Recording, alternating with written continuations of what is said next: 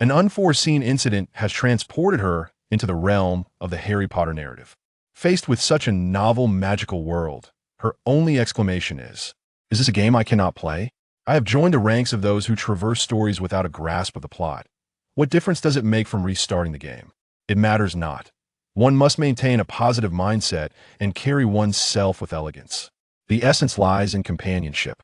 Upon their first encounter, Theodore deemed the girl before him to be an utter fool, overflowing with unrestrained kindness. When they met again, Theodore immediately recognized her.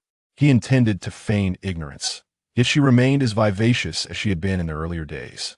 He indulged her, calling him Theo, permitted her to take his hand, and allowed her to sit beside him. Seeing her laugh with others stirred a disquieting discomfort within him. What was happening to him? Chapter 1, Prelude. In the depths of the night, amidst the wilderness, faint cicada calls echoed through the summer air. A gentle breeze caressed the leaves, causing them to rustle in response to the wind. At this moment, the forest was enveloped in tranquility and mystery. Suddenly, a blinding beam from a flashlight pierced the darkness, its modest illumination rendered conspicuously jarring within the woodland.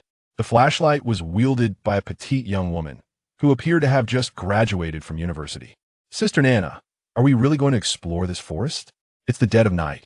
The girl holding the flashlight spoke with a tremor in her voice, her hand shaking slightly from fear. Leading the group was another young woman, seemingly of similar age, clad in jungle exploration gear, her hair tied back in a practical ponytail. Fortunately, her tall stature prevented her from appearing overwhelmed by the burdensome load upon her shoulders. "Of course, do not be afraid, Xiaoyin. I have researched this area. Although it is merely a common wilderness on the outskirts of City A, no one has truly comprehended it. Even the local residents are oblivious to what lies within, and there have been no reports of wild beasts or phantoms, yet no one dares to enter. Do you not find that peculiar?" Chun Nana was resolute in her conjecture, glancing back at Zhang Xiaoyin, whose movements had slowed due to fear, and with a resigned sigh, she stepped forward to support her, saying, "Xiaoyin, how about this? You stay here while I venture deeper?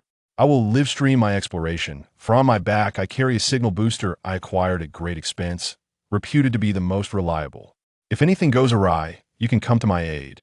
Though her words suggested uncertainty, Chun Nana was firmly convinced she would return safely. Having grown up in these mountains, she was accustomed to the wilderness. There were no venomous snakes or ferocious beasts, merely a facade of intimidation. Perhaps it was the discovery of an uncharted treasure. "But Sister Nana, I worry you might encounter danger. And will anyone truly watch this adventure?" Zhang Xiaoyin gazed into the pitch-black forest, genuinely apprehensive. Upon her graduation, she ventured into the realm of independent media with her close friend, proclaiming it a means to liberate herself from the constraints of life and to ultimately achieve financial independence. However, regardless of a novel theme she endeavored to explore, they merely flickered with modest interest, failing to ignite into anything substantial.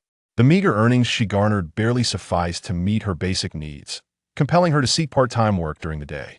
Consequently, she spent her evenings preparing to delve into the nearby woods in search of the latest adventure themes. Chun Na waved her hand dismissively and remarked, "It's perfectly fine, dear. I was once renowned as the enchanting beauty of the mountains. Trust me, stick with me, and I shall ensure your salary increases next year." As she spoke, she retrieved a spare flashlight from the side of her backpack, proceeding deeper into the forest while gesturing, "You head back first. I shall return shortly." Standing rooted in place, Zhang Xiaoyin's expression remained clouded with concern, growing increasingly heavy as Chun Na's figure receded into the distance. Suddenly, she called out into the void, "Do be cautious. If anything arises, contact me immediately." The only response she received was the surrounding chorus of cicadas. An unsettling sensation began to spread from her back to her entire being. For reasons unknown, Zhang Xiaoyin could not shake the feeling that she might never see Chun Na again. She hastily shook her head, as if to violently cast aside that thought, and turned to hasten her departure from the forest. Approximately an hour later, Chun Na realized she had ventured deep into the forest, pausing to stand still as she rummaged through her bag and activated her live streaming account. The newly acquired equipment appeared quite satisfactory, as the initial moments of the live broadcast proceeded without a hitch. At the commencement of the stream, She noticed her assistant Zhang Xiaoyin had already joined, shortly followed by her dozen loyal fans. Cleared her throat, she donned a beaming smile. Dear beloved viewers, welcome to the live stream, where you can witness your favorite Nana. After angling the camera towards herself, she turned in a circle to showcase her surroundings, illuminated solely by the flashlight in her hand, rendering visibility quite low and enveloping the atmosphere in an eerie, mysterious ambience. Soon, comments began to flood the chat. Hey, Nana, where are you right now? It's so dark. B, darling, why aren't you asleep at this late hour? You should hurry home. C, is this a new type of live stream? It looks intriguing. D, I'm here supporting you. Dear family, this episode is dedicated to jungle exploration. I've heard whispers of some extraordinary finds here, and perhaps we might uncover some treasures. Tonight, under the cloak of darkness and the breeze, we shall set forth. If we truly discover a gem, those in the live stream shall share in the spoils.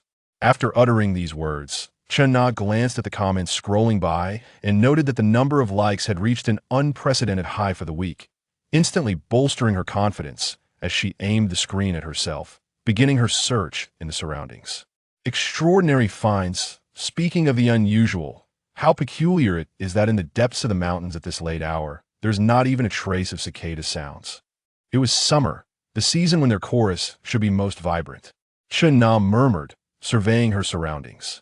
Upon entering, there had been a cacophony of cicadas, yet now, not even the whisper of the wind could be heard.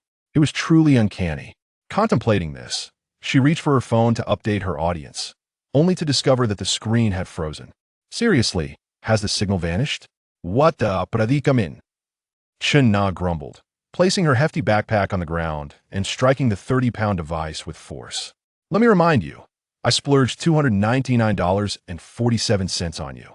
Should you malfunction, I shall seek recompense from the vendor. You are still under warranty for 3 months. Whether it was due to Chen Na's threat or a sudden revival of the device, the signal finally resumed. Chen Na gazed at the flickering screen with satisfaction, nodding in approval, and addressed the machine with a smile. Obedience is the mark of a good child.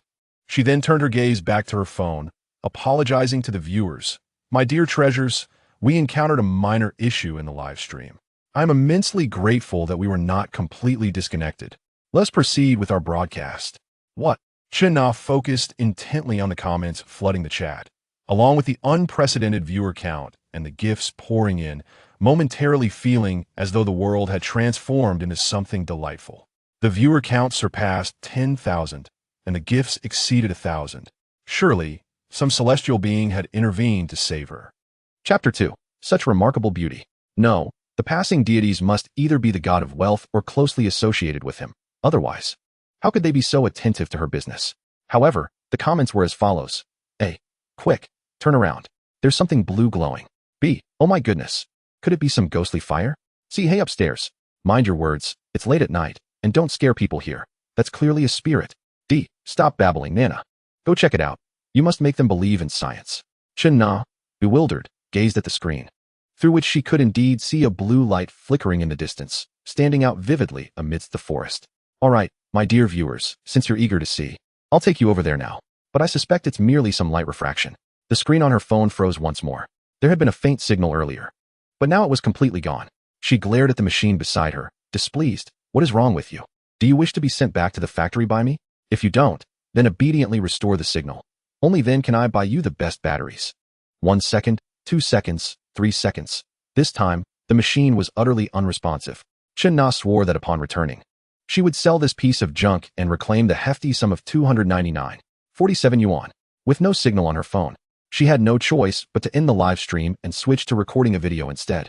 At the very least, she needed to post something tomorrow, otherwise, her efforts tonight would be in vain. If she took a night shift for part-time work, the pay was quite decent. She couldn't afford to lose out this badly. As she held her phone, she walked towards the source of the blue light. Surprisingly, there were still comments about ghosts. If there were spirits, they would be her ancestors protecting her.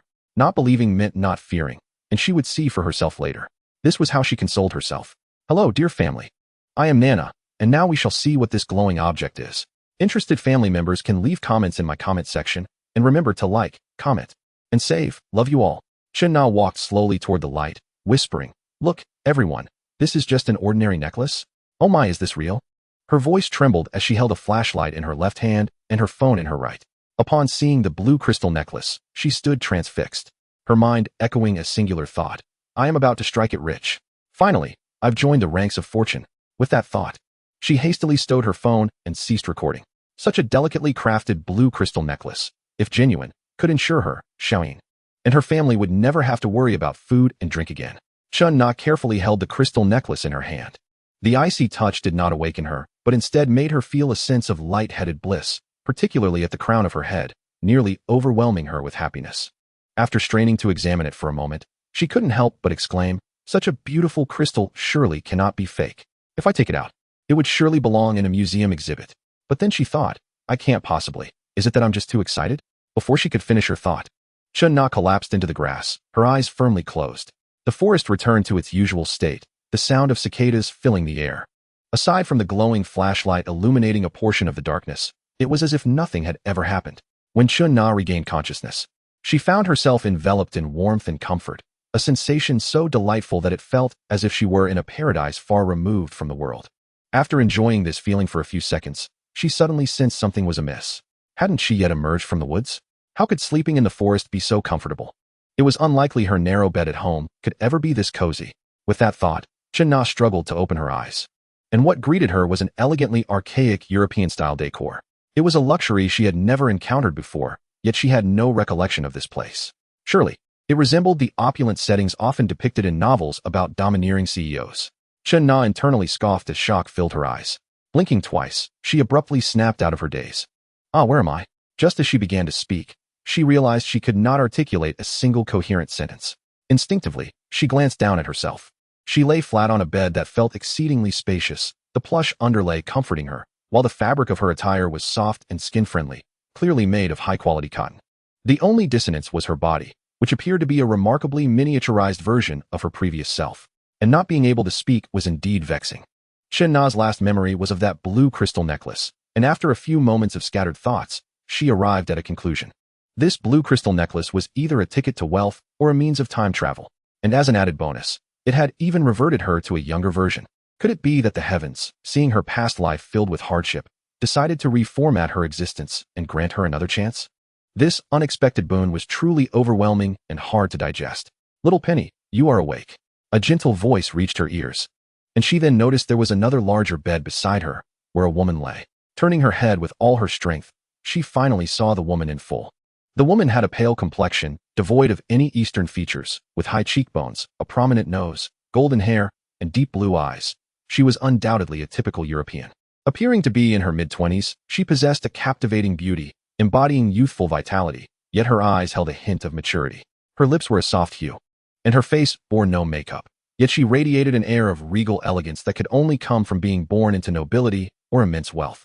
She was indeed strikingly beautiful. Chapter 3, Scared to Tears. The woman continued speaking. My little Penny is so well behaved, not crying upon waking. Your brother cried incessantly when he was born.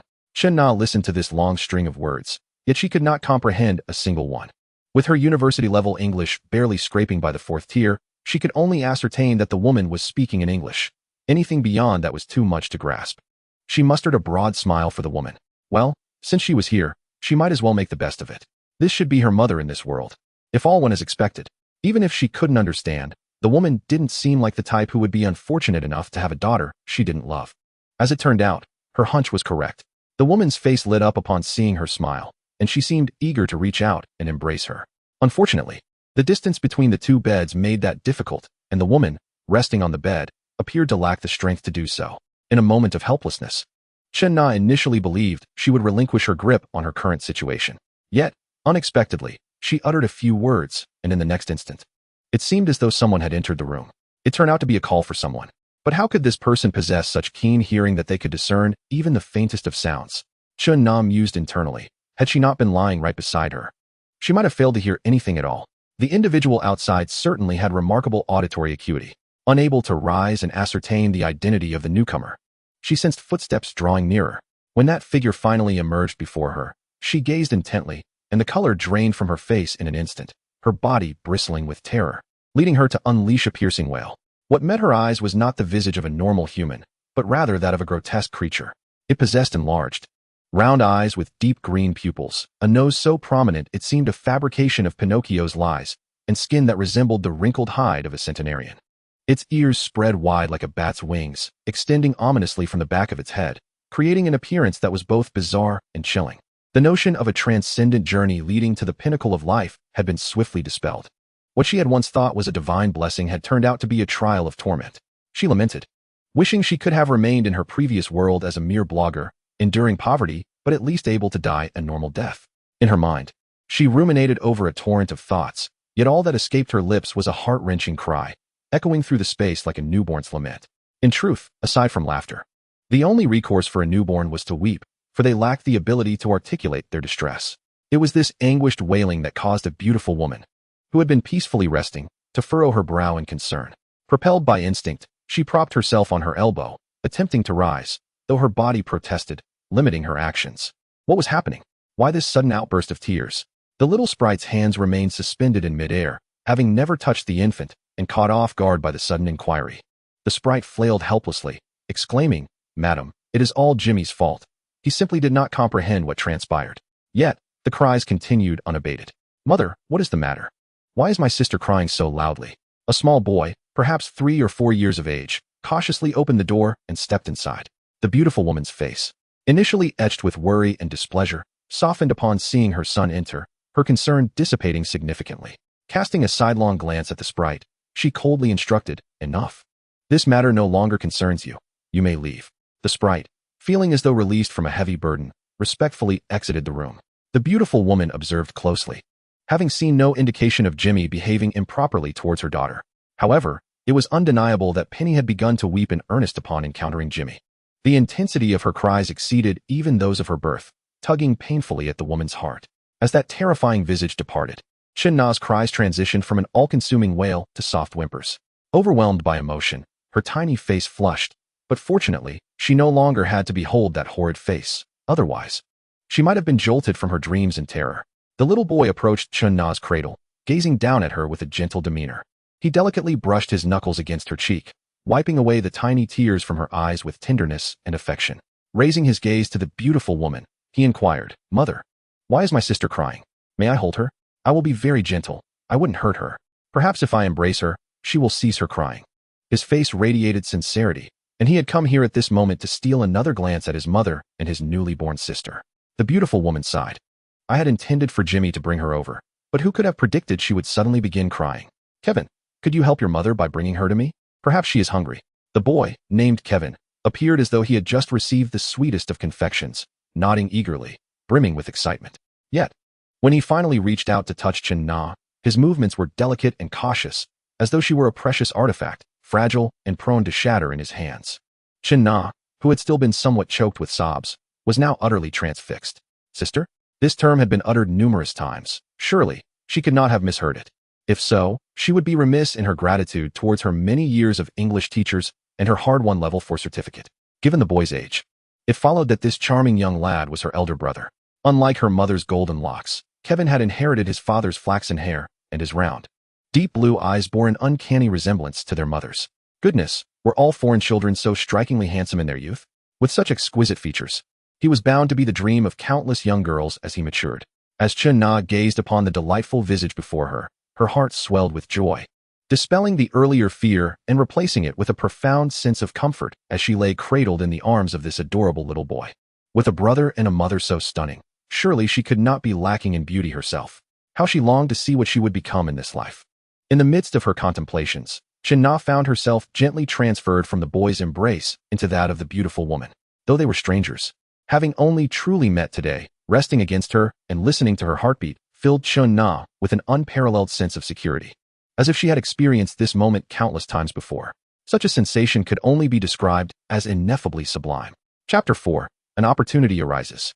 Instinctively leaning into the warm embrace of the beautiful woman, Chin-na reveled in the faint fragrance that enveloped her. Oh, why has she ceased crying? What could this mean? The beautiful woman marveled at the serene child nestled against her, so unlike the one who had been wailing moments before. A tender spot within her heart was stirred, and she beckoned to Kevin, pulling him into her embrace. Perhaps it was simply that sister found Jimmy to be too frightening. When I first encountered him, I too was startled into tears, Kevin confessed, scratching his head sheepishly, a hint of embarrassment coloring his cheeks. The beautiful woman chuckled softly, not offering a rebuttal. Perhaps her son's observation held some truth. If Chen Na were capable of understanding at this moment, she would wholeheartedly agree, tears of gratitude streaming down her cheeks. Brother, you truly are my dear brother. You understand me. The beautiful woman gazed upon her two children, feeling warmth envelop her heart. The greatest happiness for her was to witness them grow into adulthood. Time passed swiftly, and in the blink of an eye, 7 years had elapsed. Even Chen Na herself could scarcely believe how quickly she had adapted to this new life. No, she was no longer called Chen Na. She was now Penny Roll. Embracing her new identity as an infant, she naturally relearned the language, familiarized herself with her family, and encountered the true essence of magic. Yes, magic. Penny recalled the first time she witnessed her father wielding a wand to discipline her brother, feeling as though she were living in a dream. Although, in her awe, she had been rendered too speechless to intervene, resulting in her brother enduring the most severe reprimand of his life.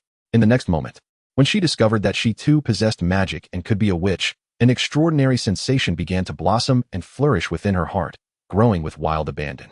After spending such an extended period in this realm, she had drawn a conclusion: one good piece of news and one bad piece of news.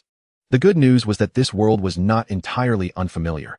Upon seeing the boy who miraculously survived, Harry Potter, in the Wizarding Daily, she became unequivocally certain that this world was indeed the setting of the book Harry Potter. As for the bad news, it was that she had never read Harry Potter, neither the films nor the original text. She was an avid reader, a devoted fan of novels. And who among the young had not secretly indulged in a few extracurricular books during class? Regrettably, she had been enamored with romance novels in her youth and had neglected foreign classics. Her knowledge of the story was largely derived from snippets she had come across while engaging in social media. The most vivid detail etched in her memory was that the trio had vanquished Voldemort. Thank goodness the book was a sensation, otherwise, she would have known nothing of even that. She had traversed into a book, though she had not fully immersed herself within it. Whenever Penny contemplated this reality, she felt as though fate was playing a cruel joke on her. What would it mean to be thrust into a narrative she recognized? The experience felt almost akin to being reborn. Yet, such thoughts were fleeting, for the wonders of this world were simply too captivating, brimming with the unexpected. One morning, sunlight cascaded evenly across the dining table where the Rowell family was relishing their breakfast. The house elves were diligently presenting them with the final course. Penny, this is something I specially instructed Jimmy to prepare for you. You absolutely cannot sneak off without eating today, Fiona Rowell declared, setting down her knife and fork while casting a sidelong glance at Penny seated across from her. In the next moment, she took a delicate sip from her glass of milk. It was then that Penny noticed the final dish, and she emitted a soft wail. Oh, my most beautiful mother. I really do not wish to eat roasted tomatoes. These tomatoes could be raw or cooked, large or small, but they certainly could not be roasted, especially not with crushed tomatoes adorning the top. The very taste of that crushed mixture was utterly intolerable to her. At such times, Penny found herself yearning deeply for her Chinese breakfasts. Soup dumplings, wontons, rice rolls, anything would suffice, except for roasted tomatoes with crushed tomatoes. Fiona, unfazed by her daughter's antics, was accustomed to the daily battle of persuading her to eat her vegetables. My dear, I do not wish to force you to consume what you do not like, but that dish is beneficial for your skin and overall health. Or perhaps you would consider eating a bit more vegetable salad. Here we go again. Both options were rather nightmarish. It wasn't that Penny was averse to vegetables. It was simply that the vegetables here were markedly different from those in China. Setting aside the fact that she might not even recognize many of them, there were hardly any she could stomach. In Penny's recollection, only lettuce was suitable for raw consumption. But here, everything seemed edible in its raw state. She mused that she must find a way to introduce some Chinese cuisine. The food was simply dreadful. The mere thought of the vegetable salad at home caused her face to contort in dismay, and she soon cast a pleading glance at her brother, Kevin, seated beside her. In a show of sincerity, Penny blinked her eyes fervently. Alas, there were no eye drops available here. Otherwise, she would have certainly dripped a couple of drops into her own eyes. Kevin noticed her distress and turned to scrutinize her closely. Just as she thought she might have her brother's support, her hopes were dashed in an instant. Penny, are your eyes bothering you? Penny swiftly turned her head, hastily wiping away non-existent tears from the corners of her eyes, and sighed deeply. I'm fine, brother. My eyes are perfectly well. It's just me who feels a bit unwell. Warren observed his children's antics with a lingering smile in his deep green eyes, even slowing his eating pace slightly. After exchanging a glance with Fiona, he gently spoke. Little Penny, if you eat the vegetables your mother has prepared for you, then you may go out to play with your brother today. Go out to play? The expression of hopelessness that had previously adorned Penny's face vanished in an instant, as if the exaggerated grimaces she had just made had never belonged to her. Having spent so long here without the opportunity to venture outside, she had been cooped up learning this and that at home. The Rowell family had treated her exceptionally well. One might even say they spoiled her to an extent. Logically, outings should be permissible, yet Penny's exuberance, or rather, her mischievousness, had made them hesitant to take her out, fearing potential mishaps. But now, the chance to go out was right before her. Chapter 5. No money. Where to play? She envisioned a myriad of enchanting magical scenes in her mind. Streets filled with cloaked wizards, magical creatures floating through the air, and wondrous potions. She wondered if someone might concoct a poison apple. Oh wait, that was not from this story. Before they could utter a word, a flurry of wings fluttered from the large window nearby. Penny glanced over to see their household owl, which looked somewhat peculiar with a red crown atop its head and the rest of its body a snowy white. Upon first encountering it, Penny had mistaken it for a variant of a red-crowned crane. Its name was quite lovely, Ari, but Penny often affectionately referred to it as Red Crown. Considering the time, it was about when the Wizarding Daily was typically delivered, yet today, Ari not only clutched the newspaper in its talons, but also carried a letter in its beak. What could that be?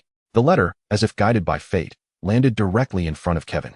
Penny immediately tilted her head in curiosity. The envelope appeared to be deliberately aged, seemingly brand new yet possessing an air of antiquity, making the red wax seal on top stand out prominently. Kevin stared at the letter that had suddenly appeared in his hands, momentarily bewildered. He glanced at those present, noticing their eyes fixed on the letter in his grasp, before slowly opening it. Hogwarts acceptance letter? Upon reading those words, a flicker of joy crossed Kevin's face, though he wore a more composed demeanor, as if he had anticipated this day would arrive. He smiled and said, "It's the acceptance letter from Hogwarts." Warren nodded with satisfaction and said kindly, "Congratulations, Kevin. It seems we can head to Diagon Alley today to help you purchase what you need." Casting a glance at the enviously wide-eyed Penny, he added, "Little Penny, would you like to join us?" Remembering the earlier condition, Penny's smile instantly wilted like a frostbitten eggplant. So, they had calculated that today would be the day she would wait here. She glanced at the dark culinary disaster before her and swallowed hard. She did not wish to eat, yet Diagon Alley sounded exceptionally fun.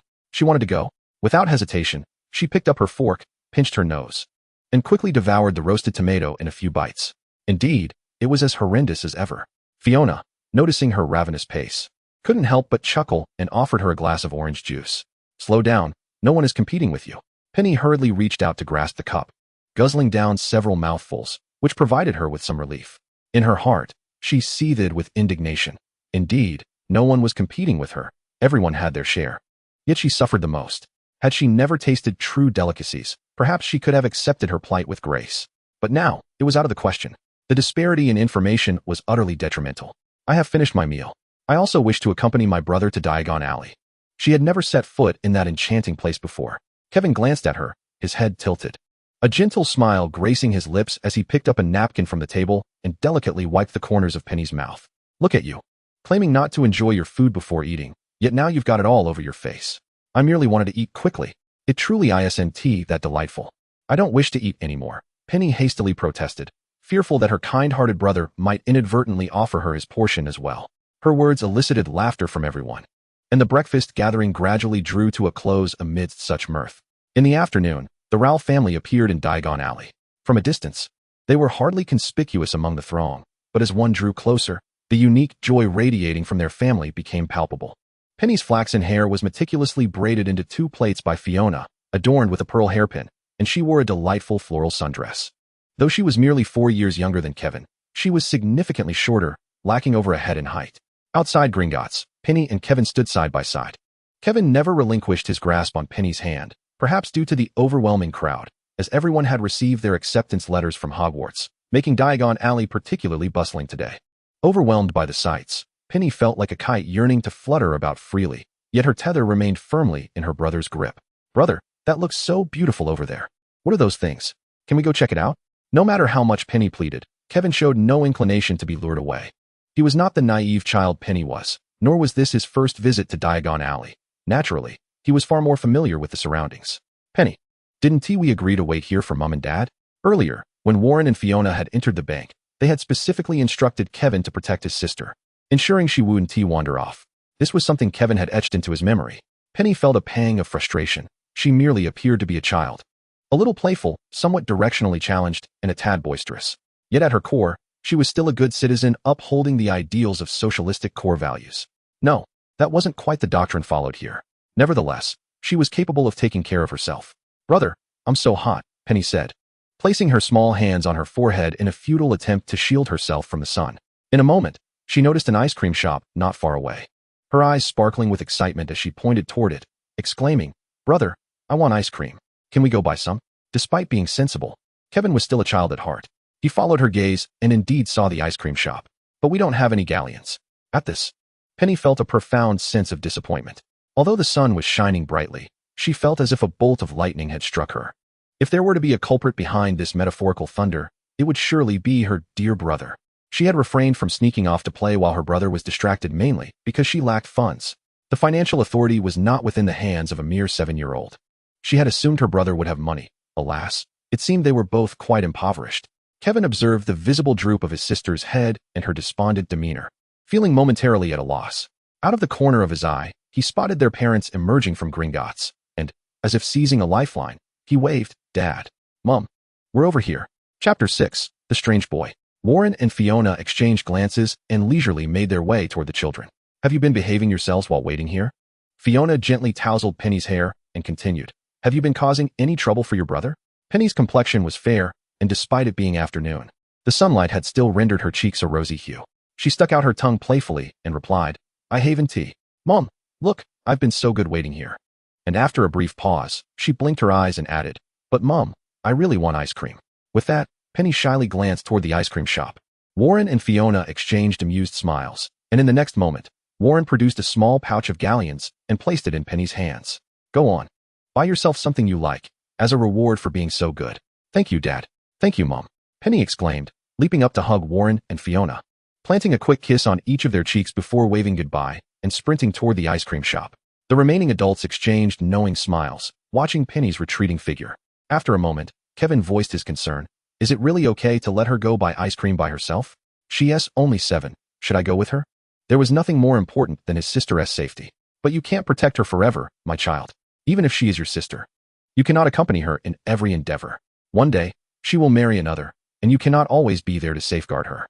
Fiona gently ruffled Kevin's hair, which was soft and fine, feeling pleasant to the touch. "I can certainly always protect her. If she encounters any trouble after marrying, I will teach that person a harsh lesson. And even if she never marries, I will always be there to protect her," Kevin declared, his eyes brimming with determination, as if he would brave any danger for his sister. Were Penny to hear this at that moment, she would undoubtedly feel a swell of emotion, but more so, she would be inclined to exclaim, "Ah, the fervent exuberance of youth." The atmosphere had suddenly become charged with passion. Upon hearing his words, the Rowell couple chuckled but chose not to enlighten him further. How could he know that, during this very instance, because of his negligence, his sister had already been taken away? For an ice cream parlor. Penny looked up at the large wooden sign, which bore an illustration of a drink at its end. This appeared to be the only beverage shop in all of Diagon Alley, perpetually lined with a long queue outside. She had arrived relatively early and was positioned fairly close to the front of the line. Peeking over, she noticed that the decor was not much different from that of the Muggle world, resembling an ordinary milk tea shop. At the mere mention of milk tea, Penny internally lamented, "My beloved Honey Snow BC, DD, XC, TBD, GUM, why can't you all traverse through time with me?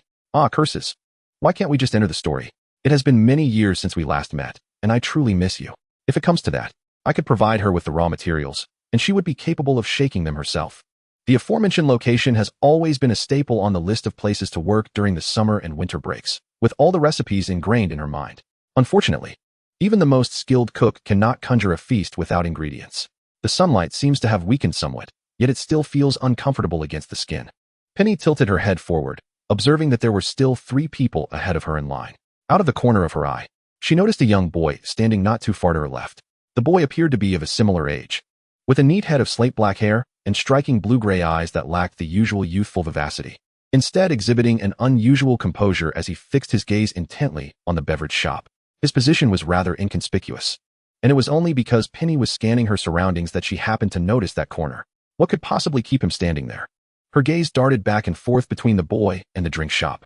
After quite some time, she looked again, and he was still there. Could it be that he longed to indulge but could not afford it? Penny scrutinized his attire more closely. While it was quite ordinary, It bore a hint of understated elegance. Yet, no matter how one looked at it, he did not seem to be the type who could not afford a drink or an ice cream. Could he be wealthy yet reluctant to spend? Was he merely suffering in silence from unfulfilled desires? Was life truly so burdensome? He was, after all, quite a handsome young lad. After much contemplation, Penny concluded that her thoughts seemed the most plausible. "Excuse me, miss, may I take your order?" Unbeknownst to her, the three individuals ahead had completed their purchases, and it was now her turn. Florin gazed at the girl before him, who was hardly taller than the counter, and a softness crept into his expression. At that moment, Penny shifted her attention from the boy to Florin, offering an awkward smile as she uttered the item she had decided upon earlier. "Sir, I would like 2 ice creams, please." However, as soon as she finished speaking, she hastily waved her hand and corrected herself. "No, my apologies, sir. Please make that 3 ice creams." Florin cast a renewed glance at the little girl before him and replied, "3 ice creams will be 15 sickles." Penny opened her coin pouch and was momentarily taken aback by the gleaming gold galleons within. Yet, she did not linger long. After a brief pause, she reached in and retrieved 1 galleon to hand over. "Here you go, sir." Florin expertly accepted the galleon, stowing it away in a small drawer beneath the counter, and retrieved 2 sickles from another drawer to present to Penny. "Here are your 2 sickles. Please wait a moment. It will be ready shortly." He called out to the back, "3 ice creams, team." Penny placed the 2 sickles into the small pouch, the silver coins standing out starkly against the golden galleons. She carefully tucked the pouch into her pocket, acutely aware of the value it held. At her tender age, losing it or having it stolen would leave her with no recourse for lament. As Florin had mentioned, the service was indeed swift. Within a minute, Penny found herself holding 3 ice creams. "Thank you." She stepped aside and examined her treats. Each ice cream cone was impressively large, making her feel that her expenditure was worthwhile, though she was uncertain about their taste. Chapter 7. May I treat you to an ice cream? If she were only carrying 2, her hands would be sufficient, but managing 3 proved somewhat cumbersome. Penny glanced back in the direction where the boy had stood, only to find him missing. No way, where could he have gone? How was she to explain returning with 3 ice creams? She looked around, searching for the boy, but he was nowhere to be found. "Oh well," she thought, "I'll just say my brother can eat 2 by himself." Just as she resolved to turn away, she noticed the boy sitting a short distance behind her, engrossed in a book. "Rich Bookstore?" Penny casually glanced at the sign overhead before hurrying towards the boy. It was not so much urgency to greet him as it was a necessity. Her ice creams would soon melt under the sun. "Hey, hello." Penny quickly approached the boy, her presence blocking a significant portion of sunlight. The boy, feeling the sudden loss of warmth, turned to glance at her. After a moment of contemplation, he realized he did not recognize her and replied coolly, "What do you want?" Though young, he exhibited no hint of timidity in the face of a stranger. Penny felt a small surge of admiration for his bravery. "I noticed you watching Florin's beverage shop for quite a while," she said, immediately offering one of her ice creams to the boy. "May I treat you to an ice cream? I've heard these are quite delicious, though I've never had one myself." As she spoke, Penny felt a twinge of guilt for not first assessing the situation before making such a generous offer. It would certainly be awkward if the shop's claims were exaggerated. The boy regarded the vibrant ice cream in his hand, Florin's signature creation, and frowned, his expression betraying a hint of confusion. So, he had been staring at the beverage shop? Realizing she must have misunderstood, he hastened to clarify. "I think you must have misunderstood." Before he could finish, Penny swiftly interrupted him. "You needn't feel embarrassed. It's just an ice cream. If it's tasty, do let me know next time. It would be a favor to me." Penny was indeed a bit greedy. Even though her life was relatively comfortable now, she found it hard to shake that habit. Yet, as the saying goes, a gentleman loves wealth, but acquires it ethically, and she felt capable of fulfilling a small wish of a child. The boy's eyelid twitched slightly. He had been so dazed from the sun that he and T felt dizzy, but now, listening to the girl's few words, he suddenly felt a wave of headache. Was her family perhaps running a charity in Diagon Alley? Such benevolence. Unfortunately, there were no beggars allowed in that part of Diagon Alley. Otherwise, every beggar in the world would be waiting for this foolish girl to show kindness. "No, you're really mistaken. I was just..." Penny. A voice calling from a distance interrupted the boy once more. Both Penny and the boy turned towards the sound, and there stood her brother. Penny's face lit up at the sight of the familiar figure, and she waved enthusiastically. "My brother has come to find me," she said, turning back to the boy. "Perhaps next time. Take care." With that, Penny dashed towards Kevin, leaving the boy alone, his ice cream beginning to melt, droplets shimmering under the sunlight. A young woman emerged from the leaky cauldron, witnessing the scene before her and chuckling softly. "Theo, when I called you to eat earlier, you refused. And now you sneak off to buy one yourself?" As she approached, she noticed that Theodore had not yet tasted the ice cream in his hand, which was already beginning to show signs of melting. In surprise, she inquired, "What is going on here?" Theodore gazed at the ice cream, a whirlwind of emotions swirling within him. Taking a deep breath, he lifted his gaze and replied, "A girl just handed this to me." "A girl?" Selena's eyes brightened at this revelation, and she eagerly pulled out a chair across from Theodore, her curiosity piqued. "What girl? Why did she suddenly give you ice cream?" Setting the ice cream on the table, Theodore observed how fragile it appeared under the sun, melting faster than before. "I don't know her, but she seems like a fool with good intentions misplaced." He recalled the girl's face, pondering that since everyone visiting Diagon Alley at this hour was a wizard, he would likely encounter her again at Hogwarts. He could simply repay her then. "Theo, given that it was her kind gesture, perhaps you should at least take a bite," Selena remarked, her concern for her nephew's future romantic prospects evident as she glanced at the ice cream being wasted. Theodore stood up, picking up the book resting on the table, casting an intentional glance at the ice cream as he said, "Aunt, if you want another, you can go buy one. Don't eat food from unknown sources, even if that girl appeared to mean well." All right, Selena replied, raising an eyebrow as she got to her feet. "In that case, let's go. When we return, you can tell me how she looks." As they departed, Penny hurriedly approached her brother Kevin, extending the ice cream in her hand. "Brother, what brings you here at this time?" She took a bite of the ice cream, finding it decent, not particularly bad, but she longed for the chocolate-covered variety. She resolved to find a way to open a store here one day, specializing in her favorite treats. "You're the one who bought an ice cream and wandered off to such a distant place," Kevin remarked. "Time is running short. So Mom and Dad helped me purchase some other items. I came to find you so we could buy wands together." After receiving the ice cream, Kevin didn't rush to eat it. He first examined his sister to ensure she was safe before relishing his treat. Chapter 8. A face full of confusion. The ice cream was beginning to melt, its texture surely inferior to when it was freshly served. Yet savoring the ice cream purchased by his sister was worth any compromise in flavor. "A wand? Will I have my very own wand too?" Penny's eyes sparkled at the thought. "If I have a wand, doesn't that mean I have a tool for mischief?" No, not a tool for mischief. It's an essential instrument for a wizard." Kevin gently ruffled her hair and replied, "Of course, every wizard has their own wand, and you'll have one too. But you're still too young. We should wait a few more years for that." Unbeknownst to them, they had already arrived at Ollivander's wand shop. Kevin opened the door, allowing Penny to enter first. Once inside, she turned to him and asked, "But brother, why must one wait until your age? I believe I could use a wand right now.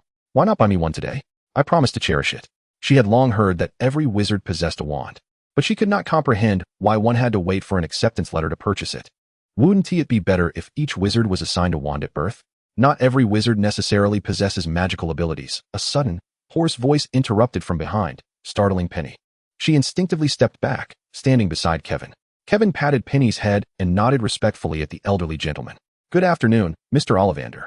He glanced down at Penny and explained, "This is the owner of the wand shop, Mr. Ollivander. All of our wands have been purchased here."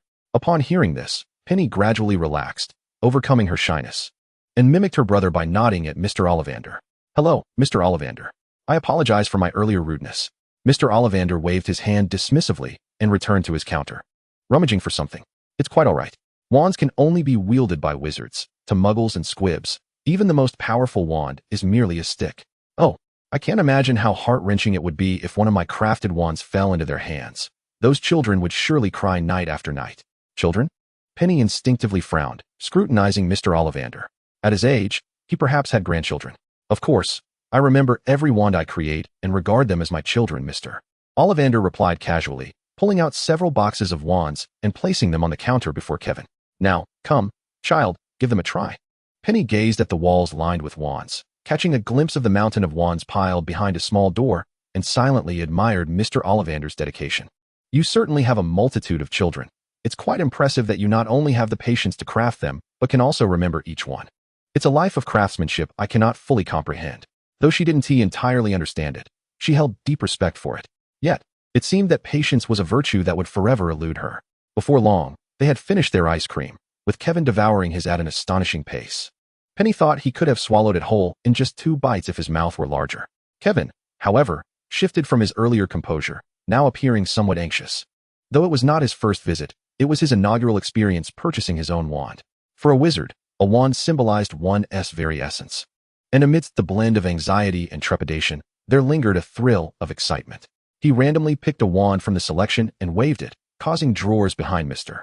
Ollivander to fly open chaotically, spilling not only wands but also sheets of paper with indecipherable scribbles. Before either could react, several pieces of paper flew toward Penny. sticking to her face as if glued. This unexpected slap caught her off guard. She had never imagined that the first slap of her life would be from sheets of paper. After hastily removing the papers from her face, she looked at Kevin with a hint of reproach. Brother.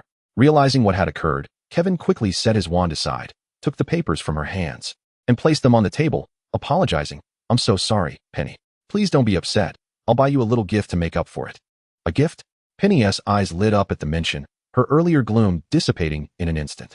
She cleared her throat, attempting to appear nonchalant. All right then. I want to be angry. She struggled to suppress a smile, excitement bubbling within her. What kind of gift?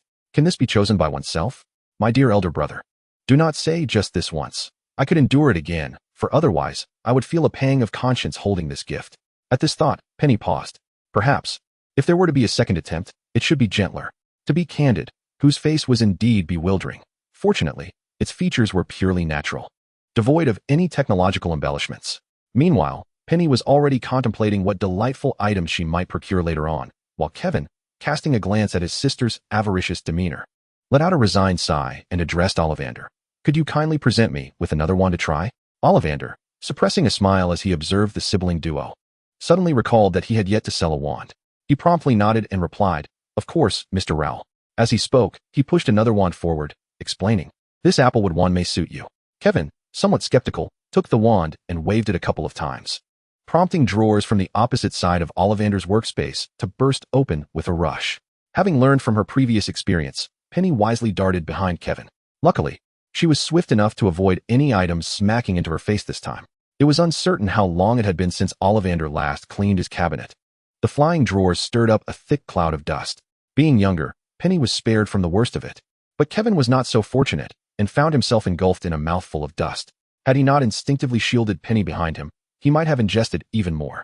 All present were caught off guard by the dust, and Penny, the least affected, quickly recovered and produced a handkerchief from her pocket to offer to Kevin. In the midst of the chaos, Kevin hastily accepted it, covering his mouth and nose, gradually regaining composure. Penny glanced up at the ceiling, where the dust had ascended, swirling ominously above. After a moment, the dust settled somewhat, and unable to contain her curiosity, Penny inquired, Mr. Ollivander, are you here all by yourself? A hint of embarrassment crossed Ollivander's face as he replied, Most of the time, it is just me. Occasionally, my children come to assist. Sir, perhaps you should genuinely consider hiring some help. Surely, you must feel overwhelmed, Penny remarked, having noted the simplicity of the modest shop upon her arrival.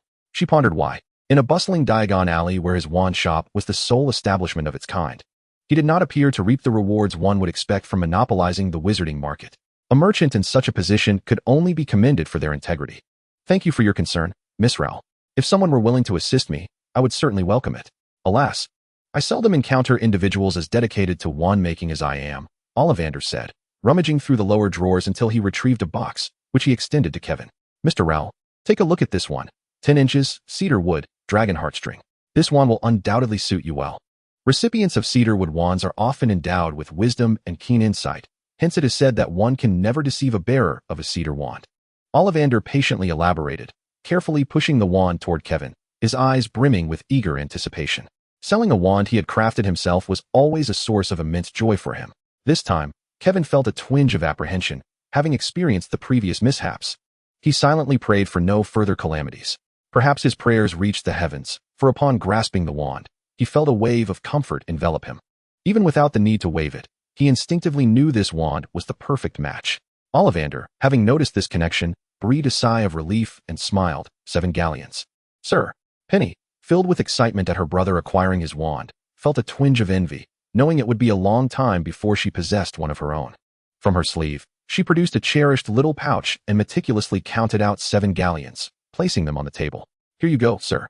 Kevin, having just obtained his wand and feeling quite enamored with it, turned to find his sister had already completed the transaction. Penny, why did you pay first? Earlier, when they had come to purchase wands, their parents had endowed him with a substantial bag of galleons. Not only could he afford one wand, but the bag contained 100 galleons, ample enough to buy 10. Fiona and Warren had generously given each of the siblings 100 galleons as pocket money, showing no hesitation in their financial support. Just as Kevin was about to retrieve the bag to explain, Penny intervened, pulling him away. We must not flaunt our wealth. Brother, what difference does it make who pays? Let us go. She turned and waved at Ollivander, saying, Goodbye, Mr. Ollivander. Until next time. Welcome back anytime, Ollivander replied, watching the siblings' playful banter with a gentle smile before retreating to a small room, presumably to attend to some task. Next to the shelves hung a small sign, clearly stating, Ollivander's Wand Shop, welcoming every wizard. As they stepped outside, Kevin queried, Penny, why were you in such a rush just now? As an elder brother, he felt a twinge of guilt letting his sister handle the payment. Brother, didn't you say you would help me buy a gift? If we don't leave soon, we'll run out of time, and I won't be able to buy my wand. Although her reason was not entirely valid, the disappointment of not being able to purchase a wand was genuine. If only she were a few years older. Unbeknownst to Kevin, he was oblivious to his sister's subtle musings. He assumed he would pay for the gift, nodded thoughtfully, but firmly replied, No, we cannot go just yet. Penny, perplexed, responded, Are you jesting? You promised a gift, and now nothing is left? Before she could press further, Kevin clarified, Let us wait here a bit. Otherwise, Mom and Dad will worry about our whereabouts. They had previously agreed to meet at Ollivander's Wand Shop, and Kevin glanced at the sky. Estimating the time, it wouldn't be long before their parents arrived.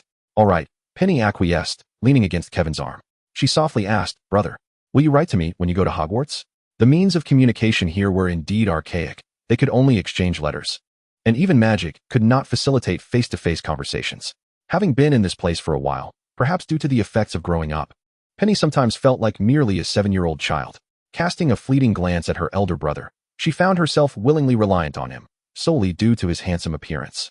Not to mention his almost unwavering compliance with her whims, except when it came to vegetables. Penny had always harbored the belief that her own looks somewhat diminished the illustriousness of the Rowell family. Despite the robust genetic lineage that assured she could hardly be deemed unattractive, she felt as if she had somehow glitched into this family. Her visage was not unappealing. In fact, it surpassed that of the average person. Yet, in a household where beauty reigned supreme, she considered her face to be rather inconsequential. Fortunately, she was still young, and perhaps her appearance would improve with age. However, Kevin held a contrary view. Whenever he spoke of her, he regarded her as the most adorable person in the world, his gaze forever brimming with affection and indulgence. Perhaps this is what is meant by beauty being in the eye of the beholder? No. It should indeed be said that in a brother's eyes, his sister is eternally the most delightful. Chapter 10. Cherishing Family Togetherness. Of course I will. I'll write to you every week, sharing tales of Hogwarts. In a couple of years, you too shall attend Hogwarts. Kevin gently tousled Penny's hair and draped his arm casually over her shoulder. All right then, I shall eagerly await your letters. The thought of parting with someone she spent every day with filled Penny with a twinge of sadness.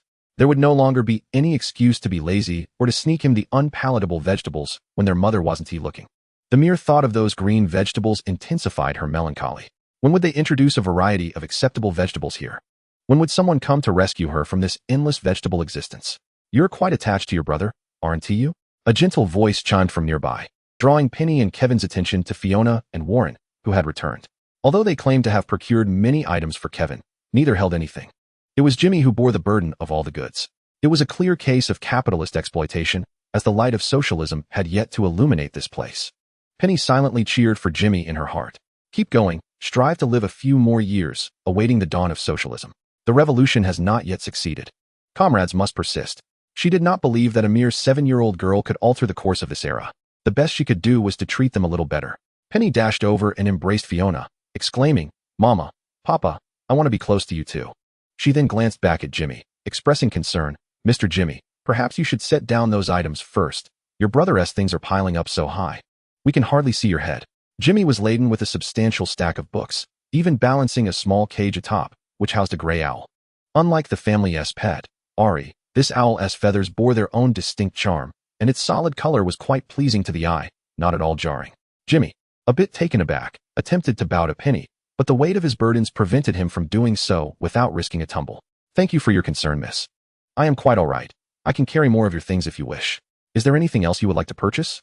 Penny raised an eyebrow, firmly dismissing his offer without further comment. My dear, have you and your brother been waiting here long? Have you had any of your favorite ice cream? Fiona was keen to nurture Penny's kind heart, even at such a young age. Penny nodded and, glancing at Kevin, remarked, The ice cream is delightful, but I believe I could make it even better. Her mind was preoccupied with thoughts of chocolate-covered cones, enhanced with a touch of hazelnut, which would elevate the ice cream's texture to perfection. Warren, intrigued by her words, chuckled and inquired, Does our little Penny aspire to open her own ice cream shop, crafting a treat even more delectable than Florian's? Contemplating this possibility, Penny frowned and shook her head. While that sounds appealing, it is not my ambition. I don't particularly enjoy that endeavor. Simply making ice cream would be too mundane. Papa, I don't think I am the type to persevere unless it's something I am truly passionate about. Warren remarked. Other children assure their parents that they will become something remarkable, while my daughter candidly states that she absolutely will not be a persistent person. His sincerity was evident, though it struck a discordant note. What does little Penny enjoy doing? Fiona lovingly stroked Penny's hair. Neither child had inherited her golden locks, a fact that often left her feeling disheartened. Yet, fortunately, her daughter possessed eyes that mirrored her own.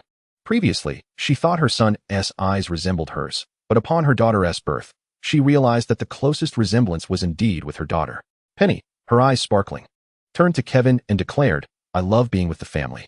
The very notion of togetherness was the epitome of happiness in her mind. As for anything else, she could hardly admit a desire to become a renowned figure in the wizarding world, having had access to streaming tools and equipment in her past life. Alongside the era of big data, she had never gained fame. It was unlikely she would in this age devoid of new media. She had observed those who attained fame in the wizarding realm. Apart from the infamous, most had made significant contributions or vanquished truly malevolent beings. Given that she could not even purchase a wand, by the time she might rely on spells to defeat evil, her hair would likely be gray. Well, we can help you fulfill that wish right now, Fiona said, glancing at Kevin before continuing. Is there anything else you need to buy, Kevin? Kevin nodded and spoke. I promised my sister I would help her select a gift. Since we've finished shopping early, why don't we take a stroll through Diagon Alley? I can take her to buy something. A gift? Warren and Fiona exchanged puzzled glances, unsure why a simple outing necessitated the purchase of gifts. Yet they had unwavering trust in their son. Observing the increasing crowd in Diagon Alley, Warren felt a flicker of impatience and frowned slightly, yet he nodded. All right, take your sister shopping.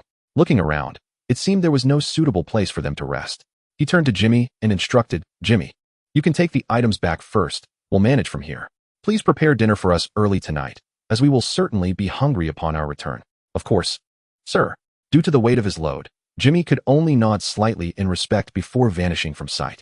The use of disillusionment charm was truly remarkable. Penny gazed in awe at the space where he had just been, her face alight with envy.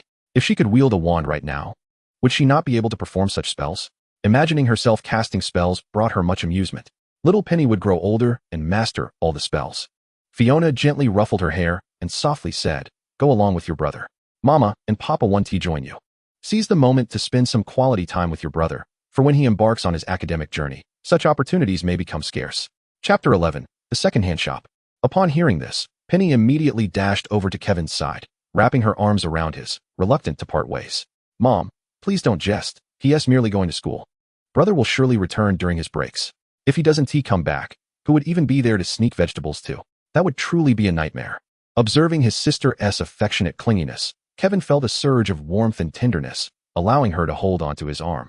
He glanced up at their parents and inquired, So, where are you two off to? Adults' affairs are of little concern to children. Fiona waved her hand dismissively, linking her arm with Warren's, signaling their desire to depart. Well, I wish you both a delightful date. Let us meet back here in an hour. Noticing their expressions, Kevin instinctively grasped the situation. Ever since his childhood, these two had occasionally sought opportunities to escape into their own little world. He had initially thought that having a sister might curtail such escapades, but it had only intensified. It was not an exaggeration to say that Penny had been under his care since her infancy. Yet, what could be done? After all, they were his parents. Aside from their occasional displays of indifference towards each other, everything else seemed quite satisfactory. Penny internally mused. This is the legendary truth. Parents are true love, while children are merely delightful surprises. And it seems they plan to have children in pairs, doesn't he? Warren and Fiona exchanged an awkward glance, signaling Kevin to refrain from embarrassing them in public and to avoid corrupting Penny. Ahem, what are you saying, dear child? We are merely going to meet an old friend. Jimmy mentioned he happens to be in Diagon Alley. Isn't that right, darling? Fiona smiled brightly, pinching Warren's arm with a hint of urgency. Feeling the familiar sting on his arm, Warren grimaced, forcing a smile as he replied, You are indeed correct, my dear. He then turned to his son, stating, Let us not linger on this. We wouldn't want to miss our appointment. Kevin, remember to take good care of Penny. We shall reconvene in an hour at our usual spot. With that, they hurriedly departed, leaving Kevin and Penny standing awkwardly in their wake. Once their figures had disappeared from sight, Kevin let out a resigned sigh. It always unfolded in this manner. Feeling a gentle tug on his sleeve, he looked down to find Penny gazing up at him, her voice soft. Brother, is there something on your mind? Brother, does this mean we might have another brother or sister? Kevin pondered who might inform her of the knowledge she possessed. He attempted to clarify for their parents, saying, "Penny, why would you think that? Mother just told us she has some matters to attend to." "But you mentioned they were going on a date," Penny replied, a hint of exasperation in her tone. "Oh, dear brother, I may be young, but I'm not deaf. I can hear everything you say." "Penny, weren't you supposed to be looking for a gift? Come, let us walk and explore." "Brother, don't change the subject," she protested. Nevertheless, Kevin chose not to grant her any further opportunity for retort, firmly guiding her forward. She was earnest in her concerns. If this continued, she genuinely feared the day she might have a brother or sister.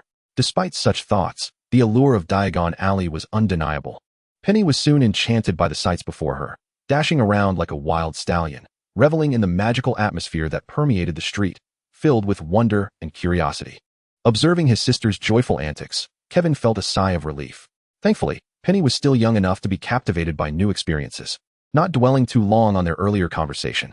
If she were to be led astray, he feared not only their parents' wrath, but his own as well.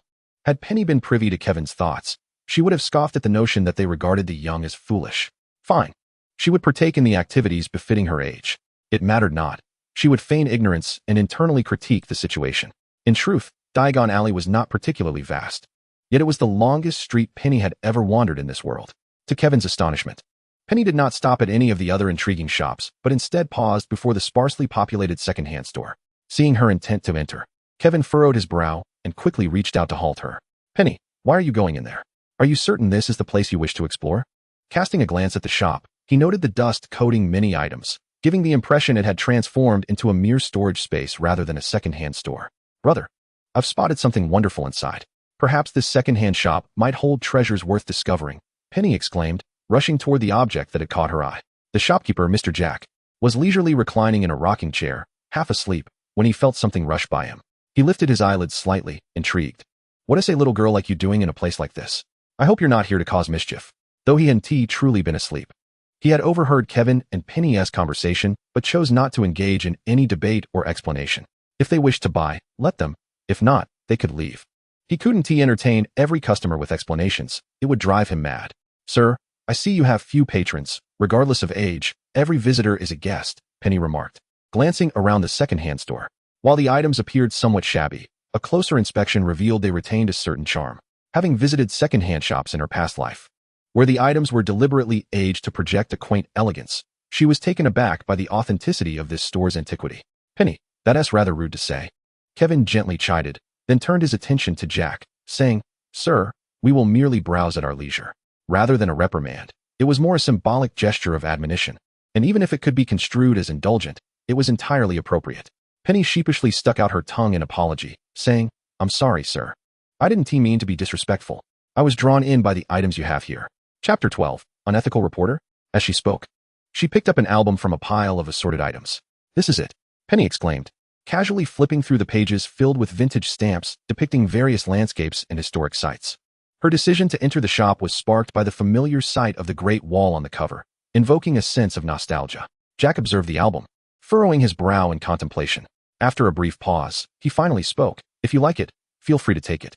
I can't recall when I acquired that item. In fact, I have no memory of it at all." Upon hearing this, Penny's heart leapt with delight as she closed the stamp album in her hands, casually brushing off the dust that had settled upon it. "That's wonderful, brother. I want this," she exclaimed, cradling it in her arms without a care for its cleanliness. Kevin, observing her reaction, furrowed his brow and took the album from her embrace, flipping through its pages. "Penny, are you certain you want this? It seems rather unremarkable. Don't you already have plenty of stamps at home?" Although Kevin had never seen the stamps in question, he felt a strange detachment from them. Suddenly, something fell from the album with a soft thud. Penny stepped forward to retrieve it, discovering a small piece of cardboard whose contents remained a mystery. "What is this?" Kevin inquired. Just as Penny was about to shake her head in uncertainty, she noticed two characters scrawled in Chinese on the back. Bok choy. The cardboard bore two languages, English, simply stating vegetable, and Chinese, which read Baicai. Realizing what it might contain, Penny's eyes sparkled with excitement as she exclaimed, "Brother, hurry and pay for it. I truly believe I've stumbled upon something wonderful." She lowered her voice for the last part, as if fearing the shopkeeper might overhear. Kevin was at a loss, constantly attempting to keep pace with his sister's thought process, only to find himself perpetually lagging behind. Vegetables. Vegetables. It's the bok choy I've been longing for. I wonder if the seeds from my homeland can even be used." overcome with gratitude. She silently thanked the deities for bestowing such fortune upon her in a foreign land. I finally possess seeds from my native country. Now, all that remains is to plant them and enjoy fresh vegetables. After exiting the secondhand shop, Kevin found himself increasingly perplexed by his sister's exuberance. She had been perfectly composed just moments ago, yet now she seemed as if she had consumed a potion of exhilaration, fixated on a collection of stamps, no less, and grinning as if they were treasures of great value. Having traversed nearly half of Diagon Alley, he could no longer restrain himself and asked, "Penny, do you truly adore what you just purchased?"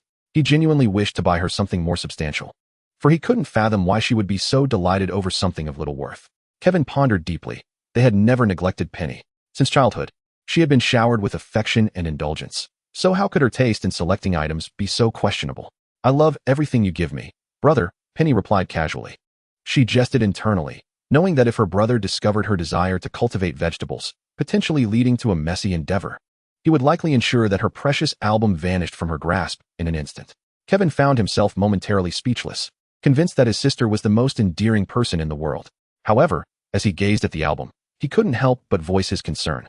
"Penny, while I'm certainly pleased to hear you say that, perhaps you should consider purchasing a few more items. Otherwise, if Mom and Dad see that I only bought you this, you might escape unscathed, but I fear I could find myself in trouble." Although Kevin was remarkably mature and rarely required the concern of Warren and Fiona, no one was born wise beyond their years. Penny recalled that during her infancy, when she was still unable to speak, it was her brother who often bore the brunt of punishment. As she grew older and became closer to Kevin, she would stand in front of him whenever he was about to be scolded, shielding him from many beatings. Now, Kevin had long outgrown such punishments and was no longer as mischievous as he once was. Yet that did not mean he was invulnerable to hardship. Penny, feeling slightly overwhelmed, glanced around until her eyes lit upon something, and she pointed excitedly. "I want that." Kevin followed her gaze, and his eyes involuntarily twitched at the sight. The Rollings Manor. Fiona and Warren exchanged glances, both acutely aware of the camera resting on the table, and simultaneously felt a headache coming on. Warren spoke first. "Little Penny, why do you want that camera?" It wasn't that purchasing a camera was inherently sinful. Their financial situation could easily afford her the finest. However, considering Penny's tender age and her interest in such equipment, it raised concerns about her future aspirations. A career as a journalist could be quite taxing, requiring travel to far-flung corners of the world. While they supported their children's dreams, they felt it unnecessary for Penny to choose such a demanding profession. "Is there something wrong with this camera?" Penny asked, her voice tinged with apprehension. Was there some taboo surrounding cameras here? Yet, if that were the case, why would it be available for sale in Diagon Alley? Or perhaps there was a hidden reason why this family regarded cameras with suspicion. Penny silently pondered this, causing the others present to feel increasingly uneasy. Fiona, sensing the tension, gently took Penny's hand and led her to sit beside her, brushing the stray hairs from her forehead. "I'm just a bit curious, dear. You love cameras, but isn't your dream to become a powerful wizard rather than a reporter?" The thought of her daughter possibly becoming a tabloid journalist, known for digging up dirt on people and often criticized for their lack of ethics, sent a shiver down Fiona's spine. It was a truly terrifying notion. Upon realizing that the issue was not with the camera itself, but rather a distaste for the profession of journalism, Penny understood. It must stem from the abundance of unscrupulous reporters today, leading to a general stereotype against journalists, even though all professions should be regarded equally. Chapter 13, a three-person play. Deeply influenced by socialist ideals, Penny considered her parents' perspective quite misguided. "So, this is what you're worried about," she said, rising to effortlessly pick up the camera from the table and playfully examining it in her hands. "I have no desire to be a reporter. I simply believe that photos can capture life as moments. Beautiful memories can be preserved in photographs. Just like this. Come on, smile." As she spoke, Penny flipped the camera around, and while everyone was momentarily distracted, she struck a pose, capturing a family portrait.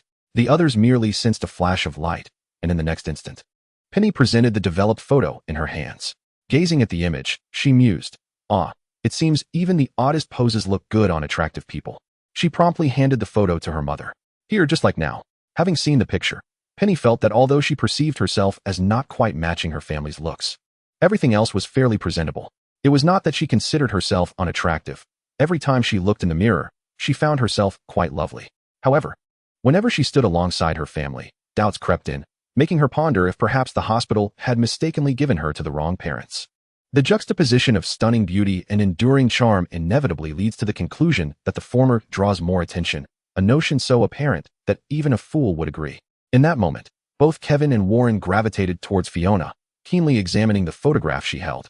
The image radiated joy, with Penny, the one flashing the brightest smile, dominating the scene. The others, reluctantly captured in the frame, appeared rather eccentric, particularly in the animated format, which only heightened the amusement. In the photograph, Penny sat to Fiona's left, striking a peace sign, while Fiona, startled, instinctively covered her mouth with one hand. To her right, Warren raised his arm to block the intrusive light, while his other hand reached towards Fiona, unconsciously trying to draw her closer. The outermost figure was Kevin, slightly leaning back yet fixated on the camera lens. He was the second person, after Penny, to gaze directly at the camera, without her striking looks. The photograph would have been almost unremarkable. The group shared a hearty laugh at the picture and spontaneously began discussing it. Fiona, upon first seeing Penny's expression, couldn't help but exclaim, "Little Penny, you truly are my daughter. You look absolutely delightful in this photo." Kevin and Warren nodded in agreement, and in this regard, the family was remarkably united, save for Penny. "Excuse me? Would you all care to take a closer look at this photo?" Penny interjected. "On its own, it's quite lovely, but when we stand together, I merely appear as an ordinary girl." She added, "Mommy, when we're out, others might think I'm just his neighbor's little sister. Surely no one would assume I'm his biological sister." She certainly did not wish to belittle herself. Who would want to admit to being unattractive, respect the truth, and reject baseless flattery? Fiona, displeased by this comment, directed a sharp glance towards Kevin. The innocently embroiled Kevin felt perplexed and quickly replied, "That's not true. No one has ever said such a thing." He immediately turned to Penny, who was not far off, and stated, "If anyone dares to utter such nonsense, I will be the first to defend you." After all, he had watched his sister grow from the moment she was born. He was the one who had cared for her throughout her life. How could he not know she was his own? Warren chimed in to console. "Penny, do not overthink this. You are our daughter. How could you possibly be unattractive? Just look at your eyes. They are identical to your mother's. That alone is the best proof." The others nodded in agreement with this sentiment. Penny, observing the scene, felt a sense of resignation. "All right, 3 against 1. I am certain to lose. If I were to win, it could only be by using the excuse of being unattractive." Deep down, she understood that she was undoubtedly and unequivocally their biological child. Her hair color and eye color would convince anyone otherwise. She merely engaged in a bit of playful banter. However, it was undeniably true that they were more attractive than she was. Perhaps, in this instance, the genetics discussed in high school biology were simply recessive in her case. Penny quickly dismissed the thought, realizing that with her high school's unwavering focus on the arts, any further contemplation might lead her to question whether she was a genetic anomaly. "You are absolutely right," Penny declared, rising to gather her camera and scrapbook. "I am now going to retreat to my room to reflect on what I just said and take a closer look at my gift. I shall take my leave now. I love you all dearly." With that, she sent them a flurry of playful kisses before dashing upstairs. Fiona watched her daughter bounce away, feeling utterly enchanted, murmuring to herself, "My daughter is truly adorable." Both Warren and Kevin nodded in agreement, elevating Penny's image as their little angel even further. As long as she did not cause trouble, she would forever remain their little angel.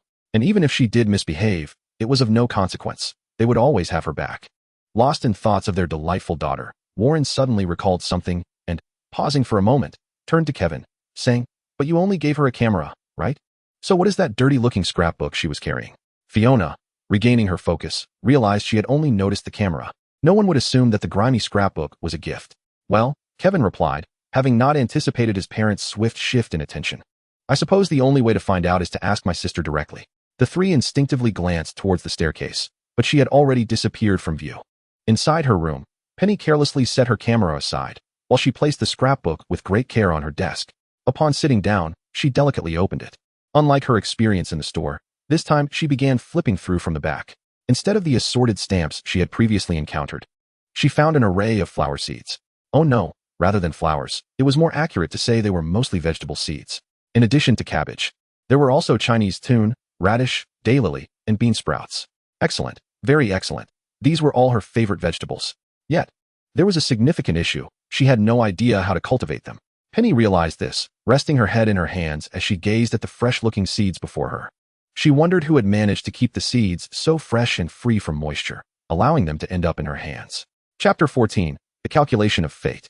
However, this mysterious benefactor had miscalculated. She simply did not possess the skills to plant anything. The likelihood of her harvesting a bountiful crop from a mere seed was exceedingly slim. After all, she had only ever eaten pork. She had never seen a pig run. With so few seeds, if she couldn't plant them, they would simply go to waste. Initially, she had expected a planting manual to accompany the seeds, but it seemed she had merely purchased a lotus flower. One could only admire it from afar, but not play with it. Feeling dejected, Penny rested her head on the table, her disheveled hair falling across her face, unbothered. At that moment, her mood was more tangled than her hair. If she were to title the chronicle of her journey, it should not be called an enchanted journey in a magical world, but rather on how a useless person survives in the cracks of existence. Let us wait and see. Knock, knock. A series of knocks echoed from the door. It was likely Jimmy, Penny thought, without lifting her eyelids as she remained slumped over the table, pondering life. Her voice lethargic as she called out, "Come in."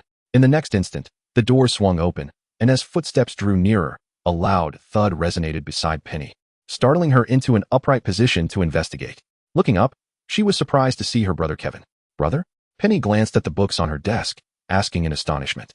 What are these? Kevin did not answer her question, but instead countered. Why do you look so glum? Are you still troubled by what happened earlier? The earlier incident? After a moment's contemplation, Penny suddenly realized and quickly shook her head. No, I was just pondering some random thoughts. Stealing a glance at the stack of books, she continued, "Oh, by the way, brother, what are you doing bringing these books?" Penny cast her gaze over the array of books, standard spells, beginner, history of magic. Theory of magic, a beginner's guide to transfiguration, 1,000 magical herbs and fungi, potions and elixirs, fantastic beasts, and where to find them, dark forces, a guide to self-protection. A sense of foreboding, not particularly pleasant, began to swell within her heart. After swallowing hard, she nervously uttered, "This isn't meant for me, is it?" "Of course not," Kevin replied, casually pulling a chair to sit beside Penny. "These are the books I've prepared for school. I noticed you seem particularly interested in magic today. Perhaps we could explore these together as a form of preview before I head off to school." Observing the smile on Kevin's face, Penny felt a singular sensation within her, the inability to smile, truly unable to muster a grin. "Brother, do you know how old I am this year?" Penny could no longer contain herself and reminded him. What happened to the promised joyful education? The thickness of these 3 books stacked together is probably greater than my head. Can this knowledge truly penetrate my mind? Of course, what a silly thing to say. You're 7 years old this year. Kevin gently tapped Penny's forehead, his eyes brimming with affection. Then, brother, did you read so many books when you were 7? Penny had to stand on a stool to reach the topmost book. Sitting down rendered her utterly incapable of grasping it. Kevin shook his head in response. No, I didn't, as I had no older brother or sister. But you are different. You can enjoy this privilege. Is your definition of privilege somewhat misguided? After much restraint, Penny managed to force out a half-hearted thank you. Kevin, believing himself to be considerate, asked, "What book would you like to see? I can fetch it for you." That book on potions. No, wait. Perhaps it should be the one on herbs," she contemplated. Potions might be too profound for her, but at least she could appreciate the illustrations in the herb book. Without further thought, Kevin naturally retrieved the herb book and placed it in front of Penny. Just as she received the book, an idea struck her, and she hesitated to open it, instead asking, "Brother, will these be the same books I use when I go to school?" Upon hearing this, Kevin furrowed his brow in contemplation for a few seconds before replying, "I suppose so, barring any unforeseen circumstances. Rest assured, when the time comes, Mom and Dad will take you to Diagon Alley to purchase them, just like today." No, no, no. Penny waved her hands emphatically, placing the book on the table, and looked earnestly at Kevin. "Brother, can I just use your books when the time comes? That is permissible. But do they truly lack the means to acquire their own books? Brother, no more buts. Frugality is a traditional virtue we should uphold." Penny blinked her eyes at Kevin, attempting to validate her claims. Before Kevin could respond, she continued, "But, brother, you must pay close attention in class and take diligent notes. I'm counting on you to provide me with your top-notch notes." "You mean, you want my notes rather than the books?" Kevin realized the shift in her intentions. He had initially wondered what had spurred her newfound thriftiness, only to find out it was all for this. Unperturbed by being exposed, Penny, with her characteristic boldness, grasped Kevin's arm and whimsically pleaded, "Brother, I truly need your notes. I promise I'll study diligently. I'm just afraid I won't grasp it all. You're the best brother. Please lend me your notes. Would you want to see me fail my first year and bring shame upon our family?" As Penny continued, she felt increasingly ridiculous, even pretending to wipe away non-existent tears. "My sister is so clever. She will undoubtedly learn quickly. If you truly struggle, I will certainly teach you."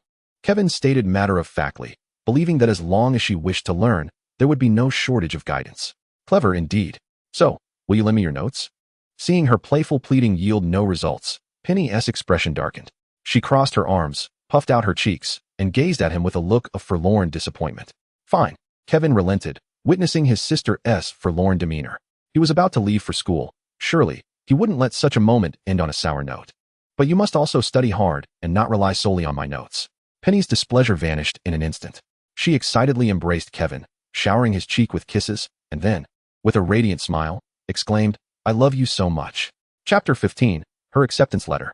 "If you could help me finish off those vegetables, my affection would only deepen," Kevin said, a hint of color flushing his cheeks. He quickly added, "All right, Penny, time to read. Focus on your studies." With that, he handed her the book and picked up another to read himself. As he delved into his reading, Kevin appeared transformed, his demeanor gradually settling into a calm and composed state. Recognizing that her brother had entered a focused mode, Penny refrained from further interruptions and quietly began to peruse her book. It was rare to have a brother so fond of reading. Knowing their family had such an optimistic air allowed her to rest easy in the knowledge that she could simply be a beautiful layabout. Herbology. Penny murmured the title to herself, flipping through the pages with casual indifference. Before long, she closed the book. Who could explain why a book meant to teach herb identification had so few images? Taking a deep breath, she reopened the book. Why didn't it include any straightforward topics, like vegetable gardening? Did wizards live solely on meat without the need for vegetables? No, she recalled, they did have vegetables. But the thought of eating those made her feel quite ill. The outlook was grim. She wondered if Hogwarts would have a teacher who could instruct her in gardening. For years later, the first rays of morning sunlight spilled onto the young girl's face as she lay in bed, her flaxen hair scattered across the pillow. The blanket, once neatly spread, was now twisted into a bundle, and she lay peacefully asleep in her room. At this moment, a woman quietly pushed the door open. Stepping inside and taking a seat beside the bed, gently, she brushed the girl's hair behind her ear and softly said, "Darling, why are you still asleep? It's time to wake up." Drowsily, Penny opened her eyes to see Fiona's face and murmured, "Mommy, why are you waking me up so early?" She pulled the blanket over her head. Based on her years of sleeping in, she knew it was still far from her usual waking hour. Fiona gently coaxed her out of the covers, guiding her to rest her head on her lap and tucking her hair behind her ear. "Sweetheart, I'm afraid I can't let you sleep any longer. Your acceptance letter has arrived. We're going to Diagon Alley today. Nothing should disturb my sleep, Mom," murmured Penny unconsciously. "Hogwarts?" After a brief pause, she immediately opened her eyes wide, sitting up in bed with fervor. "Mom, did I hear you correctly? You mentioned the acceptance letter from Hogwarts?" Fiona nodded with a smile, producing the envelope addressed to Penny and handing it to her. "Here it is. It arrived early this morning." With trembling hands, Penny accepted the acceptance letter, her eyes sparkling with uncontainable excitement. The envelope appeared ordinary, yet bore the distinct wax seal of Hogwarts. At last, she had reached the age to truly attend Hogwarts, where she would encounter countless exhilarating experiences and meet peers her own age.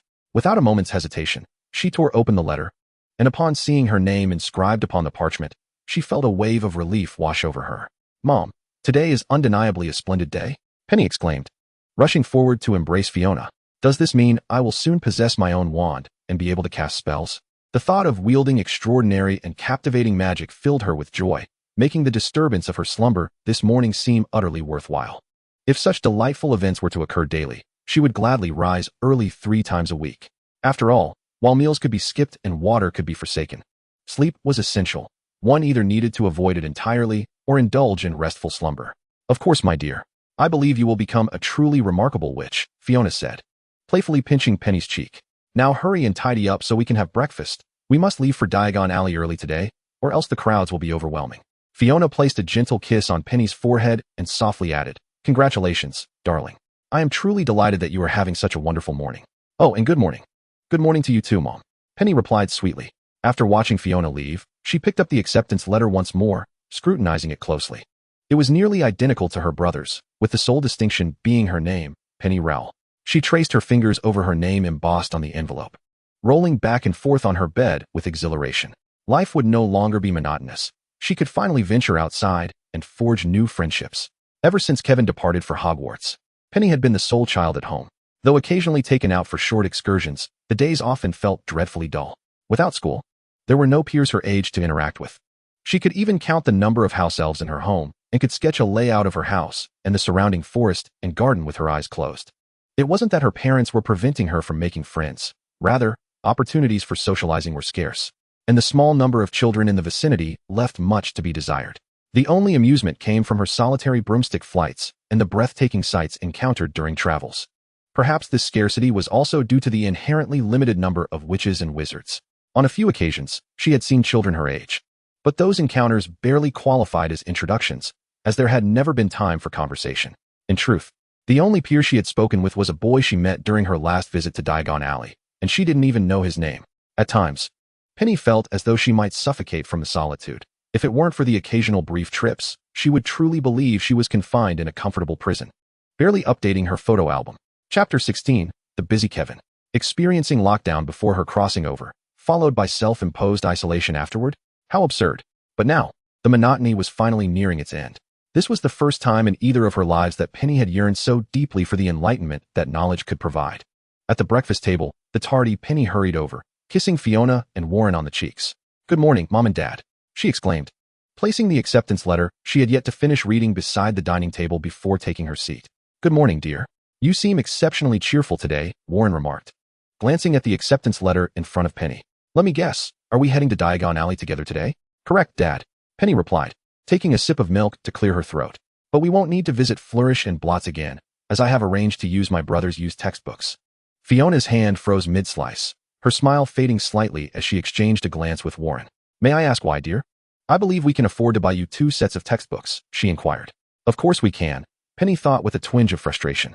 The first time they visited Diagon Alley, her parents had given both her and Kevin a bag of galleons, which she estimated contained around 100 coins. This meant that the galleons she held at that moment would suffice to purchase double the necessary school supplies, perhaps even leaving some to spare.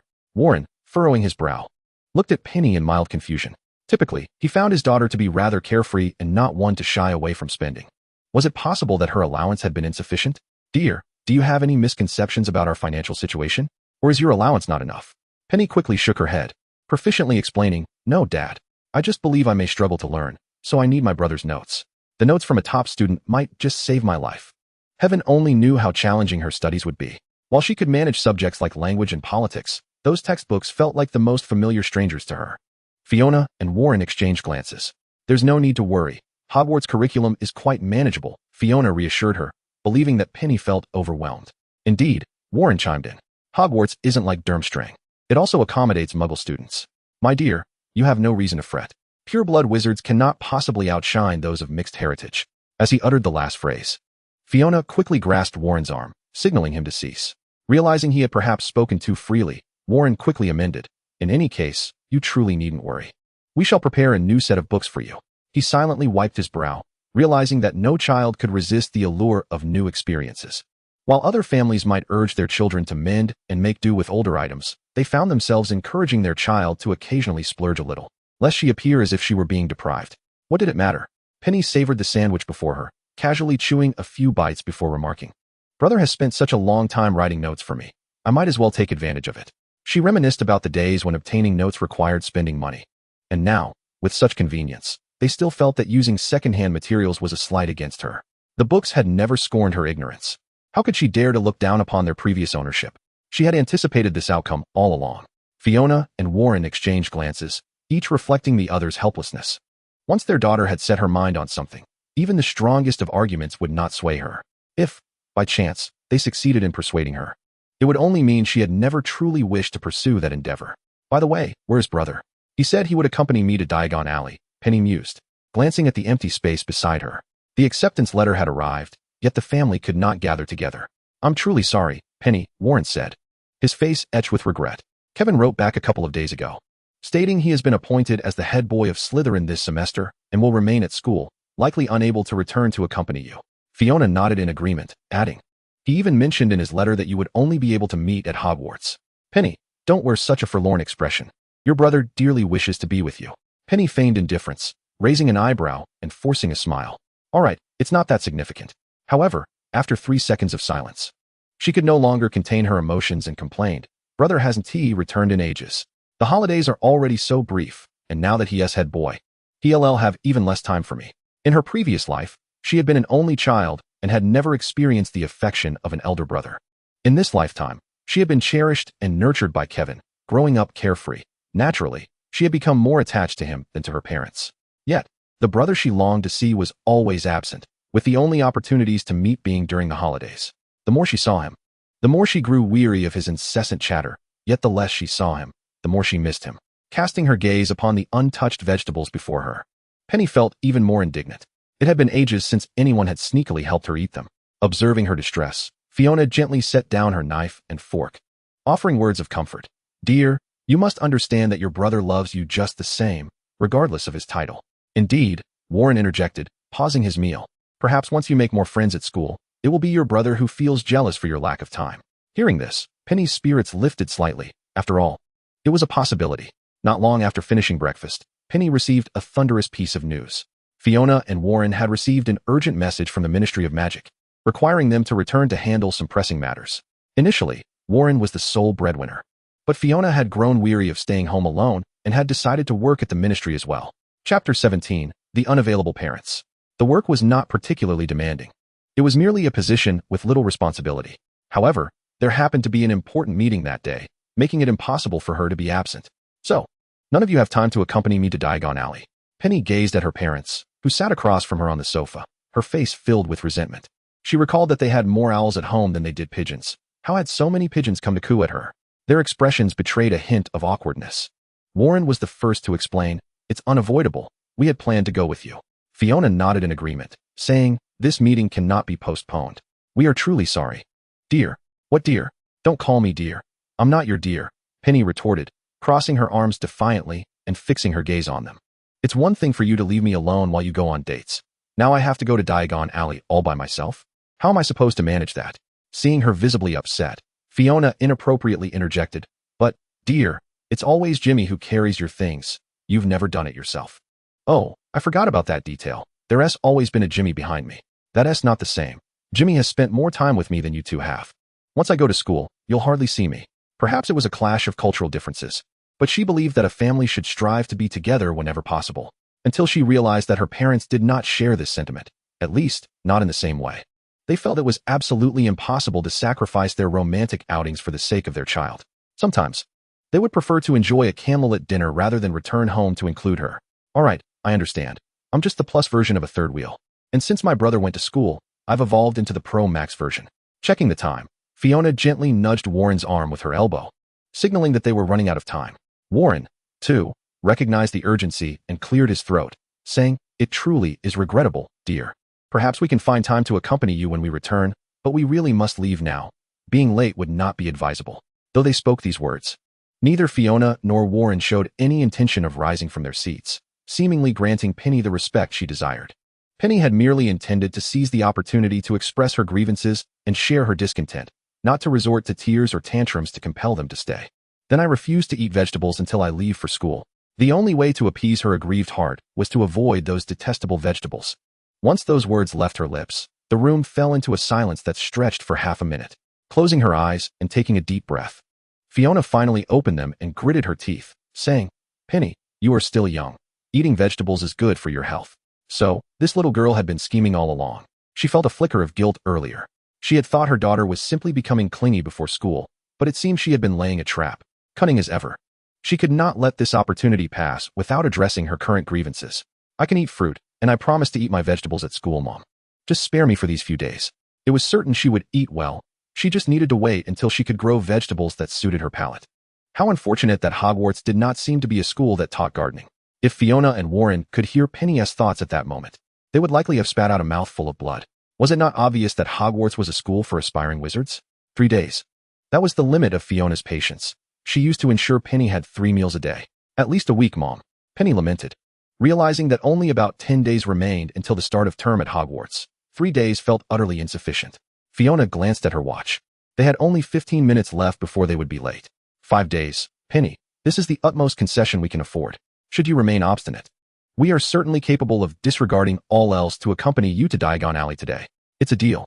"Fiona? Why do I always feel like I've drawn the short straw?" In contrast, Penny appears elated, seizing the opportunity without risk. Moreover, she has gained an additional 2 days. By the time they reach Hogwarts, she can thoroughly contemplate how to cultivate her vegetable seeds. She is confident that the seeds from her homeland will prove resilient until her research bears fruit. To Fiona and Warren's eyes, their daughter seemed to transform remarkably into a state of exuberance after agreeing to forego vegetables for these few days, as if she had ingested a potion of excitement. Radiating enthusiasm, Warren quietly mused whether Penny despised vegetables too much or adored Hogwarts too much. Observing Penny lost in her own world, Fiona let out a resigned sigh. "Well, Let us hasten our departure. I believe she possesses a bit of both. Perhaps only Kevin could manage her. Are you certain you didn't misspeak, my dear? Diagon Alley. A girl with flaxen hair stood in the shadow at the entrance of Diagon Alley, her wavy locks cascading casually over her shoulders. She wore a red and white striped sundress paired with a white short skirt, complemented by a small crossbody bag adorned with exquisite prints. Beside her stood a small elf, maintaining a respectful distance of about half a foot behind her, hesitant to step forward. Before departing, Penny had been adamant, declaring that Diagon Alley was merely a place she had visited before. Yet now, she found herself utterly disillusioned. Did no one inform her why Diagon Alley was so sweltering and crowded? Penny's skin, fair and delicate, appeared almost reflective under the sun, not fearing a tan but overwhelmed by the throng of people that rendered her somewhat paralyzed. Jimmy, when I last accompanied my brother here, I had no idea Diagon Alley was so populous, she remarked. Jimmy timidly glanced at the bustling street, affirming that the crowd was indeed overwhelming. Chapter 18. An Encounter in Diagon Alley.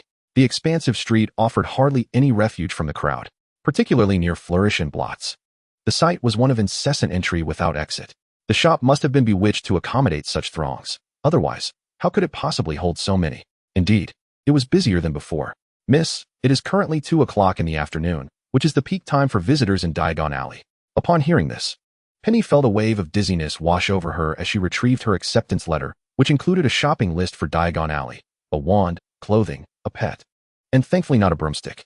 She was relieved, as she had no particular interest in Quidditch. May I inquire where you wish to go first? Jimmy asked, having lingered in the shadow for 10 minutes. If they delayed further, they might not finish shopping before nightfall. After a moment of contemplation, Penny replied, I would like some ice cream. It's truly scorching. You go by that. I will procure some clothing first. The crowd over there seems the least dense. Thus, they reached a cheerful consensus. As Penny waved goodbye to Jimmy, she called back, remember to find me later. In the next instant, all that remained of the girl in front of Jimmy was her retreating silhouette. Miss, don't run so fast. Jimmy couldn't help but shout after her. But his voice was quickly drowned by the cacophony of the crowd. After a brief moment of indecision, he scuttled off in another direction. That way led to the ice cream shop. Upon entering, Penny was greeted by a short, plump witch dressed in purple, her face adorned with an endearing smile. As Penny stepped in, their eyes met. Are you here to purchase your Hogwarts uniform, dear? Penny was about to nod in affirmation when the woman continued, to be honest, there are other young people here trying on clothes just like you. Are you a supplier for Hogwarts uniforms? Penny couldn't suppress her curiosity, pondering how a supplier could be laboring so diligently to fit others for garments. Has the quality of merchants here truly improved so much? Madame Malkin raised an eyebrow, seemingly intrigued by this novel notion, and replied with a smile, an interesting thought, but regrettably, I am not. Then why did you presume I was here to buy a Hogwarts uniform? If she wasn't a supplier, why did everyone insist on buying robes from Madame Malkin? Was this establishment monopolizing the clothing industry?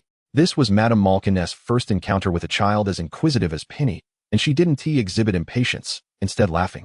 Perhaps it is because you all are of similar ages. Penny chose not to press further, stepping forward to allow Madame Malkin to measure her for the uniform. It was her inaugural visit to Madame Malkin's. Previously, all her attire had been crafted by another tailor. However, that tailor seemed not to produce uniforms, which would have been far more convenient for her. As they exchanged idle chatter, a girl emerged from the fitting room. Her hair was brown, long, yet thick and voluminous, giving the impression of a slight frizz. However, her eyes were strikingly beautiful, not conventionally stunning at first glance, but incredibly expressive, as if her mind was brimming with ideas. Upon her exit, she instantly drew Madame Malkin's attention. Coincidentally, Penny had just completed her measurements and stepped forward to observe the girl, nodding in approval as she admired the robe. Dear, without a doubt, that robe fits you splendidly. With mild disinterest, Penny turned her gaze towards the girl. First noting the plain robe, she realized she would likely be confined to wearing such robes for the next 7 years. And the thought of this life ahead dimmed her perception of the world's splendor. It doesn't look very appealing. The girl's face flushed slightly as she nodded. You're right, madam. Nothing suits me better than this. Penny scrutinized the girl's features, feeling a sense of familiarity. But after a few seconds of mental review of her acquaintances, she found no match. Opting not to linger in confusion, she stepped closer to the girl and smiled. Hey. Hello there. Are you also a student preparing for Hogwarts? I'm Penny Rowell. What is your name? The girl hesitated, taken aback by Penny's forthrightness. Yet finding her demeanor friendly, she replied, Yes, it's a pleasure to meet you. I'm Hermione Granger. As Hermione observed Penny, she was taken aback, preparing to inquire when Penny exclaimed excitedly, Hermione? What a lovely name. It's absolutely wonderful to meet you here. If her memory served her right, This Hermione would later be recognized as the most brilliant witch within their trio. Unable to resist the urge to steal a few more glances at her, Penny's eyes sparkled with intrigue. She remarked on how this particular visage seemed oddly familiar, only to realize it was Hermione. Perhaps Penny's gaze was too fervent for Hermione. Feeling somewhat uncomfortable, inquired if there was something amiss with her face. Realizing her rudeness, Penny quickly waved her hands apologetically, saying, No, I'm sorry. I just found you incredibly endearing. To be honest, you are the first friend I've made since arriving here. Really? Hermione replied, surprised. As the girl before her bore no semblance to someone who would shy away from companionship. Quite the opposite, in fact. She exuded an aura that suggested she would have a multitude of friends. Penny's eyes twinkled mischievously as she sweetly smiled. Perhaps it's because I was waiting for you to be my first friend. With a playful wink, she added, I suppose we can consider ourselves friends now, right? Of course, Hermione responded, though she was slightly taken aback by this extroverted girl. Yet, she could not dismiss the warmth of her kindness. In fact, she felt a twinge of sympathy for Penny, who seemed to have little company and must be quite lonely. However, the reality was quite the contrary. While Penny indeed had few friends due to a lack of opportunities to meet others, she was far from lonely. At most, she was merely bored, as she could strike up a conversation with anyone, chattering like a magpie, leaving no room for solitude. After a brief pause, Hermione continued, Earlier, I heard you mention something about a clothing store. Are you unfamiliar with it? Are you a muggle-born wizard? Penny shook her head vigorously, responding, No, I'm pure blood. I'm just a bit ignorant in this area. Even with her thick skin, she found herself feeling a tad embarrassed. I'm truly sorry for bringing shame to pure-blood wizards. Hermione blinked in surprise, momentarily taken aback by Penny's candidness, and found it oddly amusing. She had never encountered anyone quite like Penny before. You're quite amusing, Hermione chuckled softly. And don't be so hard on yourself. I merely read a bit before coming to school, so I know a little. As she spoke of the books she had read, Hermione's demeanor transformed from its previously subdued nature to one radiating confidence and a hint of wisdom. It's said that Madame Malkiness is a popular choice among most, primarily due to her reasonable prices and decent quality. She doesn't officially collaborate with Hogwarts, but it has become a customary choice. For instance, when one thinks of purchasing a wand, one naturally thinks of Ollivandress. Penny listened attentively, genuinely impressed. You've read so many books, she praised. Hermione felt a blush creep onto her cheeks as she shyly replied, It's nothing extraordinary. So, have you read any books on how to grow vegetables? Penny asked eagerly, as she had not forgotten her longing for fresh produce. If only she could grow just one type, she would be overjoyed to savor some vegetables again. The fresh crunch and natural sweetness of vegetables had once been a delight for her, but here, she had been forced into a carnivorous existence, nearly numb from the excess. Excuse me? Hermione paused in disbelief for a few seconds before asking, If I heard correctly, you just mentioned growing vegetables? She could hardly fathom it. While not every wizard aspired to become an Auror, she doubted many young witches dreamed of horticulture. Absolutely, Penny affirmed, unfazed. I haven't found any books on growing vegetables here, and I can't keep traveling back to the Muggle world. I wish to cultivate some new varieties, but I just don't know how. What an intriguing idea. If you'd like, I can help you find some books when I return. Perhaps the ones you seek are available in the Muggle world. Encountering a pure-blood wizard with such an interest in gardening was a refreshing change for Hermione. The purebloods she had previously met had shown disdain upon learning of her Muggle heritage, whereas Penny radiated warmth and friendliness. Really? Penny's eyes sparkled with excitement as she bounded forward to embrace Hermione, exclaiming, Thank you, Hermione. I feel so fortunate to have met you here. After they released each other, Hermione's ears flushed slightly. This was her first encounter with someone so delightfully spirited, resembling a little sunbeam despite her fair complexion. Of course. Did you come here alone? My parents went to Flourish and Blotts to purchase my books. You must have noticed how exceptionally crowded Diagon Alley is today, as everyone seems to be shopping for Hogwarts supplies. At that moment, Madame Malkin approached Hermione, handing her a bag containing her purchased robes and hat. After passing the items, Madame Malkin swiftly moved on, as Penny's garments were still being prepared. When asked about this, Penny replied nonchalantly, No, they're quite busy today and couldn't accompany me. But I brought my house elf. He went to fetch me some ice cream. Oh yes, the ice cream. Penny's expression shifted to one of concern as she glanced towards the door, murmuring, Speaking of ice cream, I wonder why Jimmy hasn't returned yet. Turning back, she met Hermione's gaze and added, Jimmy is our house elf, and to be honest, I'm a bit worried about how long he has been gone. Don't fret. Penny, Hermione reassured her, it's likely just that there are too many people today, which is causing him to be delayed. In truth, house elves possess far greater magic than we do. Unfortunately, they are often subjected to servitude by wizards. At this thought, Hermione sighed inwardly. wishing that house elves like Jimmy could have kind masters like Penny, instead of facing the cruelty some wizards inflicted upon them. Penny nodded, agreeing, "You make a valid point." Noticing that Hermione's new robes were ready, Penny suddenly felt guilty for having monopolized her time and said, "I'm so sorry. You've got your things, and I've been holding you up. If you have more shopping to do, please go ahead. We can meet again at Hogwarts."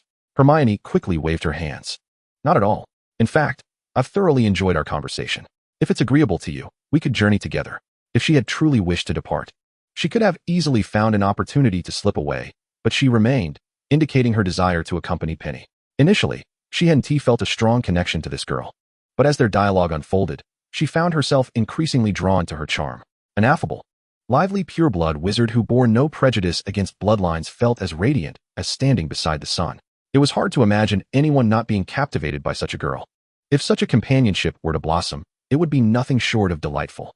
Penny stepped forward and linked arms with Hermione, exclaiming joyfully, "I believe we shall have a splendid time in Diagon Alley today." A clatter resounded as the door swung open, and a diminutive elf hurried towards them, cradling a large bag in its arms. Miss, your ice cream has arrived." Upon hearing this, Penny turned her gaze towards the entrance, and, upon recognizing Jimmy, the tension that had been coiling in her heart began to ease. Yet, in the next moment, her eyes fell upon the bag he held. Chapter 20. How about I treat you to some ice cream? "Jimmy, didn't I ask you to buy ice cream? What is this you have in hand?" As Hermione had anticipated, the crowd today was indeed overwhelming, and it had taken Jimmy quite some time to reach them.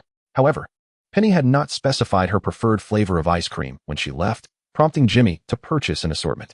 Now, the situation had transformed into an awkward silence among Penny, Hermione, and Jimmy as they stared at the bag brimming with ice creams. Having wealth does not warrant such extravagance. Penny felt a surge of despair. How she longed to convey to Jimmy that she was quite easy to please. She would be content with any flavor, provided it didn't include that peculiar vegetable flavor from Florence. Before her lay 9 ice creams, thoughtfully covered with a plastic lid by Florin to prevent them from toppling during Jimmy's walk. With a strained smile, Penny remarked, "Hermione, how about I treat you to some ice cream?"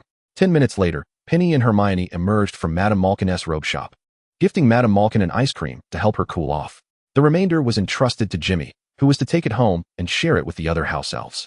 Otherwise, it would take ages to finish 9 ice creams right there. Penny had considered sharing some with her parents, but she feared that by the time they returned, the ice cream would have melted beyond recognition. "Penny, are you sure it's all right not to have Jimmy with you?" Hermione expressed her concern. For both Penny and she were merely 11-year-old girls. While Hermione still had her parents by her side, Penny was alone.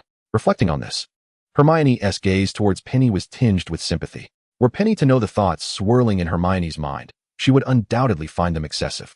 Being alone was, in fact, quite liberating. The air carried the sweet fragrance of freedom. "It's fine. I'll have Jimmy wait for me at Ollivander's wand shop. After we visit Flourish and Blots, we can head there. The timing should align perfectly." Penny winked at Hermione, revealing her little plan. Although the time for freedom was limited, it was still present. Unexpectedly, Hermione's expression turned even more peculiar as she exclaimed, "Are you certain? The bookstore is incredibly crowded. We spent so long at Madame Malkin's that our parents haven't come looking for us, likely because they are still busy purchasing books." One could easily imagine the sheer chaos within the bookstore. As the saying goes, one is easily swayed by gifts. Hermione glanced at the petite Penny, her resolve strengthening to ensure Penny would swiftly acquire her books and depart. Yet, the next words from Penny nearly extinguished the fire of determination that had ignited within Hermione. "I'm certain I'm not buying textbooks. My set was prepared at home long ago. Today, I'm just here to purchase the remaining items." Penny considered her situation. She had already acquired robes, leaving only a wand, a cauldron, a set of glass vials, a telescope, a brass scale, and perhaps even a pet. Like an owl. Only now did she realize how many items remained on her shopping list. Thus, it was indeed imperative to hurry. Hermione nodded thoughtfully, choosing to remain silent. The two soon arrived at Flourish and Blots, which was indeed as crowded as they had anticipated. Even after the passage of time, the number of those entering far exceeded those exiting.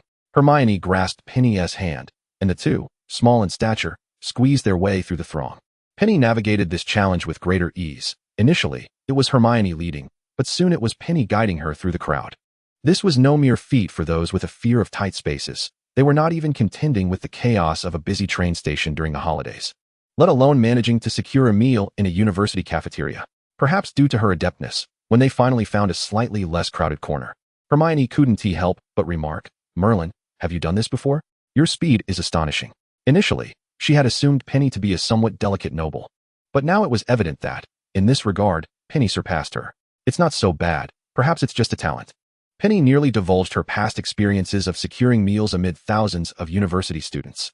To avoid revealing more, she quickly added, "You should go find your parents. I suspect they are just ahead. They must have purchased most of what they need by now." Noting the lingering concern on Hermione's face, Penny reassured her. "I'll be fine. You go on ahead." Although the corner they stood in was less crowded than before, it was still far from empty.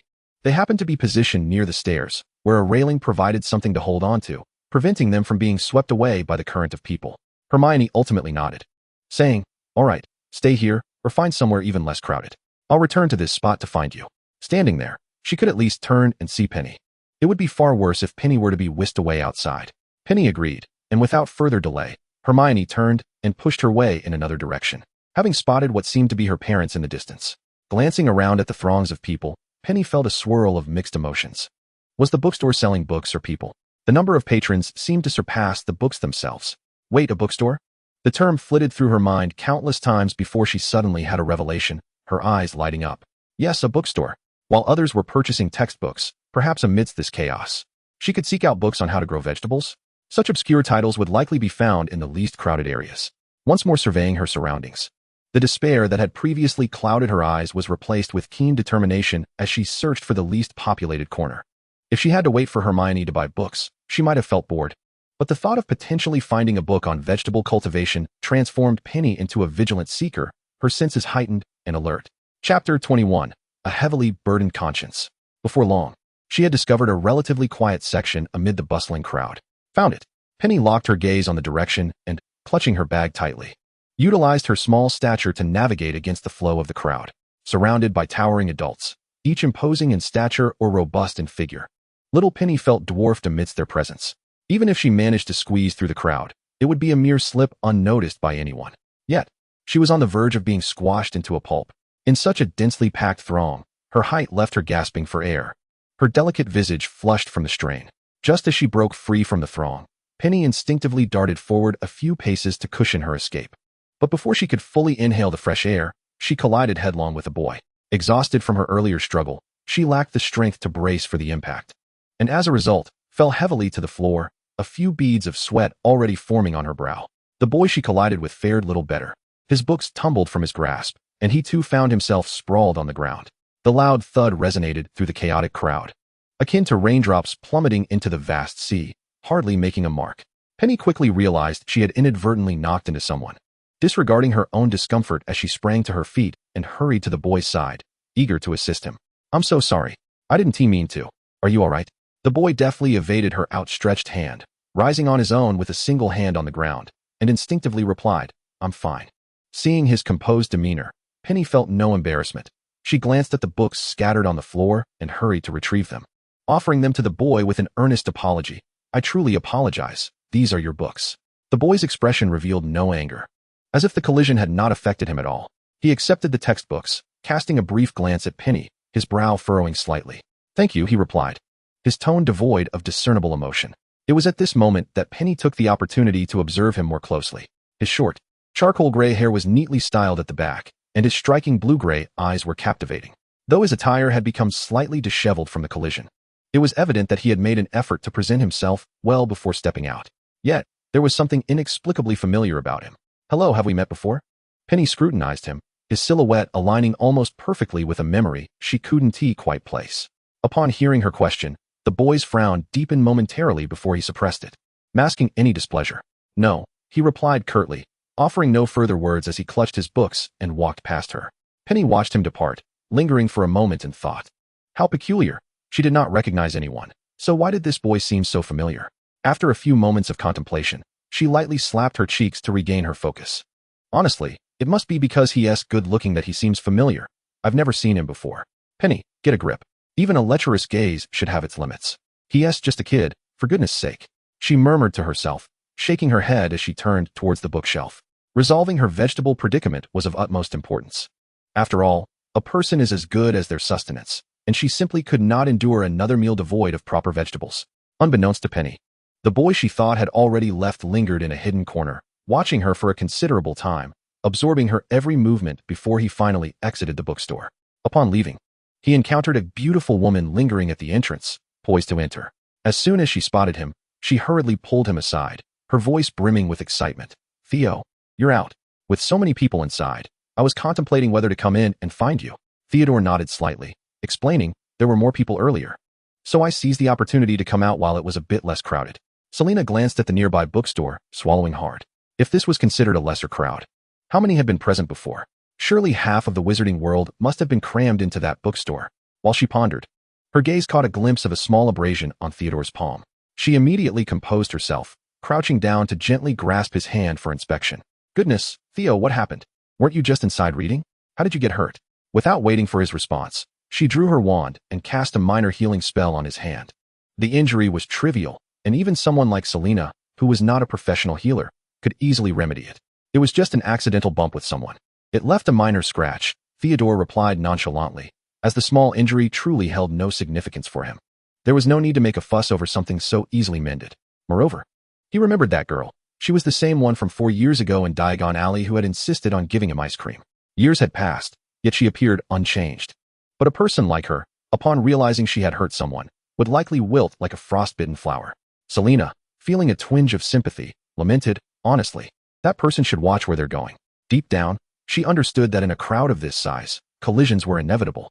Yet her concern was for her own dear nephew.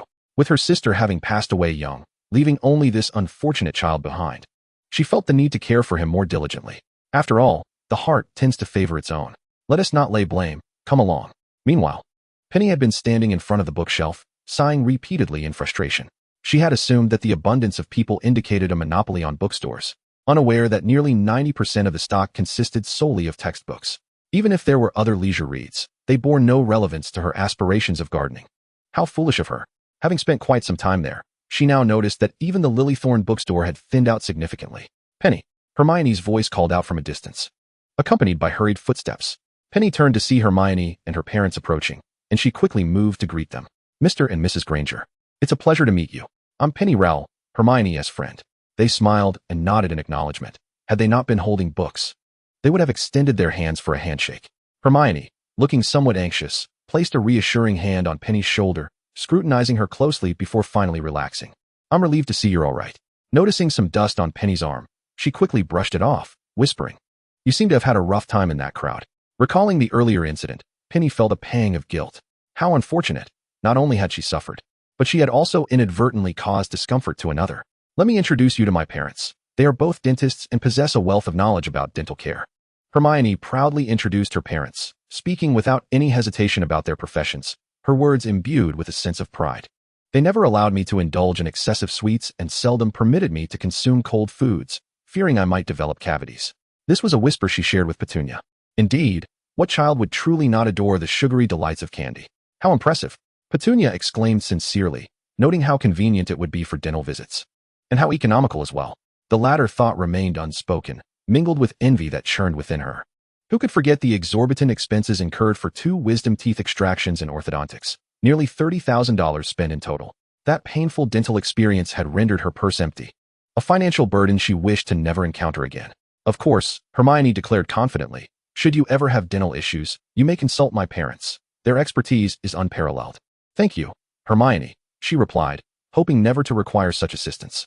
Toothaches, after all, are not mere inconveniences, they can be excruciating. After a brief respite, they harmoniously decided to venture to Ollivander's wand shop. Upon spotting the shop, Petunia noticed Jimmy poised to enter. She waved and called out, Jimmy, we're over here. Initially, Jimmy appeared somewhat anxious, but upon seeing the young lady standing safely before him, his worry dissipated.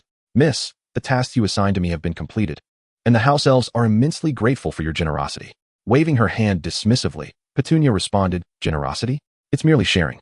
Without you all, those ice creams would have gone to waste. She turned to introduce the Grangers. This is my house elf, Jimmy. My family had some matters to attend to, so he came along to keep me company while I shop. The Grangers were unfazed, yet Jimmy, recognizing the couple as muggles, shyly retreated behind Petunia, peeking out with a somewhat unfriendly demeanor. Don't be shy, Jimmy, they are my friends. After some deliberation, they ultimately decided that Jimmy would accompany the Grangers on their shopping errands, while Hermione and Petunia would procure their wands. Optimizing their time, since wand selection was a time-consuming endeavor. As they stepped into the shop, Petunia noted the familiar dust that lingered in the air, reminiscent of her last visit. "Good day, Mr. Ollivander," she greeted, her tone practiced despite this being only their second encounter.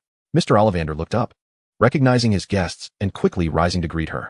"Greetings, Miss Rowell. It has been quite some time. You've certainly grown since our last meeting." Seeing the familiar rapport between them, Hermione quietly inquired, "Petunia, do you know Mr. Ollivander well?" "Not really. This is only our second meeting," Petunia replied casually, excitement bubbling within her as she anticipated her very own wand. The warmth of her enthusiasm reset Hermione's perception of Petunia's exuberance. Truly, she was a radiant presence. "Indeed, Mr. Ollivander reminisced. I recall your first visit with your brother. You were eager to possess a wand of your own, and now you have reached the age to purchase one. That's why I'm here," Petunia explained, turning to Hermione. "I accompanied my brother once before. He is quite handsome. I should introduce you." Hermione chuckled shyly, lowering her voice. "That might come off as a bit forward, but I can't shake the feeling that you're trying to market him." "Not at all. You're overthinking it," Petunia replied confidently. "My brother is genuinely attractive. There is nothing wrong with wanting to introduce my friend to him." The thought of romantic entanglements felt daunting, as she had never seen Kevin show any particular fondness for anyone, making it difficult to imagine what type of person he might be drawn to.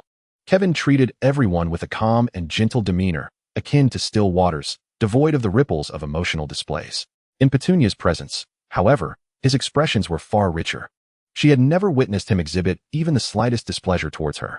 At this, Hermione felt a blush grace her cheeks, and she took Petunia's hand, diverting the conversation. "Let us not dwell on that. You'll see him again soon. Let us find your wand first." Mr. Ollivander had already prepared an array of wands for them to consider. Petunia signaled Hermione to select her wand first, and she complied without hesitation, her hand hovering above several wands before casually picking one up. Petunia's gaze was fixed intently on the moment Hermione grasped her chosen wand. It appeared quite unassuming, yet adorned with vine-like embellishments that lent it a touch of elegance amidst its simplicity. 1 second passed, then 2, until Hermione excitedly proclaimed how perfectly the wand resonated with her, coupled with Mr. Ollivander's familiar mention of 7 golden galleons. Petunia could scarcely believe her eyes. What was happening?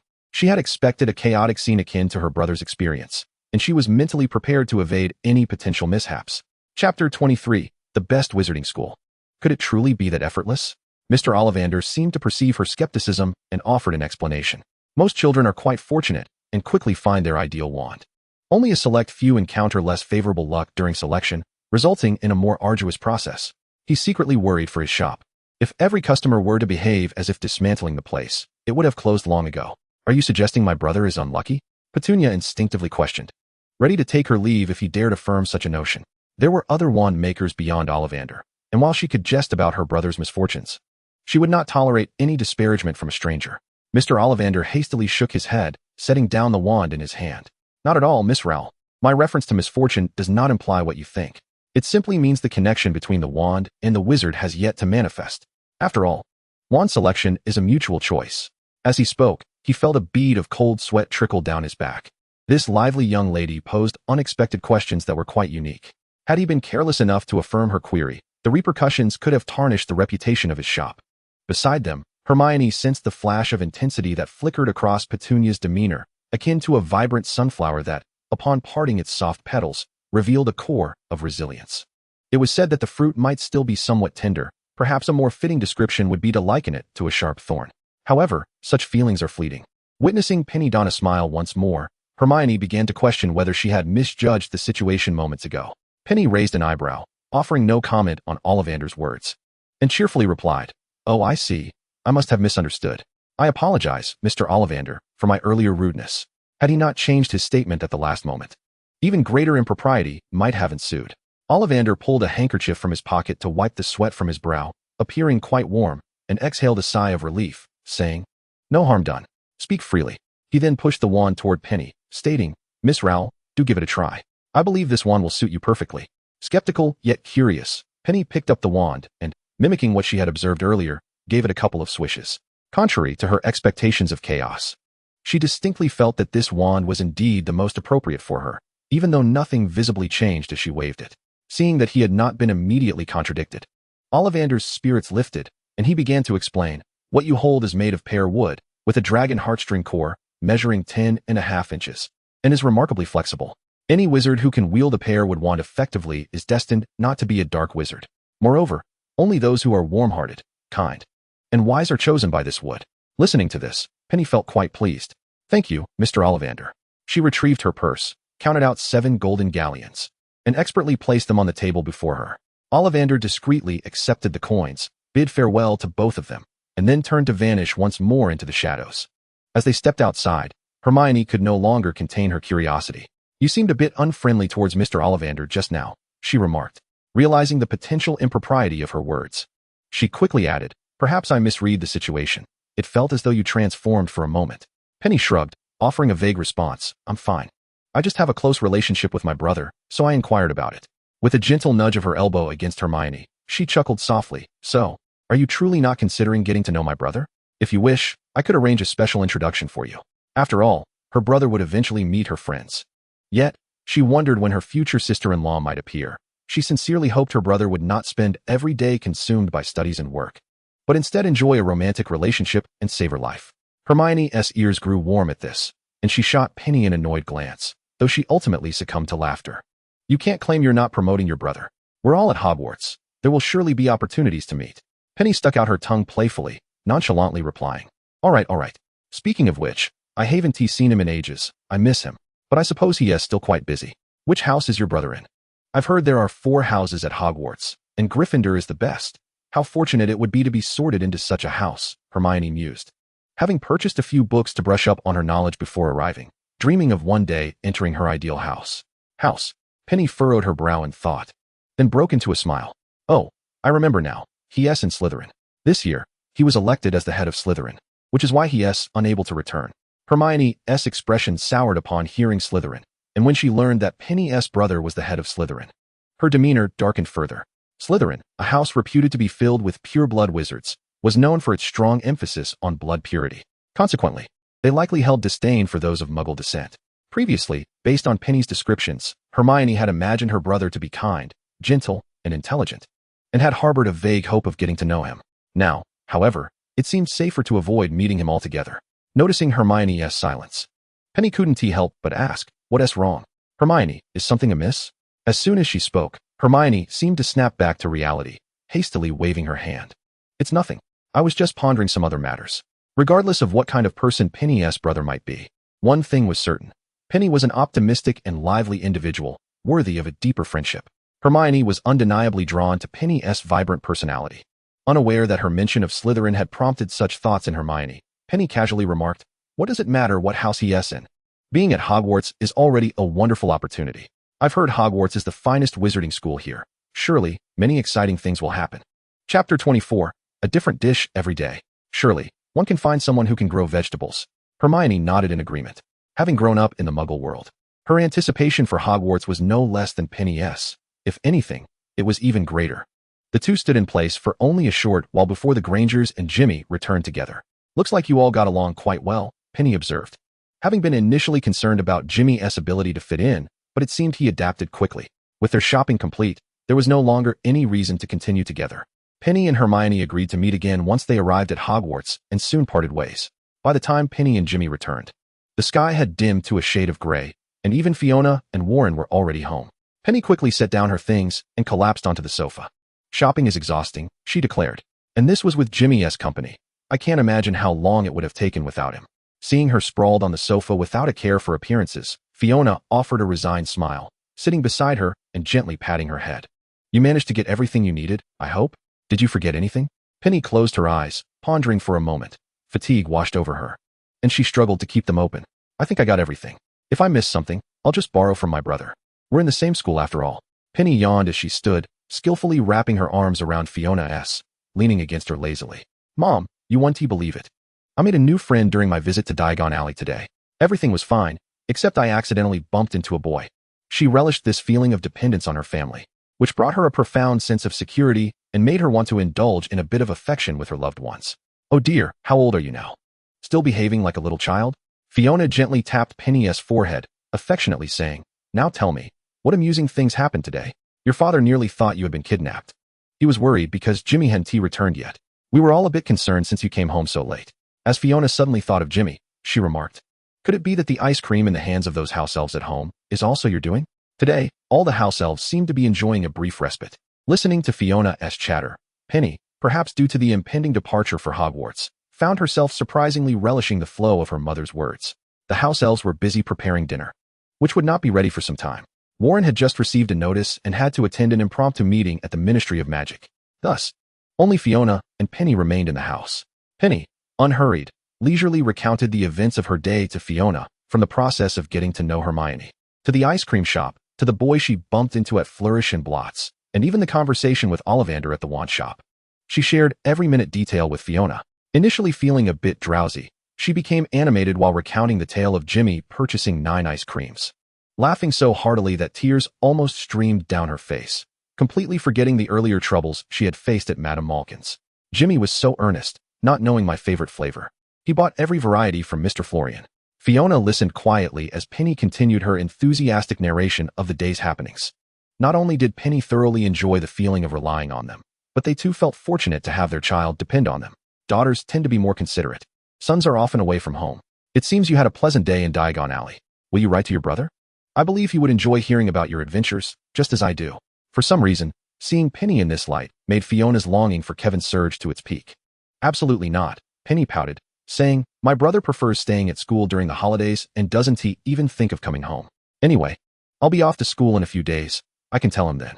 Writing now would only tire my hand, and he'd just skim through it. Recounting happy events once or twice sufficed. If she were to write everything down, the joy would inevitably turn to tedium. Is that truly how you feel? Yet, you spend your days sticking photos and writing in your little diary. Doesn't that exhaust you? The two children often longed for each other when apart, yet sometimes found each other annoying when together. Fiona unrelentingly exposed Penny's excuse. They were all aware of Penny's habit of journaling, often embellishing it with photographs. To date, she had filled countless diaries, and they had never read a single entry. All they knew was what Penny chose to share. That's merely a hobby. It's different. Penny shyly averted her gaze and quickly added, Mom, I'm so hungry. Are Jimmy and the others not ready yet? And Dad, I haven't even seen him. This time, Fiona showed some leniency and refrained from pursuing the topic further. Well, if you eat an extra serving of vegetables tonight, I'll tell you what your father is up to this evening. How does that sound? I've asked them to prepare kale paired with beautiful chicory. What do you think? I think that's not great, Penny thought, nearly in tears. Kale was tolerable, one could grow accustomed to it, but chicory was simply unacceptable. It resembled an underdeveloped baby bok choy, and when cut open, the core looked like an oversized magnolia flower. Initially excited at the sight, as baby bok choy was sweet and a favorite of hers, the first bite had her spitting it out mercilessly. The disparity between her high expectations and the ensuing disappointment was stark. Beautiful on the outside, its taste was bitter enough to make her wish she could perish on the spot. From that moment on, she vowed never to touch this deceptive vegetable again. Mom, I suddenly remembered something interesting from Diagon Alley. Let me tell you about it. Chapter 25, Reunion. There was no way she would concoct a story to make her suffer through that wretched vegetable again. Here we go again, Fiona thought, speechless. She had anticipated this outcome. With Penny at home for a day, they would be engaged in a battle of wits over vegetables. Thankfully, in other respects, Penny was quite manageable. This little quirk was negligible. Time swiftly approached for Penny's departure to school. Platform 9. As Penny glanced at the numbers above the platform, she couldn't help but marvel. This station was so famous that even someone like her, who had never seen the book or movie, was well aware of it. And yet, by some twist of fate, she found herself here. Her hair, usually prone to frizz, remained tame today after a simple brushing before she set out in her wizarding robes. Initially reluctant to don her school uniform so early, she had heard that if she didn't change at home, she would have to do so on the train. After some deliberation, she decided to change at home, relieved to see many others on the platform had done the same, sparing her the embarrassment of being alone. Penny had a considerable amount of luggage, but only one suitcase truly mattered, resting at her feet, while the rest had already been sent to the designated luggage area on the train.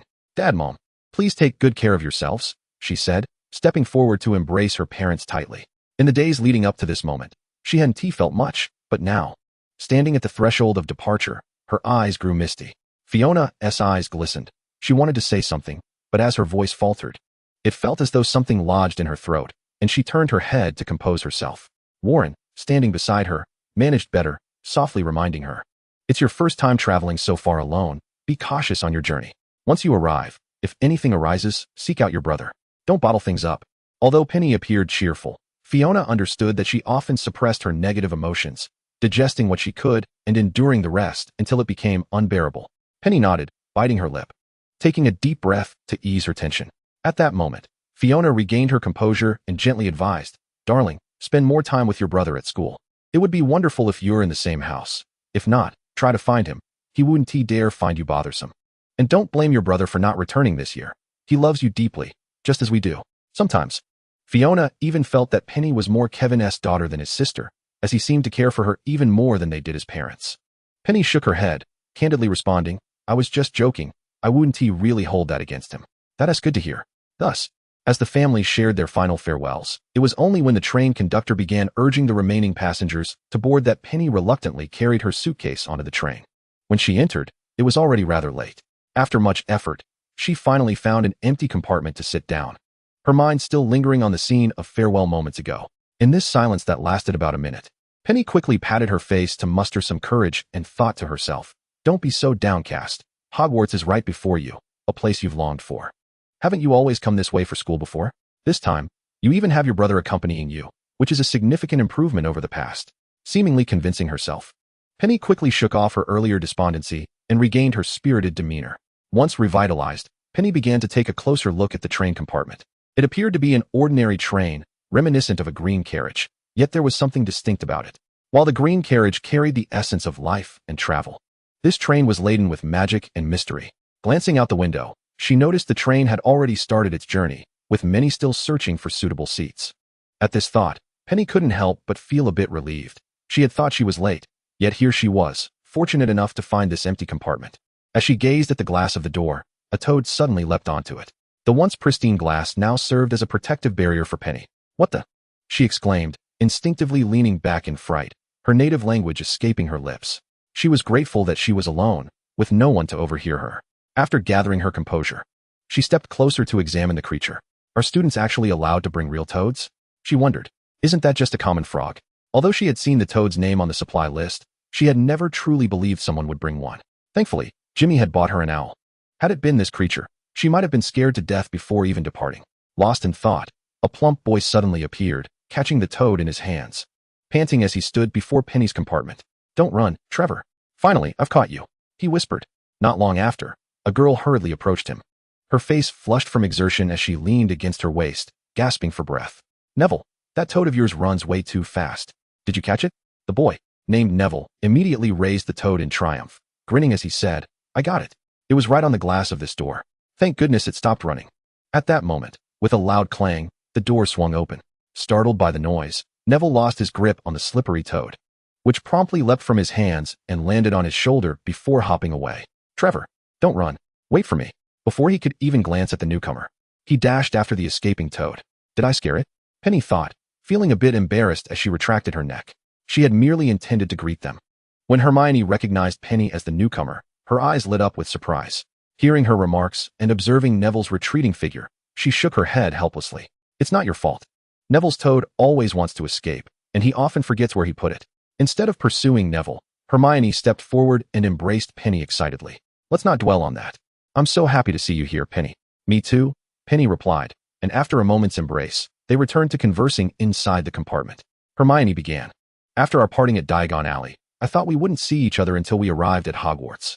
I can't believe we met on the train. What a stroke of luck." "Indeed," Penny joyfully responded. "I was planning to write to you when I returned, but then I realized I don't know where you live, and owls can't pinpoint your location." At this, both of them laughed. Hermione replied, "You're right. I was also thinking about telling you about the books you mentioned looking for in the Muggle world, but I didn't know where to send them either." "You found the books?" Penny's eyes sparkled at this revelation. Did this mean she would have the chance to enjoy the vegetables she had grown herself? No longer would she be tormented by the local produce. Just thinking about it made her spirits soar, even surpassing her excitement about attending Hogwarts. Hermione nodded, but then her expression turned slightly worried. "I brought the books, but they're all packed in my suitcase. I'll get them for you once we arrive at Hogwarts, though I'm not sure if they're the ones you wanted." "That's all right." Penny shrugged, unconcerned. "If it weren't for your help, I surely wouldn't have found those books. It's all thanks to you. If you can't help, I'll just have to think of other ways." As if struck by inspiration, Penny quickly grabbed her camera from beside her and waved it at Hermione, grinning. "Let's take a picture to commemorate our first day at school." Hermione blinked in surprise, but nodded without hesitation. Of course, since they were seated opposite each other.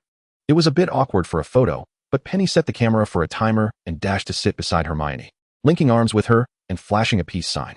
Hermione appeared a touch shy in front of the camera, merely smiling softly. 3, 2, 1, cheese. The flash went off, and the picture materialized in the camera's viewfinder. When Penny first received the camera, she found its design rather peculiar. Not only did it produce photos swiftly like a Polaroid, but it also contained film. The flash couldn't be turned off, and the shutter sound was quite loud. Even so, the figures captured in the photo moved slightly. Perhaps this was the nature of the magical world, where even cameras were unique. Penny hurriedly examined the photograph before handing it to Hermione with a smile. Here, this one's for you. I think it turned out rather well, but you might look even better if you weren't so stiff next time. With a playful smile, Penny returned to her seat beside Hermione and whispered, "Shall we take another?" No, let's save it for next time." Hermione quickly waved her hands in refusal, gazing at the photo in her hands with a smile. "Actually, this is my first time taking a picture in the magical world. It's such a unique feeling. It's hard to describe, but it's truly amazing. The photos we take back home don't move." In the picture, one girl laughed freely while the other smiled shyly, capturing a delightful contrast. Penny blinked and remarked, "What's so special about that? Anything that deviates from the norm can be called magical. What is normal? In our magical world, moving pictures are the norm. Just as still images that remain unchanged are extraordinary for us."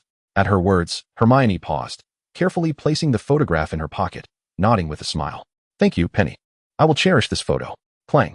The door was slowly pulled open by the same boy from before, his head poking in as he looked down, feigning innocence. "Hermione, I couldn't catch Trevor. I have no idea where he went." How adorable, Penny thought, charmed by his round figure and wanting to give him a playful ruffle.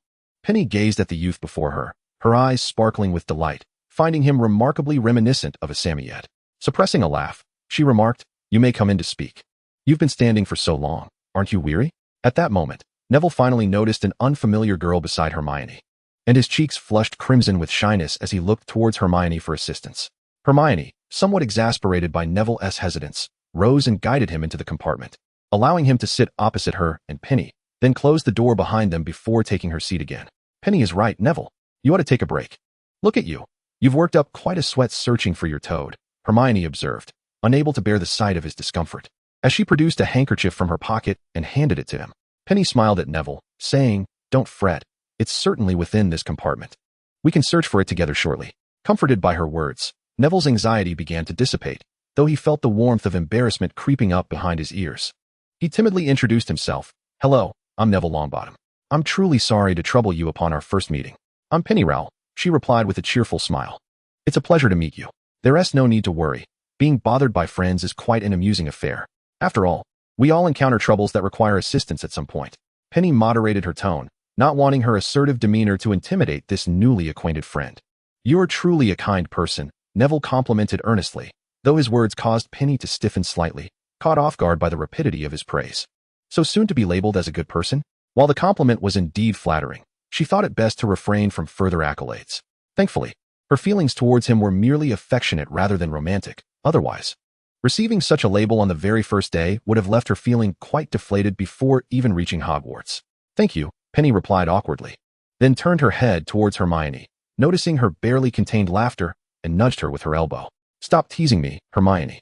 Let us assist Neville in locating his toad." Clearing her throat a couple of times, Hermione managed to stifle her amusement and said softly, "All right, let us split up to search more efficiently." Rising, Hermione looked towards Neville and added, "We'll go look for it.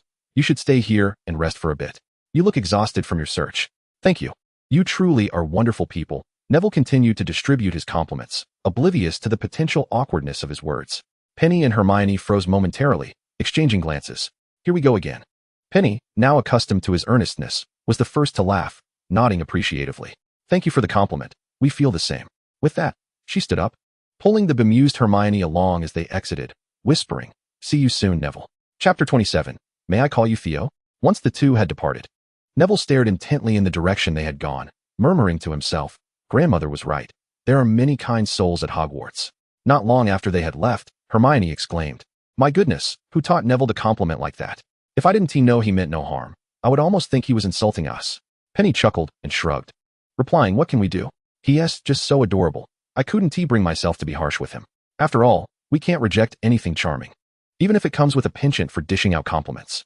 "You make a valid point," Hermione sighed, continuing, "Let us divide our efforts. It will expedite our search." The train was structured such that they were positioned in the middle of the compartments. Realizing this, they both nodded in agreement. Hermione pressed forward while Penny retraced her steps to check the rear compartments for Neville's toad. However, as Penny walked back, she suddenly recognized a serious problem. She was terrified of catching a toad. Feeling a surge of anxiety, she turned back to see that Hermione had already wandered far ahead, nearly out of sight. It's all right. It's just a toad after all. Everyone has to face their fears at some point. Stay calm. It's not that disgusting. Worst case, I can wash my hands afterward.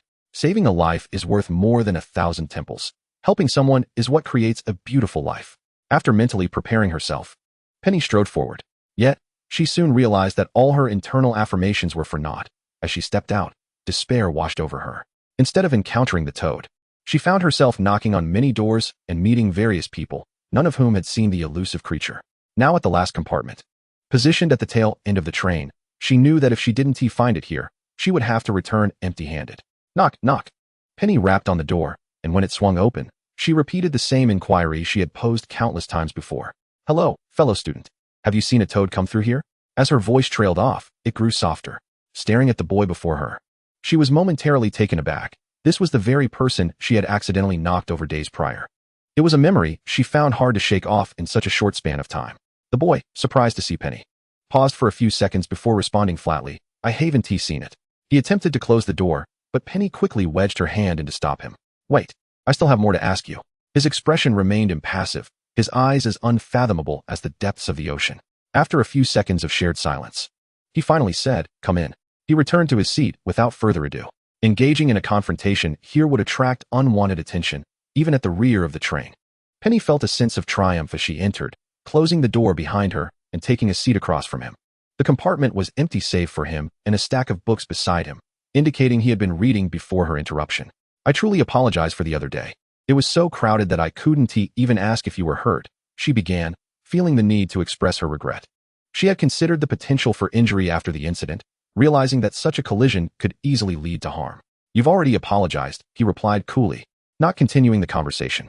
But since it was my fault, I ought to express my concern properly, Penny insisted, blinking at him intently. Have you sustained any injuries? I've thought about it since, and that bump must have been quite painful. I still feel sore. She rolled up her sleeve, revealing her fair arm, which bore a small bruise that had yet to fade, mumbling, look, even after all this time, I still have a bruise. You must be fine, right? She had only noticed it because Fiona had seen it first and was alarmed enough to consider summoning a healer, only to be stopped by Penny's insistence that it was nothing serious. Just a bruise. It hardly warranted a doctor's visit. It was merely due to her pale skin that the bruise appeared more alarming initially, but now it looked much more ordinary. The youth before Penny, sensing her complete disregard for him as an outsider, hastily turned his head away, avoiding her gaze. However, his commendable memory still retained the image of the pristine white arm he had glimpsed earlier, which was indeed marred by bruises. Shaking his head, he refrained from speaking, his ears betraying a faint warmth. Unbeknownst to him, Penny remained oblivious to his discomfiture, mistakenly assuming he was merely disinterested in conversing with her. With a hint of awkwardness, she tugged down the sleeves of her arm, stating with a hint of annoyance, if you choose not to respond, I shall presume you are uninjured. That would be splendid indeed. While she could tolerate her own injury, the thought of causing harm to another filled her with profound embarrassment. I am Penny Rowell. If you don't mind, perhaps we could be friends? Theodore not. Out of the corner of his eye, he noticed Penny adjusting her sleeve, and he felt a wave of relief wash over him. He redirected his gaze to her, his expression unchanging. 1, 2, 3. Half a minute elapsed in silence. Penny felt as if she might freeze to death, despite it being summer. Was this child truly so indifferent? Theodore is quite a lengthy name. May I call you Theo? Penny mused aloud, seemingly pleased with the brevity of the nickname, which rolled off her tongue with ease. Theodore could not suppress a frown at this, aside from his family. No one had ever referred to him as Theo. Instinctively, he replied, you may as well call me not. Suddenly, a train whistle pierced the air, causing Penny to shield her ears in displeasure, inwardly grumbling. That sound is nothing short of thunderous. It could qualify as a workplace injury. Once the cacophony subsided, she turned to Theodore and inquired, by the way, what were you about to say, Theo? Nothing. Theodore gazed at the incessantly chattering girl before him, momentarily at a loss. Would she continue to chatter incessantly if he asked her to refrain? The thought sent a shiver down his spine. Chapter 28, Slytherin. The girls he had encountered before either exuded an air of superiority or were the pampered daughters prone to tantrums. In every instance, their conversations were restrained. He had never before encountered someone so loquacious. It was a novel experience to meet someone so voluble upon their first meeting. Conversely, Penny, though appearing cheerful, was inwardly exasperated. This individual before her was a veritable stumbling block on her path to friendship. How could there exist such a taciturn boy? No, in this world. There was no friend she could not make or conversation she could not engage in. This was her last bastion as a former broadcaster. Theo, why are you sitting alone in this compartment? Did you not have anyone you knew prior? Isn't it clear that I am here? Theo, which house do you wish to join? I've heard there are 4 houses at Hogwarts. Aren't you curious about which one you might belong to? Not really. Unless something unexpected occurs, I will undoubtedly be in Slytherin. Speculating about other possibilities seems rather pointless. Theo, you seem so familiar to me. Did we not cross paths at the Leaky Cauldron? You've posed this question twice now. Theodore replied, a hint of irritation in his tone, as it was evident that their 2 encounters had indeed been at the Leaky Cauldron, yet he was the one who remained unremembered. Theo, Penny persisted, although the spark of determination within her was gradually extinguished in Theodore's presence. Theodore could not help but interrupt. Weren't you just here looking for a toad? Right. The toad, Penny exclaimed, leaping to her feet as her mind raced to recall the earlier events. Oh no, I've become so sidetracked with idle chatter that I completely forgot my primary objective. With this thought, she feigned a desire to depart. But as she lifted her foot to leave, she turned back and said, Theo, it was delightful chatting with you today, but I have urgent matters to attend to. Let us meet again at Hogwarts. I hope we will be in the same house. Farewell. With that, she hurriedly opened the door and dashed back toward her own compartment. Theodore stood, closing the door that Penny had neglected to shut, before finally sitting back down with a relieved sigh. He had managed to endure her company for so long before reminding her it was time to leave. Had he known that whether she called him Theo or not would lead to the same conclusion, he would have simply told her not to call him anything at all. He found himself regretting this thought, as if Penny's voice still echoed in his ears. Picking up the book beside him to continue reading, he soon discovered he could not focus on a single word. With a hint of impatience, he shut the book and tossed it aside, suppressing the tumult of emotions within him. Slytherin? A house. Theodore recalled Penny's exuberance and allowed a small smile to escape his lips. How could that be? As the thought crossed his mind, he found himself frozen in place. Just a noisy individual, and yet he was entertaining the notion of sharing a house with her? Upon returning to her compartment, Penny found Hermione and Neville already seated inside. Hermione appeared somewhat anxious, likely due to Penny's absence. I ran into a friend, so I lingered in his compartment for a while, Penny said sheepishly, offering a sheepish grin, then added, but I did inquire about Neville's toad. Unfortunately, no one has seen it. Hermione pulled her closer, speaking softly. I was beginning to think both you and the toad had gone missing. Even though we are on a train, I was worried about you. When she had returned and found Penny still absent, her concern had grown until she genuinely contemplated searching for her. I'm perfectly fine, Hermione. I just got a bit caught up in fun, which delayed my return. Penny replied with a smile, then, with keen interest, continued, tell me about this house business. I'm eager to learn more. As I've never taken the time to research it thoroughly. Hermione and Neville exchanged glances, both astonished at Penny's apparent lack of knowledge on the subject. You don't know? Before I came to Hogwarts, my grandmother called me over multiple times just to discuss it, fearing I might forget. She went over it with me many times. Neville's wide, round eyes blinked in disbelief. Hermione nodded in agreement, though her parents had not shared such information with her. Being muggles, she had gleaned everything she knew from books. I've heard about it, Penny reflected, recalling that she had indeed been told more than once. But I wasn't particularly interested, so I didn't pay much attention. All she knew was that her brother was in Slytherin. What is Slytherin like? As soon as the question escaped her lips, both individuals before her involuntarily gasped in shock, with Neville trembling slightly in fear. His voice quivered as he spoke. I heard my grandmother say that many dark wizards hail from Slytherin. They say it's a place only evil wizards would go. Upon finishing his statement, he felt Hermione's penetrating gaze upon him, as if he had uttered something amiss, prompting him to timidly shut his mouth and refrain from further speech. What an absurd notion. Judging a child's future based on their house allocation is sheer nonsense, isn't it? The more Penny pondered, the more ludicrous it seemed. And she expressed her discontent. If I were to join Slytherin, would you all think I would become a malevolent villain? Of course not. Hermione instinctively interjected, continuing. Neville has only shared part of the truth. Not all Slytherins are wicked. On the contrary, those who gain admission are undoubtedly ambitious and astute. Yet their aspirations can sometimes lead them astray. Neville nodded in agreement, affirming, indeed, if entering Slytherin meant one was destined for villainy, then why would Hogwarts expend such effort teaching a cadre of nefarious individuals? They could simply expel them all. To be honest, my brother is in Slytherin. So even though I have yet to be sorted, I dislike hearing indiscriminate attacks on that house. Penny candidly revealed her thoughts. Chapter 29. The last one isn't bad either. She cared little for what Slytherin represented. She was merely her brother's devoted supporter. Though I have not met your brother, I believe if you possess such a lovely disposition, he must be equally admirable, Hermione remarked, though she was curious why he had been assigned to Slytherin. Perhaps only the bloodline could explain it. A good character, indeed. Penny blinked, her mind flashing back to her brother's demeanor towards those outside the family, which was even colder than what she had encountered with Theo. Nodding resolutely, she asserted, "Of course, my brother is undoubtedly a good person." This opinion was solely her own, and she accepted no responsibility for any repercussions. The latter part of her statement was a silent thought, as she felt the need to preserve her brother's dignity among so many others. Feeling a bit guilty, she shifted the topic. How about discussing the other houses? We can't keep picking on Slytherin. At her prompting, Hermione and Neville began to share everything they knew about the two houses. Undoubtedly, they had more information on Gryffindor, while their knowledge of the other houses was rather limited. So, what you're suggesting is that Gryffindor is the finest house, with its students embodying courage and resilience, while Hufflepuff is commendable as well, filled with kind-hearted individuals eager to assist others. As for Ravenclaw, they are the most avid readers, possessing great wisdom. Is that all? Penny recounted their information meticulously, simplifying it into her own words. The other two nodded in agreement, affirming her summary. So, how does one get sorted? Surely, we can't just use a truth-telling mirror to ascertain one's true nature and direct them to a house. This is a magic school, not a zodiac convention. No one knew. Perhaps it would be determined by an exam. Hermione shrugged, having consulted various books that offered no concrete explanations. Their gazes inevitably turned to Neville, who felt a wave of anxiety under their scrutiny. I don't know either. My grandmother said I'd find out once I arrived at Hogwarts.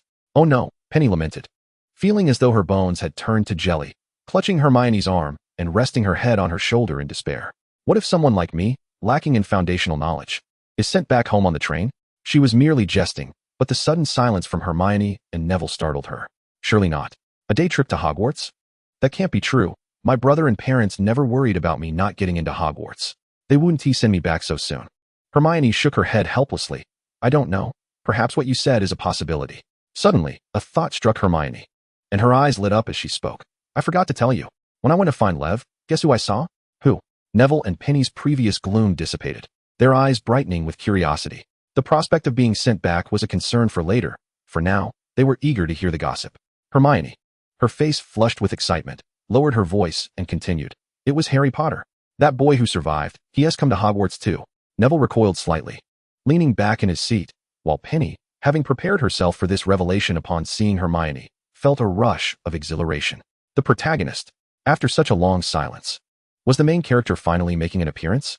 Wait, Penny thought of Harry, her mind racing to recall fragments of the film she had seen, whispering, I think there was a hat involved, but I can't quite remember. What hat? Hermione, surprised to see Penny so serious, was momentarily taken aback. It's for sorting houses.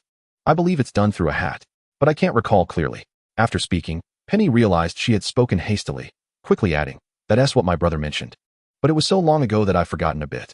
My sincere apologies to my dear brother for using him as a reference. When Hermione had gone to find Lev, she had conveniently brought along the luggage from their previous compartment. Now, upon hearing this intriguing notion, Penny eagerly began to flip through her books, attempting to rediscover the content she had previously overlooked. Neville remained silent, his expression indicating he was lost in troubling thoughts, especially upon hearing the name Harry Potter. Penny, however, felt a sense of relief wash over her. Thank goodness her knowledge of the plot was scant, akin to the hair on Jimmy's head. Otherwise, she might inadvertently say something that would brand her a pariah. Regardless, they wouldn't actually seek out her brother for confirmation, so he would have to endure a little embarrassment for now. In 5 minutes, they would arrive at Hogwarts. Please leave your luggage on the train. We will transport it to the school for you, resonated a voice through the carriage, awakening all from their reveries. Neville, visibly anxious, with tears welling in his eyes, fretted. Lev, I still haven't found my Leviticus. Oh dear, I'm really going to lose it. Don't worry, Neville. Let us get off the train. Perhaps Lev will come out on its own, Penny reassured him, feeling a mix of exasperation as they had nearly turned the train upside down, yet still hadn't located the toad. Hermione added, Penny is right, Neville. Try not to worry. Let us just disembark. As the train gradually slowed, many passengers began to exit the corridor. Penny had no intention of joining the throng, opting to wait in her seat until the crowd thinned. At that moment, she heard Hermione's voice beside her. Let us depart now, lest we find ourselves amidst a greater throng, suggested Hermione. Penny, huh? What are you saying? Neville, wiping away tears from the corners of his eyes, murmured in a choked voice. All right. Penny, what are you talking about, Neville? I cannot comprehend the words exchanged between you and Hermione. Will there truly be many people outside? Penny continued to resist the notion. In truth, being the last to exit would not be detrimental. She believed it could even be rather delightful. Since she could not be the first, why not relish the experience of being the last? Chapter 30. Let us walk together. Hermione rose, grasping Penny's hand with determination. If we do not venture out now, the crowd will undoubtedly swell. I recall how impressive you were at the Leaky Cauldron last time. Come on, Neville. That last remark was directed at Neville, for Hermione knew she could not possibly manage both of them while moving swiftly. With that, she flung open the door and, with Penny in tow, plunged into the throng, while Neville closely followed in their wake. Once the train came to a halt, students began to jostle one another, gradually squeezing towards the train doors. First years, come this way. A towering figure with an exceptionally long beard beckoned to the newcomers. Just as they stepped outside, not having inhaled much fresh air yet, the chill of the dark night sent shivers down their spines. Penny, being pulled along by Hermione, was startled upon seeing the giant. Instinctively, she recalled her brother's descriptions of Hogwarts mentioned in his letters, particularly his vivid portrayal of Hagrid. She had never truly believed in the existence of such a towering giant, and now, faced with the reality, she felt a painful flush on her cheeks for her previous skepticism. What a vast and wondrous world it is. The group followed Hagrid down a narrow, unpaved path. Stumbling along the way, Penny clutched Hermione's hand tightly, unwilling to release her grip. If she were to slip and fall, she would surely become the talk of the entire school, and she had no desire to achieve notoriety in such a fashion. Fortunately, their journey was devoid of peril. Perhaps everyone was focused on their footing, as the path was far quieter than the bustling station they had just departed. At the end of the path lay a lake, dotted with small boats along the shore. Each boat can hold a maximum of 4 people. Hagrid bellowed, urging the crowd to board swiftly. The surroundings were engulfed in darkness. Yet Penny found the atmosphere merely refreshing, as she had previously explored the forest alone. Hermione and Neville boarded one of the boats. And just as Penny was about to follow, she noticed Theodore standing alone, seemingly reluctant to approach. Could you please save that empty seat for me? I'll be back shortly. Penny called out before turning towards Theodore's direction and hurrying over. Penny, wait, where are you going? Hermione shouted after her retreating figure, but received no reply. Feeling a tug on her sleeve, Hermione turned to Neville and quietly inquired, What's the matter? Don't worry, Penny said she would return. Let us not fret, Neville reassured her. Hearing Neville's comforting words, Hermione sighed, settled into the boat, and replied, All right, I suppose we must trust her. She even asked us to save a spot. It appears she intends to find someone. Now, it was too late to pursue her. Penny reached Theodore, panting heavily, her cheeks flushed. Theodore, why are you here all alone? We are about to board the boat. She had been observing him standing solitary and decided to approach. Theodore frowned slightly at her arrival, but his expression quickly reverted to neutrality, concealed by the night's shadows. I'll join you in a moment, he replied curtly. If Penny did not firmly believe they had met several times before, she might have thought they were strangers. Come with us, there's still room in our boat, she urged. If he chose to join them, he would be surrounded by familiar faces. Seeing Theodore remain silent, Penny persisted. Look, there are no more empty boats left. You'll need someone to sit with. You might as well join us, Theodore. He seemed more inclined to seek companionship elsewhere. Just as he was about to decline, he met Penny's sparkling gaze. Very well, he conceded with a reluctant nod. Almost instantaneously upon his agreement, Penny seized his hand and led him towards their boat. This is splendid. Let us hurry, Theodore. Do not feel shy. We are all friends here, and it is only natural to assist one another. Penny chattered animatedly, and Theodore mused that her words could fill a speech given their brevity of distance. Please let go of my hand. I can walk on my own, Theodore interjected quietly, a faint blush creeping onto his earlobes. Did she exhibit such a lack of personal space with everyone? This thought sparked an odd sensation within him that he could not quite articulate. Realizing she had been holding on to him, Penny awkwardly released her grip, apologizing. I'm sorry. I forgot. For the remainder of the short journey, Penny fell silent, causing Theodore to wonder if he had inadvertently hurt her feelings. He found her sudden quietness somewhat unsettling. However, Penny was far from fragile. Her mind was a tempest of thoughts. Penny, oh Penny, you are utterly oblivious. You see a handsome boy and cannot help but draw near, almost leading him to believe you are flirting. What a dire predicament indeed. Before long, they arrived at the boat's edge, where Hermione and Neville were already seated. Penny hopped aboard, announcing, I'm back. I hope you don't mind my bringing an extra person along. Upon receiving permission from Hermione and Neville, Penny gestured for Theodore to join them. After glancing at her outstretched hand, Penny suddenly recalled Theodore's earlier comment and withdrew her hand. Come aboard quickly, we must set sail. Several boats had already begun to drift away, and Hagrid was urging those who had yet to board to hurry, while he himself occupied a boat alone, an arrangement that appeared somewhat awkward. At her invitation, Theodore observed her earlier gesture for a moment before deciding not to linger any longer, swiftly stepping onto the boat. With Neville and Hermione having previously taken their seats, only 2 spots remained, placing Penny and Theodore side by side. As the boat gradually glided towards the distant Hogwarts castle, it was strangely quiet. Penny refrained from speaking further, while Hermione and Neville exchanged a few hushed words, leaving the atmosphere enveloped in silence. Chapter 31. I am so sleepy. Penny gazed down at her fingers, lost in thought. Fatigue weighed heavily upon her, her eyelids growing increasingly heavy. After a day spent in transit, the prospect of embarking on a boat felt burdensome. The slow-moving vessel lulled her into a deeper sense of drowsiness, and by this time, her energy had nearly evaporated. Theodore cast several furtive glances in her direction, noticing her silence. As they neared their destination, he finally succumbed to the urge to speak, murmuring, "I didn't mean to express disdain earlier. I'm simply unaccustomed to others casually taking my hand." Coincidentally, at that moment, Penny yawned wearily, realizing that Theodore had spoken. With sleep-laden eyes, she turned to him, asking, "What were you saying?" "I was a bit drowsy and didn't catch that, sorry."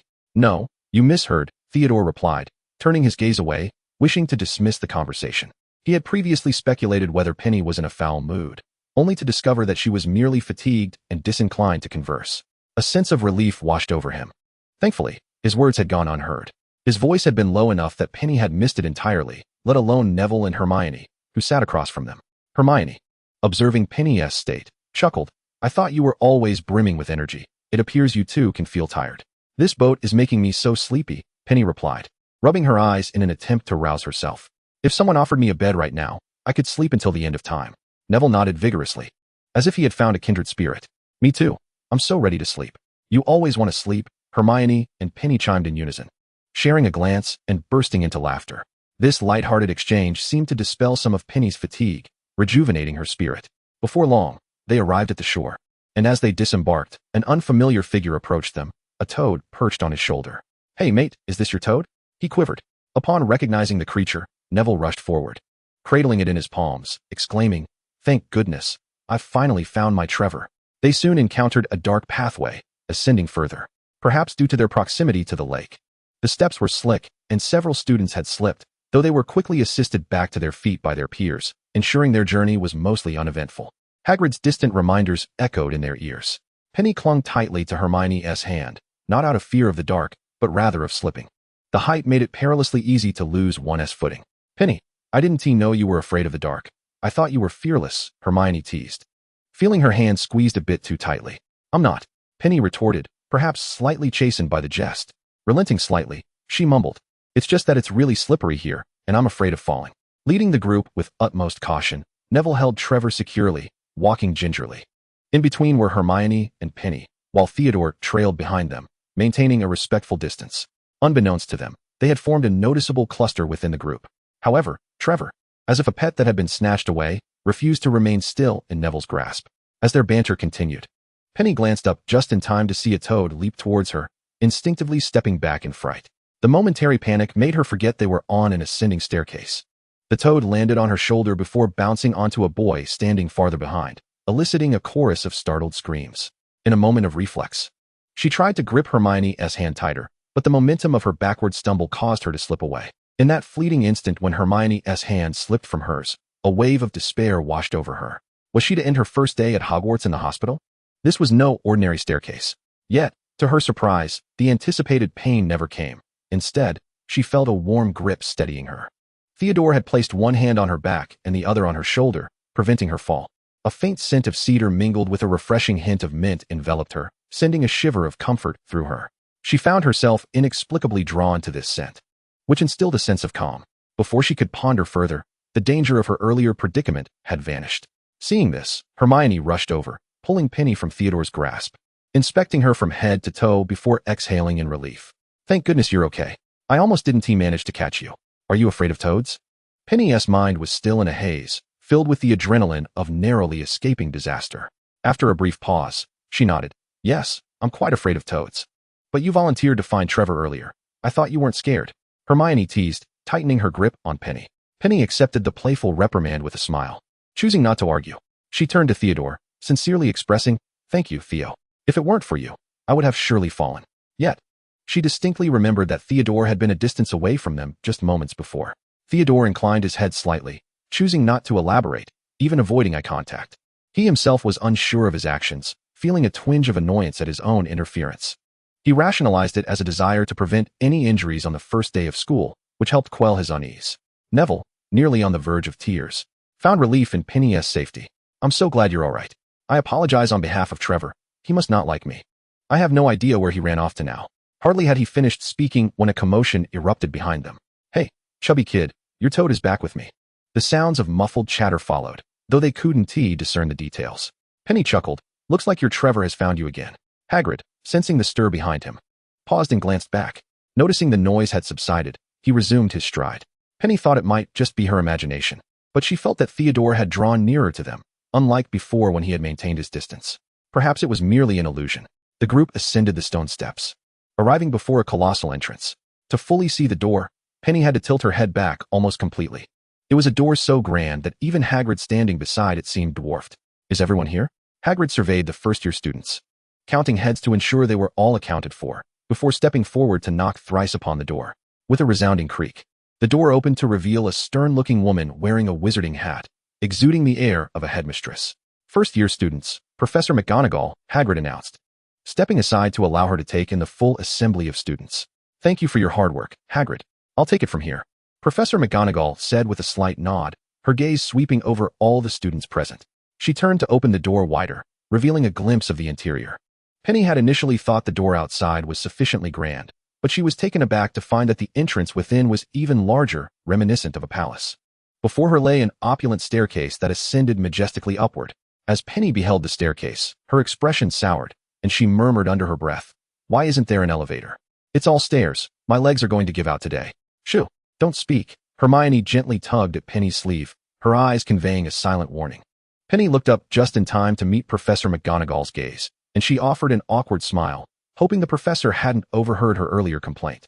The group followed Professor McGonagall as they ascended the staircase, and Penny felt a sense of astonishment wash over her as she took in the grand European classical architecture of the castle. She had thought her own home was spacious, but this school was nothing short of immense.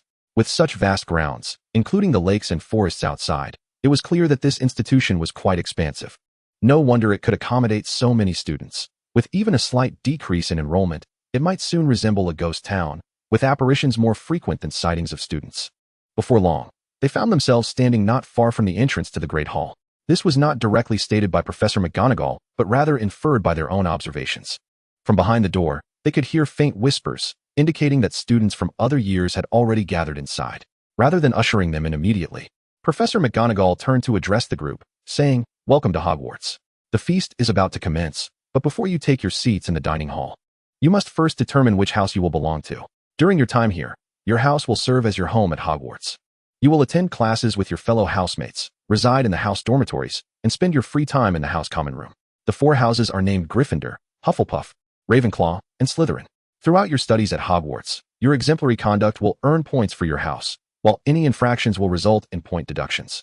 At the end of the year, the house with the highest score will be awarded the House Cup, a significant honor. I hope that regardless of which house you are assigned to, you will strive to bring glory to it." In a few moments, the sorting ceremony will take place in front of the entire school. I suggest you take this time to compose yourselves. After delivering this lengthy address, Professor McGonagall exhaled deeply and concluded, "Once everything is ready on the other side, I will come to escort you in. Please maintain silence while you wait." With that, she turned and entered the Great Hall, and only then did the whispers begin to circulate among the group. Penny tilted her head, intending to say something to Hermione, but found her reciting spells she had learned in the past. "No, you're cramming at the last minute. So what am I supposed to do?" she thought ruefully, her gaze shifting to Neville, who appeared to be trembling with fear. He was not alone. Many around them seemed unnerved after Professor McGonagall's words. And while there were sounds of conversation, they were far less animated than before. Curious about Theodore's impassive expression, Penny leaned closer and asked, "Theo, aren't you worried like the others?" "Worried about what?" Theodore replied calmly, as if the sorting hat ceremony were not even relevant to him. "It's just a sorting test. What is there to be anxious about? Aren't you afraid of being placed in a house you don't like?" "It seems like the houses are quite important here," Penny observed. Yet she felt indifferent. After all, they were all part of the same school. Could different houses truly differentiate them? Moreover, had not Professor McGonagall, who resembled the headmistress, just stated that each house was equally distinguished, having produced many remarkable wizards? If that were the case, why worry? No, Theodore replied firmly, meeting Penny's gaze. You appear untroubled as well. Indeed, Penny shrugged, continuing, as long as I'm not sent home on the spot. It doesn't really matter which house I end up in. Theodore smirked slightly, but then turned his attention elsewhere, ignoring her. Theo, what if we all ended up in the same house? Penny mused, envisioning how convenient it would be to have everyone together for fun and games. Theodore did not respond, merely observing her quietly. The thought of them being in the same house seemed improbable unless the Sorting Hat recognized her pureblood status. He recalled that Riddle appeared to be a pureblood surname. Theo? Penny called again, thinking perhaps he hadn't heard her. In the next moment, over 20 ghosts emerged from the walls. Some were fully transparent, mere outlines, while others were semi-transparent, with a few even retaining the appearance of their mortal demise. For instance, one headless ghost displayed a neck that wobbled precariously, evoking a sense of unease. Penny's face turned pale as she instinctively tugged at Theodore's sleeve, her voice trembling. What is this? Theo, please tell me I'm just overly tired and imagining things. Theodore glanced at his robes, noting that no one had ever pulled at his sleeve before, and at that moment, a small, alabaster hand contrasted starkly against the fabric of his black wizarding robe. Would this provide her with a sense of security? He wondered why she seemed to feel safe with him. No, Hogwarts has ghosts, he said matter-of-factly. Penny's complexion grew even paler, her disbelief evident as she turned to the person beside her. Hermione approached, looking curiously at Penny's demeanor and the incoherent mutterings escaping her lips. And she couldn't help but feel sympathy for Theodore. Though she did not know him well, she felt he had a challenging situation on his hands. She gently patted Penny's shoulder and said, Penny, what are you doing? Chapter 33. Let us go to Gryffindor together. Penny, already frightened, jumped at the unexpected touch, looking up to meet Hermione's familiar face. Sighing in relief, she exclaimed, Hermione, this is outrageous. Theo just said there are ghosts here. Isn't anyone concerned about the possibility of running into one? Don't be afraid, Penny, Hermione said soothingly. Yes, right. It's a characteristic of Hogwarts. I read about it in Hogwarts, a history. They won't harm us. Out of the corner of her eye, Hermione caught sight of a ghost demonstrating how they had died, pulling their head off to reveal the gruesome mark of their execution. She quickly shut her eyes and added, It's just that they look a bit frightening. Penny took a moment to steady herself, glancing at the nearby ghost. It did seem that aside from being somewhat alarming, there was nothing particularly amiss. Perhaps that is the case, Hermione nodded, mentally chastising herself. If they didn't display such gruesome scenes, they might appear more approachable. Turning her head towards Theodore, it was unmistakably evident that a section of his robe bore a crease. Upon closer inspection, it appeared to be the spot where she had grasped him moments ago. Feeling a twinge of embarrassment, she reached out to smooth it over and apologetically said, I'm truly sorry, Theo, for causing you trouble once again. I would appreciate it if you could be more mindful of such matters before they arise next time. Theodore lowered his gaze, intently focused on Penny's hands, which were attempting to mend the situation. Through the fabric, he could feel the warmth of her small hand deliberately brushing against him. He pressed his lips together, discreetly withdrawing his hand, a faint blush creeping onto his face, fortunately concealed by the encroaching darkness of the evening. Of course, I assure you, Penny replied, her eyes sparkling with determination as she smiled at Theodore, even nodding affirmatively. At that moment, Professor McGonagall re-emerged from behind the door, prompting several ghosts to hastily glide through the walls and vanish. Penny, still unsettled by her previous encounter with them, wondered if anyone truly feared the ghosts in this school. Now, line up and follow me, Professor McGonagall instructed, glancing at the first-year students as she strode purposefully through the door. The students outside quickly formed a single file. Neville found himself at the front, separate from the others. The sequence among the remaining students was Theodore, Penny, and Hermione. Behind Hermione stood a boy whom Penny did not recognize, yet Hermione seemed familiar with him. Exchanging a few words now and then, as they entered, the sight before them was nothing short of astonishing. To describe the hall as resplendent would be an understatement. Students sat neatly at 4 long tables, with several seats reserved at the front, presumably for them.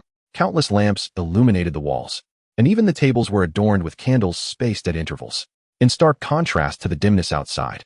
Stepping inside felt akin to entering a fairy tale castle, though this castle lacked a princess, at least for the time being. This ceiling is truly magnificent, Penny remarked, gazing up at the starry sky above. Although there were no stars visible outside, within these walls, it sparkled brilliantly. This place has been enchanted to resemble the outside sky. It's even more beautiful, Hermione whispered.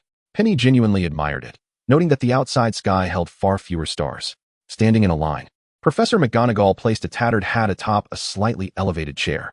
The gaze of hundreds of faculty and students fell upon them, and a hush enveloped the hall. Suddenly, the hat opened its mouth and began to sing. You may think me unattractive, but do not judge by appearances. If you find a hat more beautiful than I shall consume myself. I am the Sorting Hat of Hogwarts, and I shall reveal to you which house you belong to. You may belong to Gryffindor, where bravery lies buried in your heart. Perhaps you belong to Hufflepuff, known for its honesty and loyalty. If you are sharp-witted, you might find yourself in the wise Ravenclaw. Or perhaps Slytherin, where true friends may be found. But beware, for the cunning and treacherous will stop at nothing to achieve their ends. Come, wear me without fear. Despite my lack of hands, you are perfectly safe, for I am a thinking hat. As it concluded, the hall erupted into applause. It was only then that Penny realized that the unsightly, grimy object before her was indeed the Sorting Hat. Hermione gently tapped Penny's shoulder and whispered, I believe you were referring to this Sorting Hat, weren't you? With a slight nod, Penny acknowledged her without daring to speak. Oh, brother, could you bear this burden for just a while longer? Perhaps one day she will forget about it, she mused, glancing around for her brother. Just as she was about to do so, Professor McGonagall produced a list and announced, I will call out names, and the person named shall come forward to don the Sorting Hat and sit down to await their division. Hannah Abbott. No sooner had she spoken than a rosy-cheeked girl with 2 blonde braids stepped forward to don the hat. Within moments, the hat declared, Hufflepuff. Applause erupted from the right table as Hannah, elated, set the hat aside and turned to acknowledge her new house. Terry Boot, Ravenclaw. The second table on the right burst into enthusiastic applause. Hermione Granger. To Penny's astonishment, Hermione was the first among them to be called. She blinked at Hermione and whispered, Good luck. Hermione hurriedly made her way to the front, flashing an OK sign to Penny behind her back. Without hesitation, the hat proclaimed, Gryffindor. Penny clapped excitedly and whispered to Theodore, That's wonderful. Hermione always wanted to be in Gryffindor, and now her wish has come true. Theodore glanced at her, but offered no response. It was clear that someone had achieved their desire. Yet those unaware might think it was she who had entered her favored house. Neville Longbottom. Neville wobbled nervously as he approached, closing his eyes in fear as he donned the hat. Gryffindor. Penny was taken aback as she applauded, exclaiming, How fantastic. Neville made it to Gryffindor too. Theo. Let us all have fun in Gryffindor together. Chapter 34, Harry Potter. Before Theodore could respond, Penny interjected, Wait, what if I'm unable to join Gryffindor? That would be dreadful. The boy even doubts himself, yet he doesn't question if he might not gain entry into Gryffindor. Draco Malfoy. A blond young man strode confidently to the front. As soon as the hat brushed against his head, it cried out, Slytherin. Penny turned to the applauding table and soon spotted her brother, Kevin. He seemed to notice her too, subtly gesturing for her to pay attention to the front. Following his cue, Penny obediently turned back, her face brightening with a smile. Indeed, her brother was in Slytherin. Theodore cast a bemused glance at the suddenly cheerful Penny beside him, perplexed by her shift in demeanor. Theodore not. Hearing his name called, Theodore composed himself and walked forward. Go, Theo. Penny's voice echoed in his ears, evoking a sense of helplessness within him. It was merely a matter of division. What was there to cheer for? How juvenile it seemed. His gaze inadvertently met Penny's for a few seconds, her eyes brimming with anticipation and excitement. What a fool she was, always delighting in others' happiness. Slytherin. The result did not surprise Theodore much. For some reason, he was curious to see Penny's reaction. Out of the corner of his eye, he noticed her gaze fixated on him, but he saw little else. This was how it should be, he thought as he settled down at the Slytherin table. Just as he sat, a fellow student beside him extended a hand in greeting, saying, Hello, classmate. I am Kevin Rowell, the prefect of Slytherin. Upon hearing the surname Rowell, a slight shiver coursed through me, as my mind involuntarily conjured the image of that loquacious girl. The gentleman before me, possessing an air of sophistication, bore no resemblance to her whatsoever. Perhaps they were merely sharing a surname. I extended my hand in response, stating, Greetings, Prefect Rowell, I am Theodore Knott. Our handshake was brief, devoid of any substantial interaction, appearing exceedingly polite. Kevin nodded and replied, There's no need for formality. You may simply call me Rowell or Kevin. With that, he redirected his gaze towards Penny, situated not far away, falling silent thereafter. Theodore was accustomed to such social encounters. For him, Penny's previous manner of making friends was a novel experience. It seemed that they were truly just sharing a surname, aside from their names. It was difficult to draw any connection between the two individuals before him. Opposite him sat Malfoy, and they exchanged mere perfunctory pleasantries before reverting to their usual demeanor. Penny Rowell. When her name was finally called, Penny felt a flutter of nervousness within her heart. Taking a deep breath, she jogged forward to take her seat. Before donning the hat, she flashed a cheerful smile in Kevin's direction. Theodore furrowed his brow slightly, From his perspective, it appeared that Penny had been smiling at him. What was the matter with her? Did she truly wish to join Slytherin? Kevin winked at Penny, attempting to amuse her, his expression indulgent. Had the onlookers not been preoccupied with the Sorting Hat, they would undoubtedly have been astonished to witness the usually gentle Raoul displaying such a whimsical expression. A voice unexpectedly resonated in Penny's ear, seeming not to emanate from nearby, but rather from the depths of her own heart. An intriguing little girl. Penny swiftly recognized the voice belonged to the Sorting Hat, and she mentally pondered, "Where will you place me?" As if engaged in a typical conversation. The Hat promptly responded within her thoughts. "You possess a kind heart. You would thrive in Hufflepuff. Slytherin, however, is not suitable for you. Those cunning individuals would devour you whole." Penny felt speechless. What is this? Are we selecting a house, or disparaging me? Oh, dear child, you are quite splendid. I harbor no intention of belittling you. Penny was taken aback, realizing, damn, I forgot I could read minds. So, are you intending to assign me to Hufflepuff? It had just suggested that she was fit for that house. As long as she wasn't sent back immediately, she could accept anything. Then it would be best if you went to Gryffindor. The final declaration rang out resoundingly, and Penny felt Professor McGonagall gently remove the hat from her head.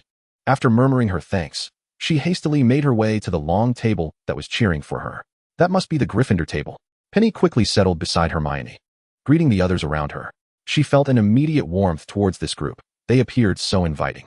How wonderful, Penny. We've both been sorted into the same house. Hermione exclaimed, her excitement palpable. She had previously harbored concerns that if Penny were assigned to another house, their time together might be limited. Now that they were in the same house, their daily commutes to and from school would be much more convenient. Penny nodded enthusiastically. Although attending a different house would not have been the end of the world, being together with friends was undoubtedly the best outcome. Yet, she cast a glance towards Slytherin. Regrettably, Theodore was not in the same house as them.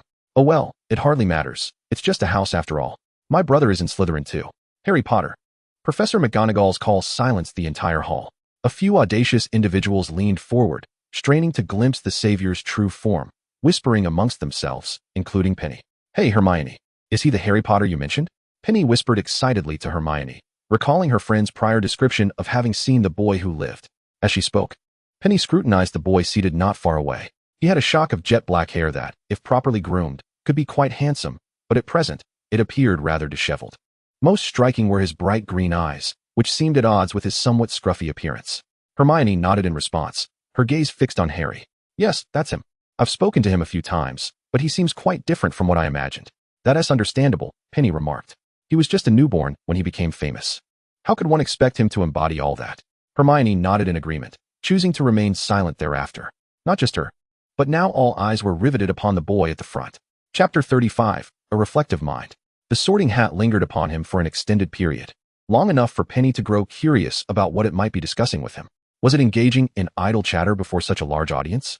Yet the boy remained with his eyes closed, seemingly in deep contemplation. Could it be that he was debating with the Sorting Hat over which house he should join? Gryffindor. The Hat's voice resonated throughout the hall. In an instant, Penny felt as though her ears were ringing from the deafening cheer that erupted. Strangely, she did not find the noise unpleasant. Rather, she chose to join in their jubilant celebration. The chorus of voices echoed, proclaiming, Potter is ours. He is a Gryffindor. The notion of being classmates with the protagonist was initially merely amusing, but as Penny contemplated it further, her excitement only grew. Such a vibrant academic life would surely be fascinating. Having spent the last decade or two confined to the monotonous routine of school and home or school and dormitory, the prospect of experiencing a more exhilarating school life filled Penny with anticipation. This was the Hogwarts she had longed to see. As Harry descended, he clasped hands tightly with Prefect Percy before taking a seat beside Penny. Curiously, she scrutinized him and, beaming, extended her hand. Hello, I'm Penny Rowell. I'm delighted that we can be classmates. Harry's expression shifted slightly at the mention of her name, and after glancing at her a few times, he shyly reciprocated. Hello. It's a pleasure to meet you. I'm Harry Potter. As they released their handshake, Penny smiled and exchanged glances with Hermione before continuing. We already know you. Penny leaned in closer, her eyes sparkling with curiosity, and asked, Hey, Harry, may I call you that? You can just call me Penny. Honestly, we're a bit curious about the scar on your forehead. If it's not too much trouble, could we see it? Upon hearing this, Harry readily agreed, appreciating Penny's straightforwardness. Of course, Penny. With that, he deftly swept back his fringe, revealing the scar on his forehead. Penny and those nearby gasped in astonishment at the sight of it.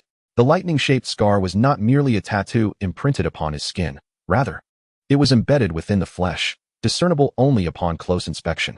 Noticing this, Harry brushed aside the stray locks of hair from his forehead, casually tousled his hair, and shrugged, remarking that it was nothing of great consequence. He had long since grown accustomed to it. It must hurt, Petunia observed with a touch of sympathy, continuing. The wound is still on your forehead. It must be quite painful. Harry paused at her words. Countless individuals who had seen his scar either regarded it as an ill omen, much like his aunt, or as a mark of heroism. This was the first instance someone had inquired about his pain. A gentle warmth enveloped Harry's heart as he smiled at Petunia before glancing at his other classmates seated at the long table. He felt a sense of gratitude that he had ended up in Gryffindor, surrounded by so many sincere and kind-hearted individuals. He responded, I don't remember. I was very young at the time. He refrained from elaborating further, uncertain of what else to say. His recollection of how the scar was acquired was vague. He only knew it had existed since his earliest memories. It's all right, Petunia said as she casually patted his shoulder, earnestly adding, everything is in the past now. From here on, we shall all be good friends, and we have 7 years of learning ahead of us. As she spoke, she gestured with her fingers to signify the number 7. Harry nodded with a smile, equally looking forward to the 7 years of school life that lay ahead. Their conversation came to a close as Petunia turned to continue whispering with Hermione. The sorting hat had completed its task of assigning the remaining students, and soon, a red-haired boy took a seat beside Harry. For reasons he could not quite fathom, Harry felt a multitude of eyes upon him after conversing with Petunia, with the most palpable gaze emanating from behind him, sharp and scrutinizing.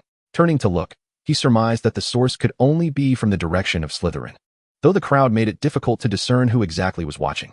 Kevin sat at the Slytherin table, methodically greeting the new arrivals while his gaze kept drifting towards Petunia in the distance. He felt indifferent about her joining Gryffindor, as it was somewhat expected. Before she arrived at the school, Kevin had already ruled out Slytherin as a potential house for her. However, the presence of Potter, Kevin observed him chatting amiably with Petunia, stirred a sense of displeasure within him, an aura of low pressure surrounding him. He did not object to Petunia making friends. It was merely that this Potter character harbored too many mysteries, and he would prefer his sister to associate with those of Muggle descent rather than him. Theo's gaze also fell upon Petunia. When he saw her engaged in conversation with Harry, he averted his eyes, unable to suppress a quiet scoff. She certainly seems to get along with everyone. Sitting closely beside Kevin, he could distinctly sense the low-pressure atmosphere, subtly sizing up the older student. Despite the faint smile on Kevin's face, the tension in the air led Theo to conclude that his mood was not as placid as it appeared.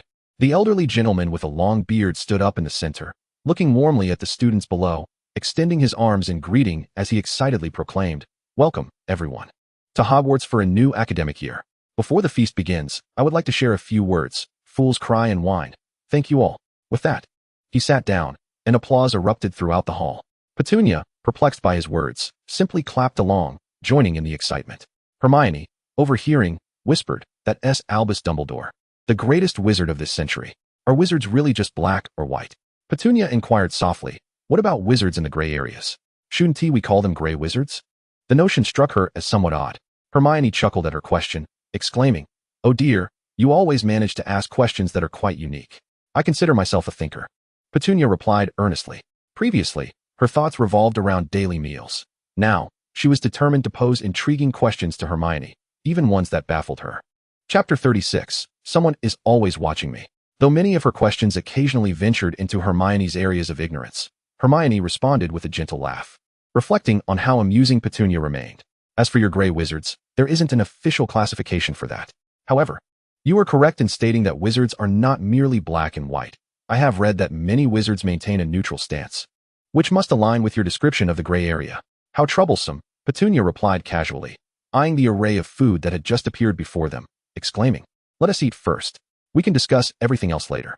Hermione, observing the gleam in Petunia's eyes at the sight of food, shook her head in mild exasperation and began to eat her own meal. Having endured a long day, she found herself rather hungry. Before her lay a feast of roasted beef, roast chicken, pork chops, lamb chops, sausages, and steak, an absolute delight for her carnivorous appetite. To her astonishment, she even spotted carrots on the table. Having assumed they were absent due to her family's aversion to the vegetable, she excitedly speared a piece of carrot with her fork, only to spit it out onto her plate the moment she bit into it. While it was indeed a carrot, she simply could not manage to eat it raw. She promptly skewered a piece of meat onto another plate and began to eat it instead. Meat was far more agreeable to her palate. With a teasing smile, Hermione remarked on her pickiness, "Being fussy is not good, you know, Petunia." "I know," Petunia replied between mouthfuls of meat, It's unhealthy, but it's delightful. Nearby, Harry, overhearing this, choked slightly and quickly reached for his cup to drink. The thought was indeed a novel one. Are you all right, Harry? Petunia asked, gently patting his back. Harry waved his hand dismissively while gulping down water, and once he had recovered, he said, Thank you, Petunia. I feel much better now. I just found your comment quite amusing. At this, Petunia raised an eyebrow and smiled. Oh, really? Thank you. I feel the same way. With that, she returned to her meal. If I don't eat more, Hogwarts might have another starving ghost next year. After a moment's hesitation, Harry finally said with a grin, I want to tell you something, Petunia. Please don't think I'm joking. Nodding, Petunia set down her utensils, took a sip of her drink, and turned her full attention to Harry, saying, All right, go ahead. I'm listening. Feeling suddenly serious, Harry emulated Petunia's earlier gesture of placing his utensils down, hesitatingly admitting, To be honest, I feel like someone has been watching me from behind while I talk to you. Someone is watching you. Petunia frowned, perplexed. Why do you feel that way? When I was talking to you earlier, I had that sensation, Harry gulped, continuing, but then it faded away. As you spoke to me just moments ago, that sensation returned, as if someone were standing just behind me. Yet, I do not recognize them. Particularly when Penny patted his back, that icy feeling pierced through him like 1,000 tiny needles. Behind, Penny, curious, glanced over her shoulder and happened to catch Kevin looking in their direction, playfully waving at him. She turned back to Harry and remarked, There's nothing behind us. Perhaps you're mistaken. Why was her brother staring at Harry? When he had greeted him earlier, he had been nothing but amiable. Were you just greeting someone? Harry inquired, the lingering sensation still making him uneasy. Indeed, Penny replied calmly. My brother is also at this school. I happened to see him when I turned around. Harry mused. I think I might know who has been watching me. Just as he was about to say more, a ghost suddenly emerged between him and Penny. Startled, Penny instinctively grasped Hermione's arm, her complexion draining of color, though it was much better than the first time she had encountered such a sight. Oh, Penny, Hermione remarked. Her meal interrupted, setting down her utensils with a sigh. Are you still frightened? Perhaps just a tad, Penny admitted, swallowing hard. I believe I will adapt soon. I look forward to it. Hermione observed the ghosts. Her earlier hunger now completely vanished. The red-haired boy beside Harry pointed at the ghost and exclaimed, I know who you are. You're nearly headless Nick. The ghost replied, I prefer to be addressed as Sir Nicholas de Mimsy Porpington, but his head appeared quite intact. Penny, summoning her courage, asked, You clearly have a head. Why are you called nearly headless? Hermione, recalling the moment she witnessed Nick revealing his gory wound, swiftly covered Penny's eyes. Suddenly, darkness enveloped Penny, followed by a chorus of screams. When she regained her sight, she found her classmates pale and the ghost now rallying the students elsewhere.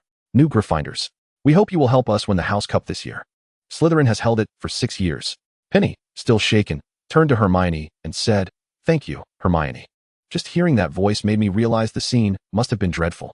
No problem, Hermione replied, having also kept her eyes shut. She shrugged and added, I figured if you had seen it, you might have nightmares tonight. At least if she were to dream, it would likely be of that haunting image. Before long, as everyone had their fill, the remnants of the feast vanished in an instant. Professor Dumbledore, seated at the center, rose again and addressed the gathering. Now that everyone is sated, I wish to impart a few words. Pausing, he quickly scanned the room before continuing, First-year students. Take heed. The Forbidden Forest is off-limits to students. Some upperclassmen should remember this as well. Dumbledore's gaze lingered more on the Gryffindor table. Furthermore, Mr. Filch, the caretaker, has asked me to remind everyone not to use magic in the corridors during breaks. The tryouts for Quidditch will take place in the second week of this term. Anyone wishing to join the house team should contact Madam Hooch.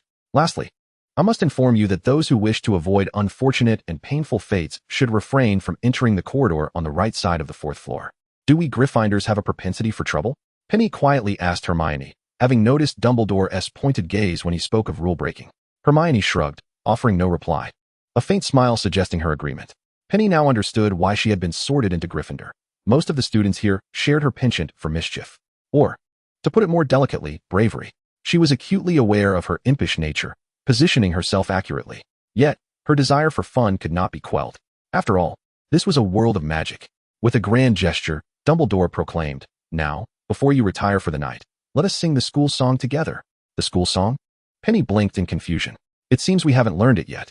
Hermione shook her head, equally uncertain. Glancing at the older students, she noted their somewhat stiff expressions. Dumbledore waved his wand lightly, continuing, Choose your own tune. Ready, sing. And thus, the entire assembly burst into song. Hogwarts, Hogwarts, Hogwarts, Hogwarts, teach us something. Whether we be balding elders or children with scraped knees, our minds are open to delightful things.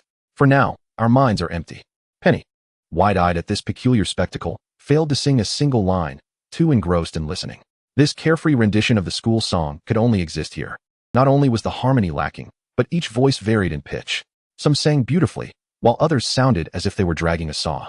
The cacophony melded into a unique school anthem. Truly remarkable. I know this place is free, but this is excessively so. Aside from being rather discordant, everything else was quite delightful. After the song concluded, the new Gryffindors followed their prefect Percy out, unfamiliar with the location of the common room.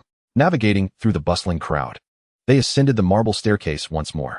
Penny now required the handrail to assist her up the stairs, grumbling internally. Surely, after 6 floors, there should be an elevator. Just because each floor is high doesn't mean we should always take the stairs. If she had a phone, her step count would surely exceed 20,000 daily. Attending school here would undoubtedly slim her down. Penny sighed, fully aware that she was not overweight. The only intriguing aspect was the moving portraits on the walls. She had grown accustomed to them. Her brother had mentioned little in his letters, only that the place was quite serene, ideal for study, and that her fellow students were polite and rarely noisy, which must refer to Slytherin. It made sense. Slytherin students rarely spoke outside their house. After what felt like an eternity of climbing stairs and turning corners, Penny found herself utterly exhausted, her eyelids growing heavy. If her energy were displayed above her head, it would surely read a negative value. Her determination, the only thing keeping her from falling asleep. They paused before a portrait depicting a rather rotund woman clad in a pink dress. The woman in the painting uttered a soft password, to which Percy responded with Dragon Dung. Upon receiving the correct incantation, the painting slowly shifted forward and then turned aside, revealing a large opening that had been concealed by its previous position. Percy led the group inside, where the interior starkly contrasted the somewhat austere stone door they had encountered outside. The Gryffindor common room was a cozy circular chamber, replete with plush armchairs that exuded comfort. He gestured towards the direction of the girls' dormitory, indicating that it lay that way, while he guided the boys to the opposite side. Penny nearly dragged Hermione back to their dormitory, overwhelmed by fatigue and eager to shower and sleep. "Penny, weren't you just about to doze off? How come you look so alert now?" Hermione remarked, recalling how Penny's eyes had been on the verge of closing moments ago, worried that she might fall asleep on the way. "Indeed, I was quite tired," Penny replied candidly, "which is precisely why I must hasten to my bed now." Upon entering the dormitory, they discovered a plethora of rooms, and after considerable effort, they finally located their respective belongings. To their delight, they realized they were to be roommates. Excitement bubbled forth, and Penny dashed into the bathroom, swiftly showering before bidding Hermione goodnight and collapsing into a deep slumber. By the time Hermione exited the bathroom, she could already hear Penny's rhythmic breathing, indicating that she was utterly exhausted. Hermione mused silently to herself as she tiptoed back to her own bed and lay down, feeling equally drained and grateful for the opportunity to finally rest.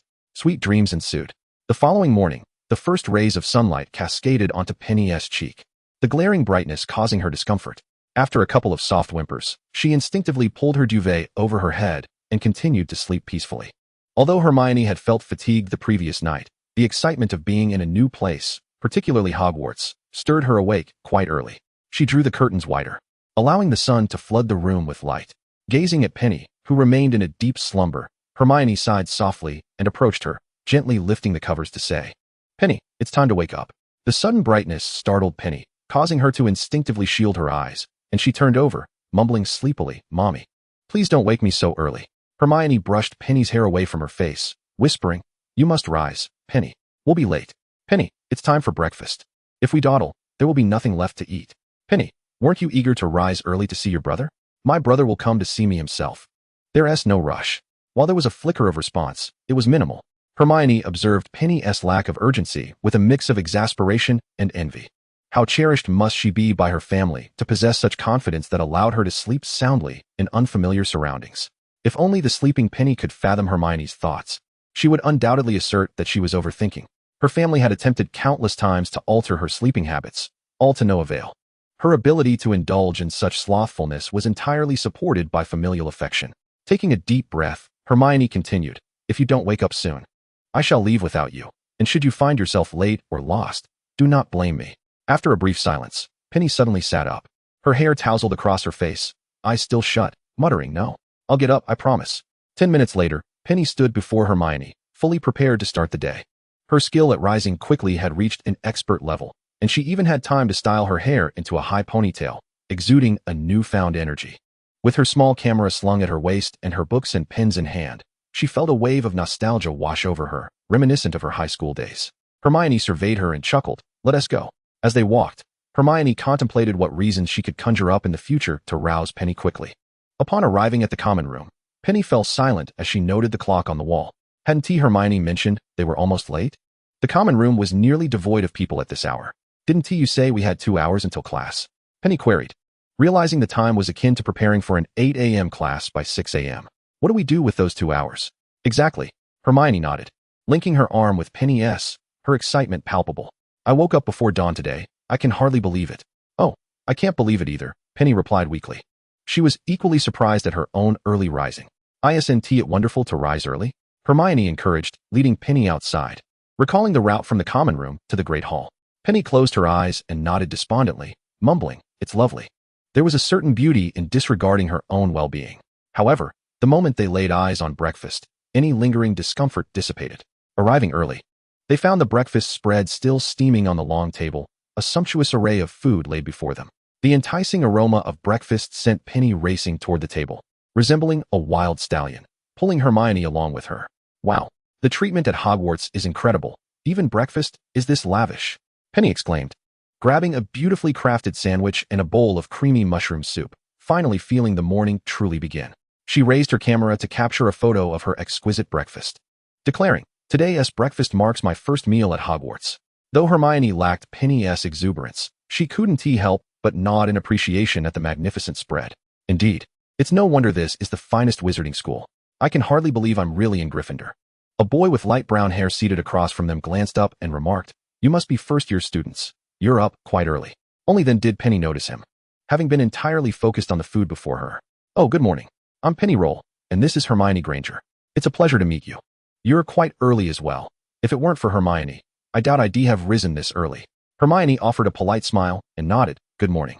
The boy swallowed his food and replied with a smile, good morning to you both. I'm Seamus Finnegan. It's a pleasure to meet you.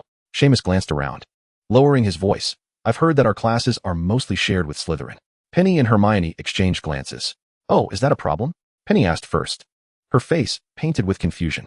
Is there some sort of rivalry between the two houses? Hermione, lost in contemplation, remained silent. Seamus regarded Penny with a look akin to one reserved for a creature of peculiar nature, exclaiming incredulously, are you not aware of the strained relationship between Gryffindor and Slytherin? He had assumed this was common knowledge, only to discover that some were oblivious to this fact. Has it escalated to such severity? Hermione inquired, having always been aware of the tension, yet unaware of its extent. Pardon? Penny replied, her eyes wide with surprise as she blinked. You know about this too, Hermione? Upon receiving a nod from Hermione, Penny closed her eyes, exasperated, and gently shook her head. It seemed she was the only one in ignorance. Seamus shrugged, stating, no one really knows, but those I am acquainted with do not hold the inhabitants of that house in high regard. They say those from there are quite wicked. Who is inherently evil? Penny countered, shaking her head in disapproval. We have yet to interact with them. Perhaps they are unexpectedly amiable? After a brief pause, she turned to Hermione and asserted, just like Theo. Seamus, witnessing this exchange, shook his head, casting a look of mild pity towards her. Well, I wish you the best of luck, he said, returning to his breakfast. Penny, Hermione hesitated before quietly asking, why do you always call him Theo? She had previously thought his name was simply Theo, but it was only yesterday, when Professor McGonagall called his full name, Theodore not, that she realized the formality. Calling him Theo seems rather intimate, she mused. Is there a problem? Penny replied, taking a sip of her soup. I just find it more convenient and smoother to say. Does he agree to this? Hermione pressed on, her expression reflecting disbelief. He hardly seems the type to enjoy close relationships. He never objected, Penny responded, looking at Hermione with a hint of curiosity. Is there something wrong with discussing this all of a sudden? Hermione was momentarily at a loss for words, shaking her head. Not particularly. Yet, she was almost certain that had anyone else called him that, not would have expressed displeasure, despite their minimal interaction thus far. Observing Penny's calm demeanor, Hermione swiftly dispelled her own convoluted thoughts. Perhaps everyone was as innocent as she, simply appreciating Penny's character. Once they had nearly finished their meal, they prepared to depart for class.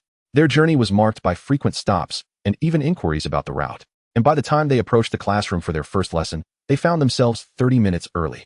Hermione, you were right, Penny exclaimed as they climbed the stairs towards the classroom. If we hadn't woken up so early, we would surely be late. Flattered by the compliment, Hermione smiled at Penny, suggesting, Would you like to wake up early with me every day? Hermione, perhaps you should pretend you didn't hear that. Penny lamented with a sorrowful expression. I simply cannot rise that early. Hermione chuckled but remained silent. Before long, they arrived near the classroom door. Penny casually glanced in that direction, only to see a throng of students, and remarked, Hermione, it appears we are not the only early birds.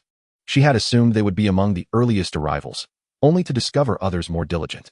Upon hearing this, Hermione scrutinized the gathering, her gaze landing on a tall, handsome upperclassman standing nearby, surrounded by students of similar height as they orderly entered the classroom. Upon closer inspection, Hermione noticed Theodore was among them. Penny, she said as if struck by a revelation, I see my brother. I'm going to say hello, if you can't wait. Please reserve me a seat in the classroom. Farewell. With a wave to Hermione, she hastened towards Kevin.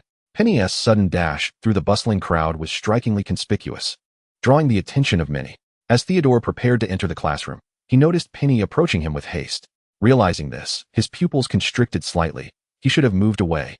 Yet his feet felt as if weighed down by lead, leaving him rooted in place, bewildered by Penny's exuberant approach. What could she possibly want? How could she possess such vigor so early in the day? Before he could ponder further, Penny had already rushed past him, throwing herself into Kevin's embrace. What are you doing here? You have no idea how much I wanted to find you. Passers-by paused momentarily to witness the scene before resuming their activities. For couples were a common sight within the school. Theodore, typically stoic, now wore an expression of shock as he watched Kevin and Penny. A nearby blonde boy nudged him with his elbow, inquiring, What is the matter, not? Do you know that girl? Theodore remained silent, his attention riveted on the pair, even inadvertently locking eyes with Kevin for a few seconds. For reasons unknown, the blonde boy sensed a peculiar tension emanating from Theodore, though he could not pinpoint its source. Not feeling embarrassed by Theodore's silence, he continued, That girl must be the girlfriend of the upperclassman. Huh? Who would have thought the seemingly aloof upperclassman preferred that type? Just as Penny peeked out from Kevin's embrace to wave at Theodore, she noticed him turn away without a backward glance as he entered the classroom. Is he truly that cold? After just one night, it's as if he no longer recognizes me. Hermione approached, gesturing to Penny before proceeding into the classroom. She couldn't help but glance at Penny's brother, confirming his attractiveness as she had been told, though his personality remained a topic open to speculation. Kevin staggered slightly as Penny leapt into his arms, yet he steadied her with a firm grip, ensuring she wouldn't fall. Tapping her lightly on the head, he admonished, How many times must I tell you not to run so fast? Penny stuck out her tongue and replied, It's been over 6 months since we last saw each other. You haven't been home in ages, she continued. You promised to accompany me to Diagon Alley, but you never came. Mom and Dad were preoccupied, so I took Jimmy instead. If I hadn't seen you in class today, would you have even planned on coming to find me? After their embrace and the alleviation of longing built over the past months, it suddenly dawned on her to hold him accountable. Wrapping her arms around herself, she fixed Kevin with an annoyed glare as the upperclassman. You've nearly forgotten your own sister, haven't you? You barely wrote about Hogwarts in your letters, and I almost suffered a heart attack when I first arrived. Nearly frightened to death by those ghosts. Don't be so harsh, Kevin replied. I intended to tell you about it, but you seemed uninterested, so I stopped. Besides, Kevin, as if conjuring a spell, produced a gift box from behind him and presented it to Penny with a smile, saying, Who said I no longer think of you? I came across this earlier and bought it for you as a token of your admission gift. Happy school year. My dear sister. He had taken a moment to glance at Gryffindor's class schedule today, realizing that many of their classes coincided with those of Slytherin. Initially, he had intended to deliver the gift to her after class, but upon seeing a first year asking him for directions, he decided to accompany them, gift in hand. Penny gave a soft huff, suppressing the surge of emotion within her, and feigned indifference as she replied, Well, I suppose I shall reluctantly forgive you. She reached out to accept the gift, not hurrying to open it, and continued, Brother, are you coming home during the holidays? Before I boarded the train, Mother specifically told me not to hold any grudges against you. It's ridiculous. She knows I could never truly blame you. I'm not that petty. Of course. My sister is always the most understanding, Kevin remarked, gently ruffling Penny's hair with a smile of appreciation. It seems you've grown quite a bit since we last met. Don't worry. Once I finish my current tasks, I'll accompany you home this year. Aren't you going to open your admission gift? Of course I will, Penny exclaimed, eagerly opening the gift box. Upon seeing its contents, her eyes sparkled with delight as she looked up at Kevin and exclaimed, It's the latest model of a camera. She had long desired to purchase one, but the price had been somewhat prohibitive, and even if she had the funds, she hesitated to splurge. She never expected her brother to have already procured it for her. Kevin expertly removed her old camera from her grasp and placed it back into the gift box, cradling it in his arms. Do you like it? He inquired. Penny nodded vigorously, her excitement palpable as she said, "How did you know I wanted this camera?" "Perhaps it is simply the unspoken bond that exists between us siblings," Kevin replied with a mysterious smile. For him, indulging his only sister was a trivial matter. Penny quickly aimed the camera at Kevin and snapped a picture, to which he posed amiably. As she gazed at the freshly developed photo, Penny remarked excitedly, "Brother, if you could be as generous and decisive when it comes to eating your vegetables, I would be even more touched." "Perhaps you should reserve some of that sentiment for later," Kevin chuckled, raising an eyebrow and gently nudging her. "If anything comes up, do not hesitate to seek me out. Classes are about to commence, and today's instructor is none other than Professor McGonagall, your head of house. Do try not to cause any trouble on your first day." "What? The headmistress is our head of house?" Penny gasped, her expression shifting to one of shock. She had entertained the notion that the headmistress might be a kind and gentle teacher, but reality seemed to present a stark contrast. Though she had yet to engage in a deep conversation with Professor McGonagall, her stern demeanor was unmistakable. Kevin playfully brushed his fingers across Penny's nose, bemused. "What do you mean, headmistress? What strange terms have you picked up from the Muggle world? You never learn the serious things, yet you excel at the frivolous ones." He glanced around, lowering his voice to reiterate, "Whomever you choose to befriend is your own affair. But I have but one request. Do not let loyalty to friends endanger your own well-being." "I understand, brother," Penny replied with a nod. "You need not worry. I shall not be the cause of your youthful sorrow." Her earnestness made it seem as though she were discussing a grave matter. Yet to Kevin, it merely brought on a wave of exasperation, knowing full well her words would likely be forgotten. With a dismissive wave, he said, "All right, enough with the banter. Hurry along inside." It was bewildering how after a prolonged absence, he felt a pang of longing. Yet within minutes of their reunion, he was already feeling a headache. "Got it, brother," Penny chirped, giving her camera a playful shake before blowing him a kiss and waving goodbye. "Love you. I'm off now, bye." With that, she skipped into the classroom. Kevin watched her enter, a smile gracing his face until she disappeared from view, after which he gradually composed himself, resuming his usual demeanor as he strode away. Upon entering, Penny spotted Hermione waving at her and quickly made her way over, clutching her books and camera. "Look, Hermione. My admission gift," she exclaimed, waving the new camera excitedly. Leaning in closer, she whispered, "What do you think? Isn't my brother handsome?" Hermione chuckled, glancing at her with a resigned smile. "Fine, I admit, your brother is indeed good-looking. However, I prefer individuals with a bit more personality." He appeared like a chameleon, his smile radiant as sunshine when he saw Penny. Yet, during their brief exchange outside, his gaze had turned piercing, as if it could cut through her very thoughts. However, such musings were merely Hermione's own impressions. It was entirely plausible she was overthinking it. After all, he likely regarded everyone with that same intensity, save for those he held dear, like Penny. Delighted by the praise for her brother, Penny felt a joy surpassing that of receiving compliments for herself. "I feel the same way. If I ever look for a boyfriend, he must be as handsome as my brother." Just seeing that charming face would make it impossible to stay mad. Hermione shrugged in exasperation, returning her focus to her notes. Penny, sensing her friend's concentration, carefully stowed her camera away and began perusing her textbook. Upon discovering neatly penned and detailed notes, Penny couldn't help but elevate her brother's status even further in her mind. Whether or not she could grasp the material was another matter. She recognized that being a diligent student was beyond her reach. So she resolved to stock up on supplies instead. At that moment, she caught sight of Theodore sitting diagonally across from her, diligently taking notes, much like Hermione. Beside him sat a blonde boy, who, unlike Theodore, seemed far less serious, occasionally turning to chat with the two boys behind him. As if sensing Penny's gaze, he glanced in her direction. Caught off guard, Penny quickly diverted her eyes to her book, her heart racing. How unfortunate, she had been caught daydreaming. The feather quill in her hand spun idly, her gaze once again drawn towards Theodore. Had he not seen her at the door, or had he intentionally ignored her?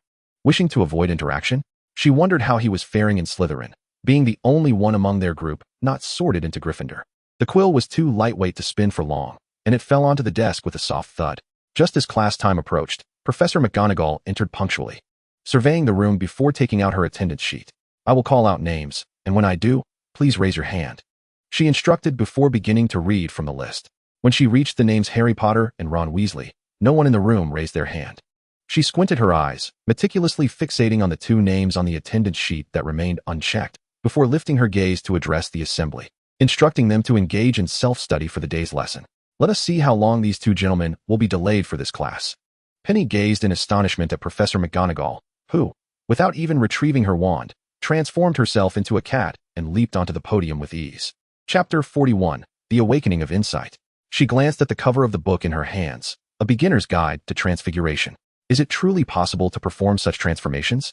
Previously, she had approached these lessons with a laid-back attitude, willing to learn if she could, and dismissing it if it became too difficult. But now, witnessing the marvel of transfiguration firsthand ignited a fervor within her to delve deeper into the text.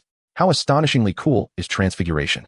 Mastering it would certainly make climbing trees for eggs and fishing in lakes far more convenient. Hermione clearly recognized Harry and Ron, and with a resigned shake of her head, acknowledged their tardiness on the very first day. Out of the corner of her eye, she caught sight of Penny, who was engrossed in her reading, making her feel as if she were in a dream. The motivational power of this camera is indeed formidable, Hermione thought. If she could hear Penny's true thoughts at that moment, she would likely faint on the spot. Who taught her that transfiguration was merely for mischief? About 10 minutes later, Harry and Ron finally arrived, and upon noticing the absence of their teacher in the classroom, they visibly relaxed.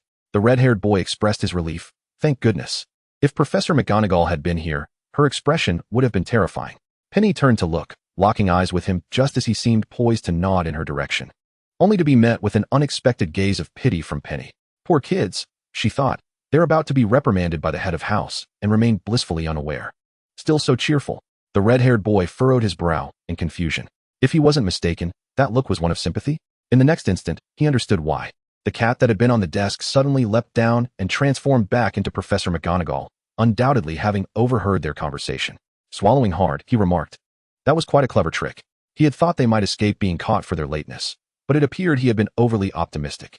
"Thank you for your compliment, Mr. Weasley," Professor McGonagall said, casting a glance at the two of them. "I should transform Mr. Potter and you into pocket watches. Perhaps that would be more beneficial. At least one of you would keep track of time."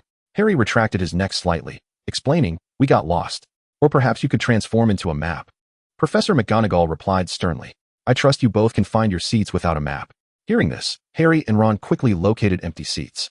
Penny leaned over to Hermione and whispered, "I've changed my mind. Hermione, please wake me up earlier next time." Being scolded in front of so many people, no matter how thick-skinned one is, becomes unbearable after a few times. Hermione nodded, a hint of satisfaction in her expression, and replied softly, "If you can think that way tomorrow morning, I would be even happier." Penny shrugged her shoulders, not committing to Hermione's statement. While she agreed now, whether she would remember it in the morning was another matter entirely. She valued the principle of not making promises she could not keep. After Professor McGonagall had explained a plethora of intricate and convoluted transfiguration theories, they all picked up their pens to take notes. Penny also took notes. But since the textbook already contained most of the information, she merely added a few personal touches, allowing her to write at a more leisurely pace than the others. As she observed the different styles of note-taking in the same book, Penny sighed inwardly. Comparing her handwriting to others was quite disheartening. Her writing was decent, but in comparison, it felt somewhat inadequate. She wondered if there were any practice books available.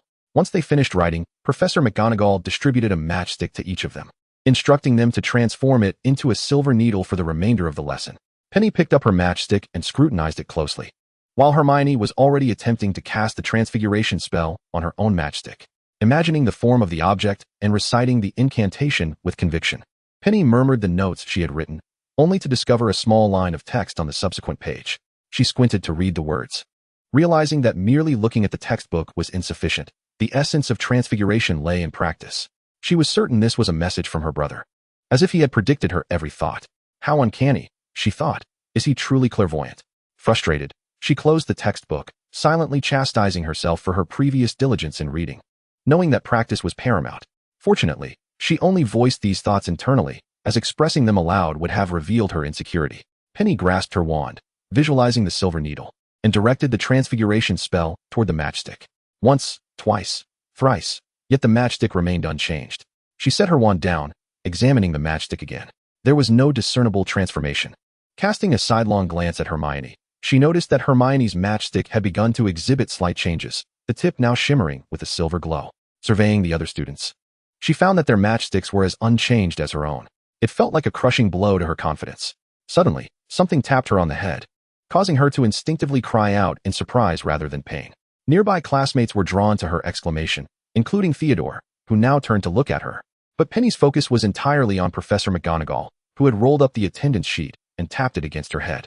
"Ahem, Miss Roll," Professor McGonagall said, nearly causing Penny to bite her tongue. Had she known better than to assign others nicknames, she would have refrained. If the head of house were to call her out, it would spell disaster for her that day.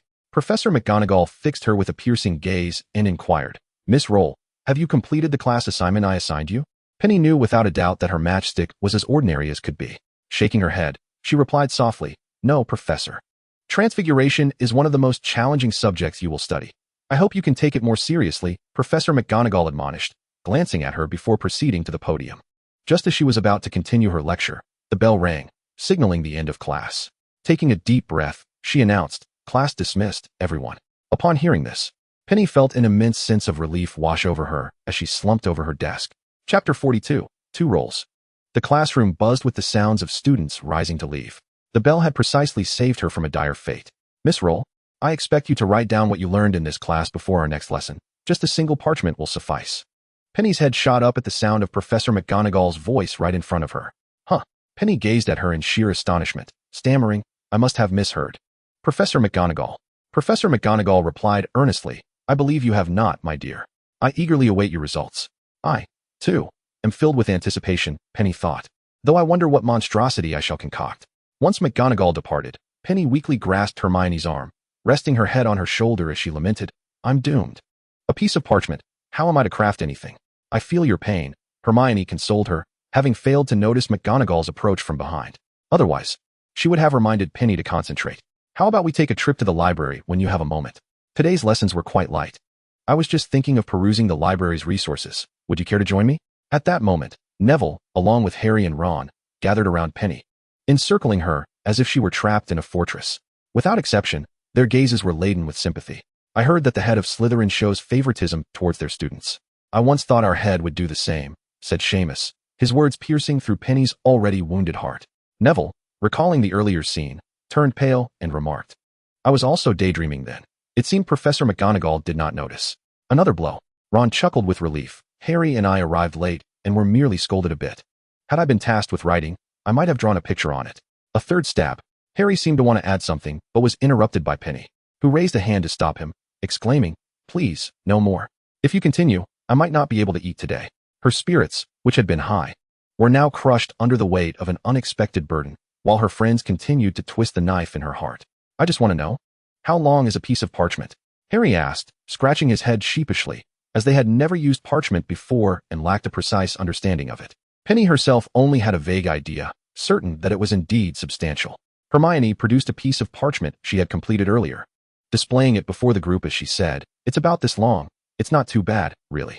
Upon seeing the densely packed words, Penny nearly fainted. How could one write so much on a single piece of parchment? It seemed she had at least 1,000 words worth of content. "Deceased, please do not disturb." Not far away, a blonde youth glanced over at Penny and her companions, observing Theodore, who had closed his book, and called out, "Not, are you leaving?" Theodore cast a sidelong glance towards Penny, noting that she was surrounded by many, rendering her figure invisible. Only the noise of their animated discussion reached his ears. Rising with his textbook in hand, he said, "Let us go, Malfoy." He took a few steps forward, walking alongside him until they met up with 2 boys by the entrance and departed. By the time Penny managed to compose herself and look towards Theodore's direction, that spot was already devoid of any trace of them, stirring a sense of bittersweet loneliness within her. Indeed, it had been quite some time since class had ended. On their way back to the dormitory, Draco chuckled, "Not. Don't tell me you truly do not recognize that girl from earlier?" "Why do you ask?" Theodore replied, casting a fleeting glance at Draco. Draco shrugged nonchalantly, expressing mild curiosity about the nature of her relationship with Raoul. He turned, chuckling softly. "What do you say we find out who she is? It could prove quite interesting." He then looked back at Goyle and Crabbe, inquiring, "What do you two think?"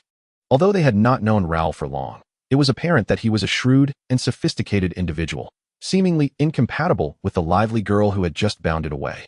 Except for their flaxen hair and deep blue eyes, the resemblance was tenuous at best. However, flaxen-haired individuals were far too common, especially at Hogwarts, rendering it insufficient as a distinguishing feature. Furthermore, deep blue eyes were hardly rare. Such traits were decidedly mundane. The two behind him exchanged glances, one of them speaking first. "But none of us know her." The other added, "Perhaps we could inquire directly with Raoul. He seems quite approachable." Draco looked at them incredulously, stating plainly, "That is a rather foolish idea. What if that girl truly is Raoul's girlfriend?"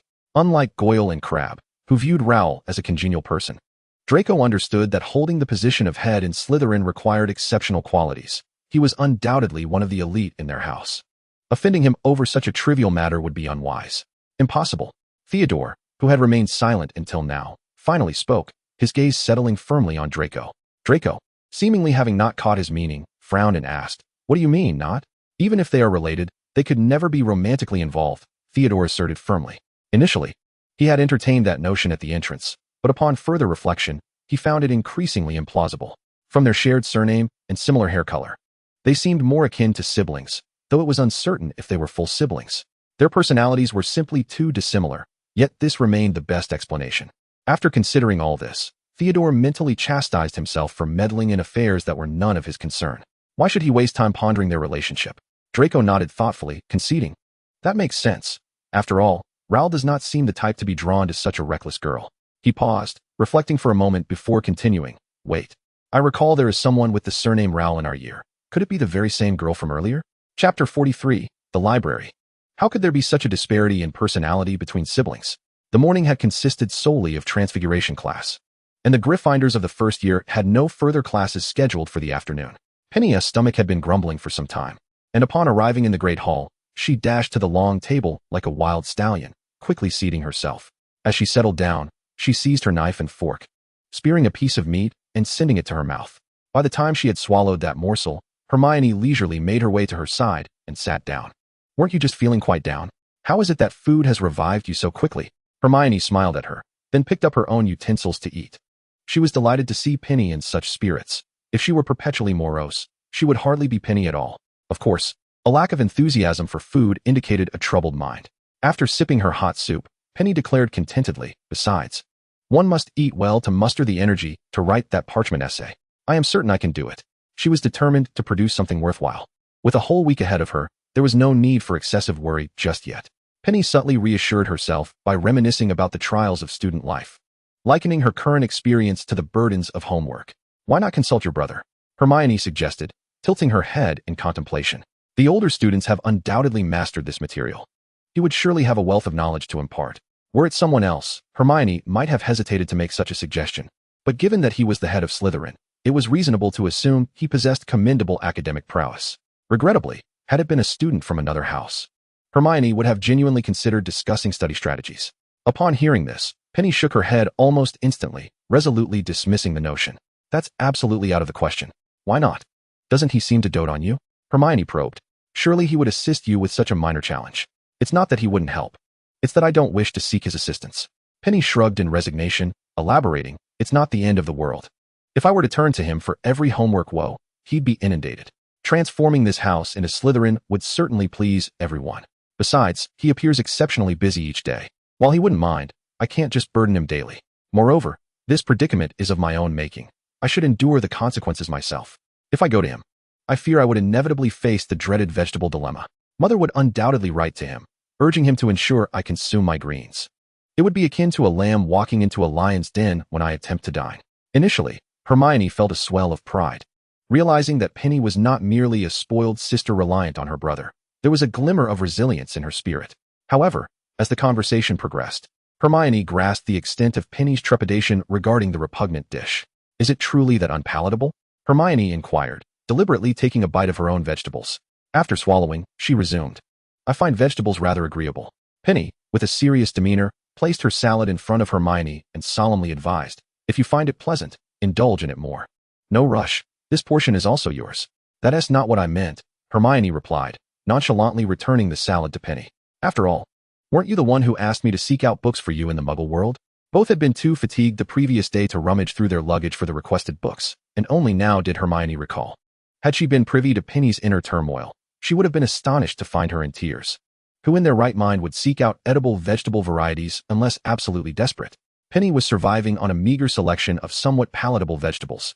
"No, you are mistaken, Hermione," Penny stated earnestly. "Perhaps it is just that I cannot endure the current vegetables any longer."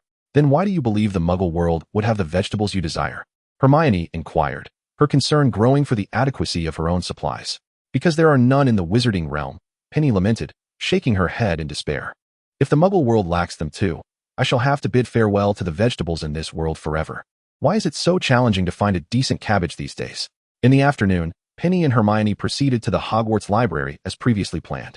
Upon entering, they were immediately awestruck by the seemingly endless expanse of the library, with towering shelves arranged in meticulous rows. to ensure students could access the books. Long ladders were thoughtfully placed at both ends of each shelf, given the considerable height. Scattered throughout were tables and chairs for students to study, though seating appeared limited, prompting some students to sit cross-legged on the floor, engrossed in their readings. Hermione's eyes sparkled with excitement at the sight of the library. After offering a few hurried words of encouragement to Penny, she dove headlong into the sea of books. It was only after Hermione departed that Penny realized something crucial. Wait a minute, wasn't Hermione supposed to teach me how to write? Now left alone, Penny felt a pang of anxiety. At that moment, she understood what Hermione meant when she said her eyes sparkled at the sight of food. It was an experience she could now empathize with. Hermione's enthusiasm for books mirrored Penny's passion for edible delights. The only difference lay in the nature of nourishment. One was intellectual sustenance, while the other was physical sustenance. Sighing, Penny clutched the book in her arms, deciding to forge ahead on her own. After all, the reference materials she needed were not extensive. She could always consult Hermione further later. If time permitted, perhaps she could also explore whether there were any books on gardening available. The edible options available were so limited that she was on the verge of madness from encountering bizarre vegetables daily. Fortunately, the shelves were labeled, indicating the categories of books. Otherwise, she would have been lost amidst the vast ocean of literature. After wandering for what felt like an eternity, Penny finally spotted the label for Transfiguration on one side of the library. There were several similar shelves, perhaps 7 or 8 in total. The sheer number of shelves dedicated to Transfiguration alone was astonishing, prompting Penny to marvel at the library's vast collection. As she searched diligently for reference materials, her gaze fell upon a book titled Comprehensive Guide to Basic Transfiguration. That was the one. She reached out excitedly to grasp it, only to find another hand brushing against hers. Startled by the unexpected warmth, she withdrew her hand and looked up at the person who had also reached for the book. Theo? Penny called softly, their eyes locking in an unexpected moment of recognition. After a brief pause, she smiled and exclaimed, "What a coincidence, Theo. Fancy running into you here." Theo nodded, extracting the book and offering it to her with a courteous, "Ladies first." Penny glanced at the book before blinking in surprise. "Theo, if you don't mind, shall we read it together?" Without fully understanding why, Theo found himself agreeing to her proposal, despite not being particularly eager to read the book himself. The reality of the situation was that Penny sat beside him, both using the reference book to study. As Penny concentrated on her work, she exuded a tranquility that contrasted sharply with her usual boisterous demeanor. Theo found himself momentarily entranced, previously convinced that Penny and her brother, Ron, were entirely different. Yet, in this moment, there was a striking resemblance between her and Ron. He felt increasingly confident in his earlier conclusion. They were indeed siblings. He gazed at the book before him, yet his thoughts had drifted far away. Even the faint floral scent that wafted past his nose was distinctly perceptible. It was peculiar. Why was it that every time he encountered this person, he found it impossible to concentrate on his reading? Penny, catching a glimpse of the brooding expression on Theodore's face, voiced her concern. "Theo, what is troubling you?" She pushed the reference book beside her towards him and added, "I won't be needing it much anyway. Perhaps you could have a look while I finish my notes." Casting a glance at the book before him, Theodore inquired, "Aren't you in a hurry to write your paper?" You actually heard that?" Penny replied, a bit sheepishly, as she continued, "I thought you hadn't noticed since you were walking so briskly." "I did hear." Penny surveyed their surroundings. The lighting here was rather dim, but the tranquility made it an ideal reading spot, if one didn't mind the lack of brightness. "Theo, did you choose this place for its serenity?" After a few moments, she received a soft murmur of agreement from across the table. It seemed to spark a thought in Penny, prompting a light laugh. Theodore, catching the sound, glanced at her and asked, "What is amusing you? Do you dislike such secluded places?" "Not at all." Penny shook her head, a low chuckle escaping her lips. "I just thought you probably didn't like me when we first met because I was so boisterous. Maybe you still don't." Though she jested, she was acutely aware of her own personality. Theodore paused for a moment at her words, his mind involuntarily drifting back to their first encounter. This kind-hearted girl had mistaken him for someone who couldn't bear to eat ice cream while he was waiting for his aunt by the Florin. In reality, he had never cared for ice cream at all. That day, she had blocked the sunlight, smiling as she offered him a cone. He had pondered how someone could radiate warmth like the sun, especially when life was so exhausting. Later, he had seen her again at Lehan bookstore, leading to an unexpected collision. He instantly recognized her as the girl from that day. He should have returned the money for the ice cream after they acknowledged one another. But a voice inside him urged him not to. Returning the money might mean he would never encounter such a lively and kind-hearted person again. So he had walked away. Only he knew that despite appearing composed, he felt as if he were fleeing in a panic. Seeing that Theodore remained silent, Penny took his quietude as acquiescence to her words. She forced a smile and resumed her writing, appearing earnest. though she and T penned more than a couple of words.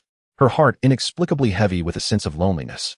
Perhaps Theodore simply preferred quieter companions and truly disliked her boisterousness. No. The response was so faint that Penny almost doubted her hearing.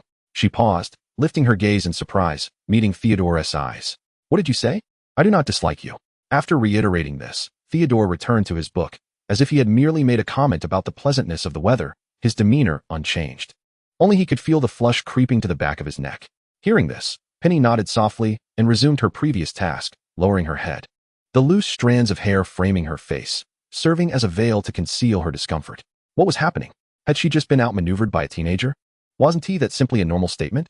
Children, in their innocent candor, often spoke without reservation. She chided herself for overthinking, feeling increasingly flustered. Surely, the stuffiness of the place, devoid of ventilation, was to blame for her rising warmth. Taking a deep breath to compose herself, she stood up and smiled at Theodore. Theo? It seems this reference book might not suffice. I'll go borrow a few more. Without waiting for his response, she hurriedly dashed away. Theodore watched her retreating figure, saying nothing, and redirected his gaze to Penny's book. Upon opening it, he discovered it was filled with notes, not just from the first chapter, but throughout the entire volume. Flipping to the title page, he felt something was amiss. Upon inspection, he found it bore another name, Kevin Rohr. As Penny stepped outside, she exhaled deeply, using her hand to fan herself, the earlier heat gradually dissipating. She had suspected it was merely the oppressive warmth of the room that had caused her discomfort. However, her claim about needing more reference books was valid. The one she had was indeed insufficient. Wandering among the shelves, she eventually found Introduction to Transfiguration and Concepts of Transfiguration. Surprisingly, the books were quite substantial. She lost track of time, clutching the 2 volumes as she hurried back, hoping Theodore wouldn't think she had abandoned him, even though they hadn't made any plans to leave together. Upon nearing their previous spot, she realized Theodore had vanished, a flicker of confusion passing through her. Had he truly grown impatient? Perhaps he had left due to an urgent matter. She sighed internally, settling into the seat beside her desk. What is this? She noticed the book she had previously opened was now closed, with a piece of parchment filled with writing nestled within. Upon closer inspection, she recognized it as the assignment Professor McGonagall had assigned her, the handwriting steady and authoritative, a stark contrast to her own hasty scrawls. Instinctively, Penny considered a possibility. This was Theodore's writing.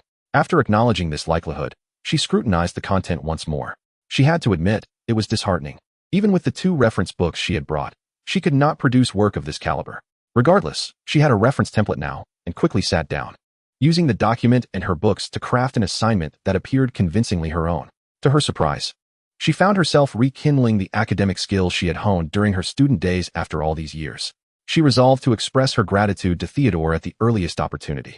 With this thought in mind, she began to gather her belongings, preparing to return the books before seeking Hermione. The day was growing late, and Hermione had brought additional books from the dormitory. There was no need to venture far. As Penny contemplated, she quickened her pace, scanning the library in search of Hermione. Ultimately, she discovered her amidst a cluster of Ravenclaw students engrossed in their studies. On their way back to the common room, Hermione excitedly shared the myriad insights she had gleaned throughout the day from Ravenclaw, her enthusiasm palpable. Hermione, you promised to help me with that essay, Penny lamented, shaking her head in a mock display of sorrow. It seems I have been utterly forgotten in your world of books. Hermione's gaze flickered, her mind gradually reclaiming some awareness from her earlier exhilaration, and she replied apologetically, "Oh, Penny, I truly meant to remember. I simply lost track of it." Growing increasingly flustered, she pressed on before Penny could interject. "Did you finish it today? If not, I can help you in the dormitory tonight. I'm really sorry. I can't believe I forgot about this." Observing Hermione's genuine remorse, Penny chuckled. "I was merely teasing you. It's really no trouble at all. If I were truly bothered, I could just stride into the library and find you amidst the books. It's just a rare delight to see you so passionate about something, so I decided to come on my own. Have you completed it?" Hermione's gaze settled on Penny, a hint of concern in her voice as she inquired, "If you haven't tea, I can assist you." "Rest assured," Penny said, linking her arm with Hermione's and sporting a hint of mystery in her smile, "I have long since completed it." Hermione.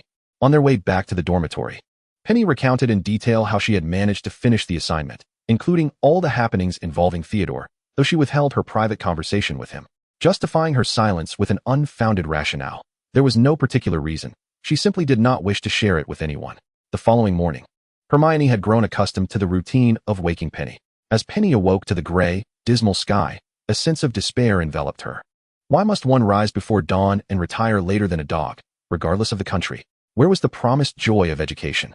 Where were the assured 8 hours of sleep? Seated at the dining table, Penny was devoid of the vigor she had exhibited on her first day, nearly dozing off as she rested her head against Hermione's arm. The long table of Gryffindor was nearly empty, with the most students congregated at the Slytherin table. Hermione, why must we always rise so early when our classes don't commence for another 2 hours? Tomorrow, you can sleep in a bit longer, but not today, Hermione replied, casting a resigned glance at Penny, who was on the verge of slumber on her shoulder. Being accustomed to early mornings, Hermione found it difficult to fully grasp Penny's fatigue.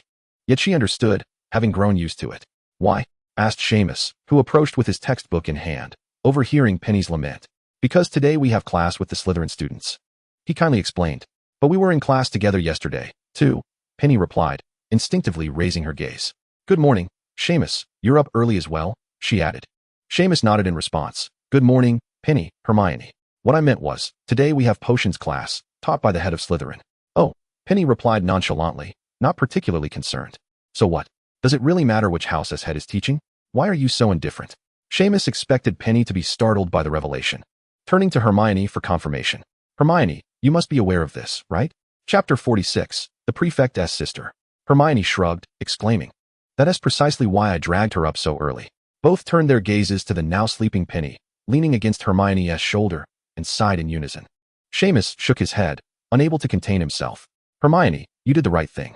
Otherwise, our house might suffer points for someone being late. Indeed, Hermione continued, showing no intention of waking Penny. There are rumors that the head of Slytherin is exceedingly biased towards his own students and often finds reasons to deduct points from our house. Nevertheless, he is indeed a knowledgeable professor. Seamus nodded in agreement. It's a pity our Professor McGonagall is too just, unlike Professor Snape, who shows favoritism towards his students. If only McGonagall could be a bit more lenient with her own house, I wouldn't have to write that essay. Suddenly, Penny, who had been silent until now, sat up straight after detaching herself from Hermione's shoulder. You're awake? Seamus looked at her in surprise, having never seen anyone wake up so quickly. He had assumed Penny would need at least 10 or 20 minutes resting on Hermione's shoulder before truly waking. Penny managed a bittersweet smile and shook her head. Not really. I haven't actually fallen asleep. The noise around here is too distracting, and leaning on Hermione's shoulder is uncomfortable. Even if I wanted to sleep, I couldn't. She took a hearty bite of the bread before her, chewing vigorously in an attempt to rouse herself. Hermione and Seamus exchanged glances, both recognizing the shared sense of exasperation. Let us just be cautious, they agreed. In the potions classroom, Penny and Hermione arrived early, only to find that a substantial number of students had already gathered. This was no surprise to them, no matter how early they rose. There would always be those who arrived even earlier.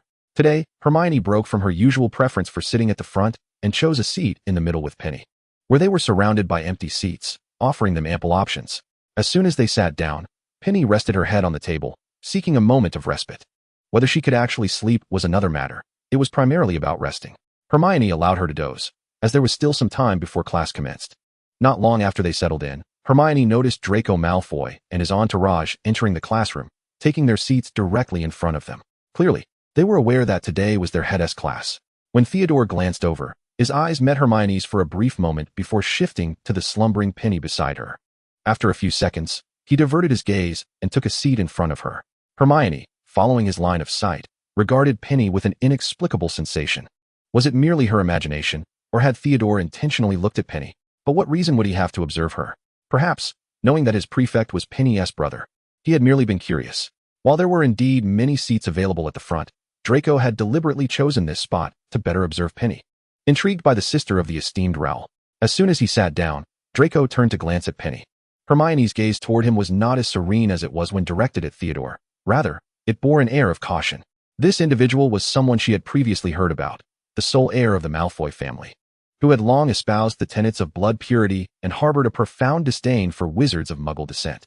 Draco noted this wariness and cast a disdainful glance at Hermione, letting out a derisive snort from his nostrils, choosing not to elaborate further as he turned away. Observing this, Hermione hastily nudged Penny beside her and whispered, Penny, wake up.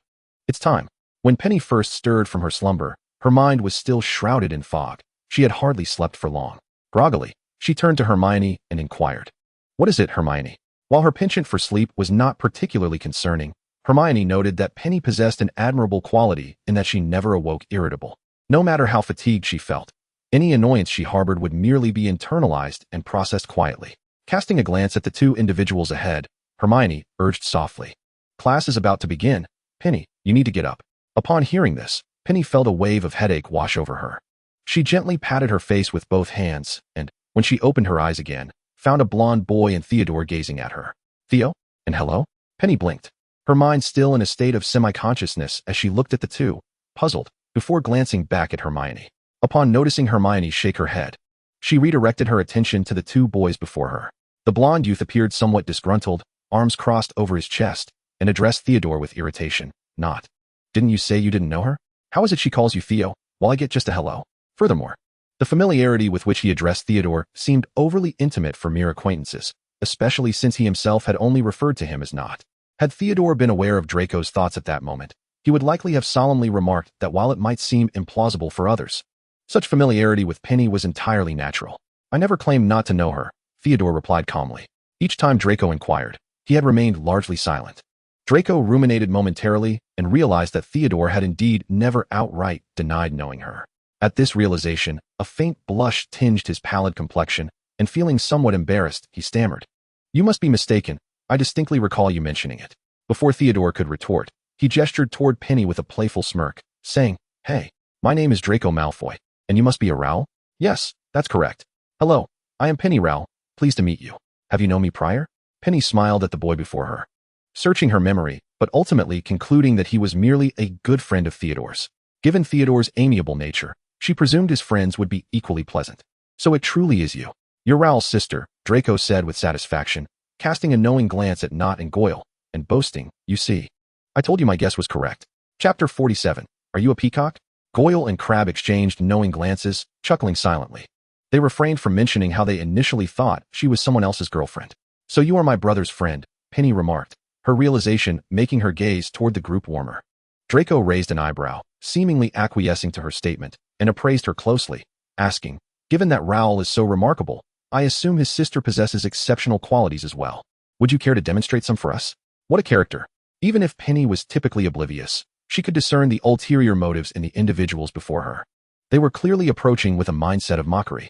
Hermione, quick to react, pulled Penny closer to her and glared at Draco, saying, Malfoy, she is not some circus monkey. Since you are aware she is the sister of your senior, are you truly seeking to provoke him? As if recalling something, Draco's expression soured momentarily, and he sneered.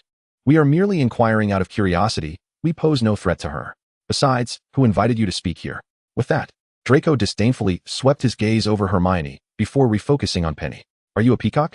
Penny's demeanor shifted entirely, losing the earlier warmth as she pressed a hand against Hermione, enveloping her in an embrace. Just a little spoiled brat. I can handle this, she thought. What? Draco was momentarily at a loss, glancing around at his peers. Noticing Goyle and Crabbe shake their heads in confusion, he shot a look at Not, whose expression suggested he was deep in thought. Redirecting his attention back to Penny, he begrudgingly asked, What nonsense are you spouting? Penny stifled a laugh and glanced at Theodore, who seemed to have arrived at an understanding, a rare smile gracing his face. You are so eager to show off. Aren't you just a peacock flaunting its feathers? The moment those words left her mouth, even Goyle and Crabbe couldn't suppress their laughter, while Hermione, initially anxious, found herself unable to hold back a chuckle. Observing the myriad of emotions flitting across Draco's face, Penny defiantly continued, Your name is Draco Malfoy, isn't it? I hold great admiration for your father, Mr. Malfoy, and I wonder if you possess any remarkable qualities that would justify being his son. You don't even know my father. How can you claim admiration? Moreover, such familial ties hardly reflect one's abilities, Draco retorted instinctively, his face turning a shade redder, accentuating the pallor of his complexion. It was only after speaking that he realized the familiarity of his words. Hadn't he just posed a similar question to Penny? You did that on purpose. Draco glared at Penny, as if attempting to bore a hole through her with his gaze. Had looks been lethal, she would have perished 1,000 times over. Indeed, bingo. You guessed correctly. Penny was unfazed, even sticking her tongue out at him, her triumph palpable. There was no need for Kevin to defend her. She could handle this herself. Observing the irritation she had provoked in him, she mused that perhaps he was simply too young and unaccustomed to handling pressure. He needed more practice. But it mattered little, as he surely wouldn't dare report her to his brother. Otherwise, he'd face dire consequences. Draco seethed at the sight of her smug expression, his chest heaving with indignation, and his finger trembling as he pointed at Penny. Enough, Malfoy. Theodore finally broke the silence, sensing Draco's unwillingness to relent. Draco glared at him, teeth clenched, and hissed, Not. Silence yourself. Don't think I am unaware that you are defending her. He had sensed from the outset that this individual shared a significant connection with that Raoul girl, and it was evident where his loyalties lay. A faint, enigmatic smile graced Theodore's lips as he shrugged and replied, "Suit yourself. If you wish to continue embarrassing yourself here, be my guest." With that, he turned back to his desk and opened a book to read. At that moment, Draco surveyed his surroundings, realizing that not only were more students arriving, but an increasing number of them were also casting glances in their direction. Realizing this, Draco couldn't help but mutter a few choice words about Penny under his breath, coldly declaring that he would let her off this time. As a gentleman, one must tolerate the indiscretions of a lady. Without waiting for a response from Penny, he turned back to his textbook. Just as he opened the book, he heard Penny's voice from behind him. "Hermione, is this what gentlemen look like around here? Or has the definition of a gentleman in the wizarding world become so broad?" He asked nothing short of a flustered gentleman. Sitting in front of them, Draco felt his temples throbbing at her words. He wasn't deaf. Hermione glanced at the two seated in front, and unlike Penny, who spoke so unabashedly, she lowered her voice and cautioned, "Penny, you might find it difficult later on if you offend Malfoy." She had heard of him before, with his powerful family background and arrogant demeanor, and being a pure blood. He was particularly unfriendly to those of Muggle descent. But that is not our fault. We can't just let someone slap us and then approach them with a smile. Can we? Although she genuinely wished to make more friends, she was not about to allow herself to be bullied. She pouted and continued, "Besides, I've already endured enough torment before offending him. What is one more to add to the list?" Hermione glanced again at the two in front before returning her gaze to Penny, nodding in agreement. "You're right. After all, this is someone who got extra homework assigned by Professor McGonagall on the very first day of school. Anything that happens afterward would hardly be surprising." Just then, they noticed Harry and Ron bursting into the classroom 2 minutes before the bell rang. The two of them rushed in, scanning the room for available seats, and ultimately chose to sit next to Penny and Hermione. As they settled in, Penny distinctly heard them both exhale in relief. "We finally didn't arrive late today," Ron exclaimed to Harry, adding, "If we had been late again, I bet all the teachers would know us by name." Chapter 48, Helplessness. In just a few days, they had been late to class twice, and it wouldn't be surprising if Professor McGonagall came looking for trouble. Harry nodded in agreement, glancing nervously toward the front. This wasn't transfiguration class. There shouldn't be a cat transforming into a professor to catch them. Penny looked at the still empty doorway, then turned her head to the two boys, quietly asking, "Hey, Harry, haven't you figured out the way yet?" Harry noticed her and shook his head helplessly, offering a somewhat strained smile. If they could find their way that quickly, they wouldn't have arrived just now. They had come without even having breakfast, and still nearly ended up late. "I'm in the same boat as you," Penny said sympathetically, her expression reflecting her own predicament. "If it weren't for Hermione, I would definitely have been late." She intended to say more, but just then, a loud bang echoed as the door swung open, like the most effective alarm clock. She jumped slightly, and the next moment, a man in a black robe strode through the door. It was Professor Snape, the head of Slytherin House. His gaze was deep and icy. His hair appeared somewhat greasy, and he bore a prominent hooked nose. Clearly, he was not a teacher to be trifled with. "In my classroom, wands must not be waved about carelessly, nor should spells be uttered without cause. In truth, I doubt many of you can truly grasp the profound science and intricate art of potion making. Of course, for a select few outstanding students." He paused momentarily, scanning the room full of students, and his gaze landed somewhat pointedly in the direction of Penny and her companions. However, Penny was far from conceited enough to think the teacher was looking at her. Anyone around her, Hermione, Theo, even Draco, could be in his line of sight, but her? Certainly not. The concept of genius was something she had witnessed in others, but it had never manifested in herself. She did not believe in such ethereal notions akin to myths. Rather than waiting for luck to grace her or hoping for innate talents, she placed her faith in her own efforts. Snape continued to regard the other students, calmly stating, "For those truly interested, I can teach you the elixir that flows through the veins of people, that wondrous magic which captivates the heart and clouds the mind. I shall teach you how to enhance your reputation, brew glory, and even how to concoct the elixir of immortality." As he spoke, Penny's brow furrowed tighter with each word. Indeed, regardless of the era or world, the allure of fanciful promises never faded. If it were possible to inscribe words on her face, it would undoubtedly read, "Do not believe." 3 words, "I do not believe." If such an elixir of immortality could truly be manufactured in bulk, then how could the number of wizards still be so small? Hearing such words made Penny feel utterly disinclined to take notes. Who would waste their time writing down such drivel? Glancing at Hermione beside her only reinforced her thoughts. If the top student wasn't taking notes, then she felt at ease in not doing so either. Out of the corner of her eye, she noticed Harry diligently scribbling something. and her gaze fell completely upon him.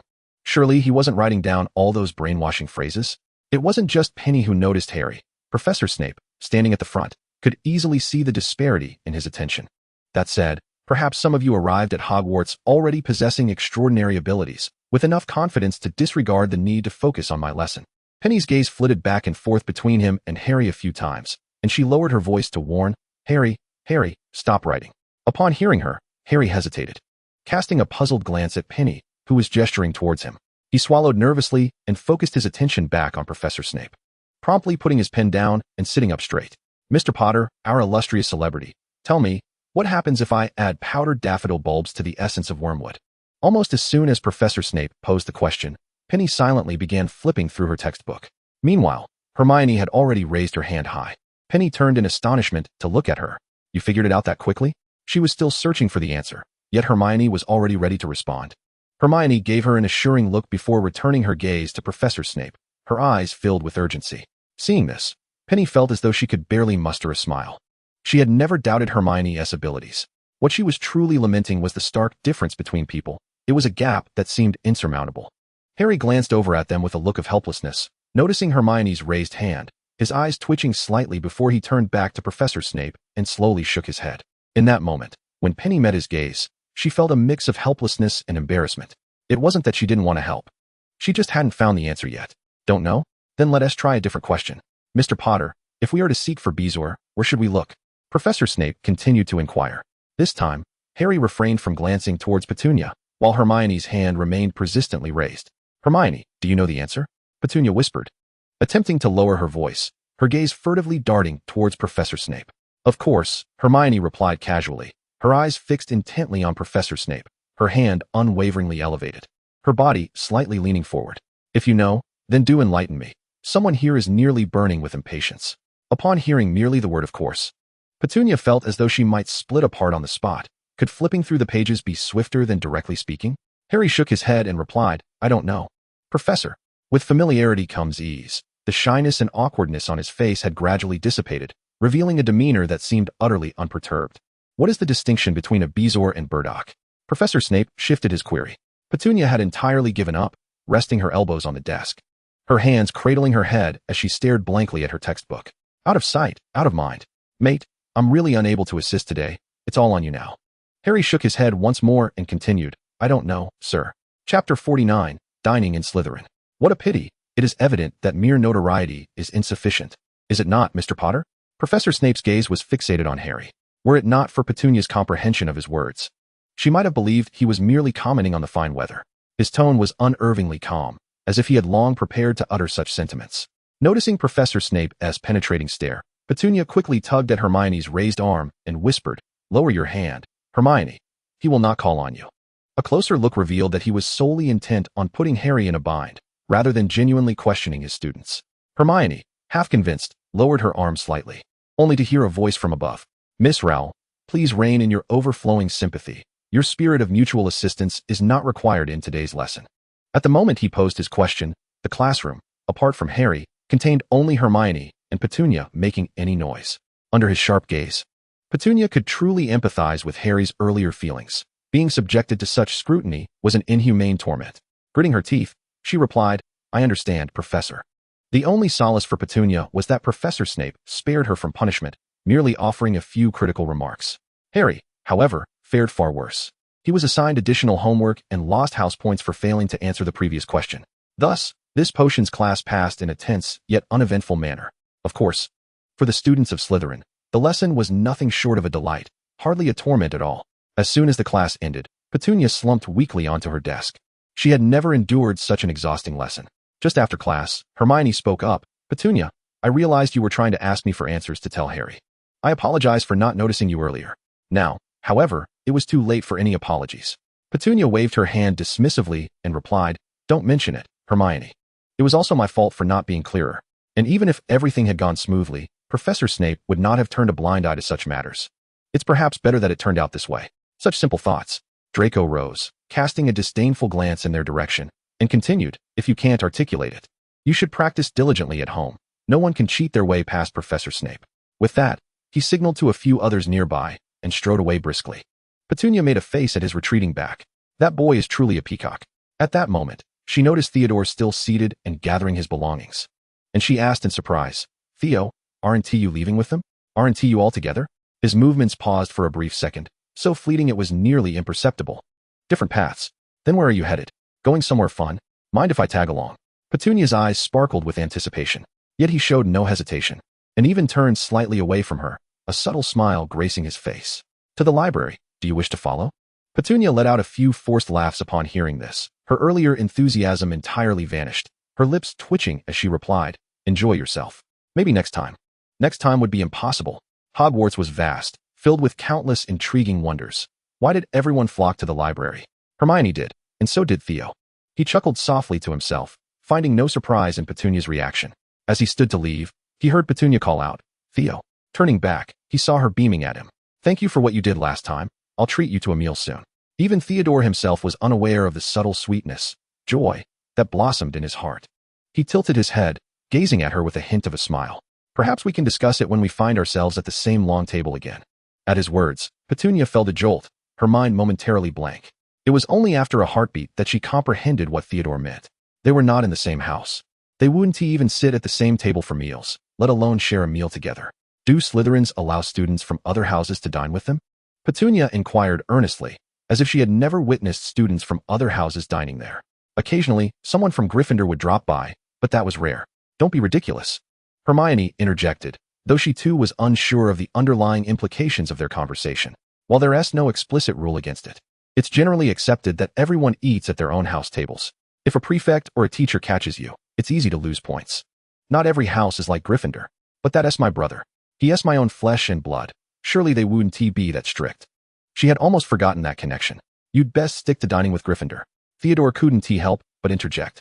He felt as though anything placed in Petunia's hands took on a magical quality, rendering everything bizarrely reasonable. After pondering for a moment, Petunia looked back up at him and stated, rest assured, Theo, I am a person of my word. When I say I will do something, I will. He was not worried about her inability to follow through. Rather, he was concerned about the possibility that she actually might.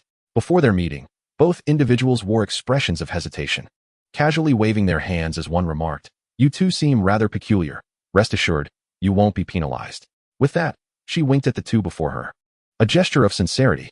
Hermione and Theodore's gazes momentarily met, and they simultaneously fell into silence. I'm leaving, Theodore murmured, clutching his book as he departed. He couldn't help but feel that it would have been better to have Penny join them at the long table for a meal. Who knows what peculiar antics she might devise. By Merlin's beard, surely nothing could be more outrageous than scavenging for food at the Slytherin long table. Goodbye, Penny waved, watching him go, only to be pulled away by Hermione moments later. What is going on with you two? Hermione inquired, having been perplexed since the earlier exchange of thanks and dinner invitations, all of which touched upon her memory's blind spots. Hadn't they been together since the start of the term? Just trivial matters. Never mind that for now, Hermione. Do you know where our food is typically prepared? Where's the common room kitchen? If they couldn't dine at the long table of their own house, surely they could find something to eat and have a picnic outside? The grounds of Hogwarts boast vast stretches of grass, with few people and splendid scenery. Previously, it would have been an ideal spot for an excursion. As soon as the thought was voiced, Hermione instinctively replied, I've read that it's located somewhere below the Hufflepuff basement. However, that's merely a rough idea. I'm unsure of the exact location. They keep that information quite confidential. At least the books don't divulge it, to deter anyone from attempting to sneak in and pilfer supplies. Chapter 50, She Desired Solitude.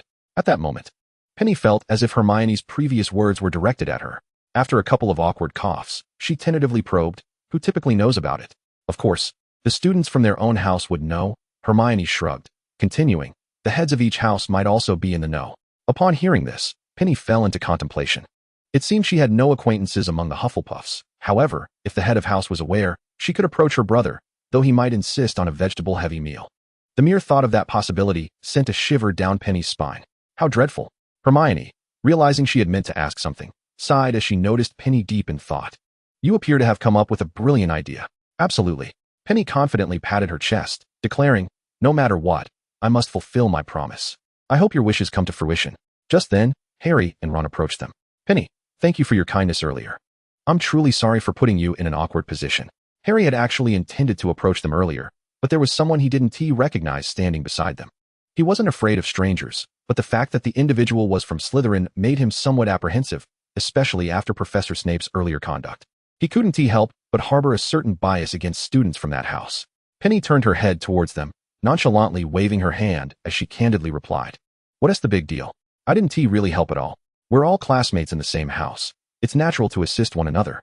She understood the importance of friendship. After all, her journey here had been remarkably smooth, with familial bonds serving as a sturdy shield, while everything else relied on camaraderie. However, not everyone shared this sentiment. Ron, standing about half a body length behind Harry, muttered a few complaints under his breath. His voice was low, but the proximity allowed the others to hear his words clearly. As soon as Harry caught wind of this, he quickly elbowed Ron. He knew precisely who Ron was referring to. Penny frowned, her previously easygoing demeanor shifting to one of confusion as she questioned, "Ron, why would you say that?"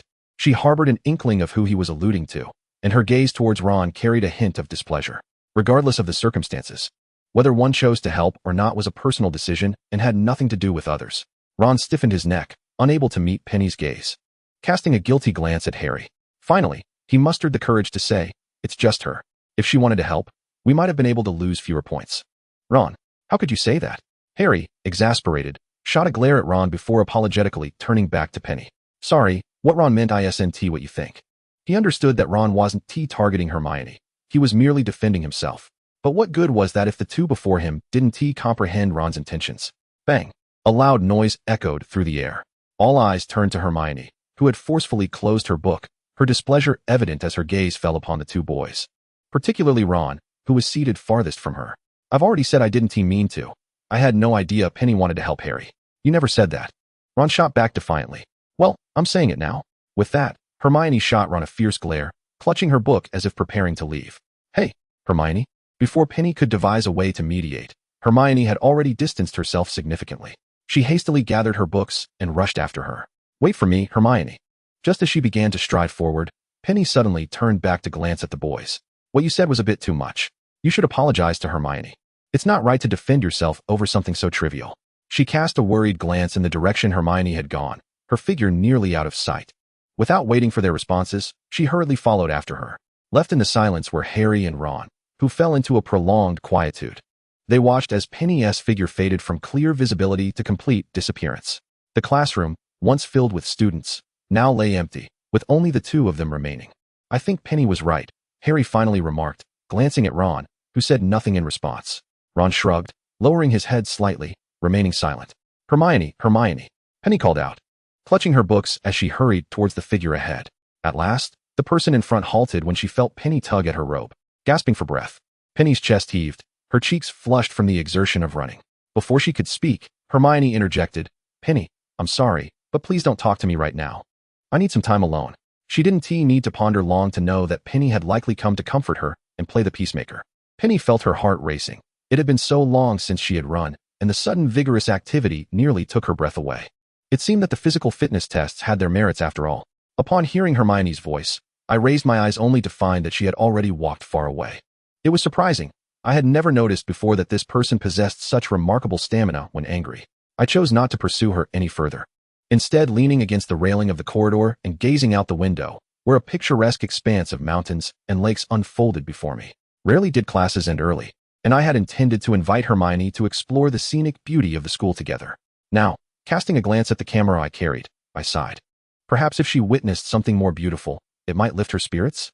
I contemplated this possibility repeatedly, growing increasingly convinced of its merit. Who could possibly resist the allure of stunning scenery? Just as I was about to take my leave, an unfamiliar voice reached my ears.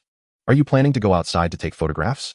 Turning my head, I beheld a young lady who appeared slightly older than myself.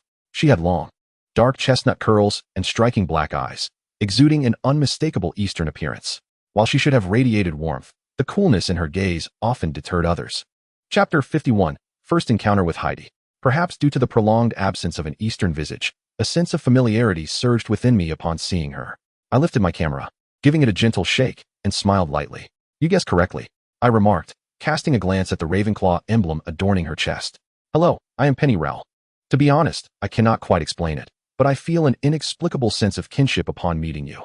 Are you of Eastern descent? You appear quite lovely, and indeed quite approachable." This last thought I silently added in my mind. The girl before me nodded slightly, replying softly, "Thank you for the compliment. My name is Heidi Schafik. I am not of Eastern descent, but my mother has mentioned that one of my ancestors hailed from Asia, and I have merely inherited some traits.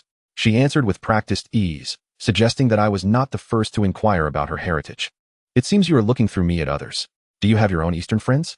As her words left her lips, they carried a serene, ethereal quality, as if she were narrating a perfectly ordinary occurrence from a divine perspective, yet they stirred a tempest within me. Can you read minds? I swallowed hard, feeling a wave of apprehension. If this girl had not studied divination or similar arts, her intellect was indeed impressive. She had not even uttered a spell, yet her insight was uncanny. Truly, Ravenclaw's reputation for wisdom appears well-deserved. It seems my intuition was correct. Heidi smiled, her confidence unwavering. I simply admire such appearances. But if we consider past friendships, then you are right. She readjusted her camera, slinging it back over her shoulder, and with a smile, I asked, "May I call you Heidi? I wish to capture some beautiful photographs near the school. If you are free, would you care to join me?" While solitary photography offered freedom, nothing could compare to the joy of sharing the experience with another. The girl before me pondered for a moment before nodding in agreement. Of course, I shall call you Penny as well. Your proposal sounds intriguing. Let us give it a try. With that, I took her hand and hurriedly made my way. Glancing over at her, if we hurry, we might even make it back in time for lunch. As I observed the girl sprinting ahead, a warm sensation coursed through me, a feeling I had not experienced in quite some time. What a delightful girl she was. However, it was not long before we paused, for I had grown weary and could run no longer. Breathless, I gestured to Heidi with one hand, explaining, "I can't go on. Let us walk instead. Even if we miss lunch, we cannot keep running. I'll be utterly spent." She cast a sidelong glance at me, her cheeks slightly flushed, though far less so than mine. "Not to worry. I believe we will have ample time to return for a meal." I blinked, returning her gaze with a smile. "Are you certain? Since you so accurately perceived my earlier thoughts, I find myself inclined to trust you." After all, intuition could not compare to her keen intellect. "Indeed," Heidi affirmed, grinning back at me, "as long as we do not venture too far." Embarrassed, I scratched my nose, realizing that my intention had been to seek out a more secluded area. I suppose that might be feasible. Suddenly, I felt as though a return for lunch had become an improbable notion. Nervously, I glanced around, deliberately avoiding looking in Heidi's direction, fearful that she would discern my inner thoughts. I felt a twinge of awkwardness as I sensed other students casting furtive glances toward me. Initially, I dismissed it as mere imagination, but the sensation grew stronger. Unable to contain my curiosity, I leaned closer to Heidi and whispered, "Hey, Heidi, could you check if there is something on my face? Why are they all staring in my direction?" As I spoke, I rubbed my cheek, examining my clean hand with growing confusion. It seemed there was nothing amiss on my face. Turning to Heidi, I scrutinized her features and, in contemplation, remarked, "You have nothing on your face either. Could it be my imagination? Am I truly that vain? Thinking others are looking at me when I might not even register as a shadow?" Casting a glance at me, Heidi smiled calmly. "Rest assured, your face is clean and quite lovely. They are looking at me." Her gaze shifted to the unfamiliar students, and those who met her eyes promptly averted their gazes, whispering amongst their friends. A select few, however, continued to gaze at her intently. Yet, Heidi seemed unconcerned, as though she were observing a mere cluster of cabbages rather than fellow students. "Is that so? Thank you for the compliment. This is the first time someone aside from family has said I'm beautiful." After basking in that sweet sentiment, I continued, "Heidi, while I concede you are indeed stunning, isn't it a bit excessive for everyone to stare at you wherever you go? Your thoughts are always so delightful." "Penny," Heidi replied, offering me a gentle smile. By this point, we had exited the school, and the crowd outside was sparse, significantly reducing the scrutiny we had felt moments earlier. She continued, "I fear it is not as you imagine. They are not gazing at me for my looks. Quite the opposite, rather than focusing on me. They are likely more curious about why someone like me has a friend. Isn't friendship a common experience?" I asked, astonished. Heidi appeared so approachable. How could she possibly lack friends? "Indeed it is," she affirmed. A serene expression on her face finally underwent a subtle transformation, as if she had descended into contemplation. After a brief pause, she spoke almost hesitantly. "I have many friends. However, you are the first they have encountered. Why is that? Do they not attend this school? Are they studying abroad?" Chapter 52. She must possess the ability to read minds. Could it be that she came to England solely for her studies? Yet, are there not magical schools scattered across the globe?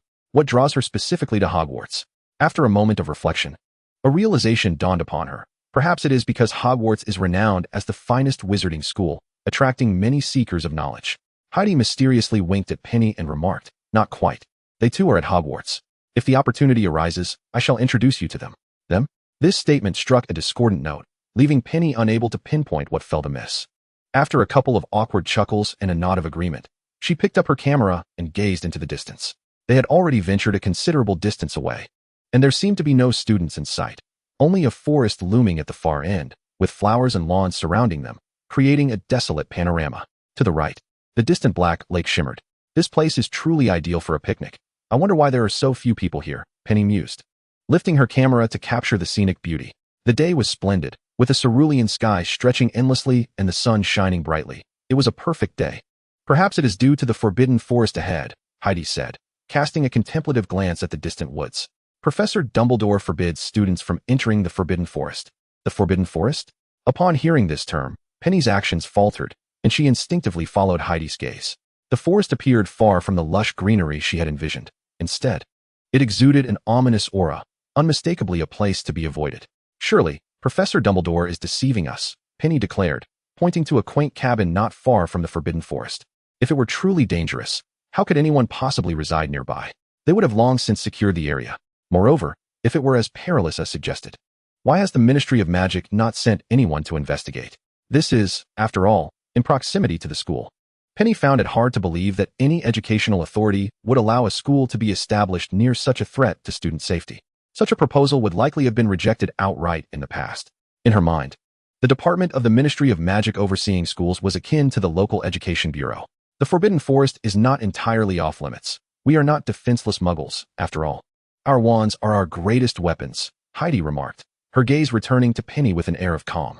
However, not every witch or wizard can safely emerge from the Forbidden Forest. It is home to numerous rare plants and magical creatures, and those driven by greed or the need for potions may recklessly venture into its depths. Rare plants and magical creatures? Penny's eyes sparkled with excitement, and without a second thought, she hurried to Heidi's side, exclaiming, "So you mean to say that the Forbidden Forest is essentially a perilous treasure trove, hence the danger?" This notion resonated with her, akin to a gaming scenario where one must band together to conquer challenges, albeit with the stark reality that some may never return. Nodding, Heidi smiled, "You are correct. However, should you wish to enter, being discovered could lead to a significant deduction of points from Gryffindor. She truly cannot read minds, can she?" Penny thought, a hint of exasperation crossing her features. With a resigned sigh, she handed the photograph she had just taken to Heidi. "Look, this is the first photo I took. I want you to have it." Feeling glum about missing the opportunity to explore the Forbidden Forest, she hung her head, exuding an air of discontent. Upon receiving the photograph, which depicted a picturesque landscape of the cabin, the forest, the lawn, and the azure sky, so beautiful it resembled a painted canvas, Heidi noted the gentle sway of the trees in the breeze, adding a unique charm to the scene. "Thank you. Your photography is truly splendid. I cherish this gift," Heidi said, carefully tucking the photo into her robes. "If you wish to explore the Forbidden Forest, I do have a method to avoid detection by the school staff." Penny's eyes lit up at this revelation. "What is your method, Heidi?" she inquired eagerly. Nodding, Heidi continued, "After curfew, if you can evade Mr. Filch and Mrs. Norris's searches, you may manage to enter the Forbidden Forest. From what I understand, some Gryffindor students have sneaked in before, but the outcome remains unknown." "Someone has sneaked in before?" Penny gasped, unable to contain her astonishment. "Do you know who it was? How thrilling. Did they encounter no trouble?" Heidi shook her head, perceiving the smile on Penny's face rapidly dimming. She spoke gently. "Professor Dumbledore has kept this matter well guarded. If you wish to uncover the truth, you may need to gather more information within your house." Penny nodded, choosing not to press further, and continued to listen intently. "However, you must consider the consequences. If discovered, the points deducted could lead to immediate expulsion, forcing you to leave Hogwarts that very night. Thus, it would be wise to abandon such thoughts." Her words echoed ominously in Penny's ears, akin to the tolling of a funeral bell. What? The price of merely visiting the Forbidden Forest could result in being sent home? This seems a rather steep price to pay. It felt like a perilous gamble indeed. How terrifying, she lamented softly, though her expression bore no significant displeasure. "I suppose I will have to wait for another opportunity to enter. After all, I will be here for many years. Surely, I will have my chance." With this thought, her gaze toward Heidi softened with warmth. "Heidi, you are remarkable. You possess such knowledge. You remind me of Hermione, who is also quite learned. If given the chance, I would love to introduce you to. I am certain you would find much to discuss." The most delighted by the prospect would likely be someone like her, who struggled academically. Heidi's expression shifted from her prior tranquility as she frowned at Penny's words and shook her head. "I do not enjoy meeting strangers." Noticing the rare hint of embarrassment on Penny's face, she added, "However, for your sake, I might consider it." Her gaze held an earnestness that made Penny feel a twinge of apprehension. Chapter 53. Does she have feelings for me? Heidi, have we met before? It is not the kindness of friends that worries one, but the inexplicable affection they may show. After a moment of contemplation, she replied, Today marks our first conversation. Upon hearing this, Penny's expression grew more bewildered. This surely implied that it was their first meeting. She was extroverted and enjoyed making friends. Yet Heidi did not appear to share this inclination. Without beating around the bush, she candidly stated, Heidi, you are exceedingly kind to me. How is it that you were so helpful on our first encounter? It seems we are already quite familiar. Penny struggled to think of a more tactful way to express herself, as she certainly did not want to imply any ulterior motives behind Heidi's kindness. Your emotional state holds great significance for me. Seemingly perceiving Penny's unease, she continued, In other words, everything about you is important to me, and I find myself quite curious about you. Could it be that this person was smitten with her at first sight? She tremulously inquired. You seem to have a fondness for me. Indeed, one could certainly say that, came the reply. Goodness, it seems her suspicion was accurate. Noticing Penny's somewhat strained smile, Heidi felt the first flicker of doubt arise within her, prompting her to ask, Is something bothering you, Penny? You appear rather unwell. Anyone who had just learned such news would feel disheartened. Their sexual orientations diverged. After all, how could this possibly end well? It's nothing. Just a sudden recollection of something sad. What is it? The two casually seated themselves on the grass, and should a picnic blanket and some food have appeared before them, it would have truly resembled a delightful outing. I have a crush on a boy, but he is always rather aloof towards me, hardly engages in conversation. And when he sees me, it's as if I'm invisible. Now that he has his own friends, he seems even more distant. Do you understand what I mean? Penny spoke with a tone of vulnerability, emphasizing the words boy with a hint of weight. Would this not suggest to Heidi that she was not inclined towards girls? Upon hearing this, Heidi furrowed her brow slightly, and, after a moment of contemplation, responded, In that case, perhaps it's best that you refrain from harboring such feelings. Is he from our school? There are many individuals within the school. You have ample opportunities to meet someone who treats you well. She genuinely felt on the verge of tears. Was this remark a suggestion to herself? No, Heidi. I believe I can endure a little longer. I am genuinely infatuated with him. I cannot imagine life without him. It feels utterly hopeless. Therefore, you ought to cease harboring intentions towards me.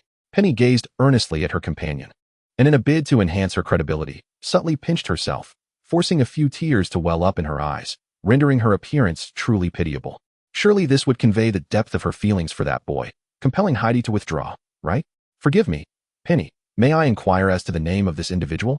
Heidi's brow furrowed deeper as she scanned Penny from head to toe. Previously, she had perceived her as vibrant and cheerful, only to discover that she had been internally burdened by such matters. Ah, well, the name. Penny awkwardly scratched her neck, her gaze no longer as despondent as before, drifting uncertainly elsewhere as she stammered. I have a secret crush, you know. A crush on a boy who is unaware of my feelings, so it's truly inconvenient to disclose.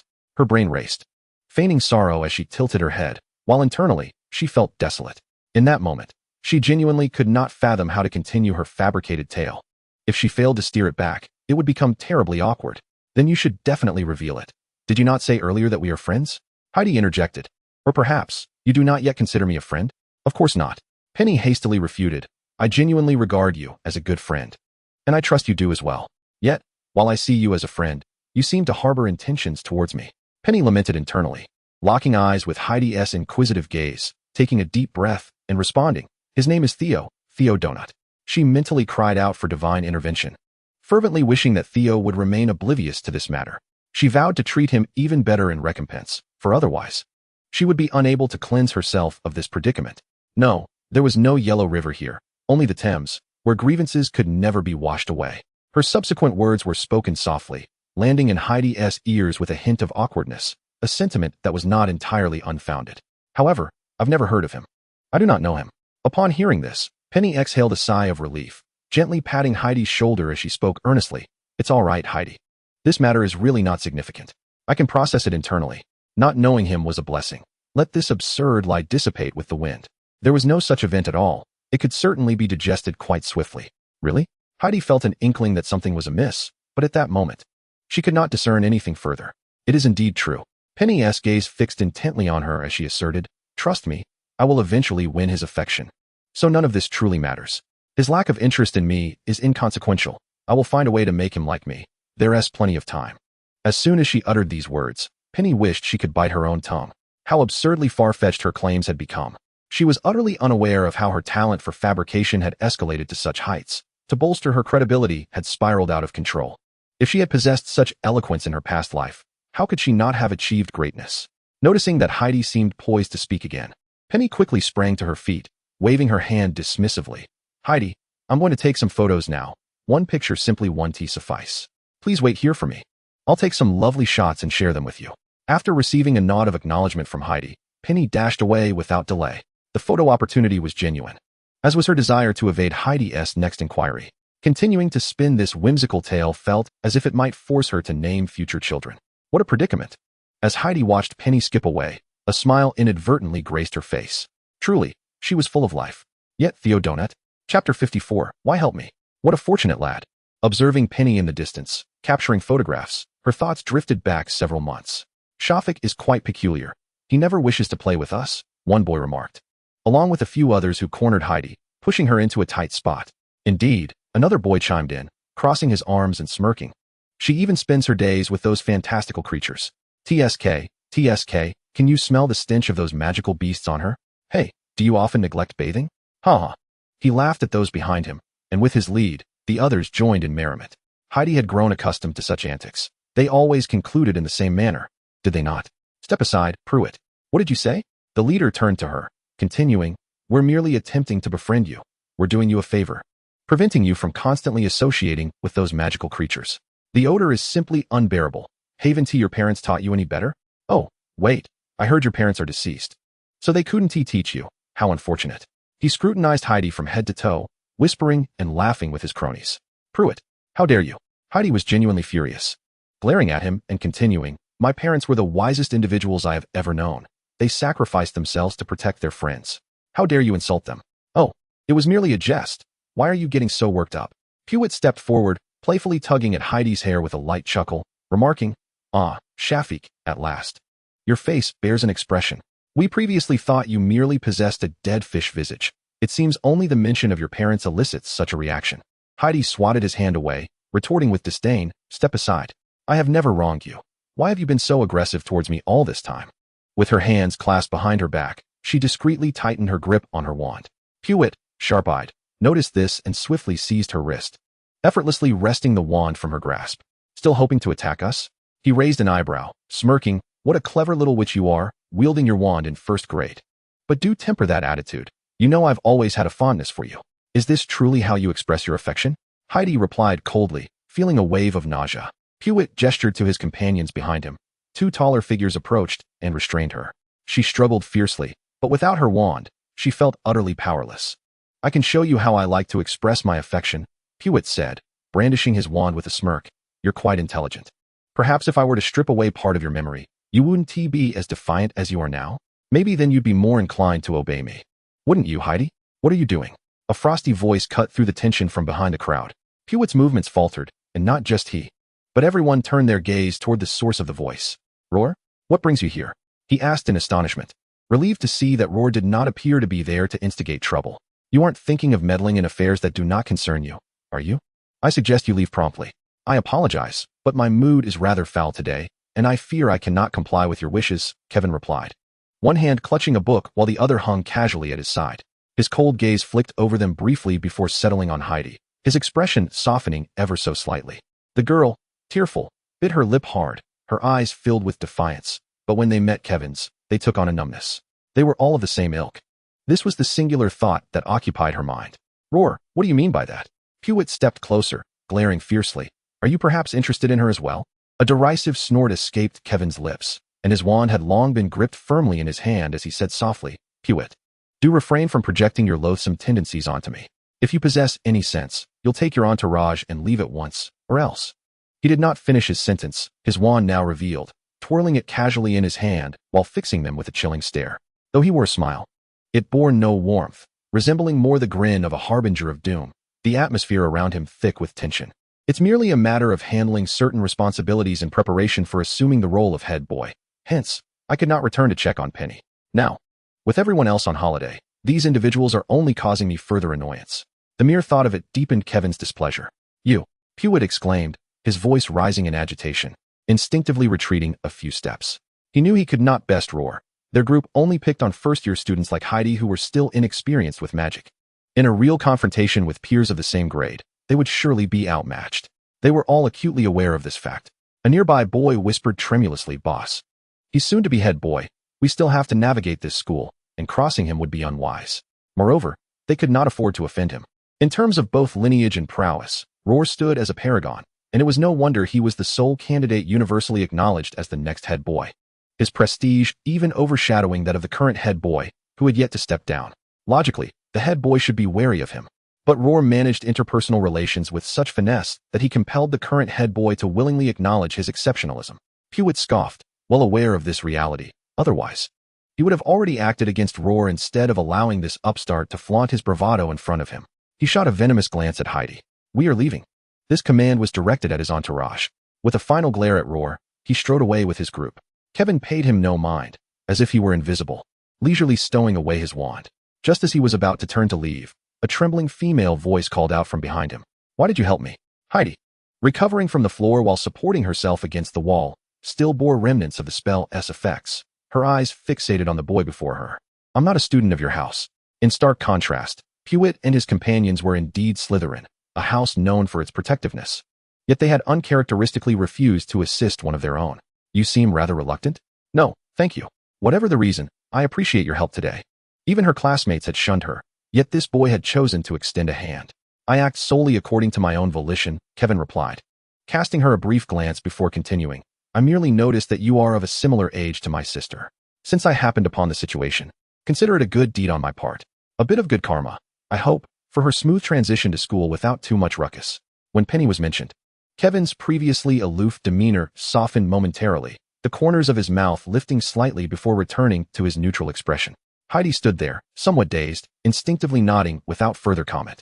She was indeed the latter of the two who loved the one they cherished. It was astonishing that someone could love another so deeply they felt compelled to show kindness even towards things that resembled them.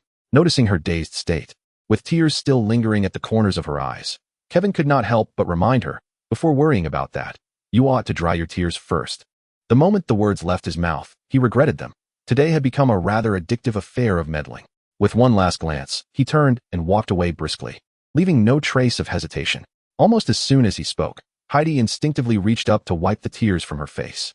When she looked up again, the boy had already vanished, leaving only a faint outline in the distance. "Thank you, Roar," she murmured softly, carefully committing the name to memory.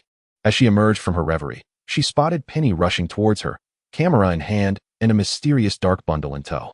Heidi, look what I found," Penny exclaimed, arriving breathlessly at her side. She placed the camera on the ground and crouched down carefully, revealing the dark mass cradled in her arms. It was a hairless cat, entirely black save for its luminous blue eyes that glimmered like translucent beads. It appeared to be but recently born, not only diminutive in stature, but also possessing soft, innocent paws, devoid of any aggression. At that moment, it lay comfortably in Penny's embrace, curiously observing its surroundings. "Penny, where did you find it?" Upon laying eyes on the feline, Heidi instantly recognized it as a being that ought not to be present in this vicinity. Pointing towards the forbidden forest, Penny replied nonchalantly. It was nestled in the grass near the edge of the forbidden forest. Glancing down at the little creature in her arms, she chuckled softly. "I took several photos of it. I initially intended to wait for its mother to arrive before leaving. However, after a long while without sight of her, I noticed the injuries on this little one."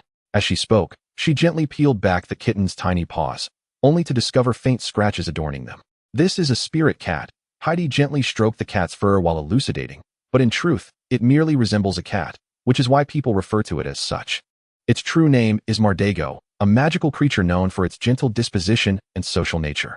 Speaking with the calmness of a walking encyclopedia, Heidi regarded the kitten as she continued her explanation. Penny's eyes sparkled with admiration as she remarked, "You are truly impressive. Your knowledge of magical creatures is astounding for a second-year student.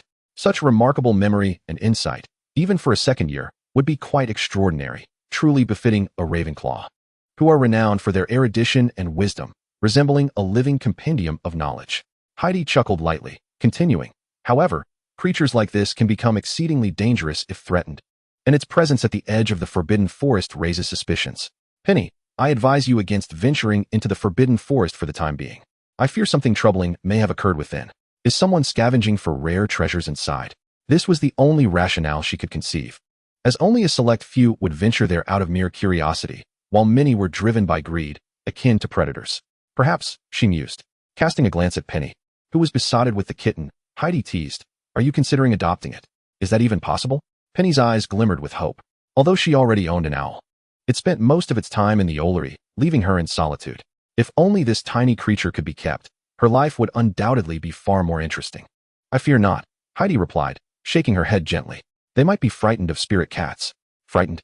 Penny frowned, arguing, "What is there to fear? Did you not just say its nature is gentle? If so, why would they be afraid?" Noticing her selective disregard of the latter part of her statement, Heidi sighed. "If it feels threatened, it can become quite aggressive. But isn't that normal?" Penny remarked, glancing down at the kitten, stroking its fur. "Anyone would instinctively become defensive when attacked. How can we place blame on them for that?" Raising her gaze to Heidi, she continued, "Moreover, even if it were to exhibit a fierce temperament, as long as it does not initiate an attack, what harm is there? It is not their fault to possess such formidable abilities. Powerful wizards are revered, yet powerful magical creatures are categorized as dangerous? Perhaps, to them, we are the most perilous beings." Since her arrival at Hogwarts, apart from her professors, Heidi had scarcely heard anyone speak such intriguing words. Today marked an exception, yet none of us have ever cared for such a creature. "The Forbidden Forest is its rightful home." Glancing at the camera beside her, Heidi inquired, "Did you manage to capture any stunning photographs?" At this, Penny suddenly remembered the camera she had forgotten in the corner, hastily reaching for it and handing it to Heidi. "Take a look, Heidi." Accepting the camera, Heidi casually flipped through the images, revealing skies, grassy fields, and flower beds, even capturing an owl in flight. When she reached the final images, they were all of the spirit cat. "You possess a true talent for photography," Heidi sincerely praised her. "To capture such images at your age is remarkable, far surpassing many others. I, for one, could not achieve such artistry." "Just a little trick," Penny shrugged nonchalantly. "It's merely a skill in photography. After spending so long with a camera, if I were still inept, it would be better to leap from the towers of Hogwarts in despair." Observing Penny's lingering attachment to the spirit cat, Heidi finally relented, stating, "If you wish to keep it, you must at least refrain from bringing it to the dormitory. You will need to learn how to care for this little one." "I can do that," Penny replied without hesitation, as long as she could keep the little creature. Everything else was negotiable. Heidi couldn't help but smile at her enthusiasm, raising an eyebrow as she asked, "So, do you know what we should do next?" "Give it a name and find a place to hide it? That's for later. First, we must tend to its wounds." "Oh, that's true. But we can still name it first. What do you want to call it?" "I've already thought of a name. Let us call it Cece." At this moment, it was class time, and two girls were racing down the corridors of Hogwarts. Penny was pulling Heidi along as they hurried. Fortunately, Hermione mentioned it earlier. "Class has just begun. If luck is on our side, we might not even be late." She panted, fervently wishing to be that lucky one. Lest she become the student who attended 3 classes in 2 days, drawing the attention of all 3 teachers. The mere thought sent a shiver down her spine, and she turned to Heidi, asking, "Heidi, you're heading in this direction for class 2, right?" Looking ahead, Heidi nodded, affirming, "Yes, our usual classrooms are nearby. But Penny, you don't need to drag me along. Why not run?" Penny looked at her oddly, replying, "It's already class time. Of course, we must hurry. If the teachers ask about your tardiness, you can just blame me since I led you out. I'll take responsibility." "Thanks for your kindness." Heidi smiled at Penny, touched, and winked at her, adding, "But it's really unnecessary. I don't have any classes this afternoon." A wave of realization struck Penny's heart. She had forgotten to inquire. Stopping in disbelief, she turned her head to look at her. "You have no classes, yet you're still running with me? What was the point of running so far without a class? Wasn't it exhausting?" "Because it seems quite fun," Heidi smiled at Penny, continuing. "And your reaction just now was truly amusing. If it weren't for that, I wouldn't have realized how much you care for me. You're a good girl." The sadness of humanity's joys and sorrows indeed did not resonate with her, as Penny found it impossible to smile. Releasing her grip on Heidi's hand, she forced a smile, saying, "Thanks, I found it interesting too, but I must go now. Goodbye." Without a backward glance, she dashed towards the classroom. How intriguing, the consequences of tardiness. Almost as soon as she burst into the room, a pungent aroma of garlic assaulted her senses, prompting her to instinctively cover her nose and retreat a couple of steps. Good heavens, who could possibly harbor such a fervent affection for garlic? A teacher inside was preparing to collect the attendance sheet, his head swathed in a thick towel, casting a bewildered glance towards the entrance. The students in the classroom followed his gaze with curiosity. "Student, is there something amiss?" the teacher inquired, regarding her with a curious expression. It was unusual for someone to intrude midway through the lesson. Anyone would find it rather peculiar. Under the scrutiny of dozens of eyes, Penny found herself momentarily flustered, mustering the courage to raise the book in her hands and explain, I've come to attend class, Professor. I sincerely apologize for my lateness. No need to fret, dear student, the teacher replied, though a peculiar expression crossed his face as he scrutinized the book in her hands. But are you certain you are enrolled in my class? This course is Defense Against the Dark Arts, yet you possess a textbook titled The Comprehensive Guide to Vegetables? The professor looked at her with uncertainty, while the students around them could no longer suppress their laughter. Hermione, who had been worried moments ago, now sighed, her forehead resting in her palm. She had searched high and low for Penny during lunch, but to no avail. Little did she expect to reunite in such an unexpected manner. Penny glanced down at the book in her hands, realizing it was indeed The Comprehensive Guide to Vegetables, a book Hermione had given her which she accidentally grabbed in her haste to return to the dormitory. How could these two books resemble each other so closely? Rushing forward, she presented the book to the professor, explaining, You misunderstand, Professor. This is a gift for you. I was delayed in our first meeting and felt rather embarrassed, so I thought to bring you this book, which I found immensely enlightening. Although I know of your vast experience, I still wish to present it to you. Her sincerity resonated, and aside from the professor, a few others in attendance seemed to believe her. I apologize, Hermione. I shall procure another copy for you later. For now, let me weave this little tale. The art of fabrication was indeed flourishing at Hogwarts. Theodore observed the girl's earnest smile, unable to suppress a smirk. Truly, she was a little trickster. Adept at spinning tales. A teasing voice emerged from the crowd. Not, do you think her words hold any truth? She is late, and yet can conjure up such elaborate excuses? Draco watched her embarrassment with keen interest, though it appeared transparent. Her words were delivered with such finesse that they almost seemed seamless. If it were her, weaving such a narrative wouldn't be surprising, Theodore replied softly. She was the most imaginative person he had ever encountered. If only her talent for improvisation could be applied to her essays, perhaps her academic woes would dissipate. The image of her frowning over a mountain of books in the library flashed through his mind, eliciting a broader smile. Chapter 57. You did that on purpose. Draco looked up in astonishment. I had no idea you two were not only acquainted but appeared rather familiar with one another. You don't seem to have much camaraderie with Weasley, usually. Casting a sidelong glance at him, Theodore's smile faded into a stoic expression, choosing not to respond. Recognizing his silence, Draco understood his folly and ceased his chatter. The astonished professor, taken aback, stammered, Oh really? My dear child, I am deeply touched. But have we met before? And where is your textbook? Penny's smile faltered slightly at his inquiry. Why must he be so insistent? Why not take things at face value? She didn't even know this professor. Otherwise, why would she only refer to him as professor? Hermione raised her hand, holding a book aloft. Professor Quirrell, her textbook is over here.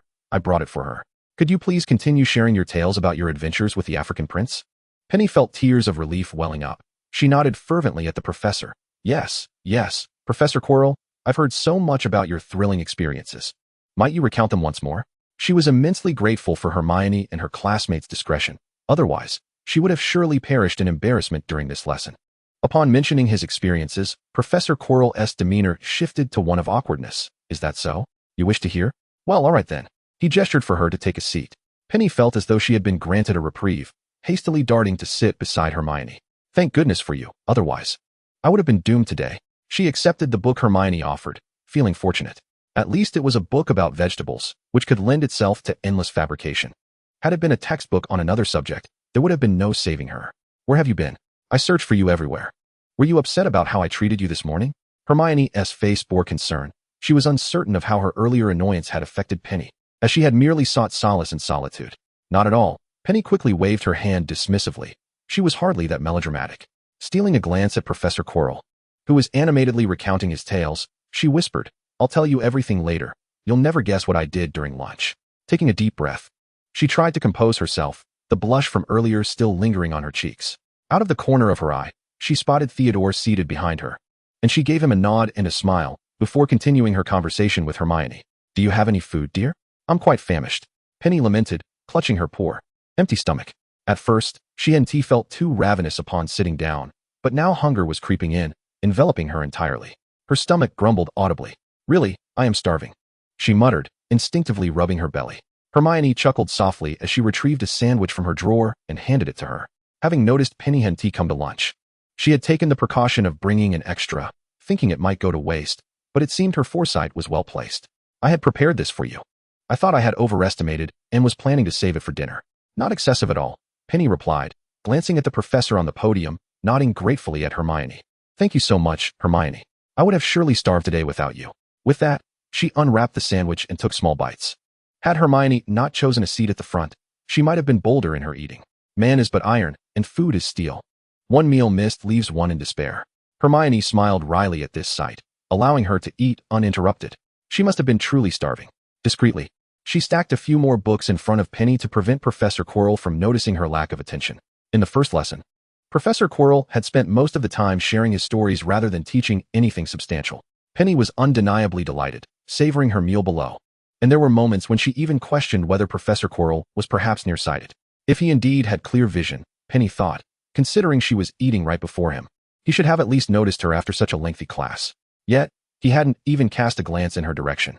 On the other hand, if he were nearsighted, he seemed to observe every motion of Harry beside him, even engaging in conversation with him. It was peculiar that he had never acknowledged her eating. If it weren't for the professor's exceptional kindness in allowing her to eat during class, it would seem as though he regarded her merely as a backdrop, oblivious to her presence unless she were to feast ostentatiously in front of him. However, just because Professor Quirrell was oblivious did not mean that others were equally unaware. Oh, not, Draco mused. If I were to inform Professor Quirrell that someone was eating in his class, do you think this garlic-scented teacher would severely deduct points from Gryffindor? He propped his head on one hand, his gaze fixated on Penny, who was still indulging in her sandwich not far away. Casting a sidelong glance at Theodore, he continued. Should I say something?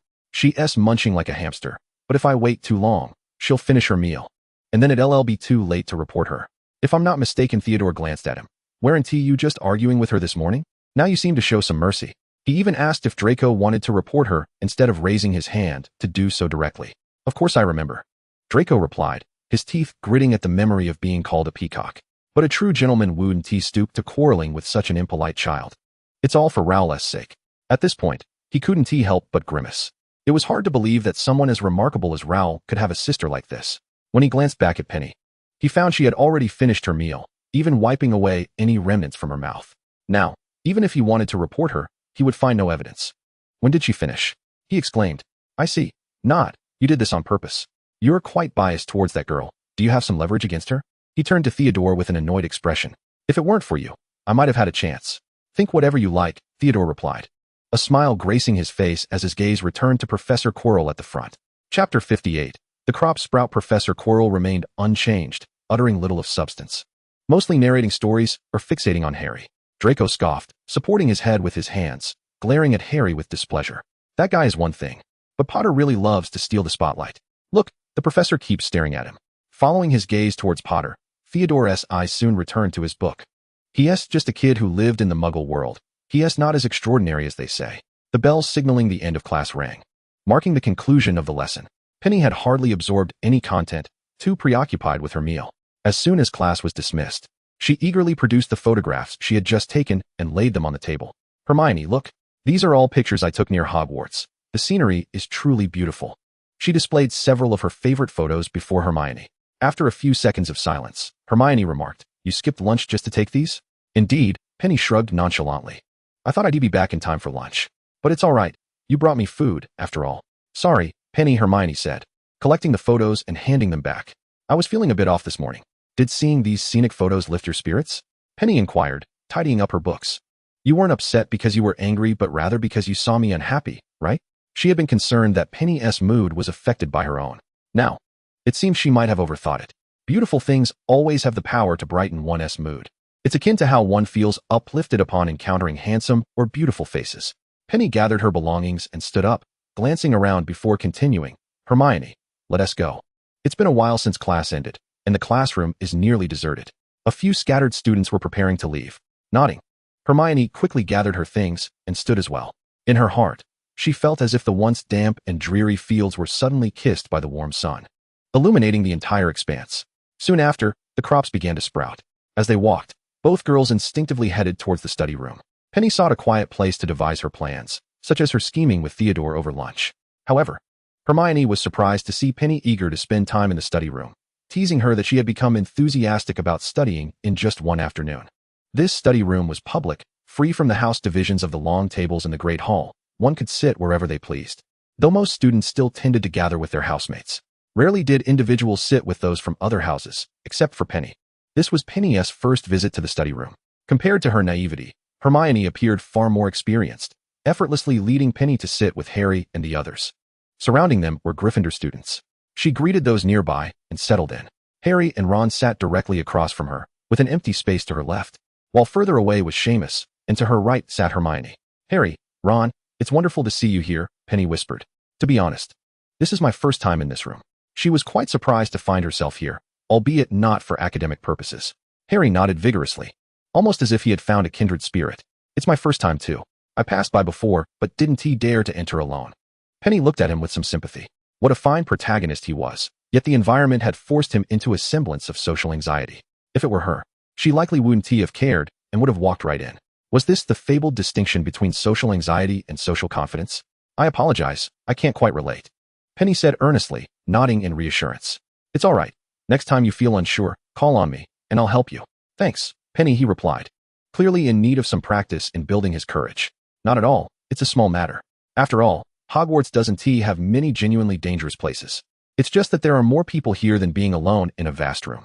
Just as she was about to lower her head, her peripheral vision caught sight of Theodore sitting alone at a table. He sat alone with a pen in hand, surrounded by an emptiness that echoed his solitude, scribbling something in his textbook. The sight of him appeared profoundly lonely. Penny, Harry waved his hand in front of her and inquired, what captivates your attention so intently? Following Penny's gaze, he turned to look but discerned nothing particularly remarkable. It's nothing, Harry. Didn't you just say you wouldn't dare come in alone? Penny murmured thoughtfully, her voice barely audible, prompting Harry to lean in slightly to catch her words. Oh right, at least that's how I feel, he replied. Beside him, Ron chimed in. Coming in alone isn't too bad, just a tad awkward. He nudged Hermione beside him and whispered, what do you think, Hermione? She diverted her gaze from her book to Penny, having attentively listened to their exchange without interjecting. I suppose it's manageable. Perhaps with time, it won't feel unusual. Ron, catching her words, leaned closer to Harry and whispered something, though Penny and Hermione were unlikely to overhear their conversation. Harry's hasty slap on Ron's arm and his guilty glance towards them made it clear that their words were not complimentary. After a few seconds of Hermione's scrutinizing stare at Penny and herself, she returned her focus to her book, leaving the atmosphere thick with awkwardness. Penny felt a slight headache brewing. Would they truly become lifelong friends? Standing in the middle, she sensed a palpable tension. Breaking the silence, Harry ventured, Penny, there is something I wish to discuss with you. What is it? She asked, bemused. Is there anything more significant than achieving peaceful coexistence among you all? Actually, you share the same name as my aunt. To be honest, I was quite startled when I first learned this. Harry's expression turned peculiar as he recalled his initial shock, worried that she might possess a character akin to his aunt's. If that were the case, it would be terrifying. Even in the magical realm, there would be no escaping it. Really? Penny leaned in with curiosity, asking, how coincidental. If the opportunity arises, we must meet her. Is she attractive? In this part of the world, sharing a name was an ordinary occurrence, and they would not find it embarrassing. Rather, it was deemed fortunate. After all, a name is the first gift bestowed by one's parents. Thus, she was merely adapting to her surroundings. Harry, feeling a bit embarrassed, shook his head. No, she is rather unremarkable in appearance. Perhaps even somewhat unattractive. Well, that's all right. What is her personality like? Is she kind to you? No, she treats me poorly. In fact, it couldn't be worse. Harry silently answered Penny's inquiries in his mind, as this was the truth he genuinely wished to express. Ron, indignant, added, you have no idea how cruel Harry's aunt and her family are. They make him sleep in a tiny room, which, oh my goodness, I doubt even qualifies as a room. Though I've never seen it, I can only imagine how dreadful it must be. They make him do all the household chores and use his cousin's leftover things. And they don't even let him eat enough. At last, Penny understood why hearing the name could be shocking. No worries, we shall be friends from now on. On the desk, there were some snacks available for students to enjoy during their breaks. Penny picked up a small plate and placed some fruit on it, handing it to Harry with a cheerful wink. At least on my end, if you're ever hungry, come find me. I'm quite adept at providing sustenance. I love discovering delicious treats. Once misfortune strikes, it is often challenging to genuinely mend the situation, yet thankfully, there remains the power of choice to lead a better life. Upon hearing her words, Harry felt a twinge of emotion, instinctively glancing at Ron before meeting Penny's gaze. They exchanged smiles, and Harry popped a grape into his mouth, replying, Thank you for your kindness. I shall graciously accept. After this exchange, the group fell silent, engrossed in their respective tasks. Penny stared blankly at her notebook, which at first glance appeared to be a chaotic scrawl, yet upon closer inspection, was quite orderly. The easel was temporarily safe, a matter that required no further contemplation. However, regarding the meal for Theodore, it would be prudent to clarify his preferences. At the long table, the number of people was sparse.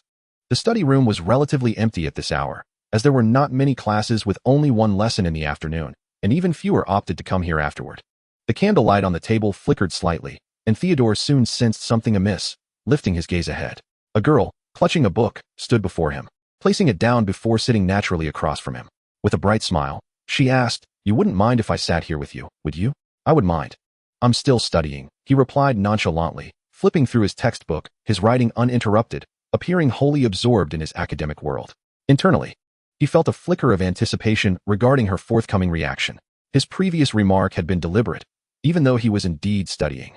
He sensed that Penny had a tendency to seek challenges, embodying an unwavering determination to achieve her goals. What would her response be upon rejection? He hadn't expected him to be so forthright. Observing his focused demeanor, Penny felt an inexplicable flush of embarrassment wash over her. It was undeniably awkward. Clearly, Theodore did not harbor much fondness for her. His previous comment about not disliking her might have merely been a polite gesture, although she was hardly a model student. Disturbing a diligent learner instilled a sense of unwarranted guilt within her. "Well then, I'll take my leave," she conceded. "If you're busy, we can always chat another time. After all, you're not going anywhere." With that, Penny prepared to rise from her seat, having barely settled in. "Wait." Theodore leisurely put away his pen and closed his book. He looked at her briefly and continued, "I have finished studying." Penny froze momentarily, seemingly not having heard him clearly. "Huh, so soon?" Theodore glanced at her and replied, "If you didn't hear, that is fine. It's not the first time." No, I heard you. Shall we step outside to talk?" Penny hastily walked to his side, saying, "I have quite a few questions, and I wouldn't want to disturb others studying." Though puzzled, he nodded slightly, choosing not to elaborate further, and followed Penny as they left the room. Just as they reached the door, a loud explosion erupted from the study room, causing both to halt and turn back in unison. Even at such a distance, Penny could distinctly discern that the source of the explosive sound was Simon. Oh, Simon must be practicing his spells again. She raised her gaze to meet Theodore's inquisitive eyes and explained, "I don't know why, but Simon always manages to transform every spell into a formidable explosive curse. I've experienced it numerous times in the common room." The two exchanged no further glances and walked out side by side. This was the first time since their enrollment that they walked together in such a manner. Theodore, catching a glimpse of her, inquired, "How did you finish so quickly? I was hoping you would take a bit longer before seeking me out." "It was merely a coincidence," he replied thoughtfully. After reflecting on her words, he spoke again. "If you had something to attend to, then why did you leave so decisively just now?" He almost doubted his own ears. He could think of no reason other than anger. "Just now? Oh, I saw you studying, so I thought I would leave first." "After all, academics take precedence," she replied, understandingly. He realized it was his mistake. Attempting to align his thought process with hers was inherently flawed.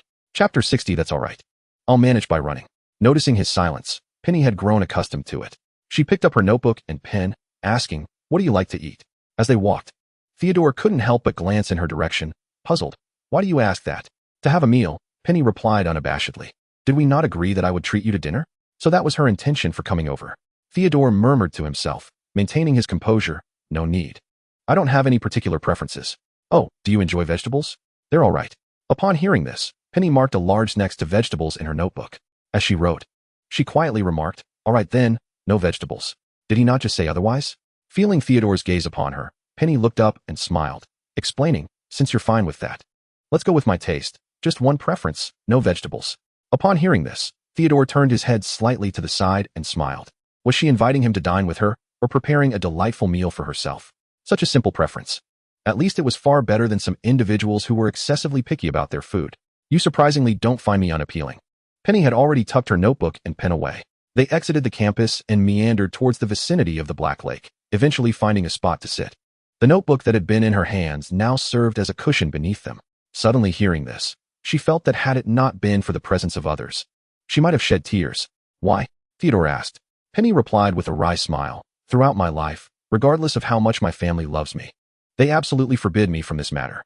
They would go to great lengths to ensure I consume more vegetables, solely for the sake of my health.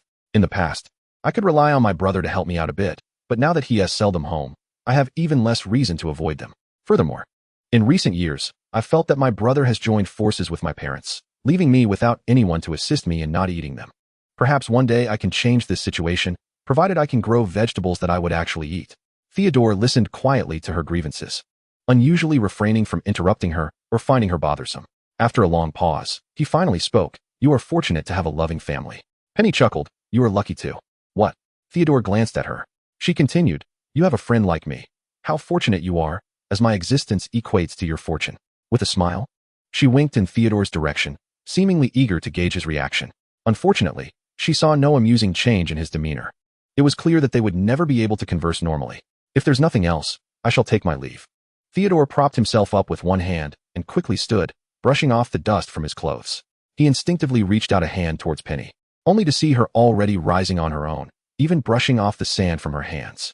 Observing this, he discreetly withdrew his hand, one cradling his books while the other fell naturally by his side. Hey, Theo, what were you just about to do? Penny could only catch a glimpse of his movement from the corner of her eye, unable to discern the specifics.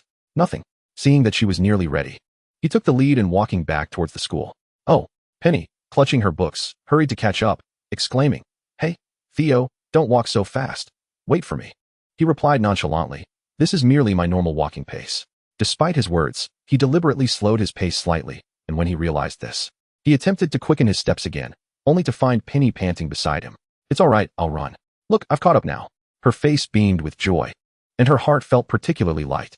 Her earlier remark was a veiled jest about her short legs, an insult she could not tolerate. She had to catch up even if it meant running. This had now escalated to a matter of dignity. Theodore paused momentarily, and after a long silence, he softly hummed an acknowledgement, falling silent once more. An inexplicable discomfort settled on his face, and he instinctively raised a hand to touch the back of his ear, which he could feel was slightly heated. However, due to the presence of others, he suppressed that urge. He couldn't comprehend why such a simple comment felt like a silver thread coursing through his veins, igniting a warmth within him, a flame that lacked the searing heat of fire, only leaving behind an ember to warm him. Did she not realize he was a boy? The terms of endearment could be overlooked, but why did her everyday speech convey such an intimacy? Of course, I can keep up, Penny said, glancing at him earnestly. Even though I'm a bit shorter than you, I certainly lag behind. If need be, I can run. She looked over, possibly comparing their height difference. Being half a head shorter could indeed be considered a slight difference. Feeling the sudden silence from Theodore made him increasingly uncomfortable. As though wearing a sweater backward, it was simply not right. Yet, he had always preferred silence. What's the matter? After a moment's hesitation, he managed to utter the question, turning to her just as their eyes met. In an instant, he diverted his gaze back to the path ahead, unconsciously tightening his grip on the books he held. His voice seemed to prompt Penny to finally shift her gaze away, sighing, I wish you were my brother. A charming young boy like him would surely be delightful to have as a sibling. She could playfully ruffle his hair at will. His youthful face, still imbued with innocence, paired with his striking features, was a sight to behold even before they had fully matured. This remark hit Theodore like a bucket of cold water, leaving him feeling thoroughly chilled and more awake than before. Is this person's thought process not quite aligned with that of an average individual? Indeed, if it were otherwise, he would not be Penny. An inexplicable flame ignited within him, aggravating his spirit. He found himself disinclined toward closeness, yet felt an even greater aversion when kept at a distance. He suspected something was amiss within himself. This notion did little to uplift his mood, and he coldly remarked that if she desired a brother, perhaps it would be more suitable to inquire with her parents. There might still be a chance. After all, they might not be able to conceive another child as handsome as he was. Penny remained blissfully unaware of his tumultuous thoughts, simply captivated by his striking appearance. Chapter 61. I can't do it. If you were my brother, I could pinch your cheeks at will. The texture must surely be delightful. Alas, it seemed their parents had no intention of wanting another child. Then you might as well dream on. Be more realistic. The paths of Slytherin and Gryffindor diverged completely, and here lay the very crossroads. Very well, farewell. Until next time. Penny, unperturbed, waved goodbye, and upon seeing him nod slightly, she departed. Watching his retreating figure, she did not linger, naturally making her way toward Gryffindor. Theodore found it difficult to articulate his current emotions. Such complex feelings, beyond his control, seemed to manifest only in Penny's presence. He was perplexed, yet not displeased. As Penny took a couple of steps toward the Gryffindor common room, she encountered Heidi, standing nearby. Casting a glance in Theodore's direction, Heidi softly greeted, Good afternoon, Penny. Heidi? Penny hurried forward, her face alight with joy. What brings you here? Were you looking for me? She had assumed Heidi had already returned home, so it was a pleasant surprise to find her still there. Heidi held out a small booklet, explaining, This contains essential information on caring for measles. I compiled some notes that I thought might assist you. Flipping through a few pages, Penny discovered meticulous records of nasal behaviors and dietary needs, along with potential issues that may arise during their growth. Everything was clearly outlined. This is simply wonderful. Heidi, you're amazing, Penny exclaimed, enveloping her in a warm embrace.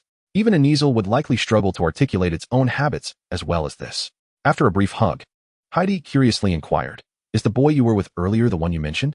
Before Penny could respond, a shiver ran down her spine, and the midday incident replayed in her mind like a documentary. She quickly replied, "Yes, that's him, Heidi. It's a secret. I've only shared it with you. No one else must know." After a moment of silence, Heidi nodded hesitantly and asked, "What is it about him that you like?" Having only briefly glimpsed him, she preferred Penny's more affable demeanor to his seemingly aloof aura. This question stumped Penny. How could she know? She had only just realized today that she might have feelings for him. The birth of a lie inevitably requires a multitude of lies to sustain it. Perhaps it's his looks? She finally managed to utter, a statement woven from the fabric of her deception. She wondered when Heidi might relinquish her affections for him, allowing Penny to escape this web of falsehoods. Seizing the moment of silence, Penny shifted the conversation. "By the way, Heidi, do you think it's all right for us to place Shishi near the Forbidden Forest?" They had hastily constructed a small shelter nearby to protect Shishi from the elements and set aside some food. If its mother came searching for it, they might venture into the Forbidden Forest. If not, this little haven could serve as a temporary refuge until they devised a plan to bring it back to the dormitory. As long as we visit often, there should be no issue. She reassured herself that a Neasel was not an ordinary Muggle cat. It was far more intelligent. If that's the case, I feel at ease, Penny sighed in relief. Now that we've decided to care for it, we must do so properly. We can't let it perish. That would be a grave sin. Heidi nodded gently, replying, "Everything you wish to know is written in that booklet. If you have any questions, feel free to ask me." Originally, she had come to discuss this matter, and after a brief exchange, they parted ways. Penny bypassed the Gryffindor common room and headed straight to her dormitory. She set her textbooks aside and collapsed onto her bed. Having neglected a proper lunch, she had been in a heightened state of emotion throughout the day. Now, as she settled down, sleep beckoned her. Hardly had she lain there when she sensed someone gently opening her door.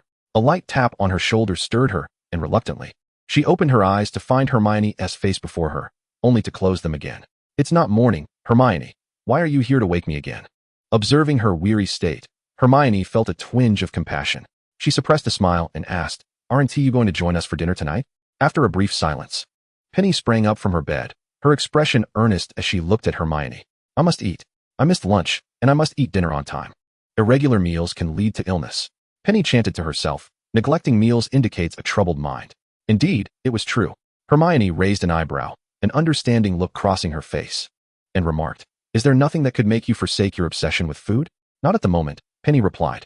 "Regardless of what transpires, one must eat." They chatted idly for a while, and as Penny recounted the entirety of Shishi's story from her meeting with Heidi to the Neasel itself, Hermione remained silent, her eyes wide, as if witnessing something most terrifying. "I never doubted your ability to make friends, Penny," Hermione said, swallowing hard. "But you're planning to care for a magical creature. Oh, this is truly unbelievable. You'll lose points for this. It's a violation of school rules." When she had seen the photo, she had thought it merely a coincidence, never imagining it was a creature she intended to adopt. "This is nothing short of absurd." "I know," Penny replied, mustering her courage. At the moment of decision, Heidi had already informed her of the potential consequences. Hearing this, Hermione could no longer contain her concern and exclaimed, "You, why would you choose to raise it knowing all this? It will only bring you trouble. Moreover, none of us have experience with magical creatures." Faced with Hermione's interrogation, Penny remained silent, her head bowed like a chastised child. Upon hearing those words, she lifted her gaze to meet Hermione's, her eyes shimmering with sincerity. "But it's so small, all alone over there. I cannot bear to leave it there." Nurkin Heidi. Chapter 62. Don't touch my sister. A prolonged silence enveloped the room. A sigh echoed within the room, shattering the silence that enveloped it. Hermione stepped forward and gently embraced Penny, patting her back as she replied, "I can't say I would fare any better if I were in your position. I might choose the same path. Yet, such a decision felt exceedingly perilous for those just embarking on their academic journey." Upon hearing these words, Penny squeezed Hermione tightly in return, exclaiming, "That's wonderful, Hermione. I knew you would understand." "Oh, Penny, you're holding on too tightly." As they entered the dining hall, before Penny could even reach her house's long table, a familiar voice called out from behind her. "Penny." It was a cool, familiar male voice. Penny halted in her tracks, causing Hermione to stop as well, and they both turned to look in the direction of the sound. "Brother," Penny instinctively whispered. And in the next moment, Kevin was striding towards her. Accompanying Kevin was a Slytherin student, who trailed closely behind him, seemingly under his direction. Brother. She stepped forward and wrapped her arms around his arm, then turned to introduce Hermione. Hermione, you haven't met my brother officially yet. This is Kevin Rowell, from Slytherin. Shaking his arm gently, she continued, Brother, this is my friend from Gryffindor, Hermione Granger, whom I mentioned to you before. Kevin smiled down at Penny, and then raised his gaze to Hermione, nodding as he said, Hello. Thank you for looking after my sister. Oh, it's nothing. Hermione quickly waved her hand, smiling as she replied, Penny is delightful. We are great friends.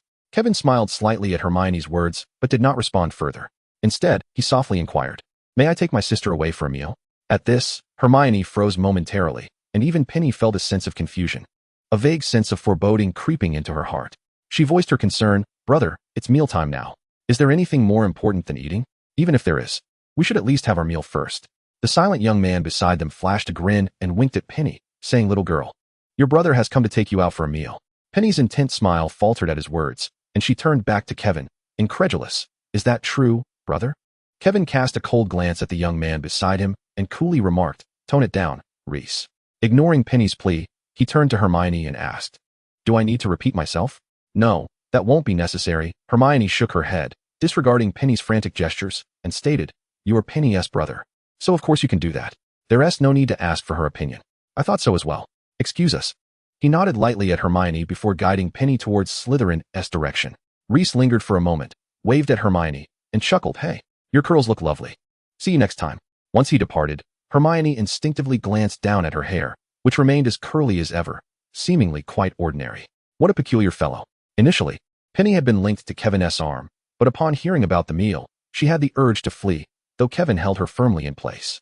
Suddenly, she felt as if she had been transported back to her first visit to Diagon Alley, when she was similarly tethered to her brother's side like a kite.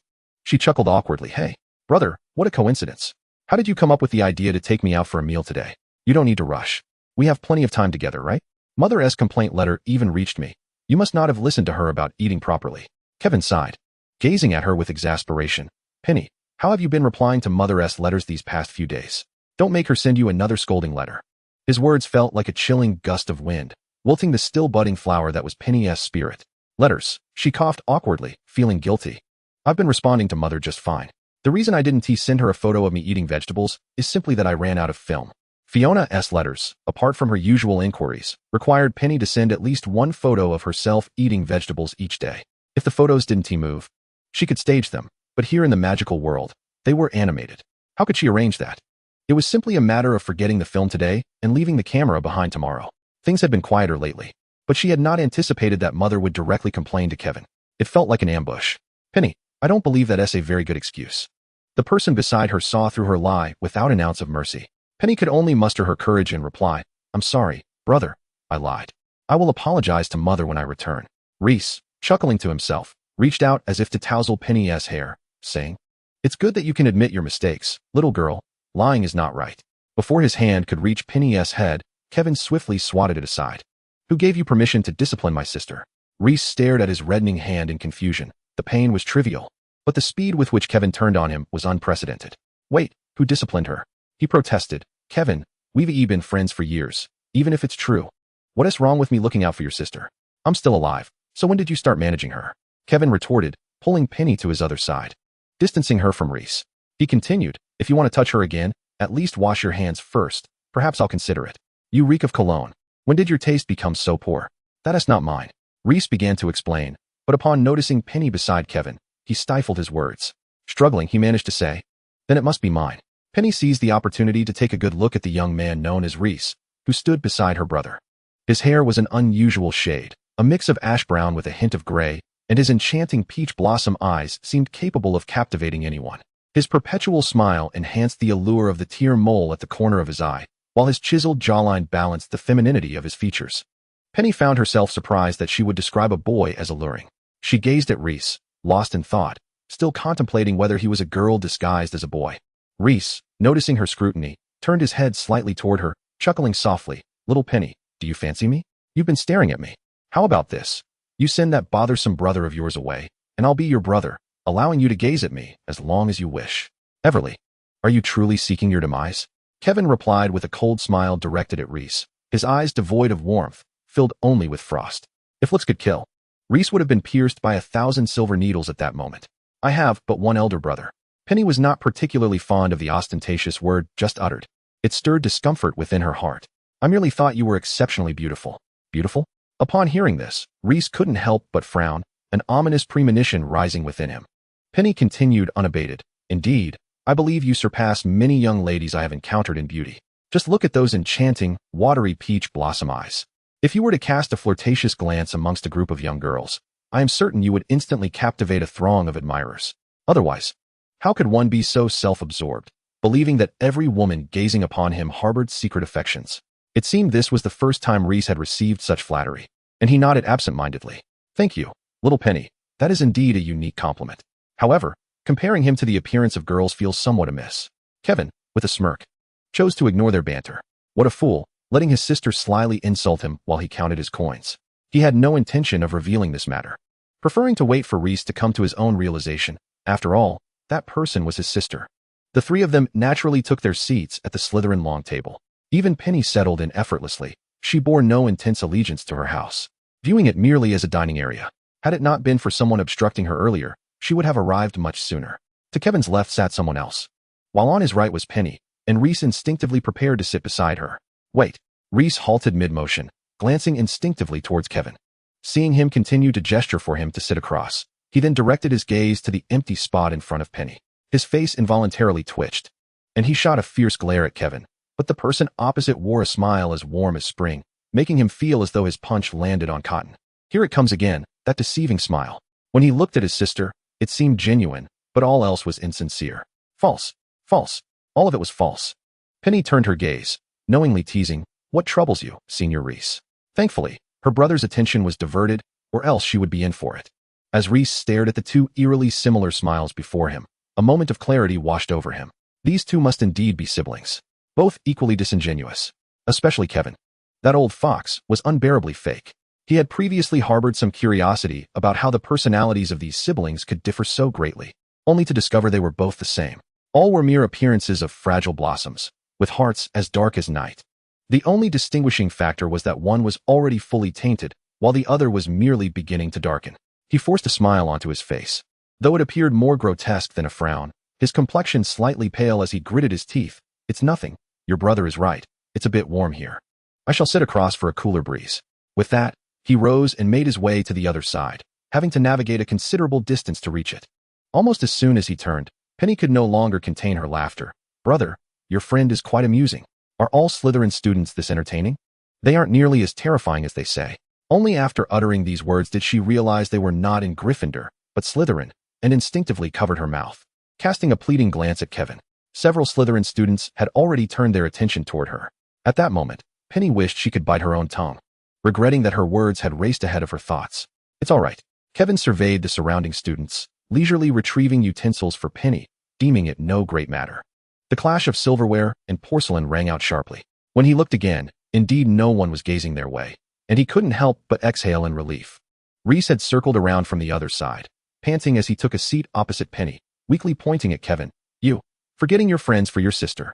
Do you have any idea how crowded it was over there? You made me go the long way. Brother only suggested you sit across. Not that you had to make a detour. Stop slandering him. Penny rested her chin in her hands, her expression clearly stating, don't you dare involve me. This was a reasonable point. However, the only route here necessitated a detour. Reese lamented. If there had been a shortcut, why would he have chosen the longer path? There is. Our house's students usually just jump over. Although the table was not narrow, with the boy's leaping ability, it was certainly possible. Reese fell silent. The very thought of jumping across the dining table was utterly undignified. How crude. He could hardly believe such an occurrence could realistically transpire within the school. And yet it was likely to happen every day. He never imagined that his only ally would suddenly turn against him. You are right, Penny. He simply lacks the ability to connect the dots. Kevin completely disregarded Reese's stunned expression, placing a glass of juice in front of her. Thus, the arrangement of utensils before her was complete. Reese, momentarily dazed, pondered whether the two siblings ever considered the feelings of others when they coexisted so harmoniously. He remained silent, instinctively picking up his utensils to eat, seemingly intent on venting all his frustrations upon the food before him. Despite his graceful posture, it was evident his face was etched with resentment. This meal was not proving to be a pleasurable experience. Out of the corner of her eye, Penny stifled her laughter, pretending not to notice. Chapter 64, Regrets Beyond Measure. Penny. Beside her, Kevin cast a sidelong glance at his giggling sister, sighing internally. She never shied away from stirring the pot. He continued, there is one point where Reese is correct. Penny's smile immediately faltered, and she tugged at his robe pleadingly. Brother, I truly do not wish to eat. Her nose tinged with bitterness as she contemplated the prospect of being frequently coerced into eating vegetables. It was all too much to bear. She didn't even have the chance to delve deeper into the knowledge of cultivation. Kevin glanced at her, leisurely cutting a steak before him. If you do not wish to eat, then do not. It's not an issue. Just speak your mind. You may even lie. But at least never lie to me or our parents. A crisp clang resounded as Kevin set down his utensils, placing the neatly cut steak in front of Penny. Eat. He then retrieved another steak for himself, as if nothing had transpired, everything appearing so natural, so proficient yet tinged with a sense of unfamiliarity. Penny had not shared a meal with her brother in quite some time. Gazing at the perfectly sliced steak before her, the ache in her nose intensified. She could never slice meat so neatly. With a pitiful expression, she reached out to embrace his arm, gently shaking it. With her pulling at him like that, Kevin could no longer continue eating. He set down his utensils, and with one hand, he tenderly brushed her smooth cheek. What is it? I recall you were quite fond of steak. Indeed, among the various meats, steak is undoubtedly one of Penny's preferred choices. After all, it is the most common and, in her opinion, the most delectable. I was mistaken, brother, Penny sniffled, her voice tinged with a nasal quality as she continued, I shall never lie to you again. Realizing her words were somewhat amiss, she hurriedly added, and I won't lie to Mom and Dad either. Kevin chuckled as he observed the girl clinging to his arm, then picked up the fork in front of Penny, waving a piece of meat enticingly before her. All right, it's time to eat. Penny instinctively opened her mouth and bit into the meat, swiftly rising to take the fork from his hand. With a mouthful of beef yet to be fully swallowed, she mumbled, meat is truly the best. Across the table, Reese let out a subtle hum, though his lips involuntarily curled into a smile. However, an untimely voice shattered the warmth of the moment. How come anyone can come here to eat? A shrill female voice pierced the air, and Penny felt an immediate discomfort. Furrowing her brows as she glanced up, standing beside Reese was a girl with an oval face, neither stunning nor unattractive, but undeniably pleasing to the eye. She wore a wizard's robe, with the emblem of her house prominently displayed on her chest. Yet, what struck Penny most were her eyes. Perhaps having been overly protected throughout her life, she had nearly forgotten what a hostile gaze looked like. This girl seemed slightly younger than Kevin, but her eyes were akin to a serpent fixated on its prey, as if she were not gazing at a person, but rather a lifeless body. Had she provoked this girl? Why did her stare seem so menacing? How come you can come here to eat, but my dear sister cannot? Reese abruptly placed his cutlery down on the table with a clatter, leaning back in his chair and casting a sidelong glance at her, smiling wryly. She's merely a first-year junior. Vera, you are being rather pedantic. Junior? The girl, referred to as Vera, froze at his words. Her previously fierce demeanor dissipating significantly as she scrutinized Penny, seemingly assessing the truth of his statement. Hello, senior, Penny smiled at her. Why are you standing? Why not sit down and join us for a meal? As the saying goes, one should not strike a smiling face. It is far better to gain an ally than to make an enemy. Vera stood there, utterly dumbfounded, glancing around as her presence began to attract the attention of several onlookers. Reluctantly, she pulled out a chair and sat down, clearing her throat as she said, I'm not just obeying your command. I'm merely concerned about our house's reputation. This is a dining hall. Her gaze remained fixed on Kevin, unavoidably drifting toward Penny beside him.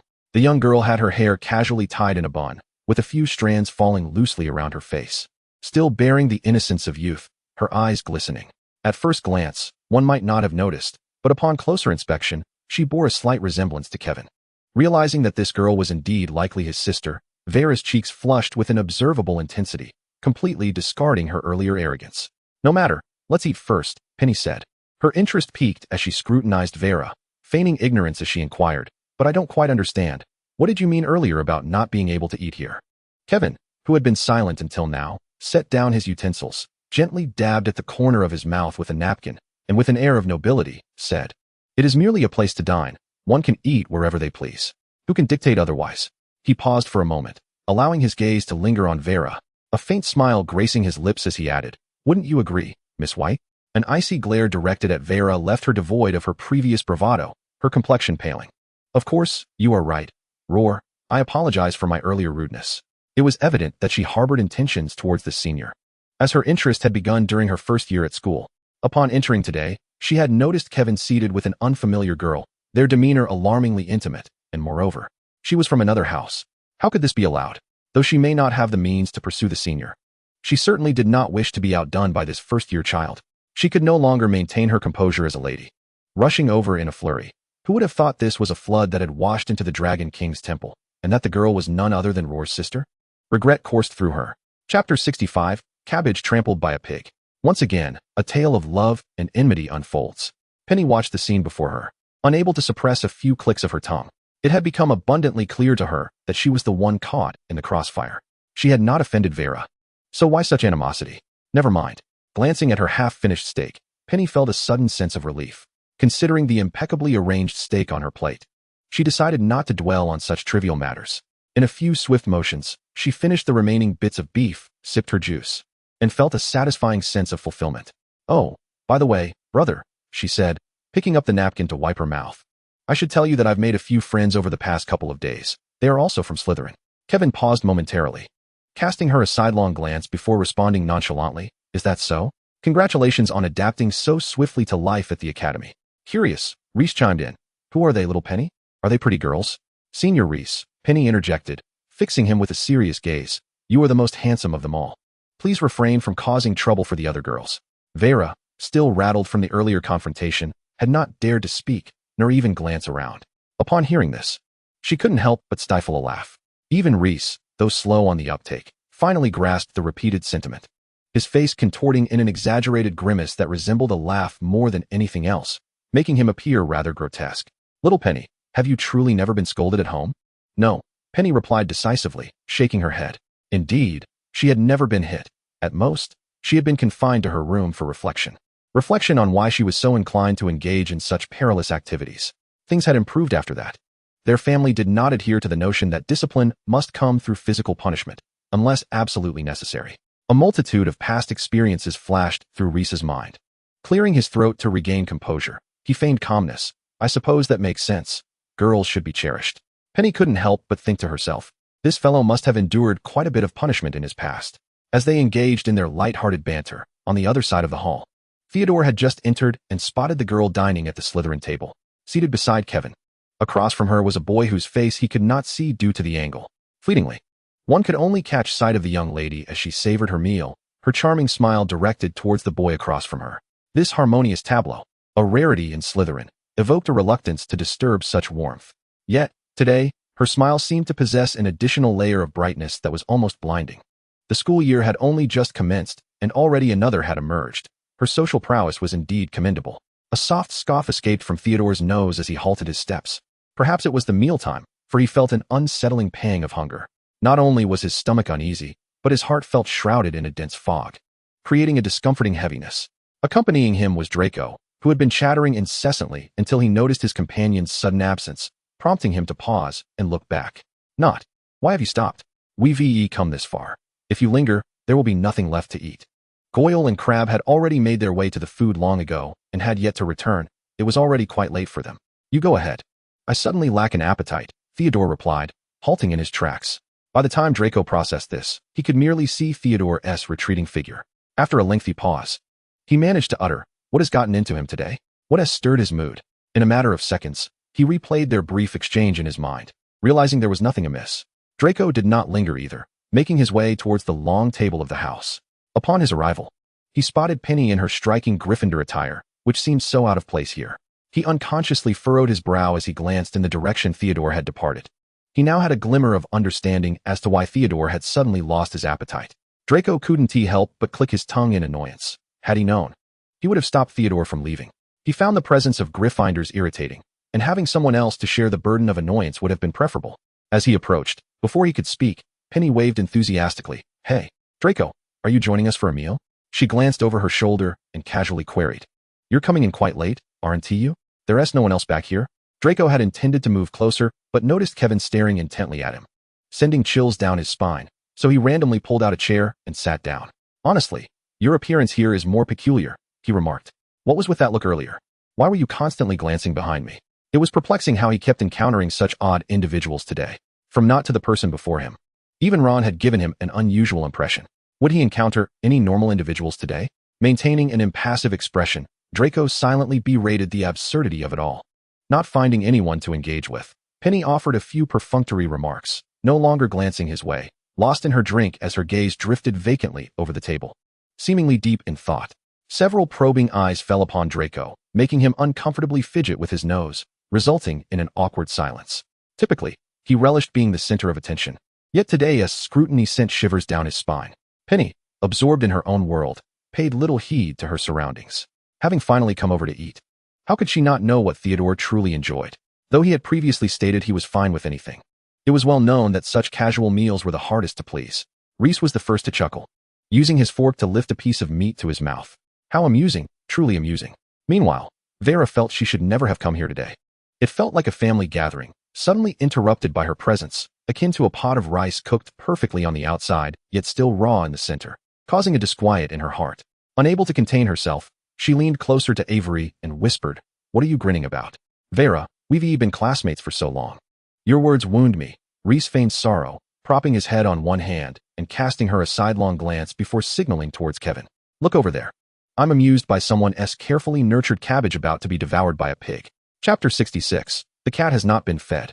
Vera disregarded Reese's banter and followed his gaze.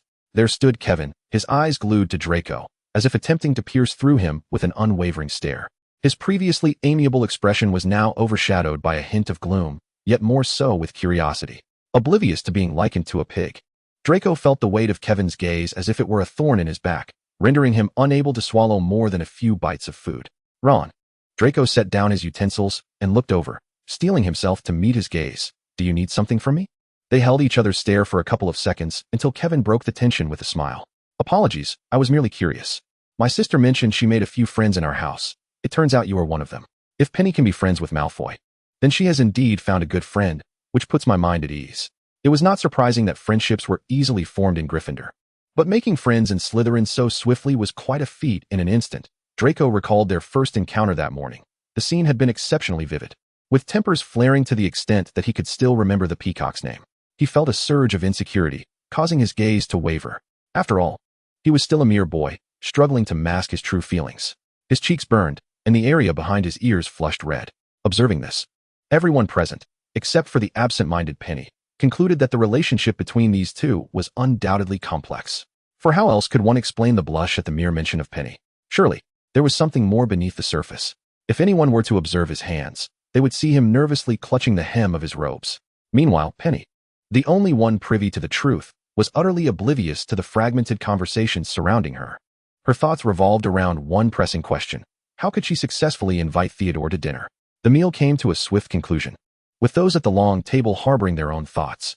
The two most discontented were undoubtedly Kevin and Draco. One was uncharacteristically engaging Draco in a half-hearted conversation, though it was evident to all that he was not in good spirits. After just a few months away from home, having seen his sister for less than a week, he discovered that a boy seemed to have taken an interest in her. Such a revelation would leave anyone feeling as if their home had been invaded. Truly, nothing felt right. The other, inexplicably drawn into a conversation that was little more than a series of half-hearted exchanges, found himself obliged to respond to Ron, despite the lack of substance in their dialogue. For instance, how he became acquainted with Penny. If given the choice, he would undoubtedly prefer to remain silent on the matter. Even though he later embellished the narrative, the core of the inquiry was not what mattered most. It was the piercing gaze of Raoul that held significance. Although he appeared utterly unblemished, exuding an amiable demeanor at first glance, the scrutiny he directed sent shivers down one's spine. Penny returned to her house table, and as she settled in, her companions eagerly approached to engage her in conversation. Ron leaned forward slightly, curiosity piqued. "Hey Penny, I heard you ventured into Slytherin territory. Are the people there really as others say, sitting silently like marionettes at mealtime?" He laughed at the absurdity of his own words. "Ron," she replied, furrowing her brow, "I haven't observed anything resembling what you describe. No marionettes here. Perhaps you misheard. It's a division of houses, not a puppet show. Marionettes are quite the stretch." "Oh, that's unfortunate," Ron responded casually, though a hint of disappointment colored his tone, as if he had not gleaned the answer he sought. Penny chose to disregard him, feeling a gentle nudge against her arm. Following the sensation, she turned to see Hermione blinking at her, whispering, "Penny, your brother. Did nothing happen between you two just now, did it?" In that moment, Hermione had indeed caught sight of Penny's pleading gaze, but since it was her own brother who had taken her away, the justification felt reasonable. She had no grounds to intervene. Realizing Hermione had misconstrued the situation, Penny quickly waved her hands dismissively. No, we were just playing around. Don't worry, she reassured, lightly patting Hermione's shoulder for comfort. In the next instant, her hand lingered on Hermione's shoulder, an unconscious gesture that prompted Hermione to furrow her brow in concern. What is the matter, Penny? Are you thinking of something? Hermione, how much time do we have until curfew? About 2 hours, give or take. Upon hearing this, Penny deftly picked up a piece of fish fillet, carefully wrapping it in parchment, her movements fluid and seamless. Why do you ask? Hermione inquired, observing the swift motions of her hands. Aren't you full? Not quite, Penny replied, also grabbing a cup of milk, lowering her voice. I was so preoccupied with my own meal that I forgot to feed the cat. Had Heidi been present at that moment, she would have certainly corrected Penny. That is not a cat. Hee, it's one I chose to take care of myself. I'm already grateful that Heidi occasionally helps. She can't be relied upon every single time. Glimpsing the darkening sky outside, Hermione instinctively remarked, it's getting late. I'll accompany you. No, Penny insisted, gathering her belongings and rising. What if I don't return? I might need your help. One of them had to stay behind. It simply wasn't feasible for both to be caught. Penny harbored a sliver of hope that if discovered, it would only cost her points, sparing Hermione from the same fate. Losing points for both would be a grave misfortune. Goodbye, I'm off now, Hermione. She waved and hurried away, leaving only the memory of her retreating figure. Hermione, left behind, felt torn between remaining seated and rising. Ultimately, she feigned nonchalance, continuing to eat at her table.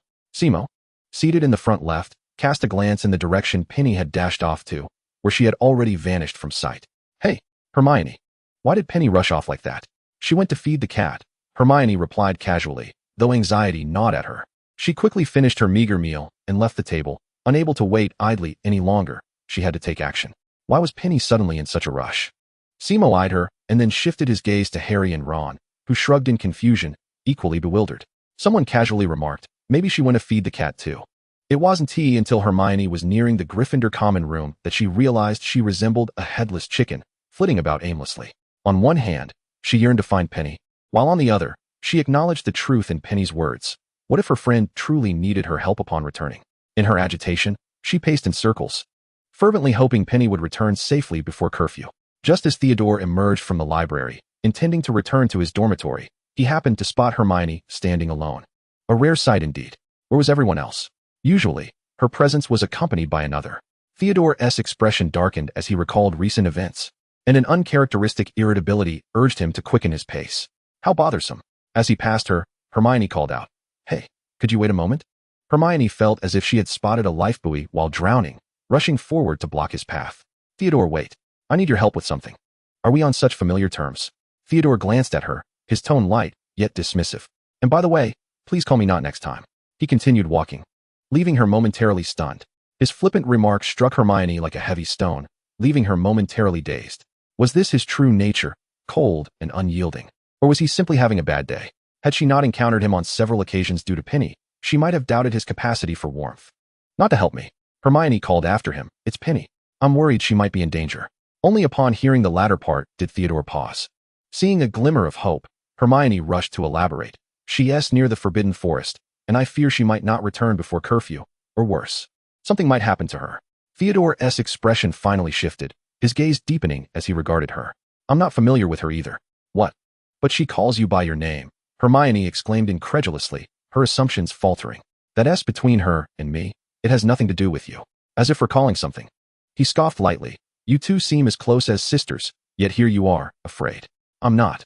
Hermione faltered, momentarily at a loss for words, unsure of how to convey her reasoning.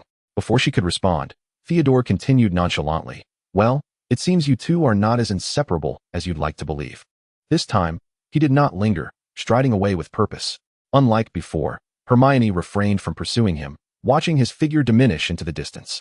The mist of unshed tears began to cloud her vision. Just as despair threatened to overwhelm her, she swiftly wiped her eyes. It's nothing to fret over. It's not the first time. The common room was bustling, and she noted the absence of ghosts as she made her way through the hall. The young girl hurriedly sprinted down the corridor, a vague outline of something nestled within her arms. The few people scattered along the path turned to glance at her, but their attention waned within mere seconds. The reason was clear, the Gryffindor emblem emblazoned upon her robes. Should she have belonged to another house? One might have speculated that something of significance was afoot, yet, in the case of Gryffindor, such behavior was decidedly commonplace. Penny burst forth from the castle. only to find that the sky had already succumbed to darkness, casting an eerie pall over the landscape, as if ferocious beasts lurked just beyond sight. With a deft flick of her wand, she called forth the incantation Lumos. The incantation was one she had not yet formally learned in class, and her interest in spells was rather tepid. However, these few practical charms were ones she had taken the initiative to master. For there were moments of dire necessity that demanded their use, just like this one. Behold, a high-powered flashlight had materialized, devoid of batteries, environmentally friendly, and hygienic, sparing the earth from additional burdens. Following the direction etched in her memory, Penny walked for approximately 25 minutes until she arrived at the makeshift home she and Heidi had created for the little creature, Shishi. Among the thicket, she quickly spotted the yellow handkerchief they had used as a marker. Pushing aside the underbrush, she uncovered a rather rudimentary nest. Shishi was comfortably sprawled atop the nest, licking its fur. Upon noticing Penny's arrival, the little creature showed no signs of fear, blinking its large eyes as if to welcome her. Penny gently placed her belongings down and carefully cradled Shishi in her arms, settling herself on the grass. "Are you hungry, little one?" she cooed, stroking its back. "I promise to remember to bring you food on time from now on, so you won't have to go hungry." Perhaps understanding her words, the little creature nuzzled her palm, eliciting a soft chuckle from her. With her other hand, she picked up a nearby bottle of milk, opened it, and poured it into the small bowl she had prepared for the kitten. The milk was still warm, the bottle retaining a lingering heat that starkly contrasted with the chill of the forbidden forest and the evening breeze. She set Shishi down before the bowl, initially intending to prepare a sandwich beside it, but upon observing its disinterest as it drank, Penny quickly realized that Heidi had already visited that evening. This little creature was rather finicky. If someone had provided it with a midnight snack, it must have been quite content. The sandwich she carried was not just any ordinary fare. Most kittens might not have been able to consume it, yet Shishi was no ordinary feline. Possessing sharp teeth by nature, she owed this insight to the manual Heidi had given her, which detailed the unique abilities and characteristics inherent to magical creatures. So this was the reason behind her venture into the forbidden forest. A clear voice, accompanied by footsteps, gradually approached Penny. The sound emanated from behind her, not particularly loud, yet mingled with the rustling wind outside the forbidden forest, rendering it all the more indistinct. Nevertheless, Penny heard it, a shiver running down her spine, rendering her motionless in place. At this hour, in such a haunted locale, one might expect even ghosts to refrain from visiting, unless it was merely a figment of her imagination. Perhaps just the branches swaying in the breeze. Stealing a glance at Shishi, who remained entirely unfazed, her anxiety began to dissipate. It was said that animals possessed a keener sense of alertness than humans. Since Shishi displayed no sign of distress, perhaps her fears were unfounded. Yet, even if they were not, turning around was out of the question. As the old adage goes, a person possesses 3 torches of fire within them. Turning once extinguishes one. Regardless of superstitions, one must heed caution when warranted. Suddenly, she felt a gentle touch upon her shoulder, causing her to spring up and leap aside. Brandishing her wand and shouting with her eyes shut, "What was that? Hogwarts is always haunted. Enough of that. Do you wish to summon everyone here?" A voice cut through her panic, halting her cries. Penny opened one eye, attempting to discern the source of the voice. Blurred vision gradually sharpened, revealing a figure before her. The next moment, she fully opened her eyes to behold Theodore standing beside her, gazing down at her with an air of authority. Moonlight cascaded over half of his face, illuminating his striking features and accentuating his noble countenance. He appeared as a regal, composed young gentleman, an essence of aristocracy untainted by age. Theodore crouched beside her, grasping her wrist and pulling her upright. With the moonlight casting its glow upon her attire, he averted his gaze, discomfort evident, and remarked, "Penny, you are a girl." "Of course I know that," she replied casually, oblivious to any impropriety, and cheerfully inquired, "But Theodore, what brings you here at such a late hour? You startled me. I thought I had encountered a ghost." After a few moments of silence, she pressed on, "What are you looking at? Why don't you answer me?" He still wouldn't meet her gaze. Instinctively, she lowered her eyes to inspect her attire, only to discover that her knee-length skirt had flipped up, likely due to her earlier movements, exposing her thigh. Merlin, how embarrassing. Feeling a flush of heat, Penny hastily adjusted her skirt, grateful that it was not excessively short. Otherwise, the situation would have been far more mortifying. "Thank you for the reminder, Theodore. I will be more mindful in the future." Her heart raced, the cool breeze failing to dissipate the warmth on her cheeks. Theodore finally responded, his gaze settling upon her. "You came here for it, didn't you?" "Not far away." She had finished the milk and sat dutifully, its round eyes curiously observing the two of them, its head tilted in a bemused manner. Penny nodded enthusiastically and cradled Shishi in her arms, gently stroking its back as she softly said, "Yes, I forgot to feed it. So I rushed over to bring it something to eat." She glanced up at him, asking, "But why did you come here, Theodore?" Theodore, maintaining an impassive expression, replied, "I happened to pass by while taking a stroll." Though a fib, Penny did not delve deeper, contentedly holding Shishi in her embrace. After a moment of quietude, she softly suggested, "Would you like to try holding it? It's not an ordinary cat." Just by observing Shishi's eyes, Theodore could ascertain that much. Penny, eager to preempt his hesitation, chimed in, "It's a magical creature. I couldn't keep it elsewhere, so I decided to care for it here." Theodore, please don't share this information. Shishi is so small, and without the protection of its family, it could easily be harmed in the Forbidden Forest. As she gazed into Shishi's eyes, Theodore became entranced, her earlier words echoing in his ears. Without the protection of family, it might just thrive. Not at all. Penny asserted with conviction, each of us is born from our mother's body, enveloped in love from the moment of conception. The very endurance they exhibit to bring us into this world serves as a form of protection. I cannot believe any parent would genuinely neglect their child. Even the most indifferent of parents must feel some semblance of affection. Upon hearing this, Theodore paused momentarily, then smiled wryly. It's rare to hear you utter something so sensible. Family. How much of that exquisite concept does he still possess? Certainly, he could not compare to Penny, who seemed to have basked in happiness since childhood. What nonsense. My words have always been quite reasonable, Penny retorted playfully, casting him a mock glare. She gently placed the small creature back in its cozy nook and murmured, "Rest well, little one. I shall return to play with you tomorrow." Sister? Theodore raised an eyebrow. Intrigued by this title, you seem quite fond of this little creature. Different species altogether, what kind of sister is that? Since it lacks a family, I shall become its family. Blood relations are not the only means of kinship. We can create our own, right, little one? Penny affectionately rubbed its cheek, then turned to Theodore and asked, "Theo, would you like to be its brother?" Not at all. Without the slightest hesitation, Theodore dismissed the notion. The creature, as if comprehending his words, softly called out to him. It bore a striking resemblance to a cat, its mewling echoing similarly. "Theo, want you reconsider? It seems quite fond of you." Penny earnestly pressed, though inwardly she scoffed. Realizing the creature shared her penchant for handsome faces. Truly, one can see the resemblance between a pet and its owner. "I'm not interested. I have no intention of doing so." He stood up, dusting himself off, and fixed his gaze on her. "Since you've finished feeding it, are you not planning to leave? Curfew is approaching." Chapter 69. Dare you heal me? Oh, right. Penny hastily gathered her belongings from the ground. Waving goodbye to the little creature, "I'm off now, little one. Until tomorrow." She then rearranged the foliage that had been disturbed, ensuring that apart from a few fallen leaves, everything appeared as it had before. They did not linger any longer, knowing that the later it got, the more perilous the path would become. After a few minutes, Theodore inquired, "How long do you intend to care for it? Why does she always manage to embrace things that are clearly unrelated to her, complicating her life unnecessarily? Even without lifting a finger, people would flock to her, offering their love and affection." "Until I can no longer care for it," Penny replied with ease, extending her unopened sandwich towards him. "Here, take it. You haven't had dinner, have you? You should eat something." "How do you know?" Theodore frowned.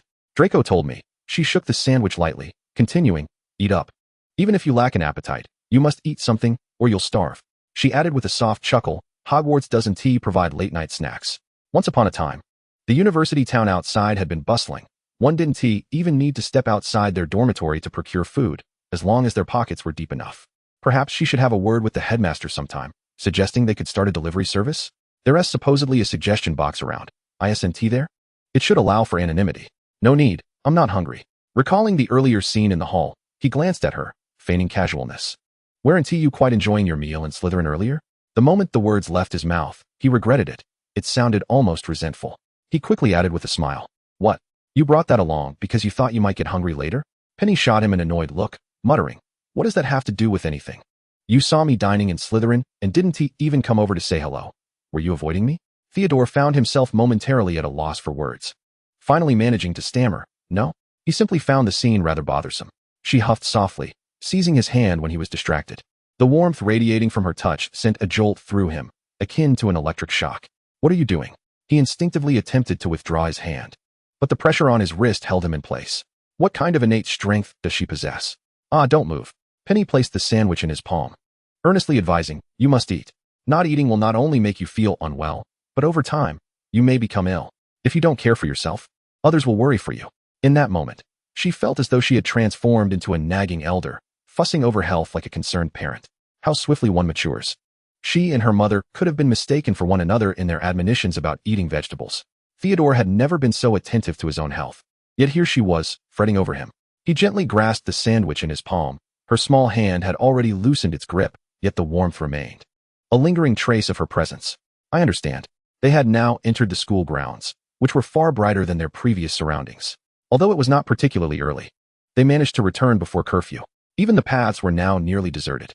Penny quickly noticed Theodore's slightly reddened wrist, and, recalling her earlier actions, halted abruptly, feeling embarrassed. Theo, your wrist is red. I'm so sorry. Let us forget about it. It must hurt, doesn't it? At her reminder, Theodore raised his hand to examine his wrist. Indeed, it bore a slight redness. It's nothing, he replied candidly. It's just a minor mark. Such trivial matters were inconsequential to him, far less significant than the day's lessons. Dare you let me treat it? Penny produced her wand, winking at him. I've learned a few healing spells from Hermione, but I've never used them. Would you let me try? Theodore instinctively withdrew his hand, his tone turning serious. I wouldn't recommend it. It was merely a red mark. Improper use of magic could lead to more serious consequences. If one was fortunate, nothing would occur. If unfortunate, it could worsen. Penny awkwardly touched her nose, realizing she had been speaking without intent. But your hand, if she deemed it serious, it was merely a red mark. If not serious, it was still a mess of her own making. She wanted to say more, but Theodore suddenly stopped, causing Penny to crash into his back, wincing as she covered her nose in pain. Fortunately, this nose is indeed real. This singular thought occupied her mind at the moment. Hiss, Theodore, why did you suddenly stop? She accused with a tinge of grievance. The intense impact had brought her to the brink of tears, a mist forming in her eyes. After a brief inhalation, she stifled the tears back. Theodore instinctively reached out to check on her, his right hand hovering in midair for a moment before ultimately refraining from approaching her. Instead, he drew his wand from his robe and gently waved it, uttering, Episci. Penny stared in astonishment as the pain above her nose diminished, finally vanishing. Theodore, that's the spell I mentioned. You can use it too, she remarked in surprise. Without responding to her, Theodore glanced sideways and softly stated, the lounge of your house is just ahead. At the junction of the two houses, Penny followed his gaze and soon spotted the familiar entrance to her lounge not far away. So this was why Theodore had halted abruptly. She had been oblivious to their surroundings. Chapter 70. Encountering a cat. Oh, Penny, I rubbed my nose, and it no longer hurt as it did earlier. She lowered her hand, and, almost involuntarily, glanced at Theodore's wrist, cautioning, if you can use it, remember to use it on yourself. It still looks quite painful. Theodore found her words amusing, but they also stirred a warmth within him. It had been a long time since anyone had expressed such straightforward concern for him. Their eyes met, and feeling somewhat awkward, he turned his head slightly and nodded, a silent acknowledgement. Almost immediately after witnessing his assent, Penny transformed from her earlier cloud of gloom into a beaming visage. Even her guilt somewhat alleviated. Then it settled. She declared as she walked towards the Gryffindor lounge, waving gracefully at him. I'll take my leave first. Thank you for choosing to accompany me tonight. Good night. Goodbye, he murmured as he watched her enter the lounge. After she disappeared inside, he softly added in his heart, good night. He then turned towards the direction of his own house's lounge, spotting Kevin overseeing the late returning students from a distance. Next time, remember to come back earlier.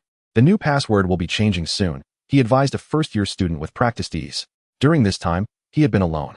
Slytherin actually had two prefects. One was Kevin, and the other a girl from his year whom Theodore had only met once, having heard she was currently on exchange at another school.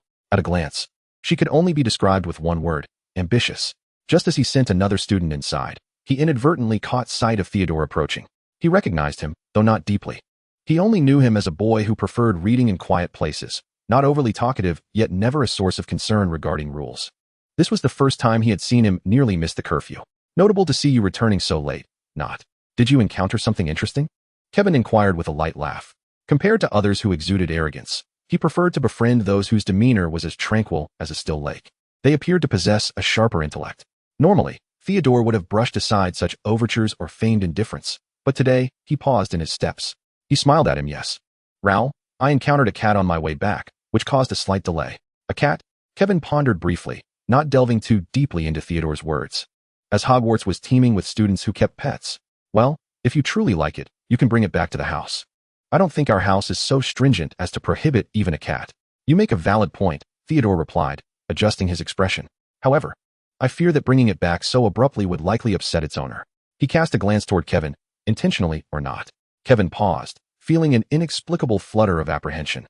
yet responded, "Perhaps you are correct." After giving a slight nod, Theodore turned and walked inside. This was not a person he could easily draw into his circle. This was the sole thought lingering in Kevin's mind at that moment. He maintained a flawless smile until the space before him was empty, at which point it slowly faded, his gaze flickering with an inscrutable glint. He then turned and entered the Slytherin lounge. Curfew time had arrived.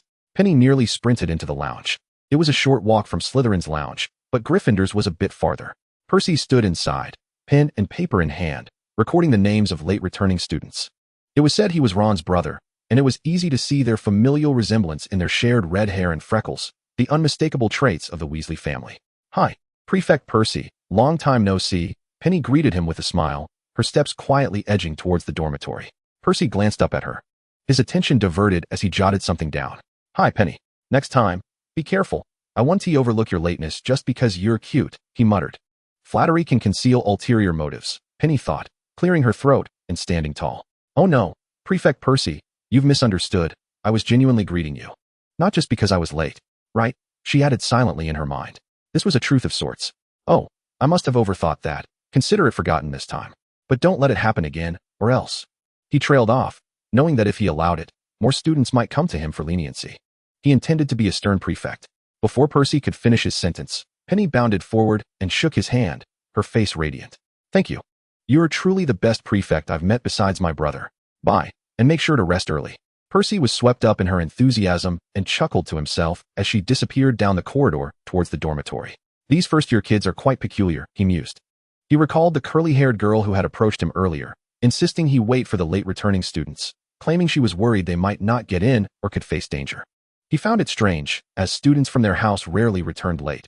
They either didn't come back at all or were escorted by the headmaster very late, making the idea of someone needing to sneak in quite ludicrous. With a bit of courage, one could spend the night anywhere in Hogwarts. As Penny was about to enter the dormitory, she noticed the doors swinging open, and Hermione nearly dashed out. "Penny?" Hermione exclaimed, rushing forward to embrace her tightly. "I regret it. If you ever venture somewhere dangerous again, please take me with you." Caught in a dilemma, she found herself tormented by indecision. Once was already too much for her to bear. She would much rather confront danger alongside her companions. "It's all right, Hermione," she whispered in reassurance. Once the two had entered the room, she set down her belongings and continued. "Look, I'm perfectly fine, aren't I? I truly appreciate your concern. It brings me joy. Next time, I'll take you to meet Cece. It's exceptionally gentle. Even when Theo visited today, it showed no fear." Chapter 71, Impossible to Awaken. Those who claimed it was highly aggressive clearly did not understand. It was, in fact, more docile than certain domestic cats. Penny silently championed Cece in her heart, entirely oblivious to Hermione's unease across the room. "What do you mean, Theo?" Theodore not. Hermione mused over Penny's words. She furrowed her brow, her formerly vibrant eyes now shrouded in a haze of contemplation, pondering something deeply. Hadn't Theo stated he wouldn't come to help? No. It seemed he had merely implied a lack of familiarity. Was that truly what he meant? She had understood it to be so, which was why she sought out Percy later. What was happening now? "Penny," Hermione called out with some difficulty. Penny responded softly, placing her belongings down and looking at her. "What do you wish to say, Hermione?" "I'm listening." Hermione cleared her throat, unabashedly stating, "Penny, I believe Theodore is indeed quite kind to you." She had instinctively wanted to utter the name Theo, yet found herself recalling his previous remark. "Next time, please call me not." It felt like a splash of cold water, startling her into clarity. "Is that what you meant?" Penny replied nonchalantly. "Isn't that quite normal? Theo is inherently a good person. He just doesn't talk much, but he is kind to others as well." Hermione nearly blurted out her thoughts. She could not conclude whether he was a good person, but she was certain he did not treat everyone with such kindness. This was evident even in the way he was addressed. Even Draco and his companions, who often walked with him, merely called him not. Yet he allowed Penny to call him Theo. She attempted to voice her thoughts. "Have you not noticed anything different in his treatment of you? At such a late hour. Did he mention what he was doing in the Forbidden Forest?" The forest was vast. She had only mentioned being near it, without specifying a location. What were the odds that they would conveniently cross paths? Upon hearing this, Penny fell silent, lowering her gaze in contemplation before continuing. "He said he was going for a walk. That must be it." "Oh, Hermione, what's wrong?" Penny observed Hermione standing still, rolling her eyes before heading to her bed and lying down. "It's nothing. I think I'd rather sleep now." How could this person's mind be so unyielding? She usually appeared quite clever, yet at this moment, it was as if a troll had shattered her intellect. With that, she promptly turned off her lamp and lay down. Feigning exhaustion, remaining utterly silent. It was not surprising that Penny had not considered other possibilities. They were merely 11 or 12-year-old children, after all, with limited capacity for deeper thought. All right then, you sleep. I'll keep my voice down so as not to disturb you. Lying in bed, Hermione suddenly inquired. It's so late. Aren't you going to tidy up before resting? Do you plan to do anything else? I haven't written in my diary yet. I'm not tired, so I'll just write, Penny replied, pulling out a chair and sitting down, appearing as if engaged in a late-night battle of wits. Hermione fell silent, a wave of drowsiness enveloping her, and before long, she succumbed to slumber. When she next awoke, she realized her failure to persuade Penny to rest earlier was a grave oversight. She simply could not be roused. Previously, calling her would elicit at least a few responses. But now, it seemed hopeless. Unless shaken, she merely rolled over and continued to sleep. Hermione nearly feared that Penny might be ill. They had a charms lesson that morning, their first genuine introduction to spells in the magical world. When Hermione brought Penny into the classroom, a considerable number of students were already present. Oh dear, Hermione sighed, grappling with the dilemma of where to sit. She longed to be in the front row, but Penny was still half asleep. Surely, the moment her head touched the desk, she would fall asleep again, and if the teacher noticed, it might result in a parchment of assignments. Reluctantly, she took Penny to the back. This decision seemed to linger for an eternity, yet in practice, it took merely 2 or 3 seconds. As expected, the moment Penny settled into her seat, she collapsed into slumber. Shortly thereafter, Harry and Ron entered and made their way toward them, catching sight of the slumbering figure beside Hermione. Without a hint of doubt, they swiftly recognized Penny, pausing beside their table. Hermione, what did Penny do last night? Harry asked, his voice unaltered, yet it failed to stir the sleeping girl, who remained utterly unresponsive. Hermione sighed, her tone laced with resignation. She claimed she couldn't sleep last night, and this morning, she simply couldn't wake up. Next time, I won't let her stay up late before a morning class, no matter what. Ron stifled a chuckle. This is truly her style. How cool. Oh no, be serious. Ron, this is not a cool matter at all, Hermione asserted, her expression grave. It's nothing short of a disaster. A disaster of mutual torment. They stood in a standoff, and now, perhaps the person most eager for Penny to awaken was Harry, for then he would not be alone in facing this situation. Harry quickly sought to lighten the mood. So, is that why you're sitting back here? I recall you always sat closer to the front. Indeed. Hermione's presence was usually guaranteed in the first row. Hermione nodded, falling silent. Today would likely mark her only instance of sitting at the back during a lesson. Harry too was at a loss, surveying the classroom. The seating arrangement did not consist of pairs, but rather rows with aisles, the seats on either side being connected. If you're comfortable, you can go sit in the front. Penny is in good hands with Ron and me, Harry assured Hermione with a sincere nod. Just as Hermione hesitated, a derisive snort came from behind. I say, Potter, if you wish to be closer to the girl, just say so. Don't cloak it in such noble intentions. Do you think being the savior will make her sleep better? Draco sauntered toward them, flanked by Goyle, Crabbe, and Theodore. Chapter 72, the people beside them. Theodore, accompanying them, chose not to engage in their dispute. Stealing a glance at the still slumbering Penny, he quietly settled into a position in front, opening his textbook with an air of indifference. Such meaningless disputes were hardly worth his attention. Draco had long grown accustomed to this behavior, remaining silent as his focus shifted entirely to Harry. What nonsense are you spouting, Malfoy?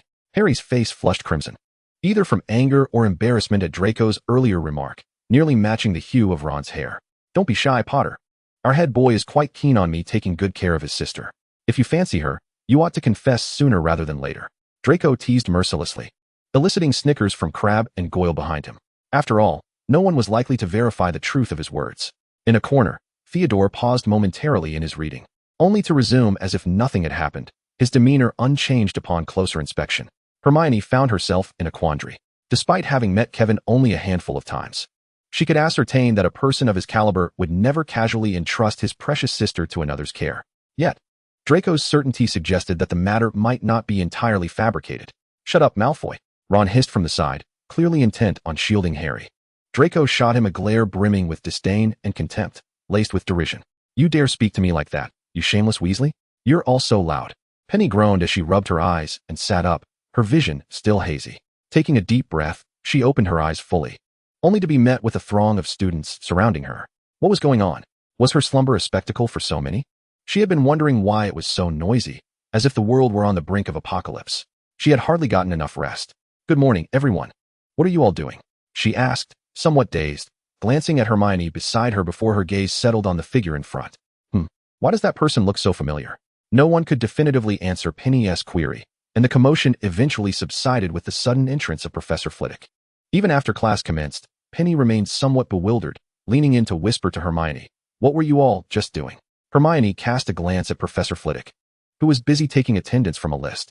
He appeared almost elf-like, his diminutive stature necessitating that he stood atop stacks of books for the students at the back to see his face. Had she not known better, Hermione would scarcely believe he was the head of Ravenclaw House. Leaning closer, she whispered, "You were sleeping, so I couldn't have you sitting in the front." Harry and the others came over, saying they wanted to look after you. But Malfoy overheard and began mocking Harry, "And then you woke up." She endeavored to recount the events as succinctly as possible. Listening intently to Hermione's account, Penny promptly declared, "Then why are you still sitting here?" Turning her head forward, she noticed an empty seat beside Ron at the front. Excitedly, she pointed, whispering, "Hey, look over there, Hermione, there's a spot. It's in the last row." "What about you?" Hermione asked, unwilling to leave Penny alone.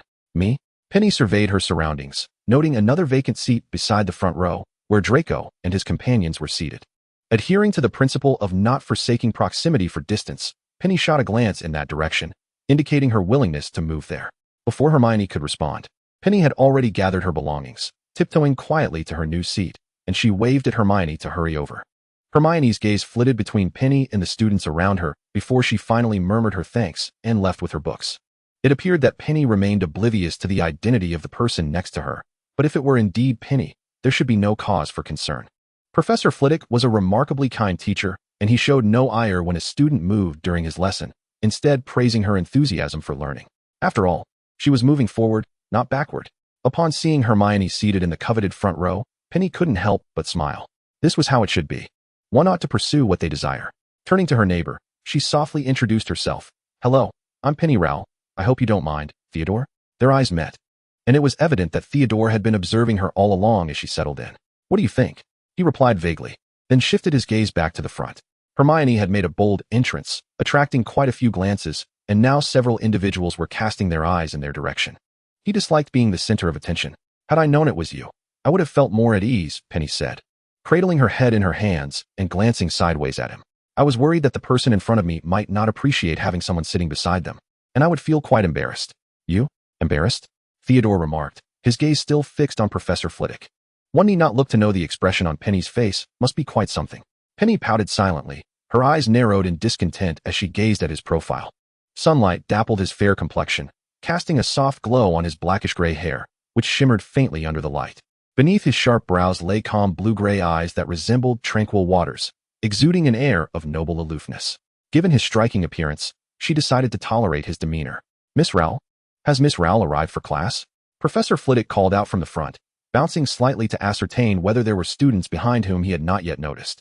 Penny, momentarily entranced, had not caught his earlier summons, but upon hearing her name now, she instinctively raised her hand and responded, "Professor, I'm over here."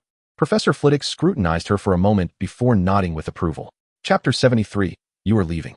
"Ah, so it is you.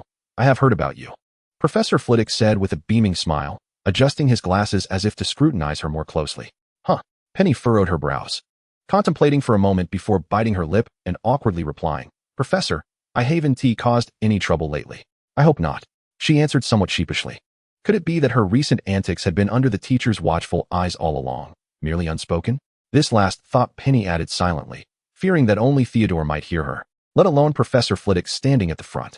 As soon as she uttered her words, the entire class erupted in laughter, numerous unfamiliar gazes converging upon her from all directions. The gaze of those individuals was fixated upon Theodore, who cast a disdainful glance at them before turning his head to look out the window. Penny sensed this keenly. Professor Flitwick promptly waved his hand with a light chuckle, saying, "No, my dear child, your brother was once my student as well. And he was indeed one of my favorites back in the day. Kevin Rowell must be your brother, correct?" As more eyes turned towards them, Penny felt a surge of urgency and said, "Yes, Professor, I often hear my brother speak highly of your teaching. Let us discuss this after class. Please continue with the roll call." "Oh, is that so? Excellent." Professor Flitwick's eyes sparkled with delight. Had it not been for the presence of so many students, he might have swooned from happiness. To be remembered by such an exceptional student was one of the greatest joys for a teacher. As Professor Flitwick resumed his lesson, the crowd gradually ceased their scrutiny of their direction. Penny gently tugged at his robe and, with a hint of apology, remarked, "Theo, if you ever dislike something, do let me know, and I shall chase them away. I'm sorry. She hadn't intended to draw so much attention. She realized that Theo was not fond of being in the spotlight. Noticing his silence, Penny retracted slightly and began to gather her belongings. It seemed he was indeed upset. It would be wise to keep her distance for now to avoid aggravating him further. Perceptively aware of the sounds beside him, Theodore turned his head and remarked, "Are you leaving?" It was not a question, but a definitive statement. For some reason, Penny felt a pang of anxiety, fearing that if she left now, it might jeopardize their friendship with Theodore. She quickly opened her textbook and placed her quill atop it, blinking innocently. Of course not. Who said that? Those are mere rumors. If you want me to stay, I will definitely remain here. So, you're not angry anymore? Stay here? Theodore's expression momentarily faltered at her words before returning to its usual demeanor. He cast a sidelong glance at Penny, speaking nonchalantly, "I was never angry with you. I merely detest the glares from those people." Penny chuckled softly. Her heart lightened. That's a relief. She sighed inwardly, thankful that the children were still relatively easy to placate. "Children, today we will learn the most fundamental spell," Professor Flitwick announced, retrieving his wand and demonstrating by waving it over the feather in front of Harry. "Observe closely, like this, a flick and a swish, and then pronounce the incantation accurately. Remember to articulate it clearly. Now, Wingardium Leviosa." The feather floated gracefully in the air, eliciting gasps of awe from the assembled students. This was their first genuine encounter with magic. The feather, which had been resting securely on Harry's desk, began to rise steadily, hovering for a few moments before gently descending back. Professor Flitwick spread his hands towards the students, urging, "Children, give it a try. Remember, flick and swish, and enunciate clearly." Almost immediately, students began to attempt the spell, while Professor Flitwick remained elevated, ensuring he could see as many students as possible. Even Theodore took out his wand. "Except for Penny. What are you doing?" Theodore furrowed his brow, observing Penny as she meticulously flipped through her textbook, seemingly searching for something. Her serious demeanor momentarily made him question whether he had misheard Professor Flitwick's words. After a few moments of turning pages, Penny, looking disheartened, presented her textbook to Theodore. Pointing at a specific passage, "Look here." Then, she rested her head on her hands and sighed heavily. "This is definitely about a brother." Theodore skeptically took the book from her, glancing at the direction she indicated, and a subtle smile crept across his lips. The text read, "Pay attention in class. Do not attempt to be lazy. There are no shortcuts to mastery of spells." Penny gazed at the words with a resentful expression, reluctantly picking up her wand. It was just a spell. She was certain she could master it. With her sleeves rolled up and a determined demeanor, she still hesitated to wave her wand. After a few moments, she turned to Theodore and sheepishly inquired, "Theo, how did Professor Flitwick pronounce that spell again? I seem to have forgotten." While he was basking in the glow of success, she felt as if she were facing an insurmountable challenge. As if he had anticipated this situation, Theodore displayed little surprise, casually waving his wand and reciting, "Wingardium Leviosa." The feather barely floated about 10 centimeters above the desk before it descended back down. Penny's eyes widened with curiosity as she leaned closer to the desk, whispering in amazement, "You learned it so quickly? Impressive." She was almost certain that the height it had reached was entirely under his control. Otherwise, it would have succumbed to gravity immediately instead of gently lowering. Theodore replied nonchalantly, "I had studied a little before. This was the most basic spell in the textbook. His father had introduced him to various forms of knowledge long ago." "Oh, we have our first student to successfully cast this spell? Miss Granger, for your brilliance, I shall award Gryffindor an additional point." Professor Flitwick, standing at the front, applauded towards Hermione's direction, prompting the entire class to cheer for her. "You cast it even earlier. I witnessed it myself." Penny was among the few who did not join in the applause, even though her best friend was being celebrated. "Why don't you speak up? You're clearly just as talented." She glanced at Theodore, her expression full of indignation on his behalf. "So what?" Theodore replied coolly, glancing at her with an expression that seemed to convey that it held no significance for him. He cast a look at Penny, who appeared somewhat sulky, and found it rather amusing. One might think she was displeased for not having been recognized by the teacher despite her evident talents. "Wingardium Leviosa." Theodore waved his wand again, this time allowing the feather to rise without restraint, successfully catching Professor Flitwick's attention. "My goodness, another student has succeeded. This year as first years are truly remarkable." It was evident that Professor Flitwick was genuinely thrilled, nearly tumbling from his perch. Thankfully, he managed to grasp the adjacent chair just in time. Otherwise, he would have suffered a rather unfortunate fall. Adjusting his glasses for a clearer view, he instinctively inquired, "Miss Rowell, was it you who completed this spell?" "No, Professor Flitwick." "You are mistaken." Penny smiled at her companion, continuing, "It was Theodore not. He is the one who accomplished the spell." At this moment, Professor Flitwick followed her gaze to the cool, aloof youth beside her. Not only he, but many classmates were drawn to the sound. Congratulations, Mr. Knott. Slytherin shall award you a point for your cleverness, Professor Flitwick applauded, while Penny quickly joined in, her face aglow with delight. At last. It was a relief from the earlier tension. You seem even happier than I am, Theodore remarked with a hint of exasperation. Raising his eyes, he caught sight of Draco and his companions turning to look at them. Staring each other down, Draco spoke first. Not. Do make sure to cast your spell earlier next time. That way, you won't let that bushy-haired Gryffindor steal your thunder. Rather than allowing Hermione to be the first. He would have preferred not to take that honor. At least he was from their house. Hey, Draco, Hermione hasn't done anything to you. Why give her a nickname? Penny crossed her arms, frowning, her expression one of displeasure as she glared at Draco. If she and T appeared so much shorter than him, Draco might have mistaken her for an elder lecturing him rather than a classmate of the same year. In an instant, he recalled the earlier moniker of Peacock. Fearing she might recklessly utter that name, he sneered, mind your own business. With that, he swiftly turned away, refusing to meet her gaze. Who was minding you? Penny made a face at his back, oblivious to the fact that Theodore had been observing the entire exchange. Once she composed herself, she noticed Theodore's unwavering attention upon her. Unaccountably, that gaze instilled within her a sense of guilt, as if she had been caught in a transgression. It felt as though a multitude of tiny needles were pricking at her back and neck, rendering her quite uncomfortable. This is ridiculous. What's wrong? Why are you looking at me like that? She stammered.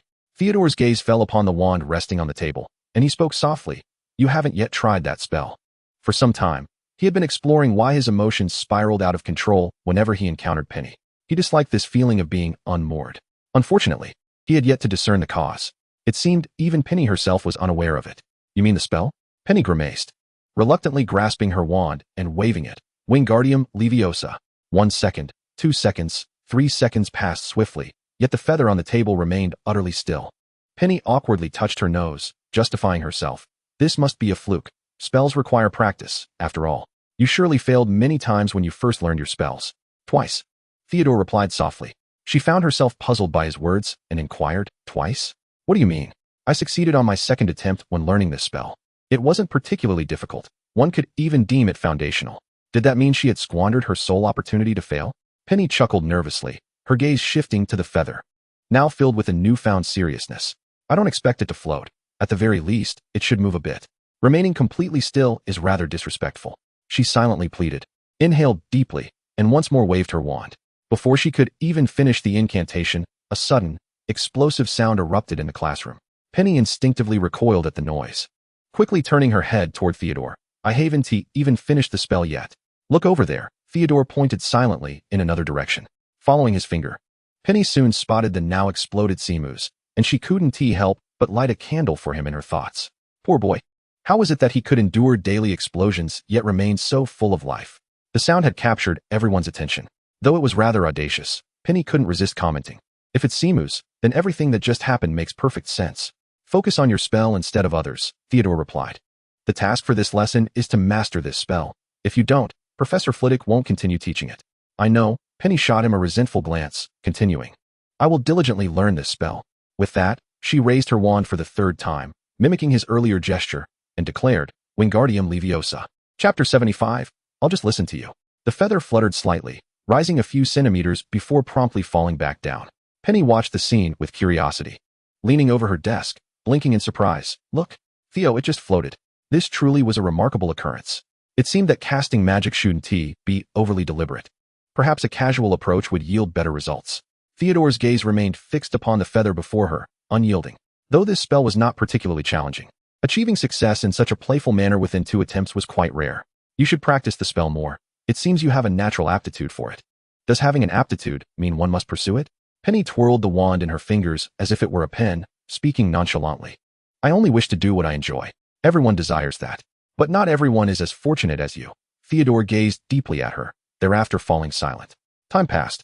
And eventually, Penny spoke softly beside him. You can do it too, just like I do. Yet Theodore seemed not to hear her, offering no response, even avoiding her gaze. As he focused on his book, lost in his own world. Like me? That privilege was likely stripped away from me at birth, he mused bitterly to himself. Had he truly been so greedy? As soon as class concluded, Theodore gathered his belongings and rose to leave. Penny noticed his apparent discontent, but refrained from calling out to him. She didn't even know what troubled him. What good would it do to stop him? She ambled toward the front, greeting Professor Flitwick. only to discover Harry and Ron preparing to leave while Hermione remained seated, scribbling away. "Aren't we leaving, Hermione?" she asked, casually perched on a desk, casting a sideways glance at Hermione. "Oh, just a moment," Hermione replied, glancing up only briefly before returning to her notes. True to her word, within moments, she had completed her task. "I just wrote down everything the professor said. Penny, I'm certain I will master this spell." Professor Flitwick, listening nearby, smiled with pride. "You truly are a diligent child. Most of our Ravenclaw students share your dedication." "Oh right, he is the head of Ravenclaw." Hermione blushed and offered a shy smile, rising to nod at him, saying, "Thank you for your kind words, Professor Flitwick." Penny sat at her desk, absently swinging her legs while clutching her books, remaining silent. As Hermione busied herself with her belongings, she cast a worried glance at her and asked, "Penny, is something the matter? You seem rather downcast." "Nothing much has happened," she replied lightly. Professor Flitwick, glancing up from his work, regarded her with kindness and inquired, "Have you had a quarrel with a friend, little Rawl? If you've inadvertently upset a friend, what should you do?" Penny looked at the two before her and added, "I still can't quite figure out why. Children these days are so difficult to read. Is it not?" Hermione asked tentatively, and upon receiving a confirming nod from Penny, she was somewhat taken aback. Could it be that someone like Not could actually be angry with Penny? She had thought he would be infinitely forgiving towards her. "Little Rawl, sometimes it's not necessarily something you did that upset him. It could be that something you said or did reminded him of a past unpleasant experience. And it may not be your fault at all." Professor Flitwick found himself increasingly fond of Penny. She was so different from her brother. Although he was intelligent, his demeanor lacked the warmth and vivacity that Penny exuded. The girl before him appeared far more approachable than her brother. Hermione reassured her, "Indeed, Penny, don't overthink it. Trust me, no one dislikes you. At least, I have yet to find anyone who does." She gently placed her hand on Penny's and nodded solemnly. Penny beamed at her, saying, "Thank you, Hermione," and then turned to the professor, waving her hand in a cheerful manner as she added, "And thank you too, Professor Flitwick." "Not at all. Oh, by the way, little Penny, what did your brother say about me earlier?" "Do elaborate," he said, his face lighting up with anticipation. If it weren't for his glasses, he might have appeared as though he had stars in his eyes. Ahem. Penny cleared her throat and cast a discreet glance at Hermione for help before continuing. "My brother mentioned that you teach exceptionally well and expressed hope that I could be taught by you as well. Isn't that fortuitous?" Taking advantage of Professor Flitwick's silence, she continued, "Professor, it's already lunchtime, and we must go eat. You should take a good rest. I imagine you must be quite tired. Isn't that right, Hermione?" Hermione quickly caught on to the hint, standing up and nodding. "Yes, Professor Flitwick. You must take good care of yourself. We shall take our leave now." With a wave of farewell, she took Penny's hand and headed for the exit. It was only when the two of them had departed that Professor Flitwick nodded appreciatively. Satisfied, first-year students today are truly polite.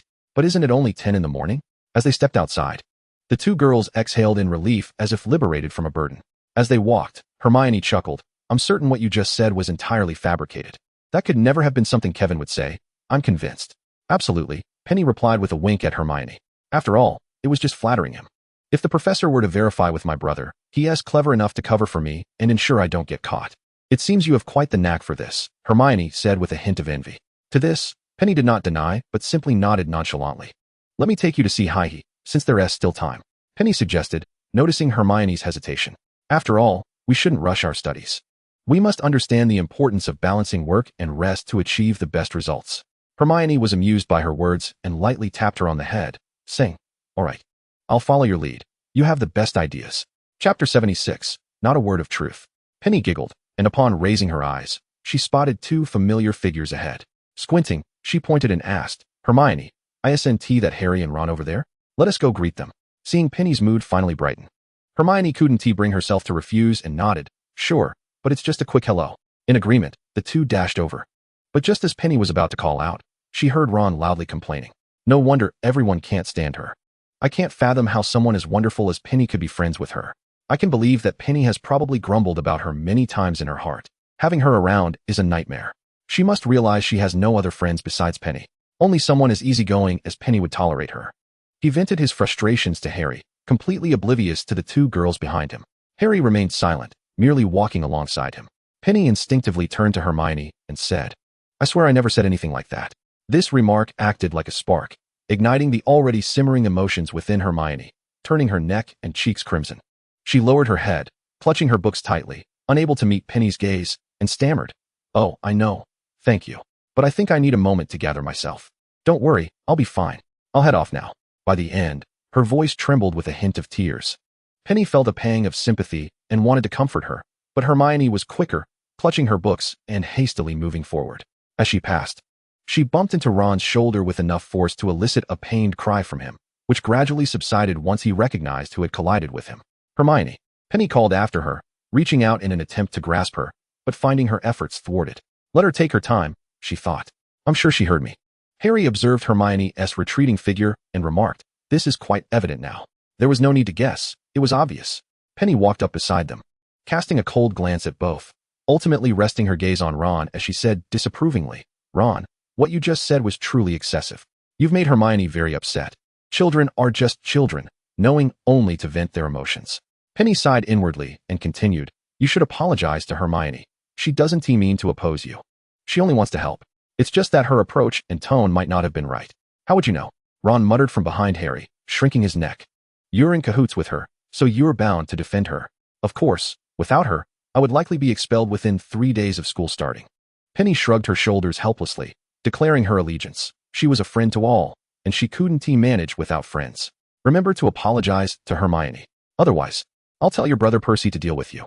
If Ron weren't standing still, he would have nearly jumped in excitement, exclaiming, no? Why would you involve Percy? If he finds out, it's as good as telling our mother. If she finds out, I'm finished. To cause a girl sorrow is certainly a matter that would prompt his mother to send him a scolding letter. For I, too, feared the repercussions of being caught by my brother when I found myself in trouble. Penny smiled wryly, as memories of the past flooded her mind. Truly, some recollections are hard to revisit. Suddenly, she felt as though struck by a jolt of electricity, frozen in place. The words of Professor Flitwick echoed in her mind. Sometimes it is not that you have angered someone, but rather that your words have stirred a memory within them. Penny stood there, murmuring softly to herself. Meanwhile, Ron's complexion turned as pale as freshly painted white walls, and he nervously swallowed, asking, what's wrong? I wasn't talking about you. Don't feel sad as well. Otherwise, I'll end up receiving 2 scolding letters. There was also the possibility that her brother from Slytherin would come charging over to settle the score, which would be a calamity in itself. Thank you for the reminder. I must go apologize to Hermione. Otherwise, I will surely complain. Penny waved goodbye to the 2 of them, saying, I'm off now, farewell. With that, she hurriedly ran in another direction.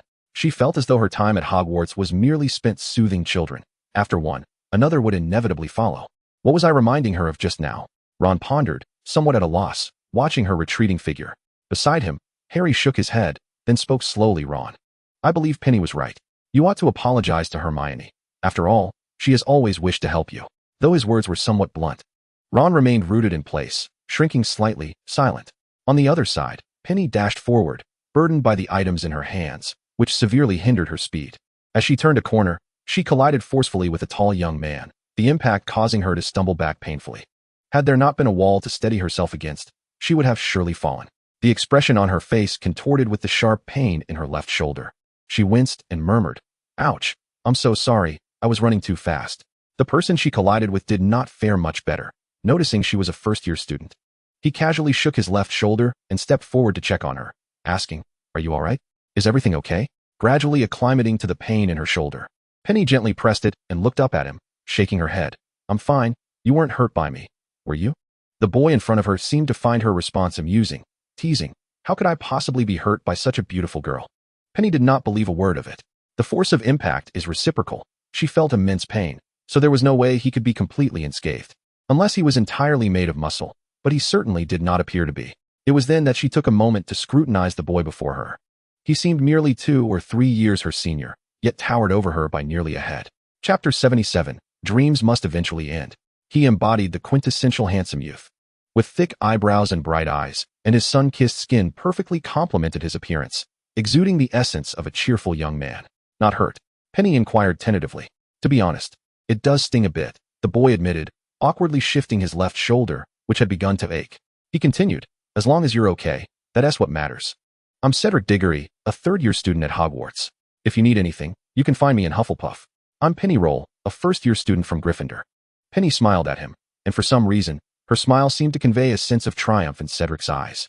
Just moments after exiting the charms classroom, Theodore felt an inexplicable sense of unease. Peering through the window, he noticed the girl still sitting there, dazed and unmoored, and he felt a strange pang of compassion. After that fleeting glance, he dared not look again, hastily making his way away from the scene. The more he tried to suppress his thoughts, the more they surged forth like a flood unleashed in his mind. You killed your mother. Had it not been for your existence, my lady, your mother would never have perished. You can't even master the simplest of spells. How can you ever become the heir to the family? Don't forget whose life was exchanged for yours. What use are you? With a talent so pitiful, one might as well call you a muggle. Don't disgrace our pure blood lineage. Memories of the past swirled in his mind like a thick fog, refusing to dissipate. Theodore quickened his pace, his expression remaining unchanged. Yet the veins in his hands bulged as they gripped his books tightly, contrasting starkly against his already pale skin. Meeting and befriending Penny had been an unexpected deviation from his plans. Once a strategy was set, he disliked having it disrupted. Yet, this time, the rule-breaker was himself. He understood that it was his own insatiable longing for this warmth and care that made him cherish it so dearly. It felt wonderful to have someone concerned for him. Someone who wished to defend him, like a beautiful dream. But dreams must eventually awaken. Otherwise, one risks becoming trapped within.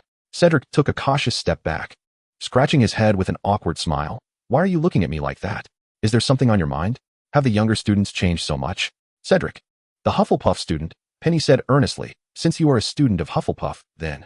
The boy unconsciously swallowed, gazing intently at the girl before him, eagerly anticipating her next words. Then you must know where the kitchen is, right? Huh. Cedric frowned upon hearing this, initially expecting something significant, only to find it was merely this. You don't know?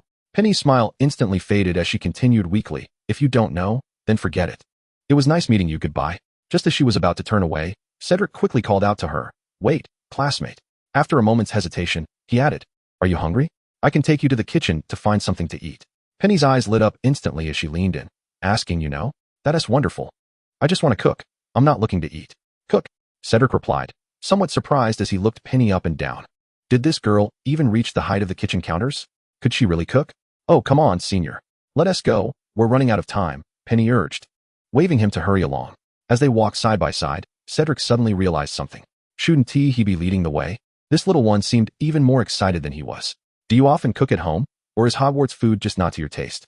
Cedric casually inquired as they made their way toward Hufflepuff, noticing that many students from Hufflepuff were around. No, I've never cooked. Penny had never traversed this path before. Her curiosity led her to glance around, smiling as she inquired. The decor here appears so warm, as if the entire academy were bathed in sunlight. She bounced about, as if she had stumbled upon the gateway to a new world. How had she never noticed the exceptional lighting in this area before? This was the domain of Hufflepuff Academy, and if she fancied it, she could visit often in the future. Upon reaching a fork in the road, Cedric halted, observing the cheerful girl beside him before saying, the sightseeing is over. We must proceed this way. Penny paused, peering down the path behind him in disbelief. Cedric, is that direction leading to the basement? She glanced at the youth before her. He certainly did not appear to be a villain. Cedric non-committally nodded, a smirk gracing his lips. What's the matter? Are you afraid to follow me now? It seemed a tad late to be concerned about his character. Humph. Penny huffed defiantly, quickening her pace to stand beside him, looking up to say, who's afraid? Please lead the way, senior. Cedric remained silent, arching an eyebrow with a smile as he took the lead. Although the basement was illuminated, its light was no match for that above. The number of people here was noticeably diminished, yet a few still wandered through. To avoid a tumble in such dim surroundings, Penny walked with greater caution, closely trailing Cedric. Senior, do you often come here? She asked softly. It felt as though Cedric was quite familiar with this route. Aside from the first-year students, all Hufflepuff students must be well acquainted with this place. Noticing her carefulness, Cedric discreetly slowed his pace, allowing her to follow effortlessly. Penny turned to him and asked, if that is the case, why is the location of Hogwarts kitchens never disclosed?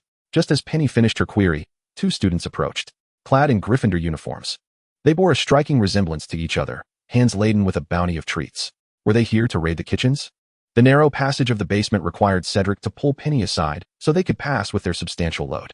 Hey, George, isn't that our little freshman? Exclaimed one of them. The other chimed in. Yes, Fred. Little one, you must be starving. As he spoke, he tossed a piece of candy in Penny's direction. Raising an eyebrow, have some candy to cheer up. You can join us in the common room for a party later. Penny accepted the candy, casting a glance at the colorful sweets, her mind racing with speculation. It must be something akin to chocolate beans. Not giving it much thought, she casually popped one into her mouth and extended the remaining candy towards Cedric. Thank you. I'm Penny, she began, but before she could finish, a peculiar taste overwhelmed her, contorting her face in distress as she hastily retrieved a handkerchief from her pocket to expel the confection. Cedric swiftly took the candy from her, patting her back gently. are you alright? Only first-year students at Hogwarts would dare to consume the Weasley twins' confections. What flavor was it? What flavor? What flavor? George and Fred leaned in closer. Penny, one hand braced against the wall, the other clutching her handkerchief, shrank into the corner. She could guarantee that if the end of the passage had been a wall, she would have retreated even further. Wasn't the green supposed to be matcha flavor? Penny asked through gritted teeth. She had simply chosen at random, never anticipating such a ghastly taste. Matcha? It could be, Fred mused. Last time I tried the green one. It tasted like booger. The two continued their carefree discussion. Penny, after eating that candy, I feel severely injured, she lamented, begrudgingly declaring it tasted like bitter melon. Yay. We've discovered a new flavor. Fred exclaimed. Indeed. Penny, would you like to help us test out more flavors? Cedric, suppressing a laugh, stepped in front of Penny to rescue her. I believe your little freshman is not inclined to try again, gentlemen. Should she do so? She might cease to be our freshman. The two looked at Penny, whose face was nearly as green as the bitter melon, then exchanged glances. Oh, our apologies. It seems you won't be able to assist us this time. We hope you'll agree next time. Bye. Penny forced a smile as she watched the pair depart. Thank you, Cedric. Now I understand why the location isn't disclosed. You are truly my mouthpiece. If this is what happens without revealing the location, what chaos would ensue if it were disclosed? Would the kitchens of Hogwarts become a den of thieves? She carelessly tossed her handkerchief into a nearby trash bin, her face a portrait of despair. No need for thanks. Though I'm not entirely certain what mouthpiece entails, I imagine it isn't a negative term. Let us move on. The two continued forward until they halted near a grand oil painting. The path they had traversed was rather dim, but this area was abundantly illuminated. The artwork depicted a vibrant bowl of fruit, appearing remarkably lifelike. Cedric gently poked a pear in the painting, prompting it to giggle before transforming into a green doorknob. No wonder she had never noticed it before. Many doors within Hogwarts were indeed animated paintings. She should have anticipated this. The entrance to the Gryffindor common room was the fat lady's portrait. Cedric stepped forward and opened the door, revealing a room that was far more spacious than it appeared from the outside, bustling with dozens of house elves diligently preparing lunch. A significant amount of food was already prepared, steaming, and set aside. This is it, Cedric remarked softly. Do you need any assistance here? Penny shook her head, responding, No need, but if you're willing, you may sample what I cook. After a moment of reflection, she shrugged. Of course, it would be my honor. Cedric approached the house elves and negotiated briefly. They indeed offered him a small cooking space, surrounded by an array of ingredients. Turning back to Penny, he continued, Aren't you here to cook? Come. It will be quicker if I assist you. Sure, thank you. Penny exclaimed, hurrying forward, rolling up her sleeves as she waved to the industrious house elves. Thank you for lending us the kitchen. We will tidy up afterward. No need to worry, Mississippi. You don't have to clean up. Just leave it there. And we'll take care of it later. One house elf replied respectfully, pausing in its tasks. It's not customary to have students handle the cleaning. Penny chuckled softly, choosing not to further argue with the little sprite, her resolve to clean up later already firmly established in her heart.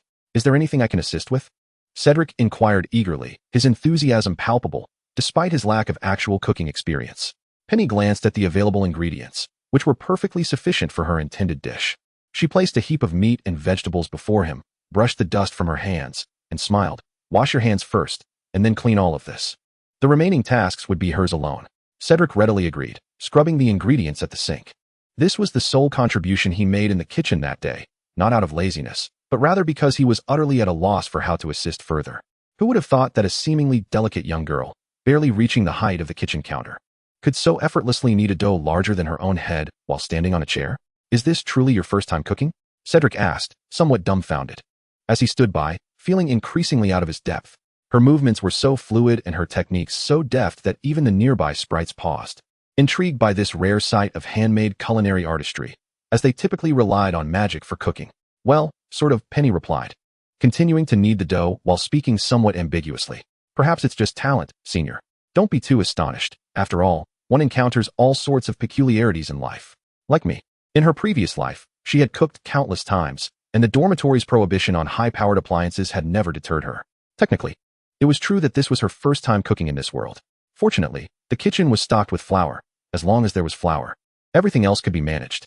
What Cedric witnessed that day was undoubtedly the most bizarre occurrence he had encountered since his enrollment, and he would later reflect on how naive that thought had been, for such scenes would come to feel utterly mundane over the years. Since he found himself unable to assist further with the cooking, Cedric busied himself tidying the kitchen table.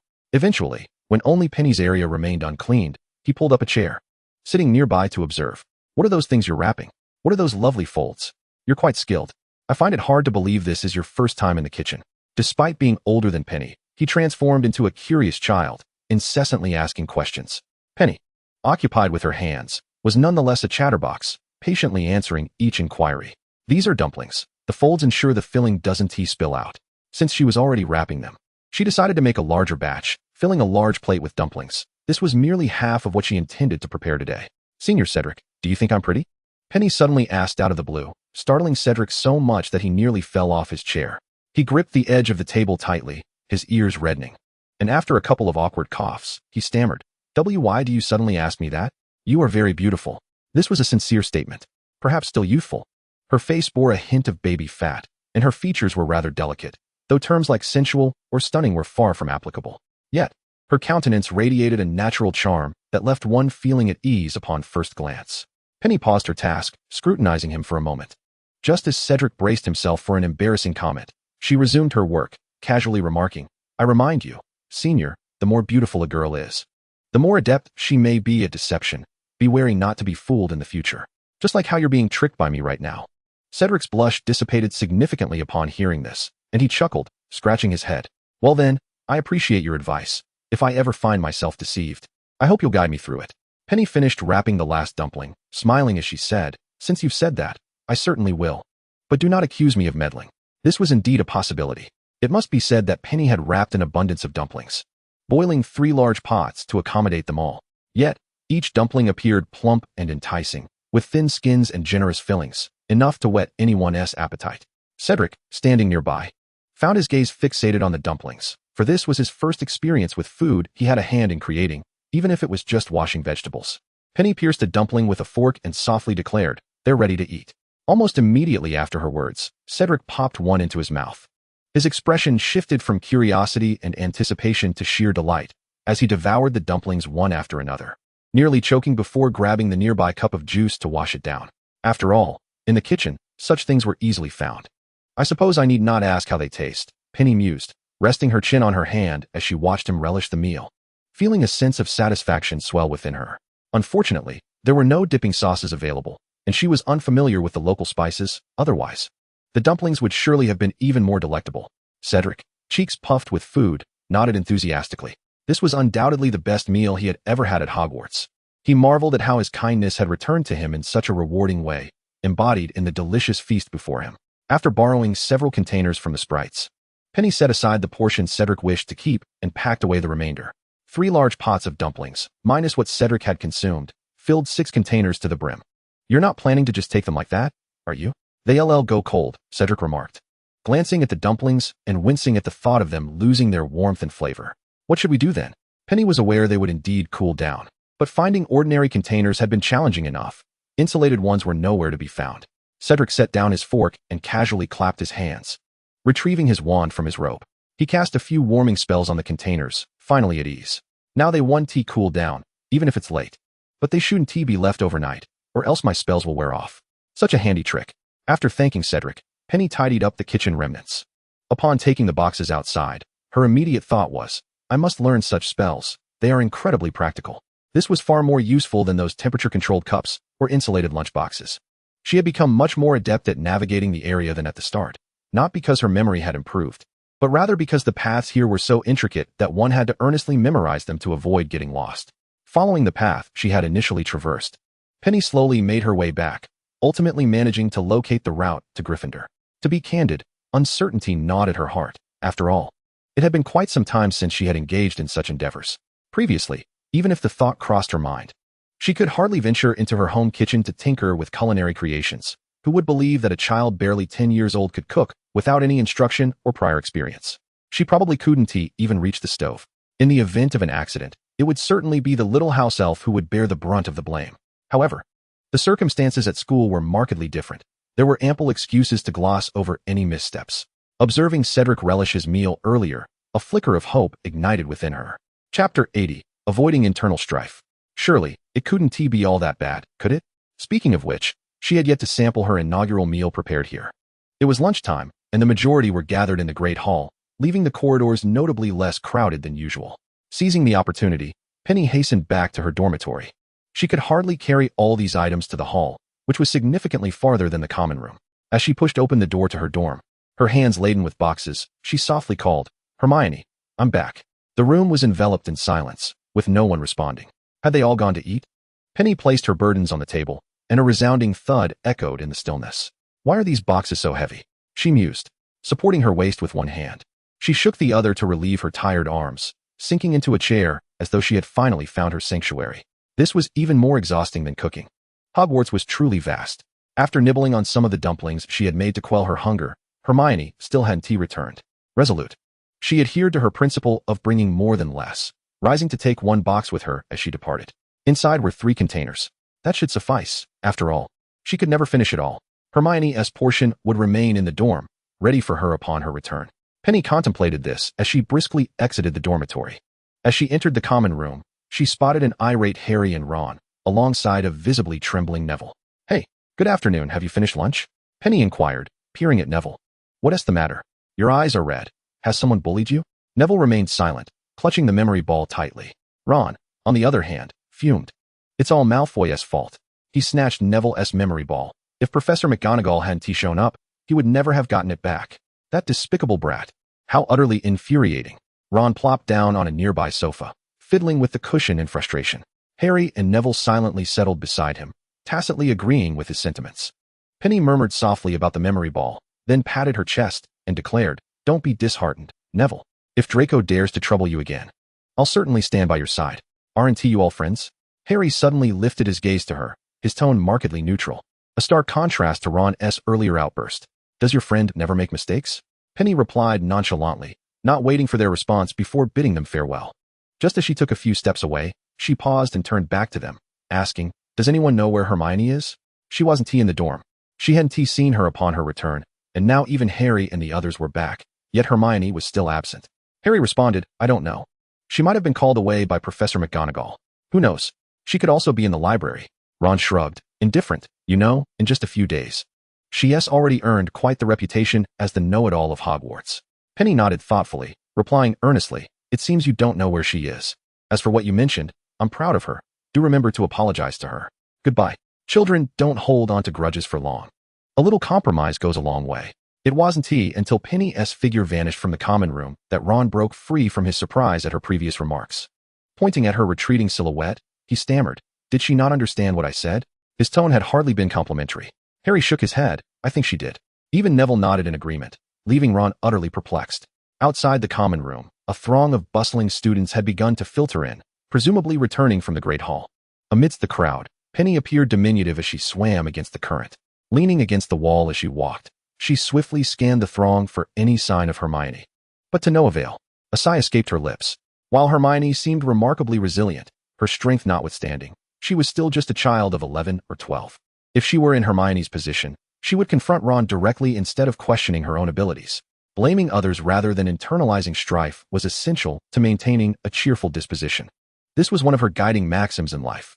Perhaps many had classes in the afternoon, or perhaps they simply ate too quickly. By the time Penny reached the Great Hall, it was noticeably less crowded, where she typically dined amidst a sea of students. Now there were at least half as many present. Standing at the entrance, she scanned the room, but failed to find the person she sought.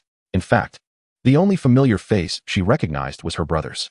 Taking a few steps in his direction, Penny was beginning to acclimate to visiting Slytherin.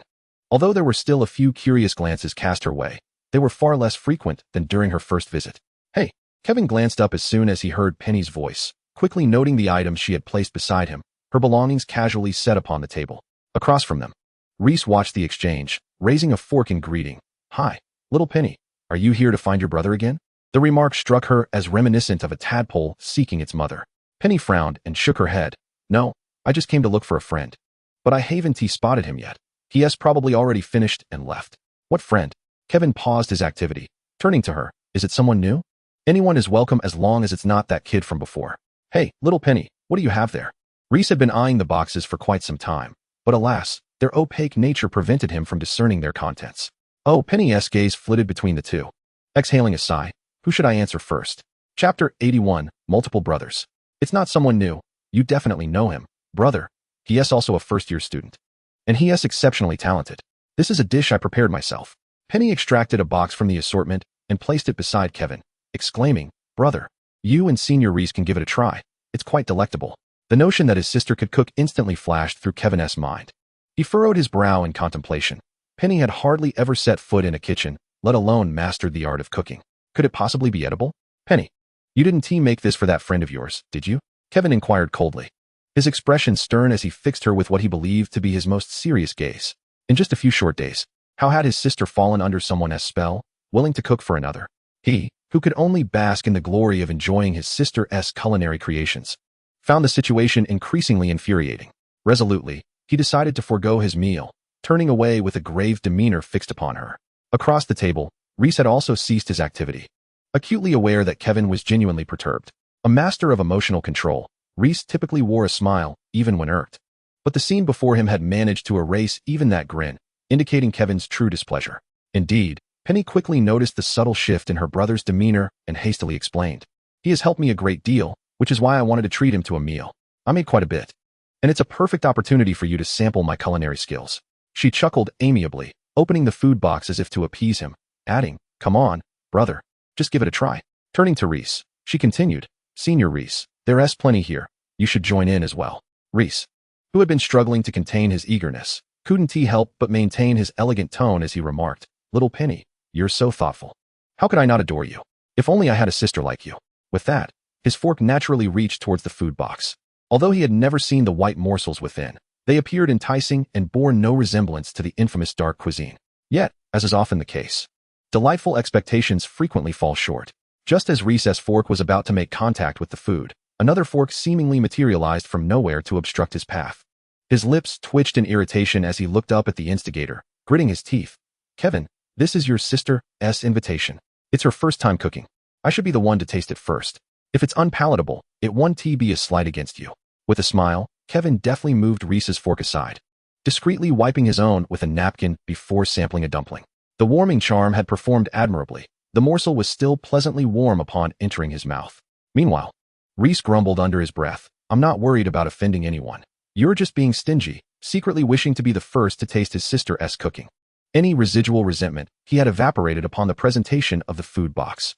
He glanced at Penny, who silently urged him to try, saying, "Senior Reese, won't you give it a taste?" If one could gauge his inner thoughts, they would undoubtedly find him on the verge of tears from gratitude. Nodding eagerly, he accepted that even if it turned out to be less than satisfactory, he would endure it. As he brought a dumpling to his lips, his expression morphed like a painter's palette, initially pale, then flushed, and finally a touch ashen, all while remaining utterly silent. Penny's heart twisted in anticipation. Was it truly unpleasant? "Penny, you're remarkable," Kevin praised, ruffling her hair. "To produce such deliciousness on your first attempt. It seems you have quite the knack for cooking." "Delicious?"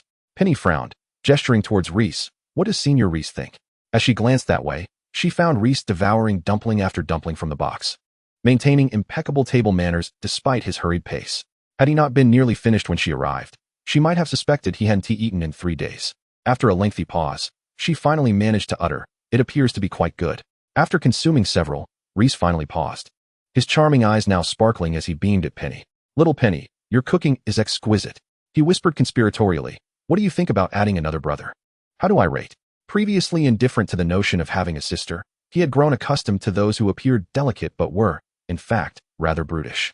However, Penny had altered his perception, and he found himself envying Kevin slightly, though they were not far apart, and Reese spoke softly. Kevin easily overheard his remarks and shot him a disapproving glare. "You can't even keep your mouth shut while eating." Penny, learning her lesson, decided to refrain from entangling herself in their playful banter. It didn't feel like an argument, but rather a flirtation. Not finding anyone else to engage with, she swiftly departed with her belongings. Shortly after her exit, Reese suddenly let out a high-pitched, exaggerated sigh. Kevin, too lazy to lift his eyelids, asked indifferently, "What is your latest commotion? Did you forget to ask which friend your sister is cooking for?" Reese leaned in with a mischievous grin. "It might just be that Malfoy fellow. No wonder. He comes from a good family, and while he may not be quite as handsome as me, he is not bad. Clearly, he is the type to attract young ladies." "Impossible," Kevin asserted, reclaiming the food box from in front of Reese. "My sister's gaze towards him does not suggest that." He was more concerned about whether Malfoy might take an interest in Penny.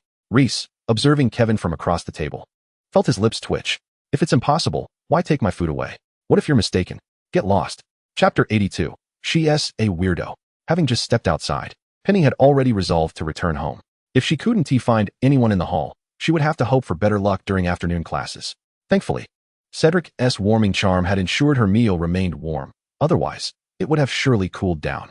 However, at this hour, Hermione should have already returned. As she pondered this, she leisurely made her way down the corridor with her belongings. At this time, students generally fell into two groups, one resting in their dormitories, while the other, like Kevin and his friends, lingered in the dining hall. Why do you always take the long way around when you see us? Are we really that frightening? Startled by the sudden remark, Penny halted in her tracks, instinctively seeking the source of the voice. Ha ha ha, boss, you're right. Getting close to her indeed carries the stench of beastliness. Hey, Heidi, don't always wear that long face around me. What exactly is so distressing about being with me? Heidi? Penny's heart sank as she disregarded her belongings and hurried toward the sound. The food box landed on the ground with a resounding thud, causing its contents to scatter and roll aimlessly across the floor, neglected by all. A hurried sound of footsteps approached from behind, prompting Pruitt's heart to tighten, and he suppressed the smile he had just worn, turning to face the newcomer. Hadn't he already been interrupted by that rogue, Rolf, last time? Now was another one coming? Heidi, who had initially worn a look of disdain, softened slightly upon seeing Penny's arrival, yet her grip on her wand remained unwavering. What are you doing? Penny rushed forward, positioning herself protectively behind Heidi, despite appearing slightly shorter than her. Raising her voice, she continued, "This is Hogwarts. What do you think you're doing?" The group, led by Pruitt, finally regained their composure, glancing at the diminutive girl before them and erupting into mocking laughter. "Little one, why don't you scurry back to where you came from?" He sneered, bending slightly toward her as he spoke. "You're the girl everyone mentioned who walks with Heidi, right?" He regarded her with a pitying expression, as if she were a wretched insect, saying, "I doubt Heidi has shared her background with you." "Oh, naturally. She wouldn't dare reveal such a disgusting lineage. Only I can endure that without holding it against her." With each word that entered Penny's ears, her brow furrowed deeper, instinctively glancing back at Heidi. The calm expression on Heidi's face gradually paled upon hearing Pruitt's remarks. She bit her lip, her gaze fixed on Penny as she shook her head. Redirecting her attention, Penny retorted, "Spare us your grandstanding. Who do you think you are? Wasn't this just a grand display of emotional manipulation?" How pompously he spoke. Pruitt's lip twitched, and one of his companions, unable to contain himself, shouted at Penny. "Our leader is from the Pruitt family, a pure blood. Have you ever heard of it? Look at you. You must be a half-blood or even a filthy muggle." Penny had never been concerned about blood status. It was only animals that fixated on lineage. Human relationships were based on temperament and character. Yet, at this moment, she was genuinely grateful for the pure blood lineage bestowed upon her by her parents, sparing her from being insulted by these brash boys. "Oh, I've never heard of it." Penny shrugged indifferently. "Being a pure blood doesn't change the fact that you're ugly." "You," Pruitt exclaimed, infuriated, raising his wand toward them. "I initially thought you were quite attractive and was willing to engage in pleasant conversation, but it seems you've chosen to insult me instead." To be called attractive by such a person was truly a curse. Penny tightened her protective stance around Heidi, raising her chin defiantly. "Enough. Are you trying to be a bully at Hogwarts? Isn't there a school rule against campus violence?" Heidi, moved by Penny's unwavering defense, stared at her back for a long moment, lost in thought until Pruitt's voice snapped her back to reality. She discreetly tugged at Penny's sleeve, her eyes reflecting a deep-seated disdain for Pruitt. "Say what you will, Pruitt. This isn't something only you know." Heidi's words were delivered with a calmness akin to recounting the most mundane of events, yet they struck Pruitt and his companions like a horror film. They exchanged glances, momentarily speechless. Penny turned to her, frowning as she asked, "What? Are these people playing charades?" Pruitt couldn't suppress a chuckle, crossing his arms and standing tall as he cast a disdainful glance at them. "It seems you really don't know anything. That seemingly beautiful person behind you is actually a complete monster. What kind of normal person speaks to magical creatures? She can, and she even befriends those beasts. I can't fathom how such an oddity made it into Hogwarts." Penny paused, turning to Heidi. "So you've always known what the creatures were saying, haven't you?" She had wondered how Heidi possessed such knowledge about magical creatures. It seemed it wasn't merely from books, but perhaps the creatures themselves had shared their secrets with her. Heidi nodded silently. Penny continued, "So those friends you mentioned are actually magical creatures, right?" Heidi nodded again, remaining reticent. Pruitt thrived on witnessing the rift between the sisters and smugly declared, "How about it? Don't you also think she is a freak? You'd best leave now. Consider it my mercy today. Next time, you'll need to avoid me." As if she hadn't heard Pruitt's words, Penny stared at Heidi, momentarily dazed, before exclaiming, "That's truly remarkable." The others, taken aback, exchanged bewildered glances. "No, wait, get a grip," Pruitt stammered, thinking Penny hadn't understood. "I'll repeat it. She likes to associate with filthy beasts. She's a freak. Chapter 83. She's in trouble. Today, Theodore unusually did not linger long in the library. Typically, the near-silent atmosphere, punctuated only by the sound of turning pages, calmed his mind, but today it proved ineffective. After an hour, he had barely turned 3 pages of his book. He closed his eyes and took a deep breath, suppressing a growing impatience. Ultimately deciding to return the book to its rightful place. His thoughts were consumed by the events of the recent class. How vexing, he mused, unsure if he was annoyed with Penny or himself. Upon entering the hall, he found the Slytherin long table sparsely populated, with only a few unfamiliar faces remaining. The sole exception was Rolf, who was responsibly tidying up his belongings to leave. He could have departed quickly, but chose to patiently answer questions from a few first-year students who approached him. Seeing Theodore approach, Rolf spoke softly, "Not. You're quite late again." Their previous camaraderie had noticeably faded, replaced by a palpable distance. Theodore pondered if Rolf had finally given up on trying to draw him in.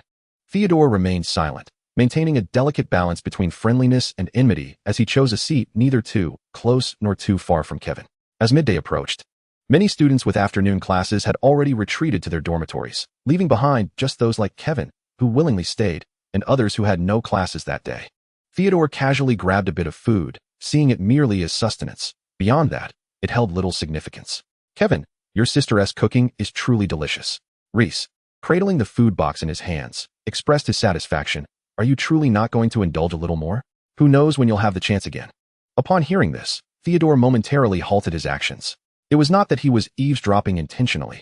Rather, Reese's voice was quite audible, devoid of any veiling, making it difficult to ignore even if he wished to.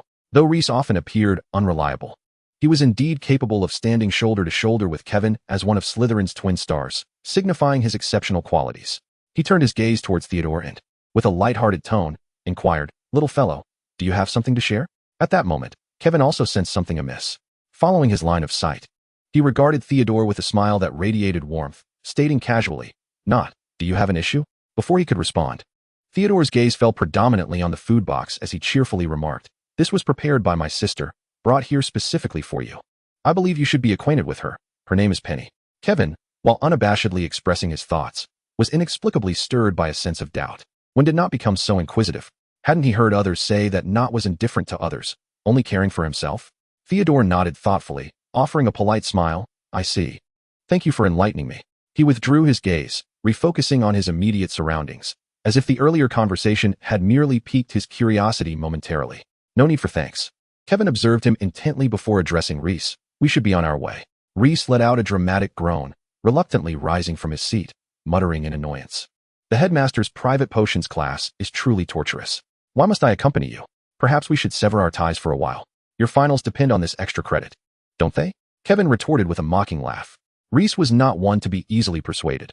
His motivation was solely to survive Professor Snape's class, not out of any altruistic desire to accompany Kevin. Unbeknownst to them, Theodore, left alone at the table, found himself unable to continue eating shortly after they had gotten up, placing his utensils down with a soft clatter that went unnoticed amidst the clamor of the dining hall. It seemed trivial, much like Penny's kindness to him. She was simply benevolent to everyone, and he was not the exception. He had overthought it. Her kindness was merely a reflection of her good nature, not something exclusive to him. Having come to this realization, he ought to have felt liberated, finally resolving a lingering conundrum. Yet, inexplicably, a sense of unease persisted within him. Autumn had arrived, yet the oppressive heat of summer lingered. As he walked outside, he had no desire to return to his house. Instead, he yearned to find an empty classroom to read in. Hogwarts classrooms were accessible as long as they were unoccupied. Suddenly, he spotted the food box in the middle of the path. He ambled toward it, glancing down at the scattered contents, noticing that the food had long been strewn about. He wondered who had left the mess. Mr. Filch would surely be in an uproar again. Just as he prepared to leave, Theodore felt a strange familiarity in the scene before him, prompting him to halt and examine the remnants on the ground. The food box resembled the one he had seen earlier, its contents rolling out, and it appeared to be food he had never encountered before, long since cooled and likely abandoned. A mocking voice echoed from a distance. "I can't fathom how such a freak managed to enter Hogwarts." Such occurrences were commonplace, and in the past, Theodore would have never intervened. Yet now, he found himself hastening toward the source of the voice. The wind whipped through his hair as he ran, transforming his once neatly arranged locks into a disheveled mess. Only Penny could create such culinary concoctions.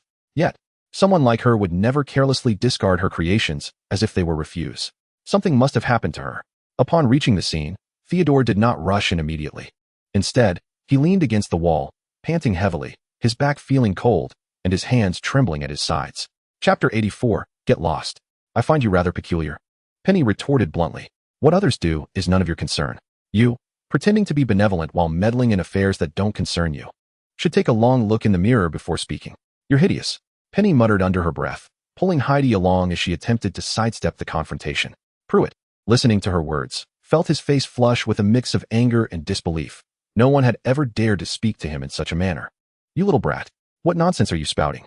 Pruitt's face turned crimson with rage. Initially, he had only intended to intimidate them with his wand. But now he was beyond restraint, casting a spell in their direction.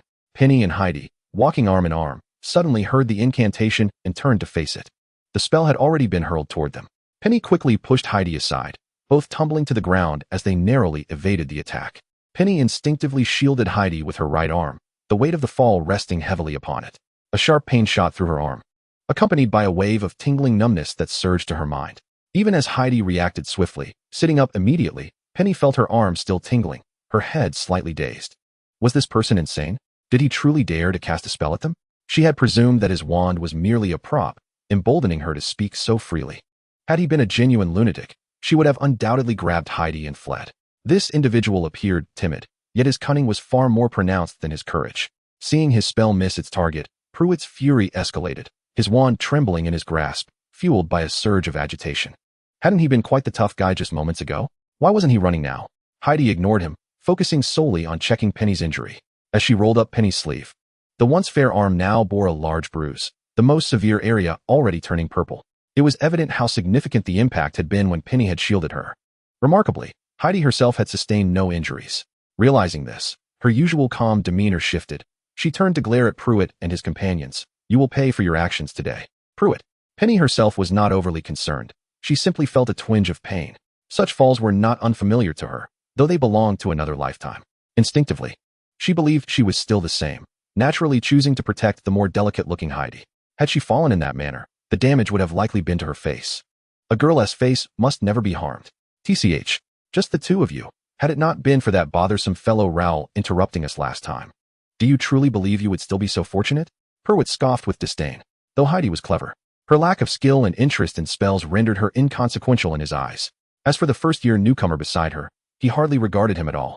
Could these two possibly evade his grasp? Here, no one was watching. However, he mused. Ah, that fellow over there. What a visage you possess. How unfortunate for you. You aren't ugly, yet the more I look, the more repugnant you become. The face seemed vaguely familiar, yet he could not place it. For the moment, Pruitt was too apathetic to dwell on it, pointing at Heidi and declaring, "This is your final chance. Will you accept my offer to be my girlfriend? Perhaps I might tire of you after a few days." Her persistent refusal seemed to him a mere ploy to tantalize him, a classic case of bait and switch. He directed his wand towards Penny with a smirk. You would have been honored too, had it not been for that unfortunate face of yours. Penny exclaimed, Mom. I see something disgusting. Suddenly, she felt an overwhelming sympathy for Heidi, who had caught the attention of such a twisted and obsessive individual. It seemed she had been subjected to this torment for quite some time. It was nothing short of inhumane. Perhaps she ought to thank her mother for bestowing upon her this face. Penny vaguely surmised who the loathed person was that he referred to. In all of Hogwarts, aside from her brother, there was scarcely anyone else who bore a resemblance to her. Pruitt shot her a resentful glance, but soon softened, chuckling. No matter. I can just mark your face a bit more and let it heal for a couple of years, and no one will recognize you. However, merely being a girlfriend may not suffice. A servant to fetch tea and water would suffice as well. Heidi remained silent, inwardly mocking Pruitt's foolishness. A member of the same house, yet he had failed to discern Penny's true identity and continued to boast shamelessly. Yet their current predicament was far from favorable. Penny's injury required immediate attention. Unfortunately, the person concerned seemed utterly indifferent to the matter. Honor must be preserved. The injury was minor, yet their dignity could not be compromised. With Heidi's assistance, Penny slowly rose from the ground and whispered in her ear, Heidi, do you know any powerful spells? She could only manage the levitation charm, which she had learned that very morning. Moreover, her right hand had gone numb, and she was not accustomed to wielding her wand with her left. Seeing Heidi shake her head gently, Penny's heart sank, but she continued to reassure her, It's all right, class is about to start. If we wait a little longer, he won't dare act when there are more people around. This was her hopeful fantasy, but the next moment, Heidi's words shattered her illusion. Few would pass by. Whether during class or between classes, this was a notorious spot for Hogwarts miscreants to cause trouble. She vowed to learn spells diligently upon returning. She had misjudged Theo. Without spells, wielding a wand was of little use. Purwit, growing impatient, urged, "Have you two made up your minds? Be sensible and agree quickly." His entourage of sycophants echoed his sentiment, emboldened by the shifting balance of victory in their favor. Their leader was indeed formidable. "Have you considered well?" Penny smiled at him, leading Heidi slowly towards his direction, and continued, "Our conclusion is that you should leave." Seeing that Penny had lost her previous fierceness, Purwit assumed she had finally come to a decision, lowering his wand as he heard the first half of her statement. Little did he know, before he could fully grasp the second half, he felt a sudden, intense pain on the top of his left foot, followed immediately by the sight of Penny delivering a fierce kick to a particularly vulnerable area. His pride and arrogance left him unguarded against the two girls before him. In an instant, he experienced excruciating pain, especially from the blow to his rear. Feeling as though struck by lightning, he doubled over, clutching his injury and howling in agony, neglecting the two girls entirely. Even Heidi stood frozen in shock. She had thought Penny to be a delicate doll, nurtured in sweet affection, an innocent little angel. It turned out she possessed a fierce side as well. Penny, reacting swiftly, seized Heidi's hand and fled. Regardless of whether one was a wizard or a muggle, any male biological entity's most sensitive areas were universally known. Stomping on a foot was merely an appetizer. Her ability to venture out and establish herself was not solely due to her fervor and courage. She was also well versed in self-defense. Purwit remained frozen for several seconds, surrounded by his minions, when he finally caught sight of the two fleeing figures. Damn it! Trembling, he raised his wand towards their retreating forms, and his companions wisely parted to avoid collateral damage. Expelliarmus. Before Purwit could cast the spell, another incantation struck him, disarming him and sending him tumbling backward, colliding with a fellow companion. Penny heard a piercing scream behind her, and, no longer merely keeping her head down, halted to glance back instinctively. The chaos behind had erupted into a frenzy. Heidi did not look back. She stood resolutely, staring at the person before her, murmuring, "Raoul." "Huh." Penny instinctively responded, thinking she was being called, but upon turning to look, she realized that the one who had cast the spell on Purwit was her brother Kevin, accompanied by Reese. "Help." Penny rushed forward to their side. "Save me. I can't fight them. They're all despicable." Penny believed that one must be tough when necessary and should never hold back when pretending to be pitiable. At her age, she could still afford to be a little spoiled. As she grew older, it would be harder to feign innocence. Kevin frowned, saying little. He had already noticed Penny's arm was in a bad state. He pulled her right arm closer, lifting her robes to inspect it. Her arm was covered in abrasions. Some had dried and formed scabs, while others still oozed blood. The most alarming was her elbow, which had begun to bruise. Reese, standing nearby, could not help but frown. His playful demeanor vanished as he scrutinized her with narrowed eyes and a cold voice. "Little Penny, your injuries look rather severe." In that moment, Penny momentarily forgot her plight. Glancing at her brother's gloomy expression, she reluctantly withdrew her hand, pointing to the still chaotic scene and saying, "I wasn't careless. They caused this." Heidi, who had remained silent, now spoke without hesitation, pressing her lips together. "It is my fault. Penny was only protecting me. Otherwise, I would be the one injured." Moments ago, her reaction was remarkably swift. She had ample opportunity to evade, yet it was all due to her. "Heidi." Penny whispered her name, a sense of urgency swelling within her, and continued, "What nonsense are you spouting?" Her brother, upon witnessing the current situation, was clearly in a foul mood, and even she dared not speak up. Yet, there was Heidi, brazenly heading straight towards the line of fire. If it were her alone bearing the burden, her brother would undoubtedly remain silent. However, with Heidi involved, he might even redirect his ire. Kevin had an aversion to her meddling in others' affairs. Heidi remained silent, merely standing idly by. Kevin cast her a fleeting glance before addressing Reese. "Take them to the infirmary. I will handle the rest. Do you not require my assistance?" Reese hesitated, casting a worried look at him. Kevin appeared unfazed, yet his somber expression hinted at a turmoil brewing beneath the surface. "Do not make me repeat myself," he replied nonchalantly, gently ruffling Penny's hair as he ambled towards Pruitt. Noticing Reese standing there in a daze, Penny prompted, "Reese, could you please assist?" Stunned into silence for a few seconds by her words, he reached out to drape an arm around Penny's shoulders, chuckling softly. "It seems you are oblivious to your brother's true nature." Penny easily sidestepped him, seizing Heidi's arm, and with a smile declared, "I know exactly how my brother is around me. You saw it yourself. He cares for me deeply. As for how he behaves in front of others, what concern is that of mine?" The group strolled towards the infirmary, and she continued lightly, "Reese, Does your brother treat you as he did that person earlier? He wouldn't. Reese should have been resolute in his answer, but recalling the earlier incident, he added, however, if I were to wrong you, then perhaps he might. Penny chuckled softly, casting him a sidelong glance, and casually remarked, family cannot be measured by such standards, Reese. Family will always be our most cherished individuals. If anyone harms my brother, I shall not let them go unscathed. Wherever he may go, within the reach of human hands, I shall ensure he does not find peace. Both Heidi and Reese momentarily froze, struck by the sudden revelation that Penny seemed to transform into someone they scarcely recognized. While they were lost in thought, Penny furrowed her brow, feigning distress. The books say such things, but where is the infirmary? My arm still feels quite uncomfortable. Perhaps he was overthinking it, Reese mused inwardly, then smiled. Now you acknowledge the pain. Weren't you just quite spirited a moment ago? Chapter 86. Who do you think you are? Penny laughed heartily at the side, feigning ignorance, sensing a subtle shift beside her, and turned to look. Heidi, were you frightened by what just transpired? Noticing Heidi's gaze fixed intently on Penny, she felt a sudden discomfort, even tightening her grip slightly. Had Heidi discerned something? Perhaps she had overacted? Surely, her psychological maturity couldn't be that astute. Reese remained silent, taking a few steps ahead to grant the two girls some privacy. Returning to her senses, Heidi shook her head and smiled. I am fine. Just don't rush in next time. Casting a sympathetic glance at Penny's injury, she murmured, your hand was just fine. This is all my fault. Regardless of what Penny truly was, in her eyes, she would forever be that girl who shielded herself behind a veil of protection. But I have my brother and Reese here. Penny playfully winked. Before they graduate, we can continue our mischief for a few more years. No need to rush. Reese, walking ahead, nearly stumbled at her words, turning back with a resigned look at the two girls. Little Penny, you really do take advantage of our affection for you. Alas, one cannot bite the hand that feeds. However, even after graduation, she could still maintain her current antics, couldn't she? Of course. Your brother will find a way to assist you. Oh, that is true, Penny replied casually, yet her intuition hinted that Reese's previous statement felt incomplete.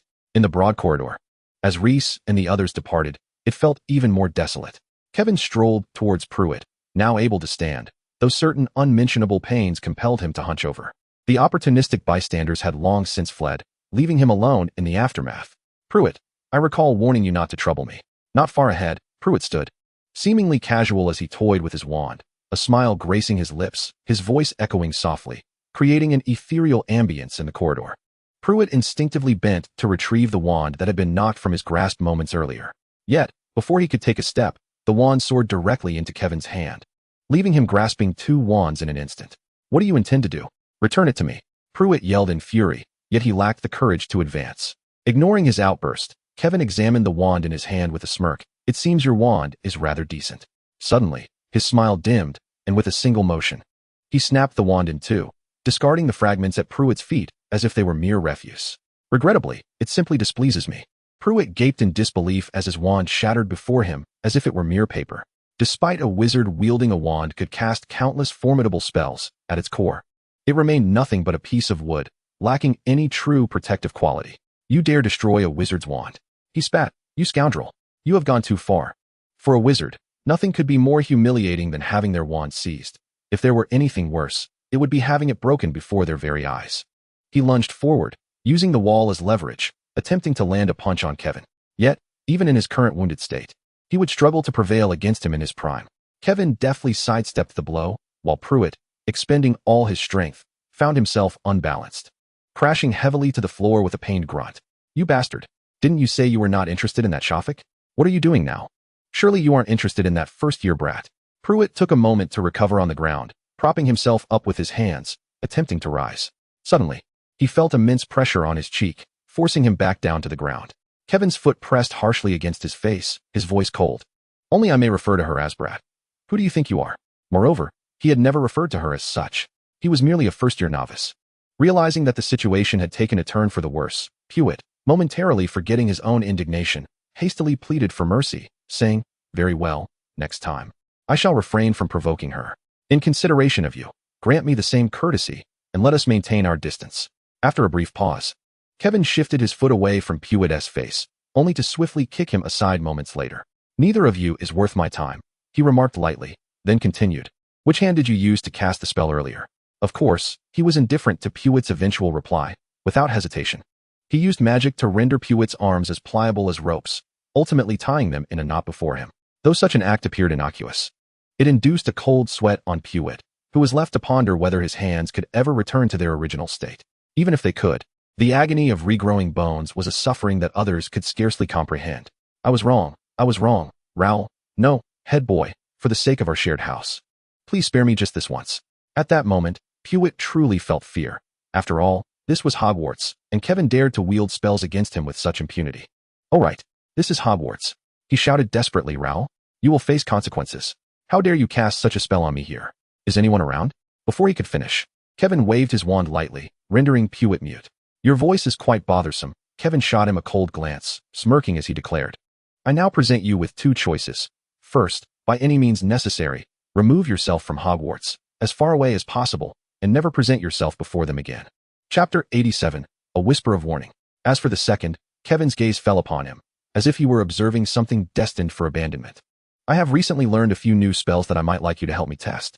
However, I cannot guarantee the outcome. Pewitt, already reluctant at the first option, found himself increasingly apprehensive upon hearing the blatant threat behind the second. He shook his head vigorously, determined not to become a sacrifice to Kevin's spells. When faced with the choice between his life and his schooling, he would undoubtedly choose the former. With his objectives achieved, Kevin slowly withdrew his wand. Just as he was about to turn away, he seemed to recall something and paused, looking back at Pewitt. It seems you are still unconvinced. Allow me to clarify your fate further. The girl you spoke of earlier is my younger sister, the little ghost you mentioned. I grant you one day, Pewitt. As Kevin's silhouette faded from Pewitt's view, he remained unable to fully process the implications of Kevin's words. If that were indeed the case, then the beating he received could hardly be deemed unjust. Yet how could he possibly swallow this humiliation? Despite countless feelings of resentment boiling within him, he could only grit his teeth and endure. Kevin had just exited Professor Snape's office. Due to the urgency of the matter, he had to leave shortly after entering. Now that the situation was resolved, he naturally needed to return to explain to Professor Snape. He had lost count of how many times he had visited this office. After knocking and receiving a response, he entered with ease. Headmaster, I have returned. He inclined his head slightly, appearing remarkably genteel, devoid of the ruthlessness he had just displayed. He seemed merely a tranquil student. Snape, his gaze fixed downward as he wrote something on his desk, glanced up at Kevin with a curt acknowledgement before resuming his writing. The atmosphere grew cold with this exchange, the office filled only with the sound of flickering candles and the scratching of quills on parchment. Kevin, however, was undeterred by the somber ambience, aware that the headmaster awaited his explanation. Headmaster, Pewitt just informed me that he has voluntarily withdrawn from Hogwarts. I attempted to persuade him for quite some time, but ultimately, I could not alter his decision. It is indeed a regrettable circumstance. If Penny were here, she would surely look at her brother in disbelief, mentally criticizing him for his audacity to lie so nonchalantly after previously teaching her the importance of honesty. Snape finally paused his writing and turned his scrutinizing gaze back to Kevin. After what felt like an eternity, he softly replied, Indeed, as you say, it is a most regrettable situation. However, we must respect Mr. Pewitt's wishes. You are correct, Headmaster, Kevin replied, finding a seat amidst the debris on the desk. Evidence of a hasty cleanup. He was in no rush, deliberately resuming his potion experiment with the tools before him. Kevin, is there nothing else you wish to discuss with me? Professor Snape inquired, halting his writing to fix his piercing gaze upon the youth. In response, Kevin paused his actions, maintaining a respectful demeanor. Headmaster, what is it that you wish to know? Silence enveloped the room once more, the two of them locked in a wordless exchange, their profound gazes intermingling, each unable to decipher the other's thoughts. For instance, the boy who had just left. Snape broke the stillness first, continuing. One must see matters through to completion, Kevin. Any overlooked detail could lead to unnecessary complications. Thank you for your reminder. I understand your point, Kevin responded earnestly, yet refrained from resuming his previous activity, instead tidying away the potion tools before bidding farewell to Professor Snape. It was ill-advised to conduct potion experiments with a scattered mind. Any effort would be futile. As he made his way to the infirmary, Kevin's thoughts involuntarily drifted back to the events that had transpired. While assisting Professor Snape with experiments, a boy had entered from outside. He recognized him as Theodore, who had come to consult the professor. Overhearing a snippet of conversation, Kevin noted that the potion question posed was indeed challenging for a first-year student. Though Snape had exchanged a few words with Nott, he ultimately provided the answers. Just as Nott was about to leave, he turned to Kevin, fixing him with an intense gaze and stating, Raoul, you should head to the exit of the Great Hall towards Gryffindor. They might need you. Almost immediately upon hearing Gryffindor, Kevin surmised that the person in question would certainly be his sister. Snape, Upon hearing this, paused momentarily, casting a peculiar glance at Theodore before remarking, "Matters concerning Gryffindor are best left to Professor McGonagall. Mr. Knott, I was unaware you had taken to meddling in others' affairs." "Indeed, I spoke out of turn," Theodore conceded, offering a slight nod to both Snape and Kevin before departing. Since his departure, Kevin's unease had grown increasingly palpable, ultimately prompting him to step outside and request a brief reprieve from his duties. Little did he know that this fleeting decision would inadvertently save his sister's life. It was Theodore who had come to remind him of this fact, a truth he was acutely aware of. Thus, he did not take Professor Snape's admonitions to heart. The mere act of delivering a warning had indeed been a considerable assistance to him. As he approached the infirmary, the sounds of laughter and merriment within jolted Kevin from his reverie. Upon entering, he beheld Penny seated on a hospital bed, pointing at the opposite side where Reese was sitting, exclaiming, "Reese, your expression just now was absolutely hilarious." Even Heidi, perched nearby, could not suppress a light chuckle.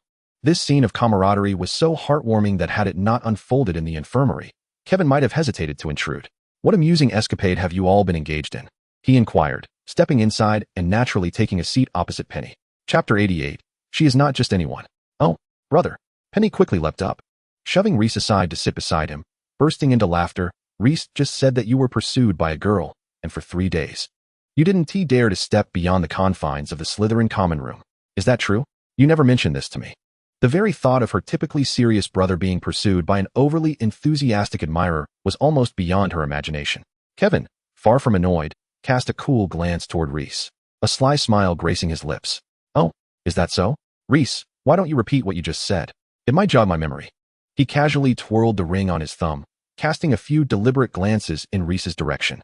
There was perhaps no one more capable of illustrating the discomfort of being caught in a lie than Reese at this moment. Unconsciously swallowing hard, Reese shifted nervously in his seat, his once charming eyes now clouded with uncertainty. He cleared his throat twice, unwilling to speak, the atmosphere growing awkward.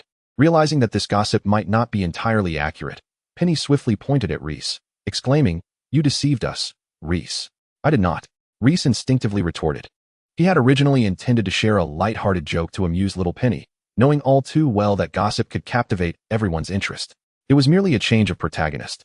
Faced with the intense scrutiny of 3 eager eyes, he eventually muttered, "Perhaps I misremembered, or it might not have been you." "Reese, you seem rather untrustworthy," Penny remarked, her tone laced with sarcasm. She had anticipated hearing some intriguing tidbit, only to find herself served a plate of stale gossip instead. "Don't be disheartened, Penny." Kevin reached out to tousle her hair, a gesture he had performed countless times, appearing utterly natural. He continued to comfort her. "What if I told you that the person he was referring to was actually him? Would that bring you some joy?" At this revelation, Reese sprang to his feet, his face flushed with indignation, his hand trembling as he pointed at Kevin, exclaiming, "You scoundrel! Did you not promise to keep that to yourself?" Kevin shrugged nonchalantly, a smile dancing on his lips. But Penny is not just anyone. Besides, he already divulged it himself. Does he fear revealing a bit more? Penny quickly grasped her brother's implication, eagerly chiming in, "Exactly. I'm not just anyone. Reese, don't consider us outsiders. Heidi is my close friend. So she too is not an outsider." She spoke with such ease that it didn't seem significant to her. Yet for Heidi, the implication struck a different chord. Upon hearing the term others, she felt acutely aware that if there were indeed to be someone categorized as others, it would undoubtedly be herself. However, Penny's open declaration that she was not just anyone suggested she could forge connections beyond that boundary. Not caring did not equate to rejection. No one would dismiss the warmth of companionship.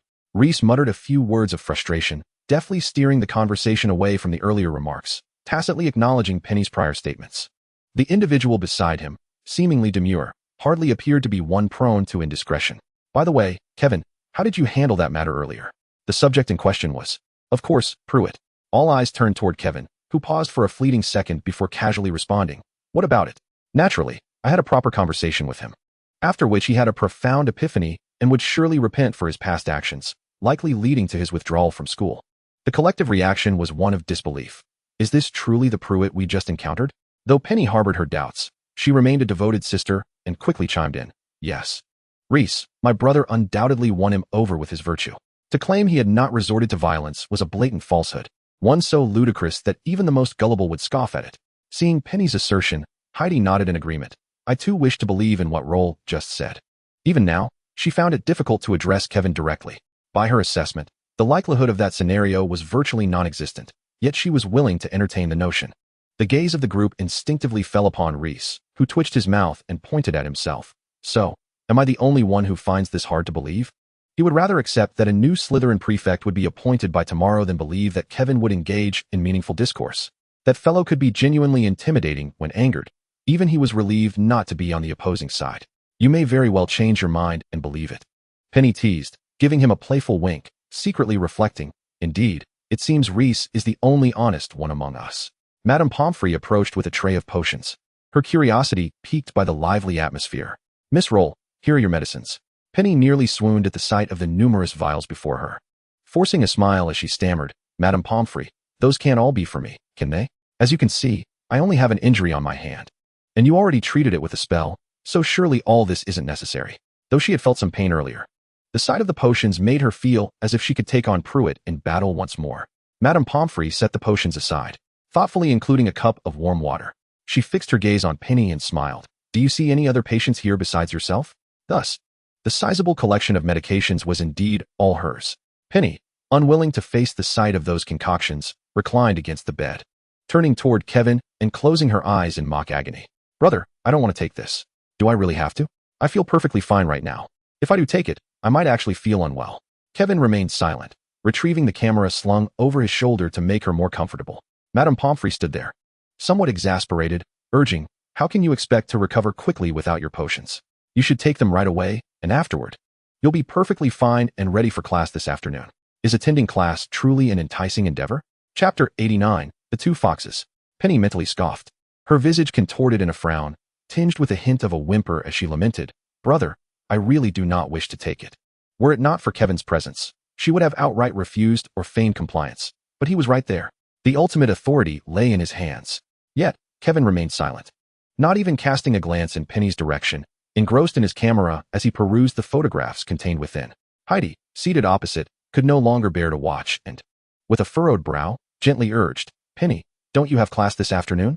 Reese chimed in with a sidelong glance at Heidi. Indeed, little ones ought to obediently take their medicine and attend class. Little ones? Even the older ones have no desire for medication. Why not take it yourself? A light chuckle echoed from across the table, yet no further words followed.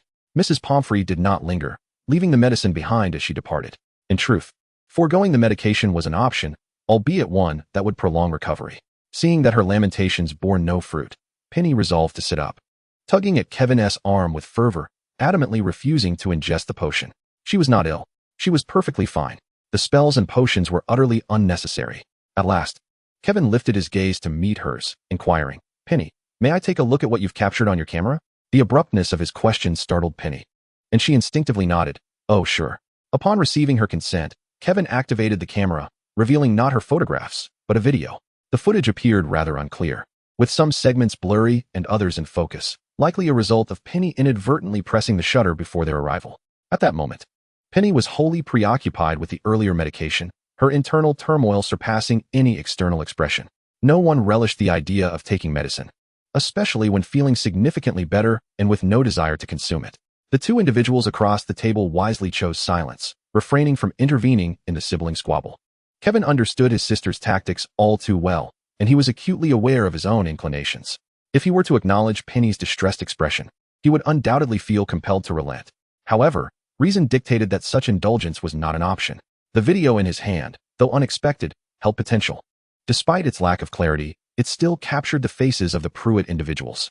Should Pruitt later resort to madness and deceit, this footage could serve as his ultimate trump card. After all, Penny had insisted on winning them over with virtue. As this thought crossed his mind, a subtle smile tugged at his lips, only to freeze in place an instant later. In the corner of the frame stood a boy. In that fleeting moment, Kevin was certain that it was Theodore not. The Slytherin robes and his somewhat frail physique confirmed Kevin's suspicions. This individual did not seem to be offering a favor. Rather, he appeared genuinely inclined to assist Penny.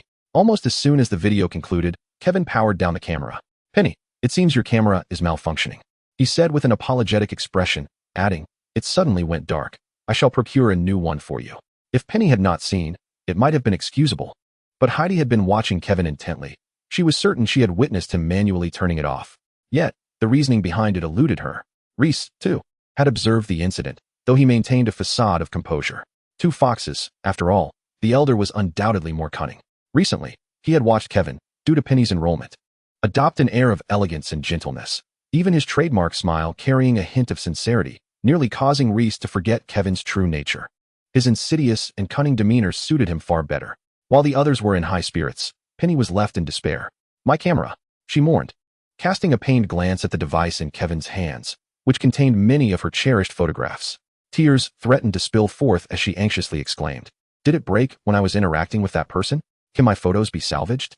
Her rising emotions colored her cheeks with an unusual flush, and her eyes glistened with the threat of tears. She was genuinely on the verge of crying. A camera could be replaced with money, but the memories captured in her photographs could not. Kevin felt a pang of sympathy, biting his lip as he reassured her, "It should be salvageable." "I'm sorry, Penny." He silently apologized, wishing for her to remain blissfully unaware of such machinations. With him calculating matters alone, his sister could continue to live joyously, a carefree little princess. Should Penny discover the truth, she might very well faint from shock. "Brother. Truly, he is my dear brother. But it is truly unnecessary." She might appear 11, but her mental age was far beyond that.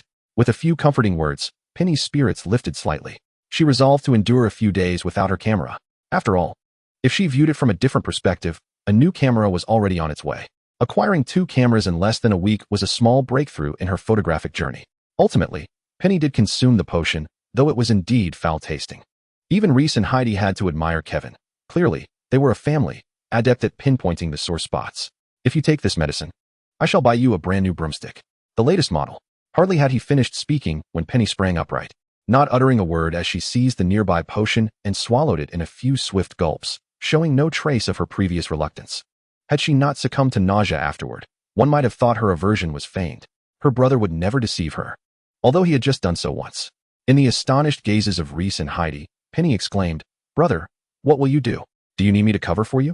Isn't it against the rules for first-year students to bring brooms to Hogwarts?" Kevin had always known Penny enjoyed such playful antics. Having a broomstick was akin to unleashing a monkey into a peach orchard. However, he had previously worried about her youthful exuberance leading her to run amok, thus imposing restrictions on the broom he had given her at home. Now that she had matured, it was the perfect opportunity to grant her this freedom. He smiled. "The broom will be registered under my name. You can simply retrieve it whenever you wish." In an instant, Penny lunged toward him, enveloping him in a hug. In this world, it was undeniable that she adored her brother above all else. Chapter 90, A Special Thank You. The afternoon sun hung high in the sky, the damp climate of England dissipating without a trace beneath the sweltering heat. The scorching warmth enveloped the lawn, the sunlight casting everything in clear relief. A young boy squatted on the grass, a book in hand, his fair complexion standing out starkly against the verdant backdrop. Beside him, a thicket rustled subtly, revealing a small black creature crouched low, slowly sipping milk. "The manner in which you consume your food is indeed reminiscent of your master." Theodore reached out, gently stroking its head, a mild smile gracing his features, though the warmth did not quite reach his eyes. As if he were lost in contemplation of the little creature before him, Shishi paused in its eating, affectionately nudging his palm. Just as Penny had remarked, Shishi did not seem averse to closeness with him. This similarity was striking. No wonder she felt compelled to adopt you, regardless of the circumstances. Noticing that it had ceased eating, Theodore contemplated pulling it into his embrace, but withdrew his hand just before contact. "Until next time, little one." He carefully rearranged the grass surrounding it, and, before taking his leave, cast several protective charms, departing with a sense of assurance. As he ambled through the corridor, more individuals began to appear, and Theodore blended into their midst, appearing rather unremarkable. Clutching his books, he made his solitary way back to the common room, treading quietly, his pace steady, until he soon arrived at the Slytherin lounge. A number of students had already begun to emerge, making his entrance feel somewhat conspicuous. "Not." A crisp voice rang out near his ear, and upon lifting his gaze, Theodore displayed no hint of surprise as he proceeded to sit beside the sofa. He had anticipated this exchange. Kevin observed him with slight astonishment, yet maintained an impassive smile, speaking softly. "You seem unfazed that I called out to you. It is not unusual to greet fellow students."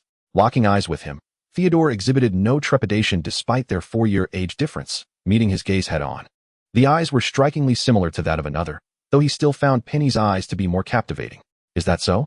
He reclined against the sofa, comfortably crossing his legs, idly rotating the ring on his thumb, and replied nonchalantly, "You must have mistaken me for someone else." "Perhaps," Theodore instinctively replied, the memory of his first encounter with Penny flooding his mind. The girl had been silhouetted against the sunlight, beaming a radiant smile as she approached him, simply wishing to share her ice cream, believing he might miss out. In retrospect, he found that moment foolish yet endearingly naive. I shan't beat around the bush any longer. Kevin halted his actions, fixing his gaze on Theodore. I am here to express my gratitude. Were it not for your intervention, my sister might have sustained far graver injuries. He deliberately released this information, his eyes piercing as he sought a flicker of reaction from Theodore. A bold thought crossed his mind. If the individual who previously fostered a good rapport with his sister was not merely Draco, Theodore, with his aloof demeanor, seemed to keep others at bay. Yet beneath that facade lay a labyrinth of complex thoughts, making it challenging for Kevin to discern his true intentions. Was it possible that he genuinely desired to befriend Penny? His unexpected assistance to her only deepened Kevin's curiosity regarding his motives. Theodore's lashes fluttered slightly before he responded. Oh? Is that so? It was merely coincidence. She should be quite well now. He mused, recalling how she seemed untroubled when he left, pondering how the situation had escalated so swiftly. Curse it. As he contemplated, a glint of ruthlessness passed through his gaze, quickly replaced by his usual calm demeanor as he resumed eye contact with Kevin. This left Kevin in a quandary. This knot had managed to conceal his thoughts even during their first year, exhibiting not a single flaw, an unsettling feat indeed. Yet the subtle hints he displayed were masterfully balanced, neither overly concerned nor dismissively indifferent, as if he were simply an ordinary classmate. However, Kevin's instincts warned him that there was an ulterior motive lurking beneath the surface. He could never suspect Penny. That was a certainty, thus his focus shifted entirely onto Theodore. Thank you for your concern. Thanks to you, she is unharmed. Kevin spoke casually. Penny is indeed fortunate to have a friend like you. Such pleasantries were all too familiar to Theodore, having heard them countless times throughout his life. Yet, the previous remark weighed heavily on him, leaving him quite unsettled. Roar. I assume you did not summon me solely for the purpose of expressing thanks, he asserted confidently, recognizing that Kevin did not strike him as someone with an abundance of leisure. Kevin raised an eyebrow, thoughtfully nodding, neither confirming nor denying Theodore's statement. Let us speak plainly. Then, while I am grateful for your assistance to my sister, should you require anything from me in the future, do not hesitate to ask. I shall not refuse as long as it is within my means. This is my promise to you. He paused for a moment before smiling, his gaze appraising Theodore with a subtle scrutiny. However, not. It seems you are not one to seek out friendships easily. My sister has always been kind-hearted and generous. I hope you do not misunderstand her or attempt to gain anything from her. Would it not be simpler to approach me directly? I merely wish to provide my sister with an untroubled school life, and would prefer to keep overthinkers from disrupting her peace. You are astute enough to comprehend my meaning. This lengthy discourse marked a rare occasion in which Theodore heard Kevin speak without the veil of pretense. It was evident how deeply he cared for Penny, willing to extinguish any potential dangers that might encroach upon her life. In your fervent desire to shield her, do you not fear that she may grow resentful toward you? Theodore met Kevin's gaze without a trace of fear. Indeed, Kevin replied without hesitation. She is a person of her own convictions. However, it is best to prevent her from encountering such threats. To assume that Penny, who appeared cheerful and carefree, was incapable of anger would be an egregious misjudgment. Kevin vividly recalled an incident from their childhood when Penny and their mother had stepped out, leaving an important guest in their home. This guest brought along his spoiled 4-year-old daughter, who exuded an air of entitlement. She immediately fixated on a small figurine made by Penny, a delightful trinket she had crafted from clay. The girl, having never encountered anything so novel, refused to relinquish it, much to the chagrin of her father, who could do little more than negotiate for its purchase. Their father declined, insisting that the girl return it until Penny could be consulted. However, the little girl threw a tantrum, causing great discomfort and leaving everyone in an awkward predicament. Just as Penny and their mother returned and learned of the unfolding situation, all present assumed that the kind-hearted Penny would generously offer the figurine to the child. Even the little girl seated over there harbored similar thoughts, a triumphant smile already gracing her face. Little did she know that in the blink of an eye, Penny seized the ornament and forcefully smashed it onto the ground, turning it into a shower of fragments. As a guest, I would gladly craft a piece for you, but if it were to be done under the guise of trickery, I cannot acquiesce, for you are a guest. Yet, you shall only return with a heap of shards. This was Penny's exact wording at the time, leaving even Kevin momentarily speechless. Ultimately, the individual could only awkwardly escort his sobbing daughter home, and from that day forth, the two families ceased all contact. When Kevin later inquired about Penny, she simply remarked, with a lightness that belied the gravity of her words, she detests when others claim her possessions without her consent. From that incident onward, Kevin understood that his sister was far from the soft pair she appeared to be. As his thoughts returned, he locked eyes with Theodore again, frowning as he declared, regardless of your intentions in approaching us, let me state this clearly. No one shall bully my sister under my watch. She will always bear the surname Rowell. Kevin then rose from his seat with decisive grace, nodding slightly as he said, "I take my leave." With that, he strode confidently towards the exit of the lounge, leaving Theodore alone in his contemplation. Time passed, and Theodore flashed a wry smile, though it did not reach his eyes. What a deeply bonded pair of siblings they were, truly exemplifying what it meant to be nurtured and protected from a young age. That confidence and assurance were indeed not cultivated overnight. It must be said, Kevin had a keen eye for character. Theodore was indeed someone who would not engage without a clear purpose. Alas, no matter how astute he was, he had overlooked one crucial aspect: his own sister, Penny. She was the sole individual who, at least for now, had drawn closer to him without any apparent benefit, bringing not only no advantage but also an increase in complications. The afternoon weather was splendid, a rare stroke of luck in the notoriously fickle climate of England. The clear skies and gentle breeze were perfect for flying lessons. Their class was to be held on a level patch of grass beneath a slope, a vast expanse of verdant greenery basking in sunlight, radiating vitality. Penny came alone for her lesson, or more accurately, she walked to the lawn alongside students from Gryffindor, though she could not spot Hermione among them. Heaven knows how anxious she felt waiting in the dormitory, only to find Hermione absent during class as well. Hermione would never miss a lesson. If time permitted, she would attend every single one. The Slytherin students had already arrived, and from a distance, one could hear Draco boasting about his exploits on a broomstick. Under normal circumstances, Penny would have eagerly engaged him in conversation about this topic, but today, she felt no inclination to do so. Instead, she hurried over to Harry's side and gently tapped him on the shoulder, greeting, "Hey, Harry, Ron, good afternoon." Ron was right beside Harry, inseparable from him. Anyone with eyes could see they were the best of friends. "Good afternoon, Penny," the two responded instinctively, their demeanor shifting slightly as they sensed the absence of Hermione beside her, making them somewhat uneasy, particularly Ron. He shrank back, subtly tugging at Harry's sleeve, urging him to speak first. Penny, in contrast to her usual chattiness, stood by silently, a smile illuminating her face as she observed the two. They surely hadn't sought out Hermione to apologize. Otherwise, how could they have missed the afternoon class? Harry shot a bemused glance at Ron, then met Penny's gaze, feeling a flutter of anxiety in his throat as he asked, "Penny, why are you smiling at us? When I was a child, my mother told me a fairy tale about a lying puppet who deceived others for various reasons. Do you know what happened in the end?" Penny asked, her tone laced with mystery. Ron instinctively inquired, "What happened in the end?" "Well," Penny grinned, "in the end, his nose grew so long that it was almost as tall as a person. Thus, we often say that liars tend to have long noses." Whether the tale of Pinocchio was well known here or not, any child, regardless of age, would generally find it hard to dismiss such a fable, especially when standing before two rather guilty individuals. Harry and Ron instinctively covered their noses, with Ron first exclaiming, "That's a lie. No one could have such a long nose. It must be magic."